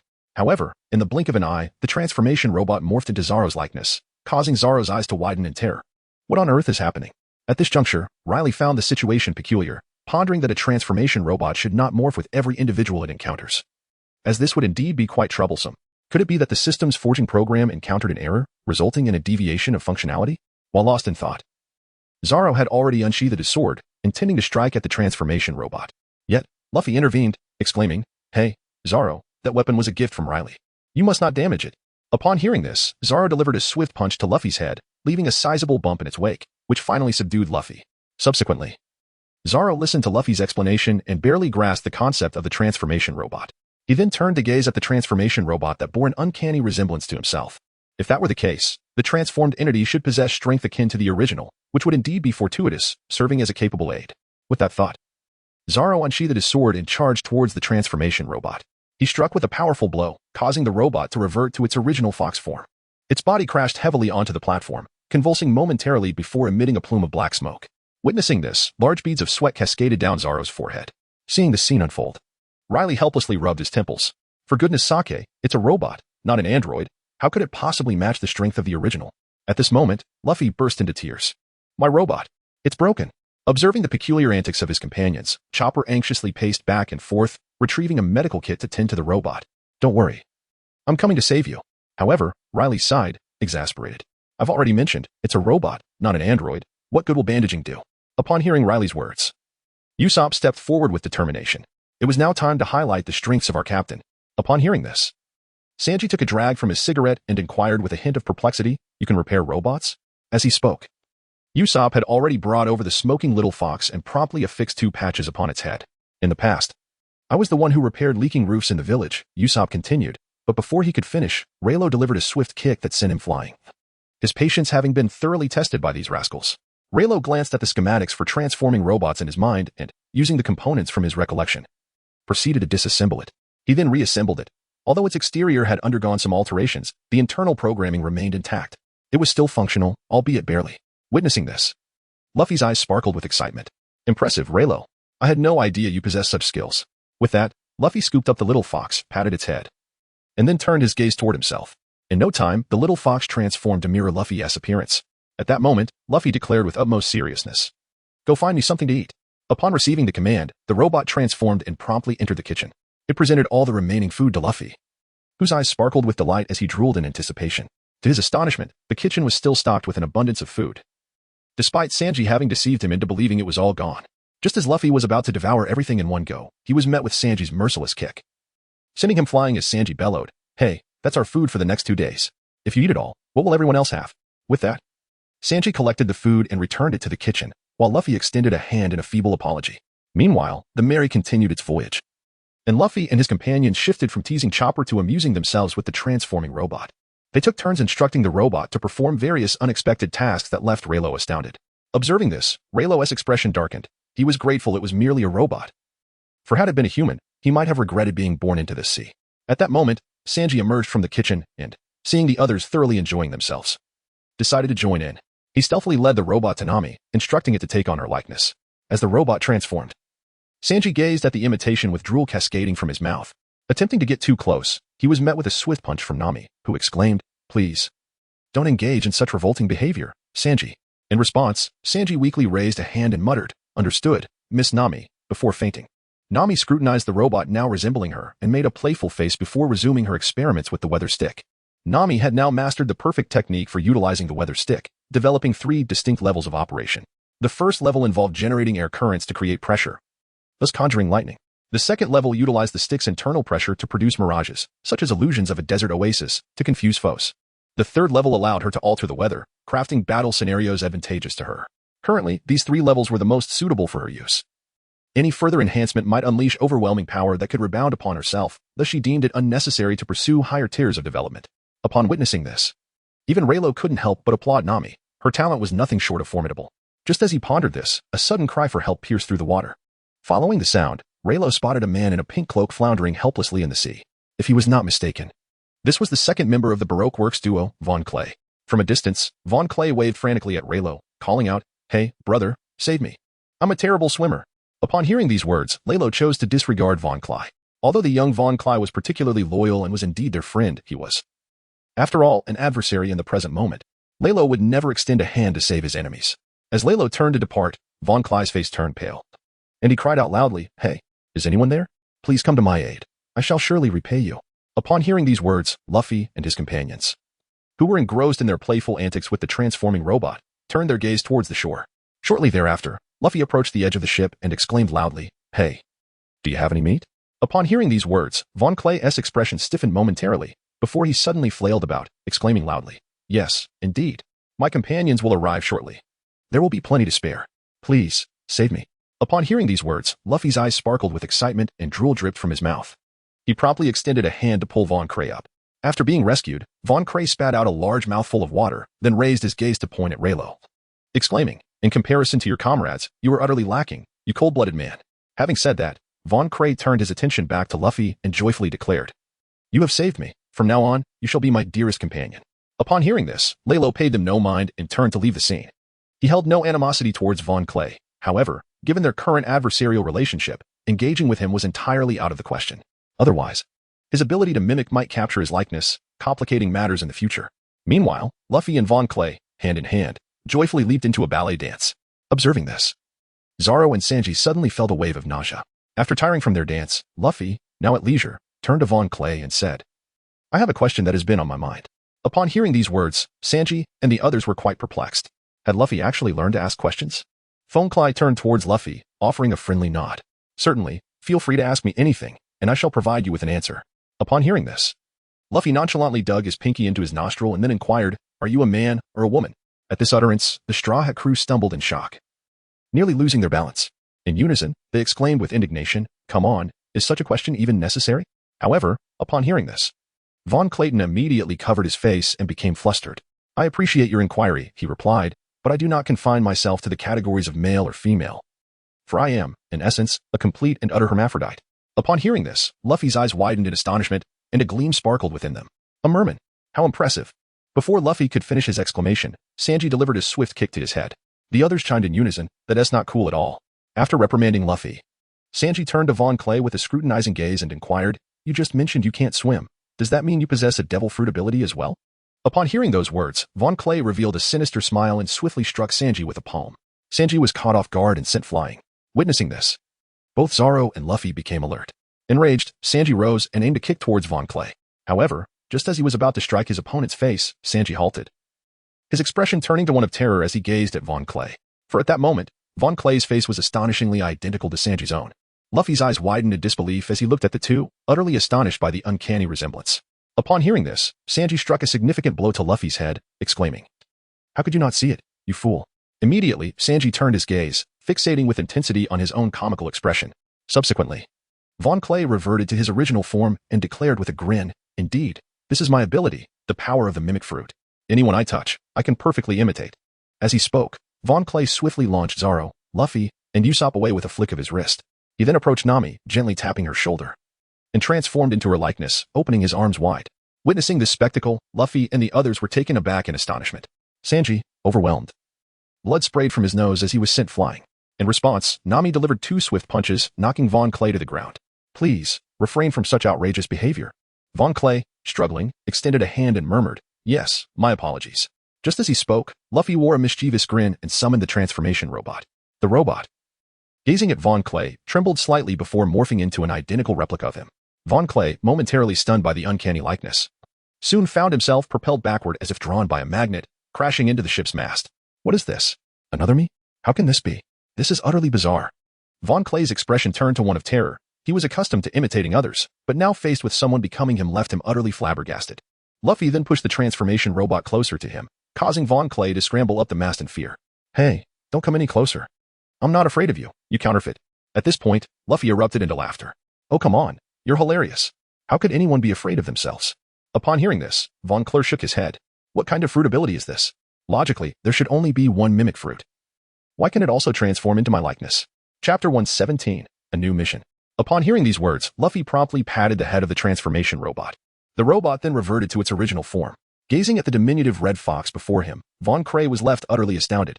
Was this little creature truly the one that had transformed into my likeness? Von Clay descended from the ship's mast and cautiously approached the transformation robot, gently touching it with his hairy shins to ascertain that it was not a living being. Only after confirming this did he dare to draw closer for a better look. At this moment, Luffy, brimming with excitement, proclaimed, "Its name is the Foolish Robot, a gift from Leilo to me. Impressive, isn't it?" Upon hearing these words, Von Clay fell into deep contemplation. A fool? Upon hearing these words, Nami delivered a swift punch to Luffy's head. Please, it is called a transforming robot. Let us not insult the adorable little fox. Upon hearing these words, Luffy awkwardly chuckled. Ah, yes, the transforming robot. It shall henceforth be my ultimate weapon. At this remark, everyone present felt a sense of embarrassment, for with Luffy's nature, it was inevitable that he would render that robot utterly useless in due time. Just then, a small boat suddenly approached them, sailing directly in their direction. Upon noticing this, Von Clay hurried over and then turned back to say, "My companions have come to fetch me. We can only converse for a short while longer." With that, Von Clay leaped onto his comrade's small vessel and departed. Meanwhile, Luffy vigorously waved his hand in farewell to Von Clay. Suddenly, as if realizing something, his expression contorted in distress, and he bellowed, "Hey, what about the meat you promised me? Give me my meat." Upon hearing this, Von Clay raised his hand aboard the ship. "Next time we meet, I shall treat you to meat," he declared, "but I have pressing matters at hand. Once this task is complete, I will provide you with as much meat as you desire." With that, Von Clay commanded his crew to hasten the departure, setting sail from the location. Witnessing this, Luffy shouted in fury, "So you were deceiving me all along." He extended his arm, attempting to pursue them, but their vessel sped rapidly toward Alabasta. Luffy grasped at nothing, left to simmer in frustration. How dare he trick me? The next time we cross paths, I will surely make him pay. Just then, Vivi emerged from the cabin, exclaiming in shock. That person was Mr. 2, the fourth member of Baroque Works. Upon hearing this, both Luffy and Sanji widened their eyes in astonishment. Luffy immediately exclaimed, "Then didn't you recognize it just now?" Upon hearing this, Vivi expressed her remorse, saying, "Mr. 2 has always refrained from appearing before the public, and he lacks a partner. Very few within the organization are familiar with him. Just now, I recognized him as Mr. 2 only after seeing the Baroque Works insignia on their ship." Upon hearing these words, Luffy did not reproach Vivi. Instead, he gleefully struck his palm with a fist and exclaimed, "Isn't this wonderful? Since he is our enemy, we have every reason to give him a good thrashing. And then he can treat me to a feast of meat." Upon hearing these words, Usopp and Sanji exchanged disdainful glances. What on earth could be going through that fool's mind? The crowd paid no heed to Luffy's remarks. Sanji lit a cigarette with determination and took a deep drag. If that were the case, it would indeed pose a significant predicament. That individual possesses the ability to imitate. If he were to assume the appearance of any one of us, with just a slight manipulation, he could easily sow discord among us. Upon hearing these words, Nami and Usopp fell into a contemplative silence. Indeed, while they held a deep-seated trust in one another, the specter of suspicion loomed large should either employ any deceitful tactics. Once doubt takes root, the chasm of discord is but a heartbeat away. Just as they grappled with their unease, Leilo stepped forward with a resolute declaration. Why not mark each individual? When the time comes, anyone lacking a mark shall undoubtedly be deemed an imitation. Upon hearing these words, several individuals found them to be quite reasonable. However, at that moment, Luffy, feeling somewhat awkward, after a brief hesitation, embraced the transforming robot and declared, "What is there to fear? My feline robot is far superior." Upon hearing these words, Sanji weakly tapped Luffy's head, exclaiming in exasperation that he had already mentioned the term transforming robot, and moreover, he was a mere fox. The others chose to disregard Luffy's brief interlude and proceeded to deliberate amongst themselves. They marked a cross on their arms and secured it with bandages. If anyone were to follow behind and could not present the mark concealed within the bandage, they would undoubtedly be an imposter. The Straw Hat crew each adorned their arms with a cross. At that moment, Vivi shyly inquired, may I also have one drawn on?" Upon hearing these words, everyone turned their gaze towards Vivi, their expressions grave. Witnessing this scene, Vivi lowered her head in silence. "I sincerely apologize. I merely intended to." Before Vivi could complete her sentence, Nami struck her on the head with a swift motion. "For heaven's sake, what are you even thinking? We are comrades. If you do not make a mark, what if someone impersonates you? Would we not fall for their deceit?" Upon hearing these words, Vivi raised her head and gazed at Nami, tears welling in her eyes.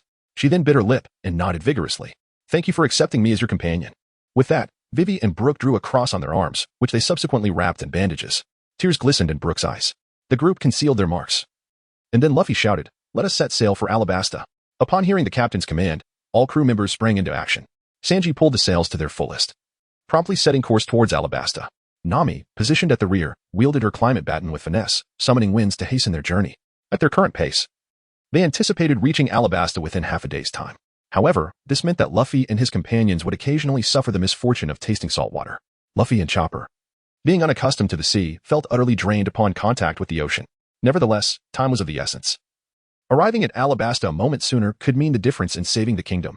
Observing the bustling crew, a flicker of joy danced in Raylo's eyes. Perhaps this was the allure that Luffy and his comrades possessed. Just as Raylo contemplated this, a notification echoed in his mind. Ding. Congratulations, host. You have triggered a storyline mission. Assist Princess Vivi in revealing the truth to the world. Completion will yield 1,000 points of all attribute experience, several forging materials, and a common star spirit key. Chapter 118. Acquired, Dragon Talisman. Upon hearing these words, Leilo furrowed his brow. This task was rather daunting, as reports indicated that the rebel forces numbered at least 700,000, although the leader of the rebels was Vivi's childhood friend. Amidst the overwhelming presence of so many individuals, it would be impossible to entirely reveal the truth. Years of hardship had left their hearts filled with rage. They were not merely fighting to overthrow the kingdom, they were venting their pent-up anger. Each person's trigger for anger was distinct, and resolving one issue would only give rise to another.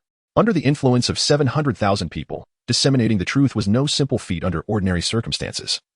Leilo would have declined this mission outright. However, this particular task offered an exceptionally important reward, the blueprint for forging an ordinary stellar key.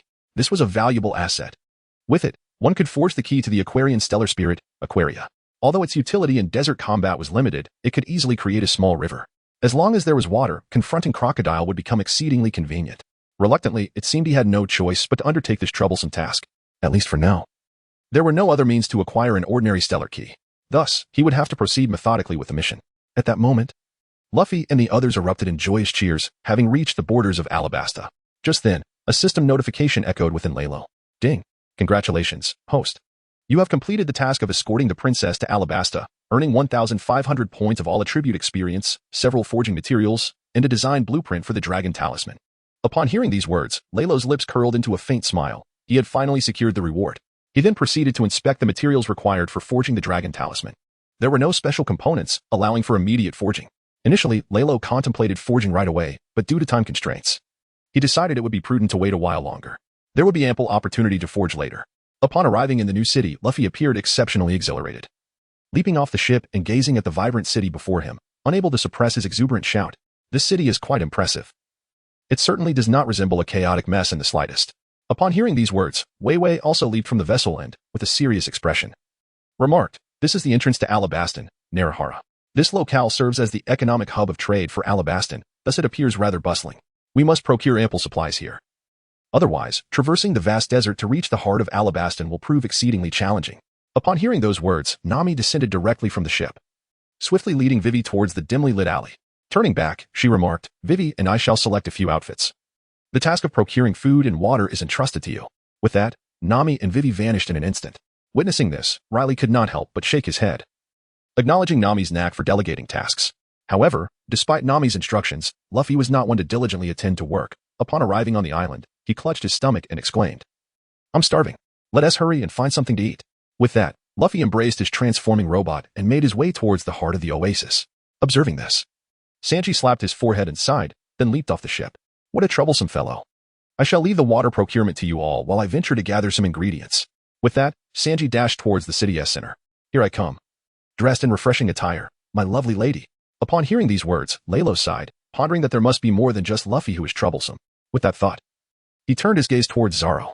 At this moment, Zoro was still leaning against the railing, yawning, displaying no intention of disembarking, not wishing to press the matter. Leilo then looked at Chopper and suggested, "Let us too procure some water, and perhaps indulge you with some delightful treats as well." Upon hearing this, Chopper's eyes sparkled with excitement as he shyly inquired, "Will there be cotton candy?" Upon hearing these words, Leilo flashed a grin. "Who knows? We shall discover once we go." With that, Leilo led Chopper straight towards the marketplace, leaving only Usopp and Zoro behind. Observing the slumbering Zoro, Usopp promptly slapped his hand against Zoro's head. "Hey, Zoro. Wake up. Let us venture out and have some fun. Upon hearing these words, Zoro impatiently opened his eyes and remarked, "Why don't you go by yourself? I still wish to sleep." Upon hearing these words, Usopp grasped Zoro's arm and exclaimed, "It would be perilous for me to go alone. You must protect me." At this, a chill ran down Zoro's spine, and he forcefully shook Usopp off. "Then why didn't you follow them just now?" Upon hearing these words, Usopp scratched his head. They were all walking in pairs. Surely, there should be a sense of ceremony to this. Upon hearing these words, Zoro let out a sigh. Faced with this pretentious oddity, he found himself at a loss. He rose abruptly, leapt off the ship, and made his way towards the city's heart. Observing this, Usopp scrambled to follow suit. Meanwhile, in a dimly lit underground chamber, a gathering of high-ranking agents from the Baroque works, including Von Clay, convened. The anticipation was palpable.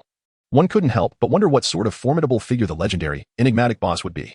Mr. Four emphatically struck the table as he spoke, while a grave expression crossed Mr. One's face. Regardless of the significance of this individual, the ability to orchestrate such a vast organization was undoubtedly no small feat. Upon hearing these words, Von Clay immediately spun around. It was an inevitable question. However, regardless of who it was, as long as they were companions, let them cherish one another. Upon hearing these words, the assembly of elite agents exhibited expressions of dismay, for the utterances of this individual were rather repugnant. At that moment, a graceful figure descended the staircase, drawing the gaze of the crowd, their countenances reflecting a solemnity. That figure was none other than Nico Robin. She approached the assembly with poise, her eyes radiating a serene brilliance. "I find it quite curious that you all have gathered here. I presume you are already well aware of the mission that has brought you to Alabasta." Upon hearing these words, Mr. One, seated at the head of the table, displayed a chilling expression in his eyes. "Ah, I see," he remarked. "I never anticipated that your ambitions would be so grandiose from the outset. Seeking to hunt such a vast kingdom. It seems the boss has quite the taste." As he uttered this, Von Clay spun in circles, stating, "Only with such immense ambition can one aspire to be our leader. Wouldn't you agree?" Chapter 119, Ancient Weaponry, The Underworld King Pluto. Christmas then slammed his hand on the table, exclaiming, "This is utterly vexing. Can we not continue spinning? Why has the boss not yet arrived? Is this a ploy to intimidate us right from the beginning?" No sooner had he spoken than the chair, which had been facing away, abruptly turned around.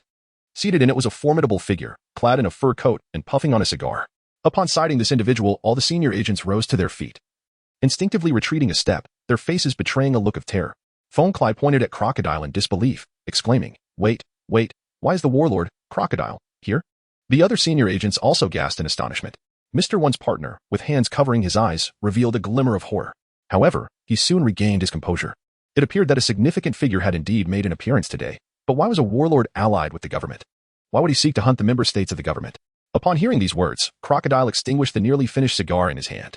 "Asking too many questions serves no benefit to you. All you need to do is fulfill my orders. Seizing Alabasta is merely one aspect of my grand design. Rest assured, I will honor my prior promise to grant you significant positions within this nation." Upon hearing these words, the hearts of all present eased slightly, and they returned to their original positions. However, at that moment, Mr. One, seated at the forefront, inquired, "Might I ask what our ultimate task entails? If you do not disclose specific information to us, we may find ourselves incapable of fully grasping the implications of your mission." In response, Crocodile cast a cold glance at Mr. One, his eyes betraying a sense of indifference. He then lit a new cigar and took a draw. "Since you wish to know," he said, "I suppose I can divulge the details. However, be warned that once you are informed of the specifics of this mission, the possibility of retreat will no longer exist." Upon hearing these words, Christmas tapped the table and remarked, "We have no possibility of retreating, do we, boss?" Upon hearing these words, Crocodile let out a direct laugh. "Indeed, now that one is engaged in this war, there is no possibility of retreat. Therefore, I shall reveal to you the ultimate core of this mission." As soon as the words were spoken, everyone leaned forward, eager to listen intently. At that moment, Crocodile articulated each word with precision. "Our true core objective this time is one of the three ancient weapons, Pluto." As this declaration echoed, an immediate silence enveloped the surroundings, and all gazes widened in disbelief towards Crocodile. Although they had never encountered the ancient weapons, they had heard whispers of their existence. Anything pertaining to ancient weaponry was steeped in cataclysmic legends. The three ancient weapons are known as Poseidon, Pluto, and Uranus. Among them, the legend of Pluto is the most widely circulated. It is said that the ruler of the underworld can obliterate a nation with a single strike. The weapon designed based on this principle possesses the power of a cannonball capable of devastating an island. Could such a formidable weapon truly manifest in the desolate land of Alabasta? Observing their horrified expressions, a dangerous glint flickered in Crocodile's eyes. "What, are you afraid? I told you not to ask, but fret not, for Pluto is not located in Alabasta. However, Alabasta does harbor the historical text that records the whereabouts of Pluto. Our objective is to locate this historical document." With that, Crocodile turned his gaze towards Nico Robin. "Allow me to formally introduce this individual, my assistant." who has been a wanted criminal by the world government for 20 years, with a bounty of 79 million berries, Nico Robin. Upon hearing this, astonishment washed over everyone's faces. Particularly, Von Clay exaggeratedly stumbled backwards several meters, trembling as he pointed at Robin, exclaiming, This is the fabled orphan of O'Hara from 20 years ago, known as the Demon Child, Nico Robin. As he spoke, Von Clay's complexion turned pale, his teeth chattering. The Demon Child is truly terrifying. Upon hearing these words, Old Shaw's expression darkened, and he promptly spoke, Do not be so lacking in ambition. The so-called son of the demon is merely a label fabricated by the world government. His true transgression lies in his profound knowledge. Upon hearing these words, Von Clay and a group of senior agents displayed expressions of bewilderment, uncertain of what Crocodile meant. Observing their reactions, Crocodile took a deep puff from his cigar, opened his eyes wide, and proclaimed, Indeed, the only individual capable of deciphering the true text of history resides here. As these words echoed, all gazes turned gravely towards Nico Robin, as if they finally comprehended the reason Crocodile had elevated her to such a lofty status. Just then, a voice suddenly rang out from outside, exclaiming in disbelief, I can't believe our enigmatic boss is one of the 7 warlords of the sea. Upon hearing these words, everyone turned to look, only to see Mr. 3, panting heavily, standing atop the stairs and slowly making his way down. At this moment, Crocodile instinctively cast a glance at Von Clay. The latter's face instantly drained of color, as he had initially believed that Mr. 3 had met a grim fate midway. At the very least, he presumed Mr. 3 would never dare to return, hence he had not actively searched for him. To his astonishment, Mr. 3 had arrived here unscathed. Should the boss pursue this matter, Von Clay would undoubtedly face dire consequences. With this thought, Von Clay sprang to his feet and declared, Boss, please wait a moment. I shall resume my mission and eliminate this individual at once. Upon hearing these words, Crocodile waved his hand dismissively. Wait a moment, he exclaimed, turning his gaze towards Mr. 3. He spoke with a grave expression. I did not anticipate that you could evade Mr. 2's scrutiny and make your way here. You possess quite a remarkable skill, don't you? Speak your mind swiftly. Upon hearing this, Mr. 3 hastily exclaimed, I implore you, my esteemed employer, grant me another opportunity. This time, I shall undoubtedly eradicate the entire Straw Hat crew. Upon hearing these words, a grave expression emerged in Crocodile's eyes. He swiftly seized Mr. 3 and harshly demanded, What did you say? Repeat that. Did you not claim that you had eradicated the Straw Hat crew entirely? In response, Mr. 3's eyes widened in disbelief, utterly perplexed by Crocodile's accusations. No, boss, I never said such a thing. Chapter 120, assigning tasks before Mr. 3 could finish his sentence. Crocodile tightened his grip around his neck and furiously retorted, You clearly stated in the transponder snail that you had eliminated them all, so what nonsense are you spouting now? You fool. Upon hearing these words, Mr. 3's face turned pale with fear. He hastily began to pat Crocodile's sturdy arms, exclaiming, No, boss, I assure you. I have not utilized the snail in the small garden. The information is erroneous. There were 2 additional individuals among them, thus my miscalculation. I implore you to spare me. Upon hearing these words, Crocodile could no longer contain his fury. Initially, he had intended to retain Mr. 3 for some purpose. Yet the overwhelming tide of anger clouded his judgment completely. He unleashed the powers of the Sand fruit, draining every drop of moisture from Mr. 3's body. As he released his grip, Mr. 3 convulsed on the ground, resembling a lifeless corpse drained of its vitality. Witnessing this, the cadre of elite agents turned pale. Their breaths held in terror, fearing that they might meet the same grim fate as Mr. 3. Crocodile clenched his teeth, the sound echoing ominously in the silence. He then produced a photograph of Vivi from his pocket and slammed it onto the table. This is intolerable. From this moment forth, you are to search for this girl based on this photograph. Show no mercy upon sight. Whoever brings me her head shall be deemed Mr. 1. Upon hearing this declaration, Mr. 1, seated beside the outstretched fingers, turned ashen. Regardless of whether he located Vivi or not, his position remained precarious. Failure to find her could result in dire consequences. Although there was no potential for advancement, he knew he must outshine the others. He could not help but admire how astutely the boss understood human nature. Just then, upon seeing the photograph of Vivi, Von Clay exclaimed, Hey, boss, I believe I encountered this girl and her companions on my way here. Upon hearing these words, Crocodile's expression grew grave as he turned to Von Clay. At that moment, Von Clay began to shift his visage, transforming first into the likeness of Luffy, their captain, a rather intriguing individual. After this, he morphed into Sanji, who appeared to be their chef, flamboyant in nature. He then seamlessly transitioned into the forms of Chopper and Zoro, yet he offered no further elaboration. Finally, he took on the appearance of Nami, remarking that she seemed to be their formidable leader, a particularly fierce young woman. Since Von Clay had not physically encountered Leilo, he could not replicate his appearance. Instead, he recounted from memory, yes, there is also a particularly loathsome fellow, but he vanished from my sight long ago. My imitation fruit was unable to retain his likeness. Upon hearing these words, Crocodile did not delve further into the matter and promptly stated, Transform these individuals into photographs. Upon seeing them, we can eliminate them directly. Upon hearing these words, Von Clay immediately captured several photographs of himself and sent them to all senior agents. At that moment, Crocodile turned to gaze at the nearly lifeless Mr. 3 on the ground. He then pressed a button on the table, causing a large hole to open beneath Mr. 3. Consequently, he plummeted down, where he was promptly devoured by the lurking banana crocodile below. Witnessing this, the senior agents were once again astonished. Truly, their boss was as ruthless as he was formidable. Observing their tense expressions, Crocodile took out paper and pen, promptly inscribing the details of the operational mission before distributing it among them. "This is your assignment," he declared. "Remember it well, there is no room for error. Otherwise, you shall face dire consequences." Upon hearing this, everyone etched the task into their minds and promptly incinerated the note. Meanwhile, on the bustling streets, Raylo and Chopper found themselves surrounded by vendors peddling meat and clothing, with nary a cotton candy seller in sight. Faced with this dilemma, Raylo could only purchase a few confections for Chopper, momentarily stifling his cravings. The system store updated every 3 days, rendering it impossible to procure anything new within that time frame. Thus, the matter of cotton candy would have to wait a couple more days.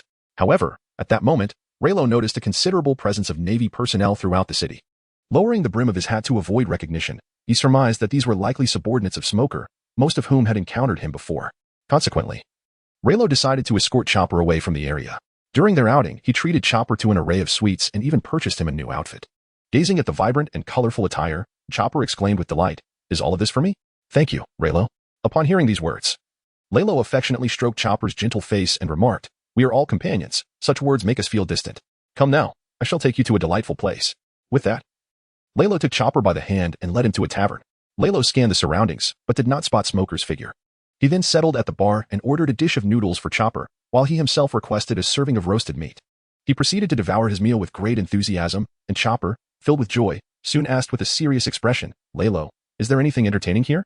Upon hearing this, Leilo chuckled and replied, "You will find out shortly."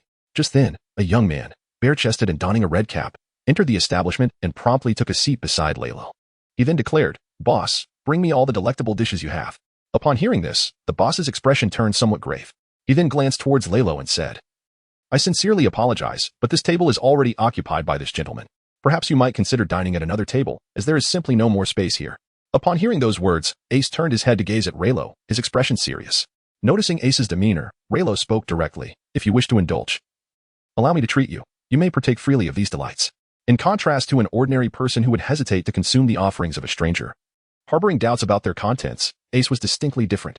Upon hearing Raylo's invitation, he joyfully began to feast with great enthusiasm. The table, laden with dishes, including Chopper's candies, was soon devoid of any remnants. His speed of consumption rivaled even that of Luffy, showing no signs of restraint.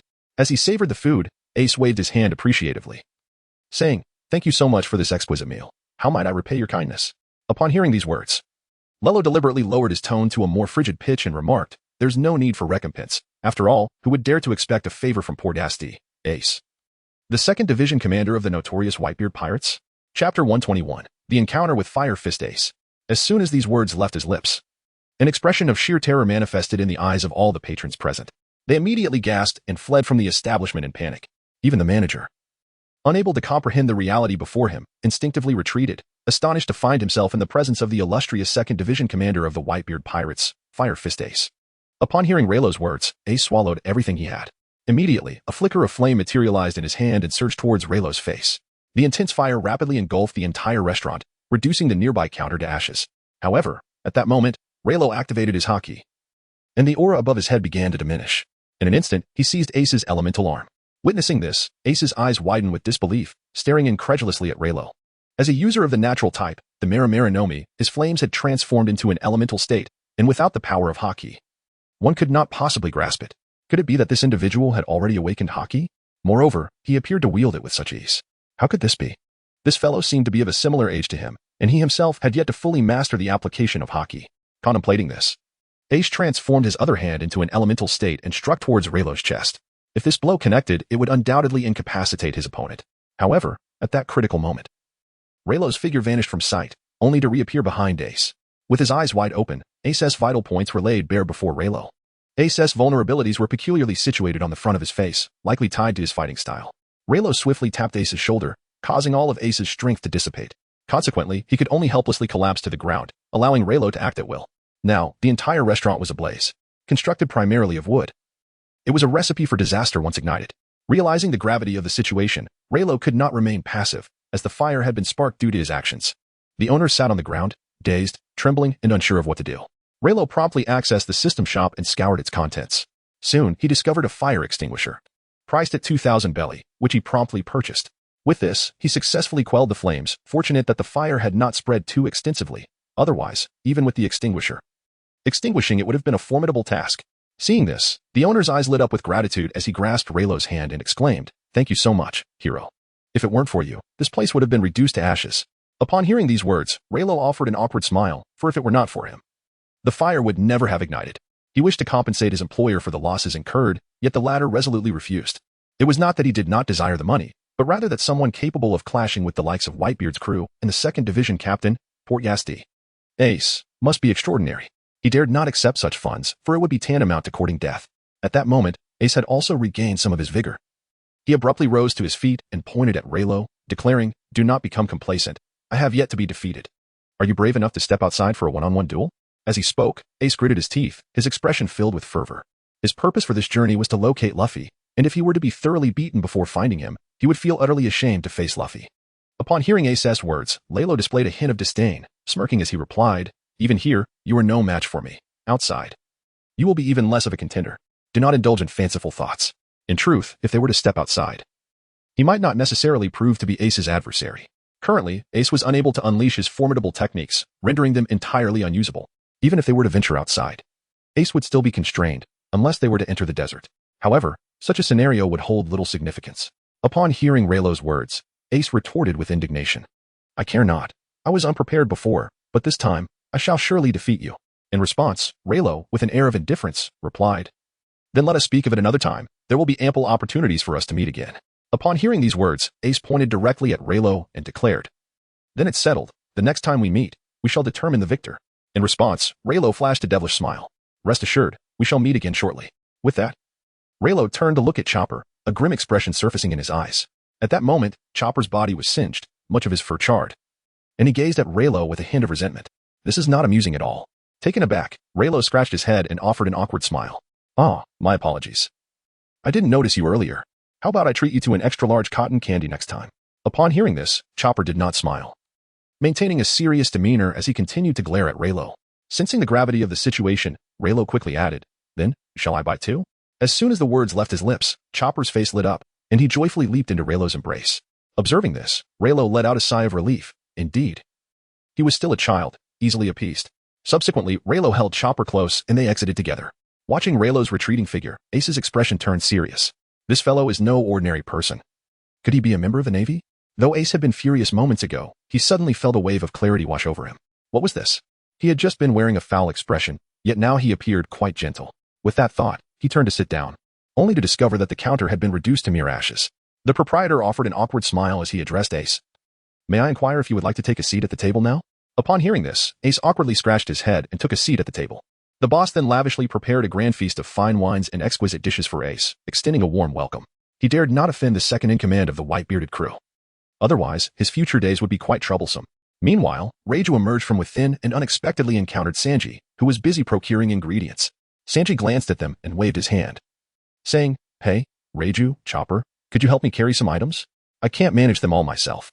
With that, Sanji dashed over, while Reiju assisted him by carrying a bag of meat, and Chopper managed to hoist a sack of rice and a bag of flour onto his back. Reiju initially contemplated suggesting that they need not purchase so much, as supplies could be readily obtained from his shop. However, realizing that such an explanation would be difficult to convey, he decided against voicing it. Reiju carried 2 bags of meat, while Chopper bore 1 bag of rice and 1 bag of flour. Chapter 122, The Search for Luffy in Contrast. Sanji's hands were occupied with an assortment of miscellaneous ingredients, including garlic, scallions, and various sauces. Even amidst this, Sanji did not forget to keep a cigarette dangling from his lips. "I have gathered nearly everything. We should return to the ship now. I presume Miss Nami has returned as well." Upon hearing this, Leilo replied expressionlessly, "As for whether they will return, I cannot say. However, regarding Luffy and Zoro, the situation remains uncertain." Upon hearing these words, Sanji promptly tapped his forehead. Truly, these 2 fellows are a source of constant worry. Nevertheless, let us first return the supplies to the ship and then seek them out. Upon hearing those words, Leilo did not offer a rebuttal but simply nodded in agreement. After all, they had yet to procure water. Although it was available in the shop, they still needed to maintain a FAA day of diligence. With this thought in mind, they returned to the ship, where Nami and Vivi had already made their way back. Seeing Relo and the others return, they anxiously inquired, "Hey, have you seen Luffy and Zoro? These two have vanished without a trace." Upon hearing these words, Relo exchanged a glance with Sanji. They both understood that these two individuals would undoubtedly get lost. "Miss Nami, there is no need for concern. Let us search for them. If they rely solely on their own efforts to find their way back, it is likely that we shall not be able to set off by tomorrow." Upon hearing these words, Nami let out a helpless sigh. "You all take care on your journey. Do not lose your way like them." Sanji, without hesitation, flashed an okay gesture and proceeded alongside Riley towards the town center. Meanwhile, Luffy found himself on a desolate stretch of land, surveying the barren surroundings, and fell into deep contemplation. Where on earth is this? Alabasta, indeed, is quite peculiar. As he spoke, Luffy picked up a transformation robot, which promptly morphed into his likeness. At that moment, Luffy, with a serious demeanor, issued a command. "Hey, cat robot, go find Zoro and the others." The robot quickly registered Luffy's command into its system. Upon processing the instruction, it scanned its surroundings, pinpointed the direction of the town, and began to move in that direction. Luffy followed closely, but soon found himself weakened by hunger. He knelt down, resting on the ground, and altered his directive. "Hey, cat robot, first go find something to eat." Upon receiving this new command, the transformation robot surveyed the area again and locked onto a direction opposite to that of the town. Observing this, Luffy weakly remarked, "Hey, you are quite capricious, switching directions like that. But never mind, as long as we can find something to eat." Before long, Luffy accompanied the transformation robot to the front of a house. The enticing aroma wafting through the air made his mouth water uncontrollably. Without hesitation, he dashed inside, where a pot of rice porridge was simmering. Spotting the steaming white porridge, Luffy, who was already ravenous, felt his eyes light up. He immediately devoured it in one swift motion, only to regurgitate the pot moments later. "Is this all there is? It's hardly enough to satisfy my hunger." As he spoke, Luffy's gaze fell upon a pile of green powder that caught his attention. Driven by curiosity, he grabbed a handful and tasted it, only to have his expression contort in disgust.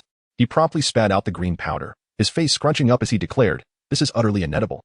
Such a foul substance must be poison. It must be destroyed at once." With that, Luffy tossed the green powder into the nearby fire pit. Instantly, thick smoke billowed from the chimney. The previously clear sky darkened ominously, and torrential rain began to pour down. Listening to the sound of rain outside, Luffy, clutching a transforming robot, stepped out and was immediately drenched. Faced with this peculiar weather, he scratched his head in confusion. It was indeed strange. Just moments ago, the sun had been shining brightly. However, he thought, this coolness is quite refreshing. Just as Luffy was about to leave, an elderly gentleman with a robust physique hurried over, brandishing a gun and exclaiming loudly, "What have you done to my dancing powder?" With that, the old man rushed into the house, took a quick glance, and then, in a state of panic, emerged again, gun aimed at Luffy's head, demanding, "What have you done to my dancing powder? Hand it over at once." Upon hearing these words, a grave expression emerged in Luffy's eyes. He swiftly grasped the old man's collar and exclaimed, "Hey, it is rather impolite to point a gun at others. Isn't it?" Upon hearing these words, the old man aimed directly at Luffy and fired a shot. The bullet grazed Luffy's cheek, leaving a faint scar upon his visage. Witnessing this, Luffy ceased to hold back and delivered a powerful punch aimed at the man's abdomen. In an instant, the tremendous force propelled the old man backward, causing him to writhe in pain on the ground. Observing this, Luffy twisted his neck and remarked to the old man, "I beg your pardon. But firing upon someone is a far more discourteous act, is it not?" Upon hearing these words, the old man immediately knelt down, repeatedly bowing his head. "I beseech you, spare me. I fail to recognize your greatness. Whatever you desire, I shall grant you." Upon hearing these words, Luffy revealed a shadowy smile. He then sat beside the old man, firmly grasping his head and said, "Old man, concealing poison at home is indeed unlawful. I have taken the liberty of disposing of those substances for you, which could be considered as assisting in the destruction of criminal evidence. As a token of gratitude, should you not offer me some favors, perhaps something to eat?" At these words, a vivid image of the burning dancing powder flashed in the old man's mind, and he paled in terror, exclaiming, You burned the dancing powder." Witnessing the old man's reaction, Luffy's expression darkened further, and clenching his fists, he declared, "Ah." It all went straight into the furnace. Upon hearing these words, the old man nearly fainted from heartache. Trembling, he replied, Who informed you that it is poison? That is, in fact, a remarkable substance capable of summoning the winds and commanding the rains." Upon hearing the old man's words, Luffy's expression brightened, and after blinking in surprise, he sheepishly scratched his head and said, "So it wasn't poison after all? I truly apologize." With that, Luffy burst into a carefree laughter. The old man, however, was left in despair, collapsing to the ground. "How could this happen? That was my source of income. I had spent a fortune to acquire it, and it had been a hard-won purchase." Upon hearing this, Luffy, carefree as ever, remarked, "We can simply purchase it later. I will have Nami reimburse you." In response, the old man wept even more sorrowfully. "How could one possibly obtain it? It is a prohibited item, explicitly banned by the world government. I had to navigate through numerous connections just to secure this source." Chapter 123, The Dance of Departure. Upon hearing these words, Luffy was momentarily taken aback, his expression darkening once more as he seized the old man's shoulder. The elder seemed to realize his misstep, covering his mouth with trembling hands, his eyes wide with fear as they met Luffy's. At that moment, Luffy let out a sinister laugh, remarking, "So, that implies you are indeed engaging in unlawful activities. Old man, how about this? Treat me to a meal, and I shall keep your secret." The old man trembled at Luffy's malevolent grin, left with no choice but to comply, offering Luffy a humble home-cooked meal. He sacrificed all his stored provisions, ultimately packing the leftovers into a takeout box for Luffy to take away. The old man felt utterly despondent, having lost both his dignity and resources that day. Yet, at least he managed to silence Luffy. After feasting to his heart's content, Luffy nonchalantly picked up the transforming robot and strode away. As he moved forward, the old man shouted from behind, "Hey, don't forget, you must keep this matter confidential." Upon hearing these words, Luffy chuckled and waved his hand dismissively. Rest assured. Even if I were to report it, there would be no way to do so, for I am a pirate." With that, Luffy burst into laughter and strode confidently ahead. Upon hearing these words, the old man seemed utterly drained. What a cunning fellow he is. Meanwhile, Riley, Sanji, and Chopper were tirelessly searching for Luffy. Yet they could not uncover any trace of him. At that moment, Riley suggested, "Perhaps we should venture into the desert. There's a chance Luffy has made his way there." Upon hearing this, Sanji chuckled and waved his hand dismissively, saying, "That is impossible." Although Luffy often appears rather foolish, he is not like Zoro, who has a propensity for getting lost. How could he possibly wander into the desert? Just as Sanji was speaking, Chopper pointed directly into the depths of the desert and exclaimed loudly, "Hey, look over there. Is that not Luffy along with the cat robot?" Upon hearing these words, Sanji and Rage turned their gaze towards the distance. Indeed, they beheld Luffy alongside a transforming robot, strolling through the depths of the desert. At that moment, Luffy radiated joy, dancing with exuberance. Clearly in high spirits, Sanji's eyes nearly bulged from their sockets. Gritting his teeth, he sprinted towards Luffy at a remarkable speed, swiftly delivering a punch. "Hey, Luffy, why are you heading into the desert? Weren't you supposed to be searching for food?" Upon hearing these words, Luffy erupted into a fit of laughter, patting his distended belly as he exclaimed, Indeed, I went in search of food and encountered a kind old man along the way. I might have overindulged a bit." In response, Sanji let out a sigh, reflecting on how unpredictable his captain truly was. He began to contemplate whether it would be wise to turn back. Compared to the old man, Luffy posed a greater challenge. With this thought in mind, Sanji glanced at Relo, then shook his head in resignation. At least there was still one reliable ally. Observing Sanji's expression, Luffy promptly declared, "Let us hasten our return. This time, we are brimming with determination and must defeat Crocodile." Upon hearing these words, Sanji lit a cigarette and took a puff, then firmly pressed down on Luffy's head. "Not yet. We must seek out that fool Zoro. Who knows where he has wandered off to?" Luffy's expression contorted at this remark. That idiot Zoro can get lost so easily. He truly knows how to cause trouble. He spoke earnestly, yet Sanji could not help but deliver a sharp slap to Luffy's head. "Please, you have no right to criticize others." With that, Sanji flicked the ash from his cigarette and proceeded to analyze. "Zoro must be with Usopp. That guy is so careless. He could have been led anywhere by Zoro.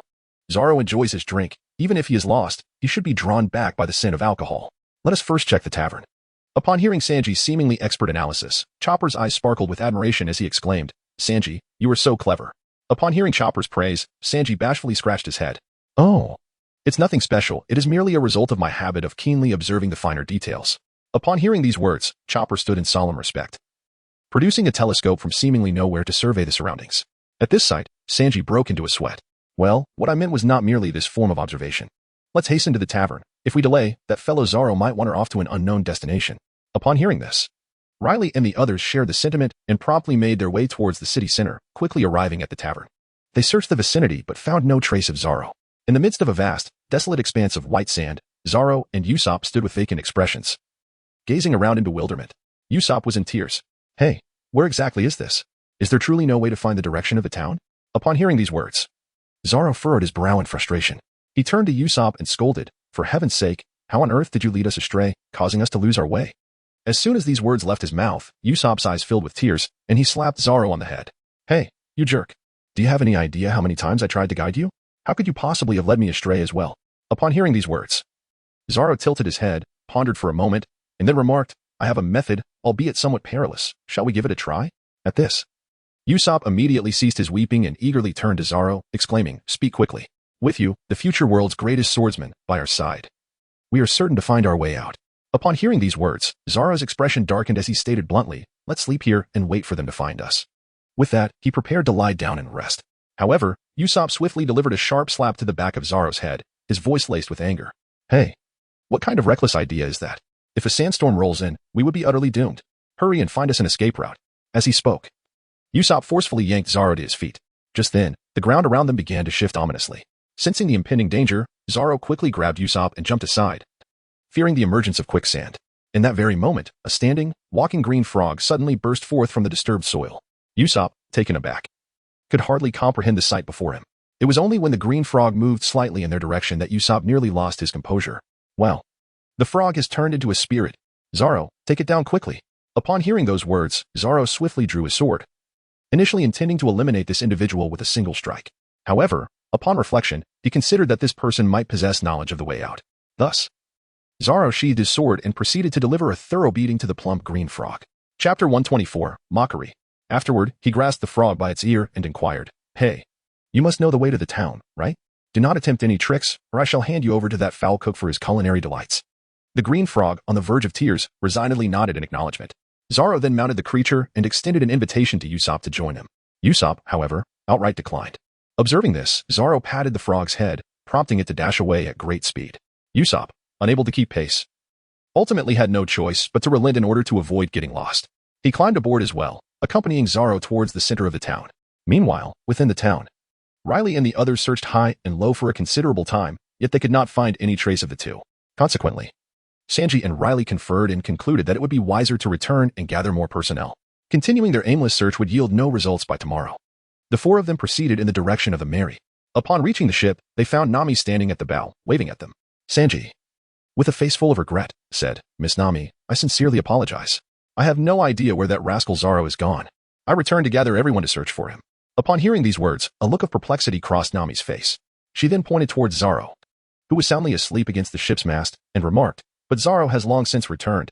As for you, where exactly have you been?" Upon hearing these words, the four individuals felt as if struck by lightning, struggling to turn their heads towards Zoro's position.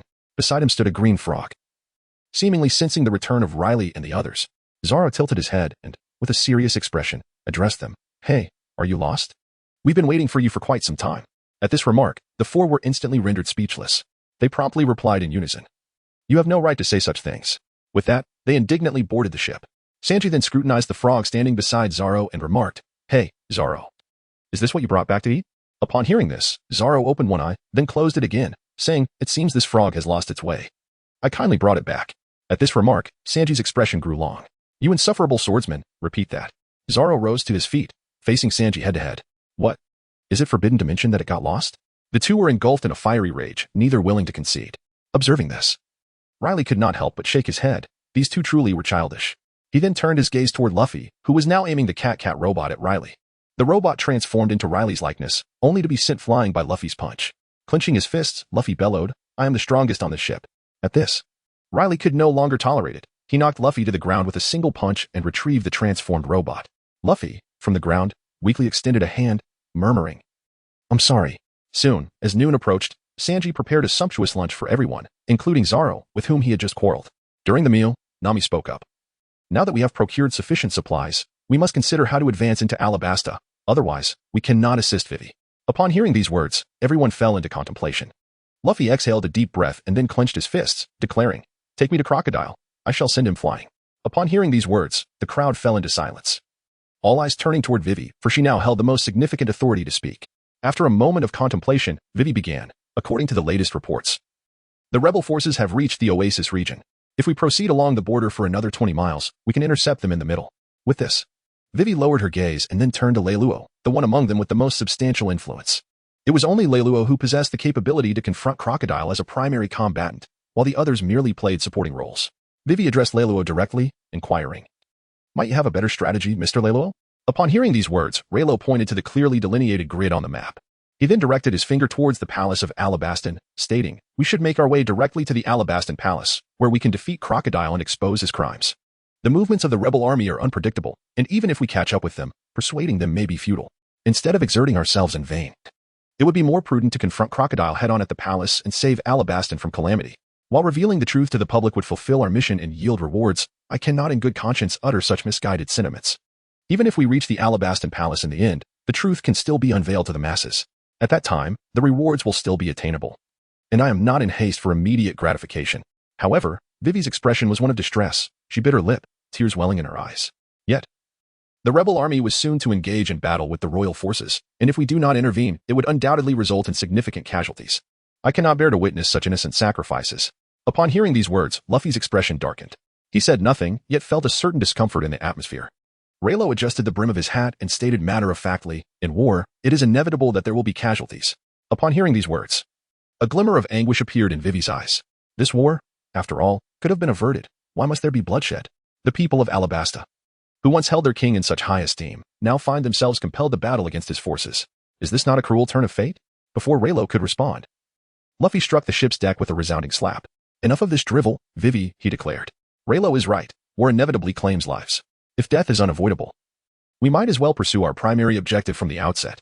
Only by vanquishing Crocodile can we truly resolve this conflict, can we not? Hurt.